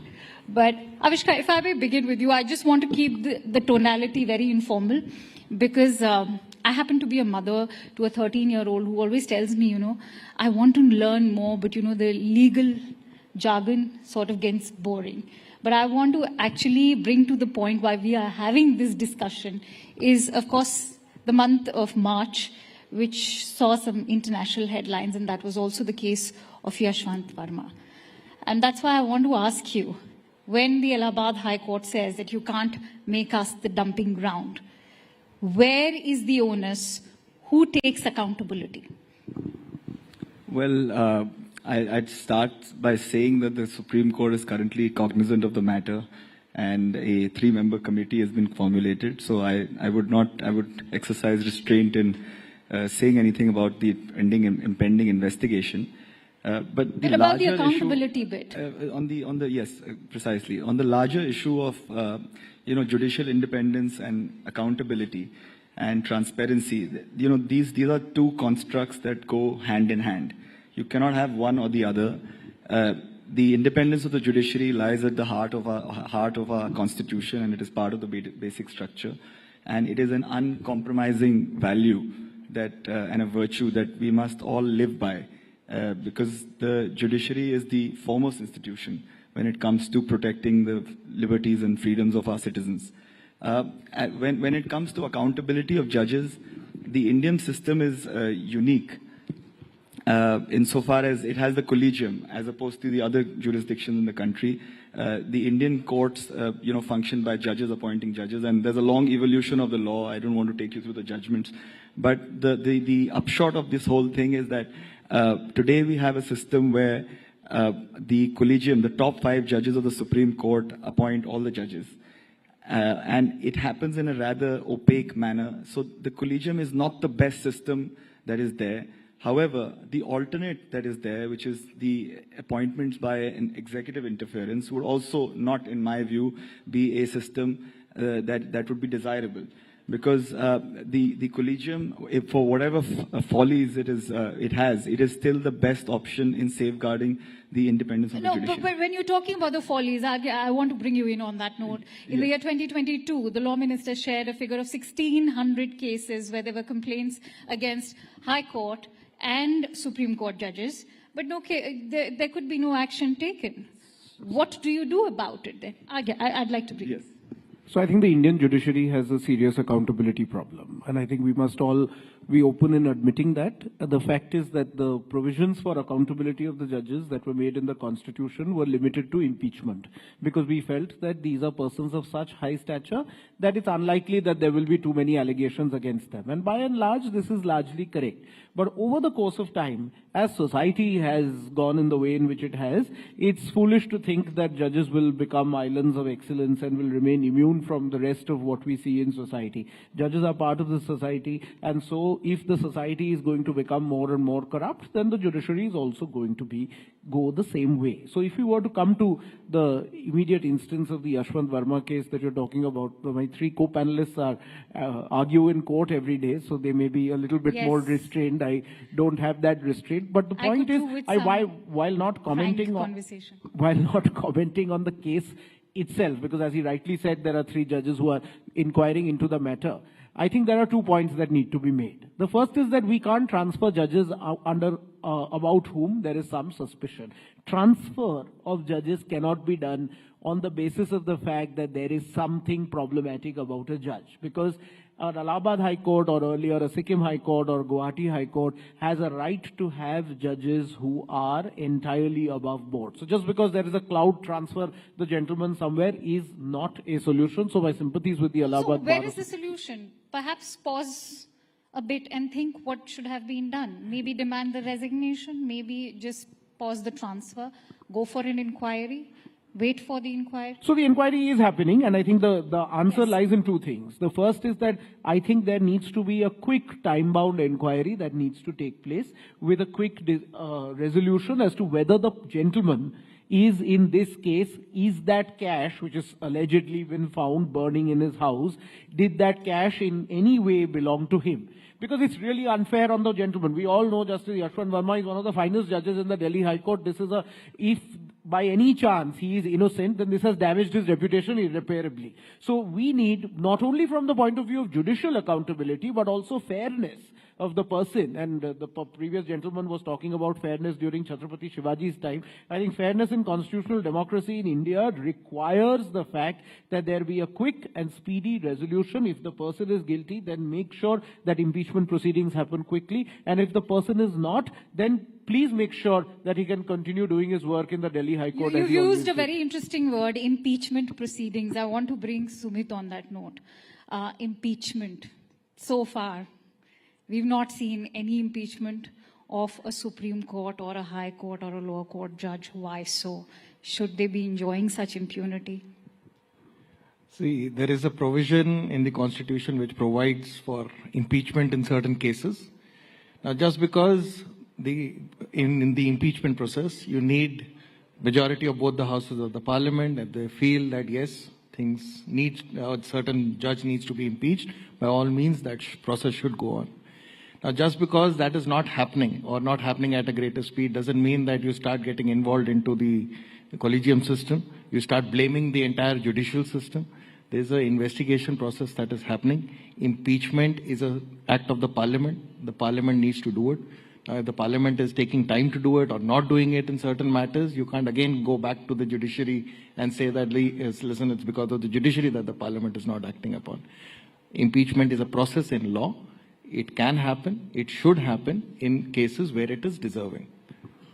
All right. But Ashish, if we look at the overall process of in-house inquiries also, proponents would, in fact, of those who feel that this can also be an executive decision, say that as far as in-house inquiries are concerned, they lack transparency.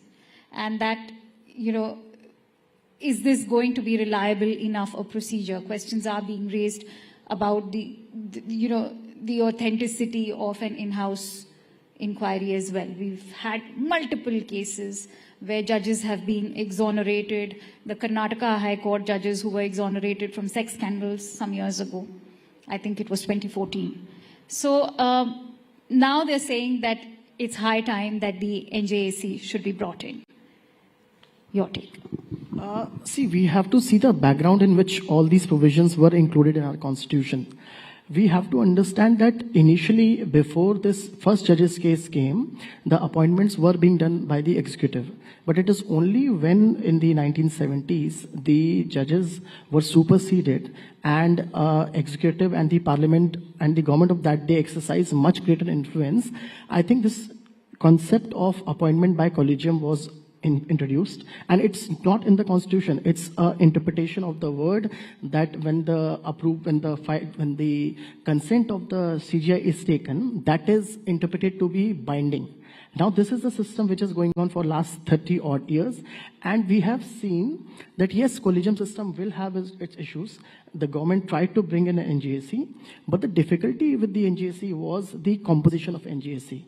It included the CGI, 2 sitting judges, law minister, and the difficult part was 2 eminent persons who were given the voting rights, and those people were to be selected by the government. So this was the situation wherein the Supreme Court said that if these people who are so-called eminent people are not given voting rights, then it can be considered. And there is a misnomer in the general public that the government has no role in the appointment. In every appointment, government has a very important role, and government views are taken, IB views are taken, and it is a consultative process.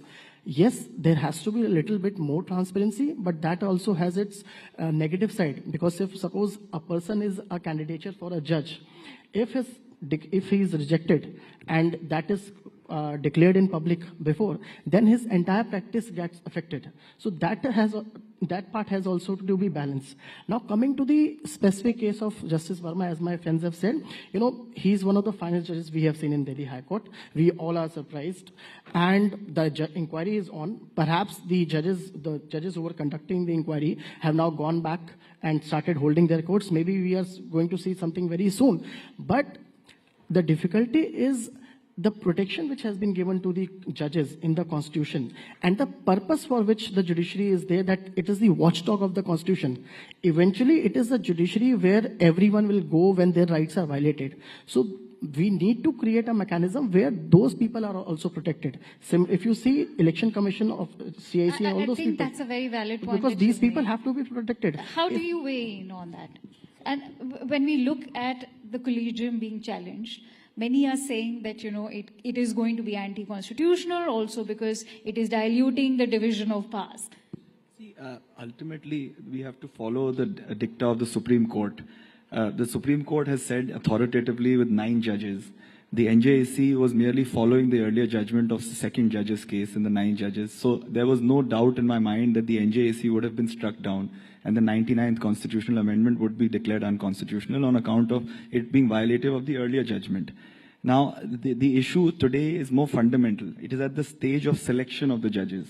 That is the area where you can employ more safeguards in the collegium system and actually have a more, robust mechanism where it is not as opaque as it is today. Today, the collegium system suffers from opacity, it suffers from arbitrariness, it suffers from a lack of judicial oversight, it suffers from other follies, but those follies are not, to my mind, equivalent to render the entire system undesirable and to have an NJAC sort of system, because as Soli Sorabji famously said that these are all human beings. Ultimately, human beings will be, they'll be falling foul to the integrity, to other issues. So you cannot ensure or legislate independence. Independence comes from within, and independence of the judiciary will only come by selecting the right people. And that is what should be emphasized today. And whatever happens in a particular case is not the reason for you to take a knee-jerk reaction. It must be well debated. So I'm not for a particular system. I think the current system must be reworked, tweaked, but you cannot go to NJAC, definitely. No, but has that been a knee-jerk reaction, what we saw earlier, when Prime Minister Modi during the 2014 tenure brought it in? That. Also, when you look at talking about a corruption-free India, is the onus just left on to the executive? We expect each and every organ of the government to be corruption-free. Why should the judiciary be granted this kind of impunity? So let me put it a little bit differently. So your daughter is 13 years old and she wants to know more about the judiciary. But she feels that this is stuck in this legal jargon, and everywhere you talk about the judges, people say that, "Arey, ye to lawyer wali baat hai." So, you suddenly feel that, oh, this is a no-go area for me, because this is a technical matter. Now, this is the mindset that we need to change, because law is not something that is filled with mystique. Law is an instrument that is meant to order society and meant to make our lives easier. This seems a laughable proposition today in India, right? Because if anything, law doesn't make your life easy. No one wants to go anywhere near a court of law if they can have their way. So how do we make this easier? How do we reduce this shroud of opacity and make sure that law is something that the lay person can engage with? Three things, which is related to appointments and accountability. I mean, there are many more. But on appointments, I mean, I have a different view from Avishkar. I think the collegium system started with all good intention, but is completely discredited at this point of time. And the reason is that it is a closed system. There is a view that it's only people appointing themselves, and there is a kind of closed brotherhood that is appointing people. Some merit to it, maybe not entirely. But I think every system has its time. This had its time. This is a system that needs to go. There needs to be a bipartisan commission of some kind. As Ashish was saying, we could think of the NJC with some tweaks. It doesn't have to be exactly the same composition, though I must point out that the eminent persons were not appointed by the government. They were appointed by the Chief Justice, the Prime Minister, and the leader of the opposition. But we can still tweak it. But we need some kind of system that is neither the government nor the judiciary on its own. On accountability, as I said, that this appointments commission also needs to be an appointments plus accountability commission, so that inquiries are held in a manner that doesn't feel like judges are only judging themselves. So you feel like nothing will come out of it. If you looked at the Chief Justice of India, Gogoi, had a 3-member inquiry committee that was set up against him. No one really believes that that was a credible process. I mean, whether it is credible or not is a different matter. It's a great disservice to the judges also who did that, because no one believes that it was credible. So we need to ensure that this commission, which is in charge of appointments, also takes into account accountability. And the last point on transfer, transfer should not be done in these kinds of situations. I'm taking it those cannot as be closing punitive. thoughts. Yes, that's fine. See, please keep in mind, I think there's been independence of judiciary is, I think, one of the core factors which should be respected. There is the 3 pillars of the Constitution, as we say it. We have the executive, the judiciary, and the legislature. We all the 3 pillars have their own roles for the governance. The 4th pillar, of course, being the media. Now, when there will be an interference between one pillar and the other, that itself will create a chaos. Any kind of a control over one over the other will go to the very premise of creating a situation where things may not work independently. If there is an involvement of the government in judiciary in any manner, whether be it appointment or in any other manner, towards the end, would that not influence judiciary? Then we are depending again on an external factor. And you think that today, if there are incidents, which are of course being taken care of, but if there are incidents, will the involvement in the appointments by the government in any manner, do you think it will create a purest form of system? No. There is a system which is created and created in a manner to protect the very institution itself. But why hasn't the judiciary been able to ensure that, if the collegium was so reliable? Yes, so investigation is being taken place, at least in this case. But then again, we are questioning how reliable are the in-house judicial processes I'll answer themselves. that. I'll answer that. Why? Because see, everybody deserves a fair investigation. There are accusations, of course. In this case, there was allegedly what we call a purple banana being found in one of his rooms. And of course, that bag full of money, should be, just because it was found there, no investigation should be made at all. Secondly, who came out with that video? Towards the end, it came from judiciary itself. They said, yes, let this come to the media. There have been calls for a CBI or a TD investigation. Why not go ahead with that? Exactly. So executive is already doing the investigation. Judiciary is, of course, keeping a check on what the investigation is. There are judges from different states who have been appointed for the purpose of this investigation. Okay. I'm running short of time, so I have to quickly wrap that. Ashish, I want your closing thoughts, but as we discussed earlier, Mr. Chandrachud was here, and he made a very interesting point that just like the Indian Administrative Services, perhaps he's in fact one of those proponents who believe that it should also be applied to judiciary, that we should have a national level examination which is as stringent in perhaps ensuring that the best of the talent is the one that qualifies, and that he believes that it's not happening at a state level so far. See, I'll just make one comment on NGSC. We must understand that the biggest litigant in this country is the government of India. So if you want a litigant to have a complete say in the appointment of judges, do we expect a fairness or a procedure where the good judges will be appointed? That's the thing which we have to see. No one is against the government in a consultative process, consultative mechanism. But whether the government should have the final say in the appointment is the part where, for the sake of independence of judiciary, we all have to oppose it. Now, coming to this larger issue of having the All India Judicial Service examination, this idea has been mooted for long. As of now, the examinations are conducted by the High Court. Because the district judiciary is subordinate to the High Court of that state, the examination is conducted by the High Court. And High Courts have resisted this thing because eventually it is the High Court who is responsible for the implementation of law and the manner in which the cases are decided. When we say that there is a huge pendency, government is not blamed. It is the judges who are the blamed. So they have to see which kind of candidates are appointed. Justice Chandrachud has a view. He did say that yes, there should be a commission, there should be a exam. And I must tell you, the examination which is done by the High Courts is equally tough, if not more. So it can be said that there can be a different mechanism, but I think as of now, the High Courts are doing a good job. The results are there. We are finding new judges. There is so much of diversity, and so many women have come forward in the district judiciary. 30 to 40% we see that there are women judges in the district judiciary. And High Court is also cognizant of this.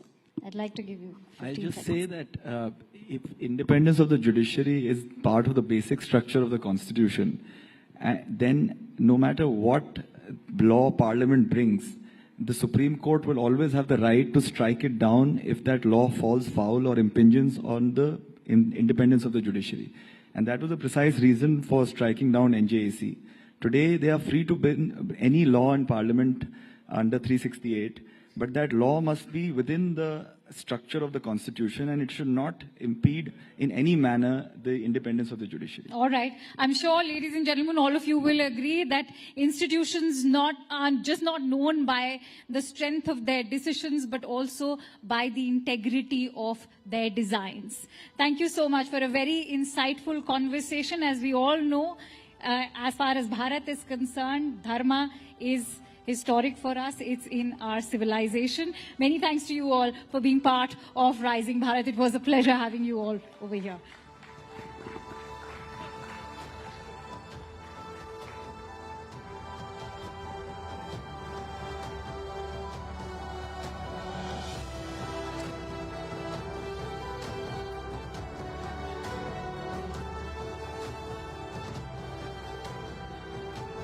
And I'm back. Last session tonight, we have a very special guest over here, a master chronicler of the forgotten and often overlooked stories that have shaped our world. His work has always sought to illuminate the complex and sometimes forgotten pasts of cultures, empires, and individuals whose stories are too often sidelined. Whether it's his exploration of the Mughal Empire, the Silk Road, or the history of the East India Company, he has a unique way of bringing these hidden histories to light. I'll say hidden gems to light. Tonight, in fact, we'll delve into this process of uncovering these often elusive narratives with one and only William Dalrymple, who will reflect on how these hidden histories are just as vital to our understanding of the world today. And also, to have that conversation, I'd like to invite somebody who's a personal favorite, Rahul Shiv Shankar, to take this conversation forward.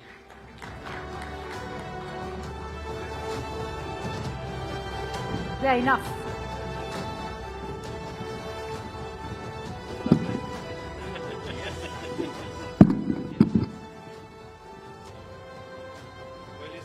Is there anything more left for me to say after that sterling introduction? Let's get straight to it, William Dalrymple. We've, of course, spoken right after the release of your book, and that was quite a well-heralded podcast with you. You've long chronicled British and Mughal India. But now you've come up with the golden road that pivots back to ancient India. Why? And what's the central thesis here? So, I spent 20 years working on the East India Company, 4 books: The Anarchy, White Mughals, Return of a King, The Last Mughal. And I think everyone, particularly my family, had thought that was enough East India Company and Mughals for one lifetime. Also, my beloved translator, Bruce Wannell, who worked very, very closely with me, had a spectacular ability to read any Persian text, any Mughal text, as easily as you and I could read the Times of India, died of cancer in 2019. And in some ways, I felt I'd sort of lost the key to Narnia. I could no longer just walk into libraries in Tonk or in Patna and access the texts which we've been looking at. So I went back to the subjects which had interested me as a teenager. I was originally keen on archaeology and ancient history.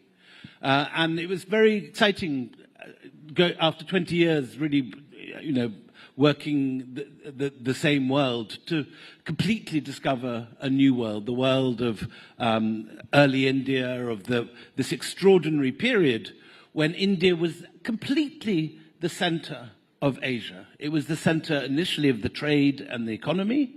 The monsoon winds blowing in one wave 6 months and back again for the next 6 put India very literally in the center of things, connected to the Roman world, where it was Rome's principal trading partner, but also connected to Southeast Asia and to China. And one of the main ideas in the book is that the Silk Road has come to dominate our understanding of ancient Asia. The idea that there was this sort of motorway overland running from the Mediterranean to the South China Sea. But the idea of the Silk Road is entirely Sino-centric. It connects everything with China, and the idea that silk was the principal trading commodities is nonsense. It isn't reflected in any of the sources. And in fact, the idea of the Silk Road was invented in 1877 by a German geographer called von Richthofen. It's an entirely modern idea. No ancient source talks about it. What the ancient sources say is that India is the center of things. Pliny talks about a major balance of payments problem, just like Trump today worrying about America's balance of payments and inflicting tariffs.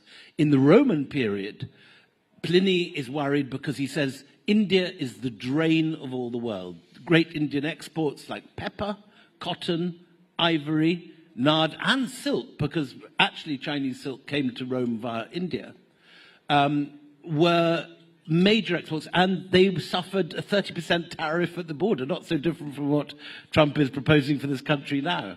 And this provided as much as a third of the entire Roman imperial budget. So the idea in this book is that the Silk Road never actually existed before the Mongol period, when Genghis Khan's conquest did create a motorway that linked Mediterranean with the South China Sea. Before that, maritime routes rather than overland routes, and India rather than China. Well, it's interesting because I would have thought that for someone coming in from the West, you would have been at least passably acquainted with this huge legacy, and therefore would have been curious about it. But you seem to suggest that it's the translator's fault, that you sort of did not, that ancient India remained marginal in your work. No, it was the first thing that I loved when I came. My very first trip to India, I went straight to Gwalior, Sanchi, Khajuraho, Ajanta, Ellora. But over the course of time, got obsessed with the East India Company. The idea that a corporation could take over a continent seemed to me an extraordinary thing. And of course, it's something that's happening at the moment. We're worrying about this, the oligarchs in Trump's world, the way all the tech moguls were there at the inauguration. These huge companies like Amazon and Meta, and Apple and Microsoft, all of whose annual profits are greater than the GDP of most continents. This extraordinary power that corporations now have. It seemed to me a very interesting subject. But I have loved going back to this. And this was a lockdown book. We were all locked down. I had my library. And it gave me a wonderful opportunity to read very widely across different fields. And what I found was that the history of this period is often locked into different silos. So the Buddhist history is often told as part of a Chinese story, the Silk Road. The story of Sanskritization of Southeast Asia, how Indian epics, Indian language, Hindu kingship spread to Angkor Wat, where the largest Hindu temple in the world is built not in India, but in Cambodia. But the largest Hindu empire in the world is the Khmer Empire. The way that Indian mathematics spread through the Arab world to give us the number system we all use, the nearest thing we have to a universal language. These seem fascinating ideas. And what I was trying to do was bring them all together under one roof and connect the dots, which I think people haven't done. The last time a book like this was written is probably A.L. Basham's Wonder That Was India, which is written in 1954. Of course, we've had some historians that have looked at that, but at that period. But wanted to ask you, because it's an interesting thought experiment. And it points to the rising Bharat that we see today. So it's not an accident, is it? So my view is that, I mean, if you look at Angus Maddison is the historian who studied trade figures historically, GDPs per head, and tried to work back from present figures to the sort of thing that was going on in Mughal India or medieval Ming China, for example. And it's unequivocally the case, although you can quibble details in these figures, because obviously ancient economic figures are hard to come by and don't have the same veracity as modern figures. But nonetheless, it's completely clear that for most of history, maybe as much as 70, sometimes 80% of the world economy was generated by the lands that are now India and China. That both of these had terrific trading traditions, both over land and by sea. Both of them had extremely advanced credit systems, groups in society who dominated the mercantile world.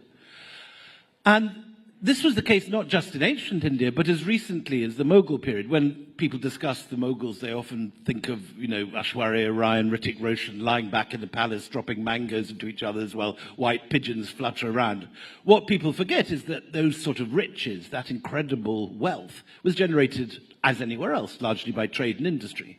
And so in the Mughal case, it's the incredible textile trade.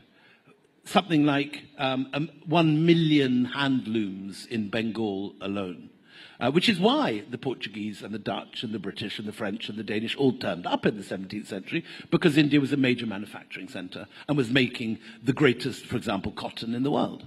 And the East India Company realized that the Mughals didn't have a navy, that they could be the exporters.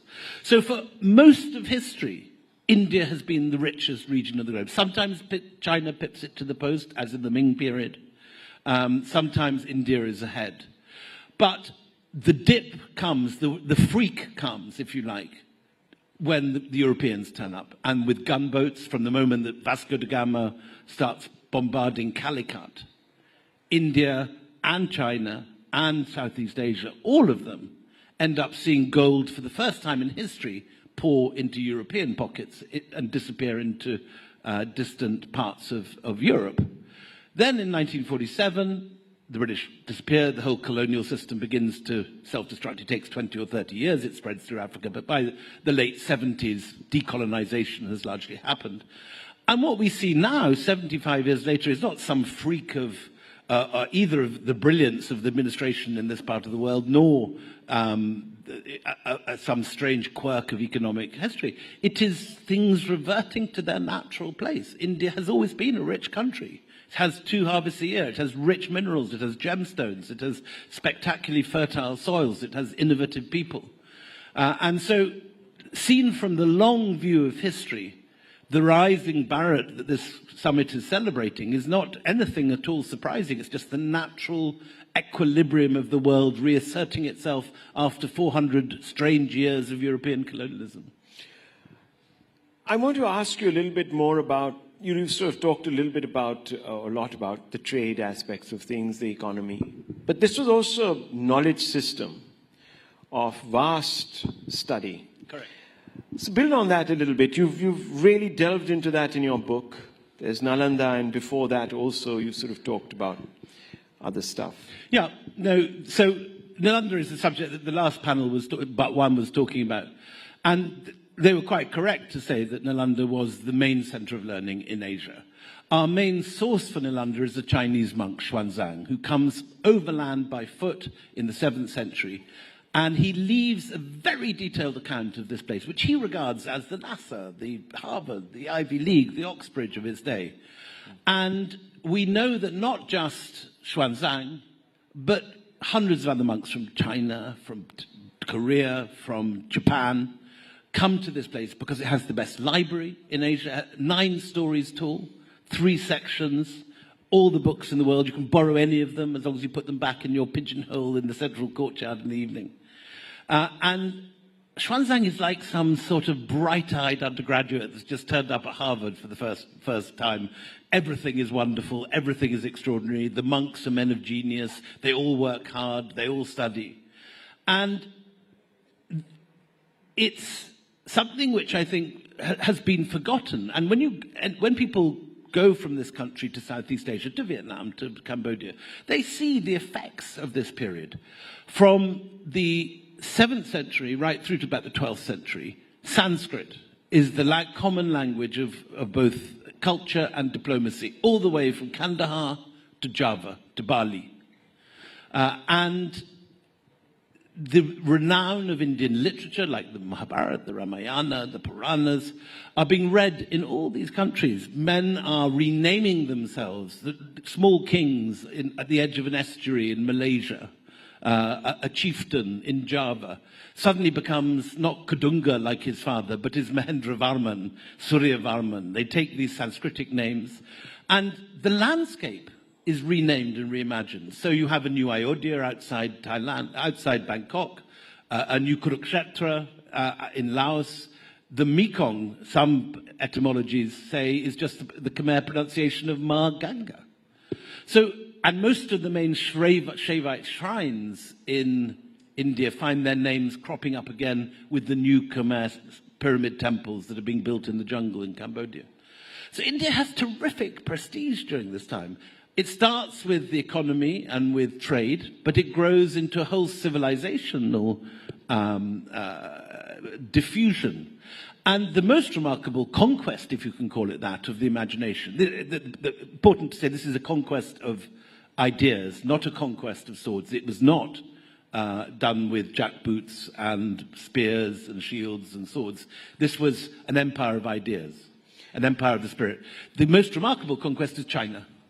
And under China's only woman empress, called Wu Zetian, Wu brings in monks and scholars from Nalanda, some of them Chinese, some of them Indian. You have an Indian called Gautama Siddhartha running the Bureau of the Astronomy and Astrology and Mathematics. You have other Indians in senior places of government. And this is the high watermark of Indian influence. China becomes, for this one reign, a Buddhist country. It becomes the state religion. Confucianism and Taoism are both demoted. And again, I don't think people in this country are quite aware of the extent to which, often China and India are seen as rivals with, two different spheres of influence. I don't think many people have taken in the fact that an Indian religion born in Bihar becomes the state religion of China for a period of history. And I think it's hugely important now, as India is perceived now, rightly, as a rising economy, as a rising force, and will be, whatever happens, one of the three main economies of the world by the end of this century, if not sooner. It's very important to understand that it's not something that's sort of freak or kind of some weird quirk of modern politics. This is the natural order of things reasserting themselves. Well, the economic miracle that was India was put to the sword, literally, or crushed under the jackboot of the Brits. But the knowledge system that it was also crushed, some people say, by the sword. Nalanda, for example, was sacked. And that led to what many people today describe as the great vandalism of what was an Indic culture, which predated Islam and, of course, then the Brits. How is it that we have not looked back and examined that sort of got lost in time? That narrative, that vandalism that took place, why was that ignored? I don't think that's true. You've portrayed the Mughals that followed as refined, rooted, and Indian. How do you now view critiques that this framing glossed over conquest, destruction, and displacement? You've been hard on the British, but not so. So there are a long period of Islamic rule in this country. The worst destruction unquestionably took place in the early years of the 12th and 13th century. That's when Bakhtiar Khalki burns Nalanda. You get, at this period, as before, rulers who are violent. You get rulers who are great examples of civilization and refinement.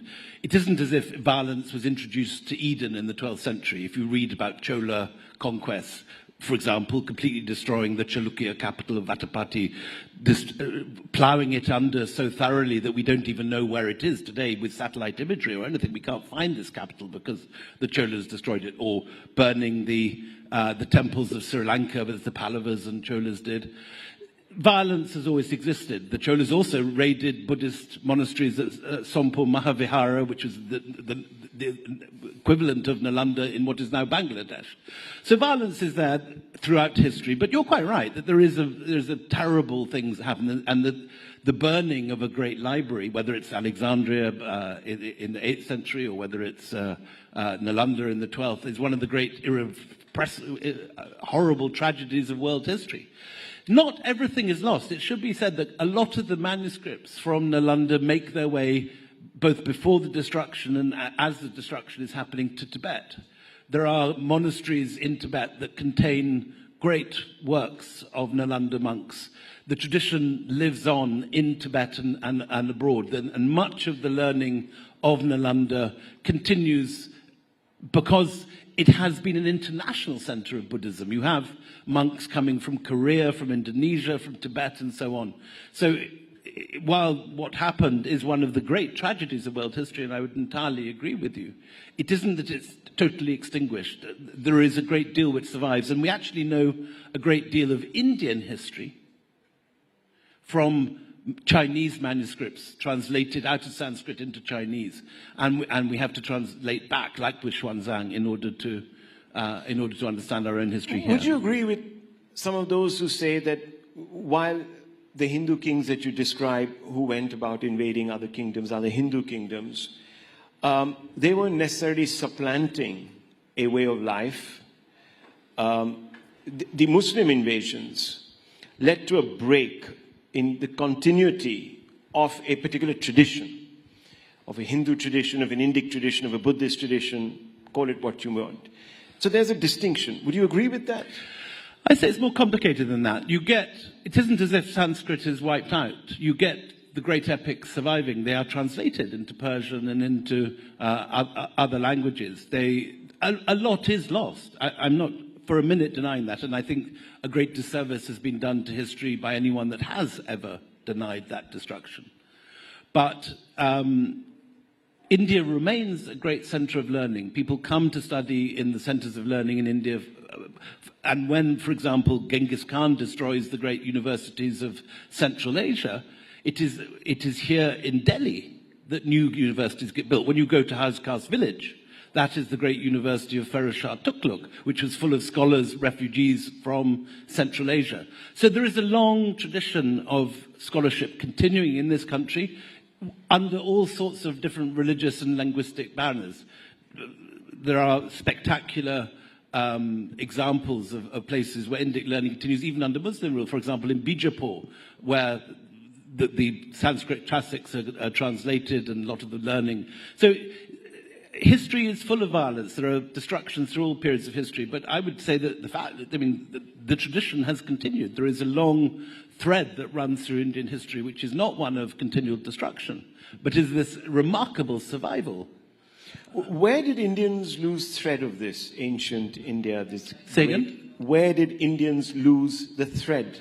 I think it's here. I think it is very much retrievable. I don't feel that I'm living in a country which has lost its civilization or lost its civilizational bearings. I think the fact that it is here, the fact that we are discussing this all now, and that India has still a rich tradition. I mean, it'd be not true to say that India has the same reputation it had during the age of Nalanda when all the great scholars were coming here. But it's possible to imagine that that will happen again, that there are traditions of learning and knowledge here which are remarkable and which can still teach the world a huge amount. And I think we need to... I think we should also, I should say, be more aware of our history and do more to preserve it. For example, Nalanda itself, only 10% has been excavated.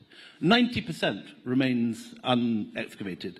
How is it that in the 21st century there is a tiny site museum there with strip lights and a couple of dusty cabinets? There should be, I mean, even in countries like Turkey you go today and you find enormous provincial museums, beautifully spot-lit, fantastic displays of objects in glass cases. Nalanda is a remarkable example of how India can showcase its past and show off its incredible traditions of soft power, traditions which have been lost but which can be taught again. I'm very optimistic. I think there is so much that can be done.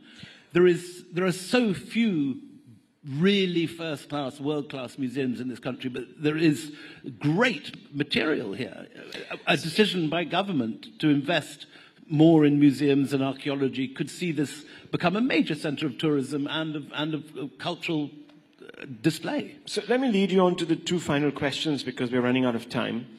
Obviously, there's a growing movement within India to reclaim civilizational memory from colonial and Islamic overlays. And you know that there's been a thrust, even politically. How do you view some of these efforts? Which efforts are you referring to?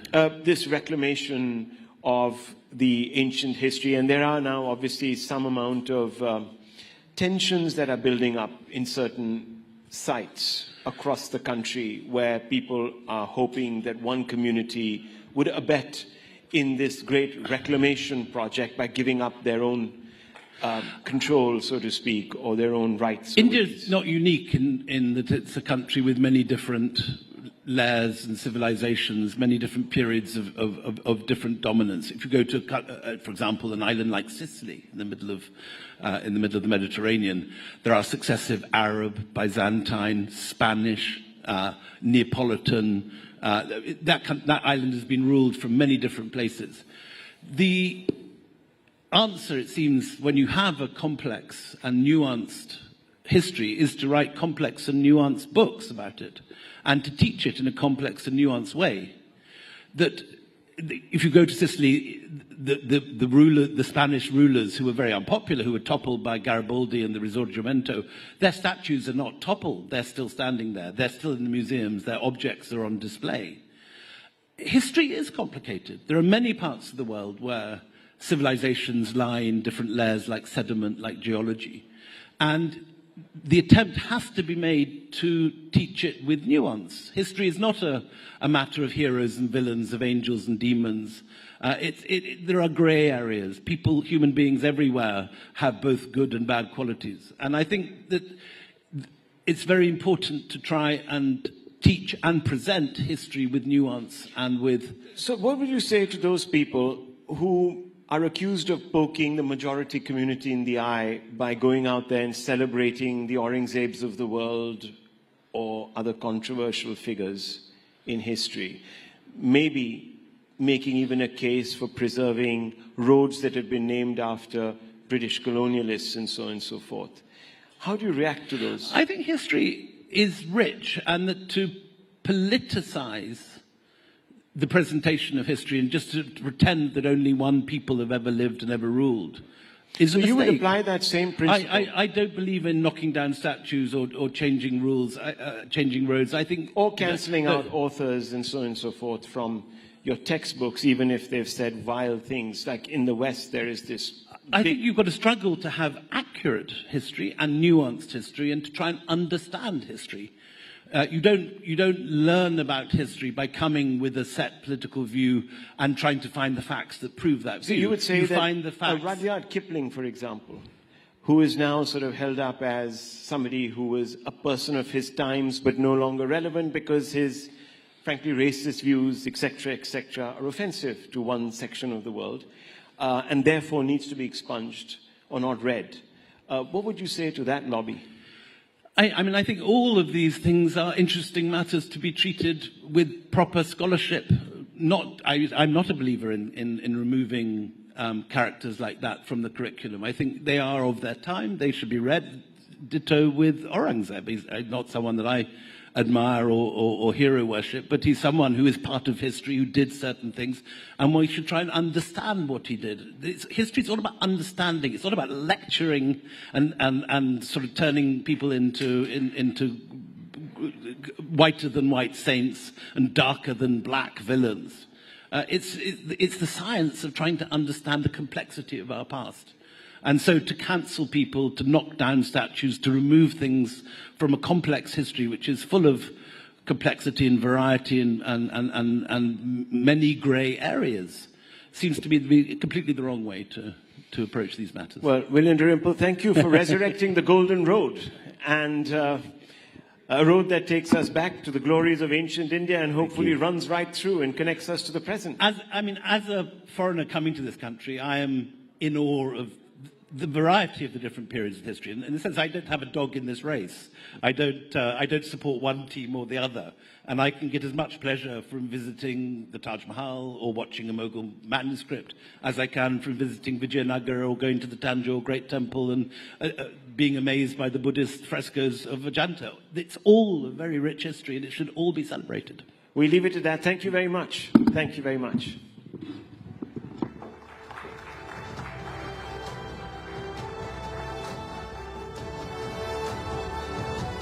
To sum this conversation, I'd like to quote William himself from White Mughal. India has always had a strange way with her conquerors. In defeat, she beckons them in, then slowly seduces, assimilates, and transforms them. Many thanks to you, William, for those precious insights. Now, as we come to the end of these two impactful days at the Rising Bharat Summit, I want to take a moment to express my heartfelt gratitude to each and every one of you for being part of this incredible journey. The ideas and discussions we've had here are a testament to India's dynamic potential and the collective determination to rise, grow, and redefine the future. I hope that the conversations we've had here will not only inspire action, but also foster collaboration among all of us to push the boundaries of what's possible. The Rising Bharat journey doesn't end here. Let's take the momentum, the partnerships, and the ideas from this summit and turn them into real-world impact. As we conclude this enriching summit, we would like to reiterate our heartfelt appreciation to our partners. Your unwavering support has enabled us to bring together the brightest minds and most innovative ideas. Thank you to our co-presenting partner, Dream Sports Associate Partners, Max Estates, Vikram Solar, Suntel and Reliance Industries Limited, Workspace Partner, IndiCube, our exchange partner, National Stock Exchange, Logistics Partner, DTDC, Energy Partner, Crown LNG, Insurance Partner, Insurance Dekho, and State Partners, Uttar Pradesh Maharashtra and Madhya Pradesh. Thank you everyone for making this summit a grand success. It wouldn't have been possible without your support. Thank you so much.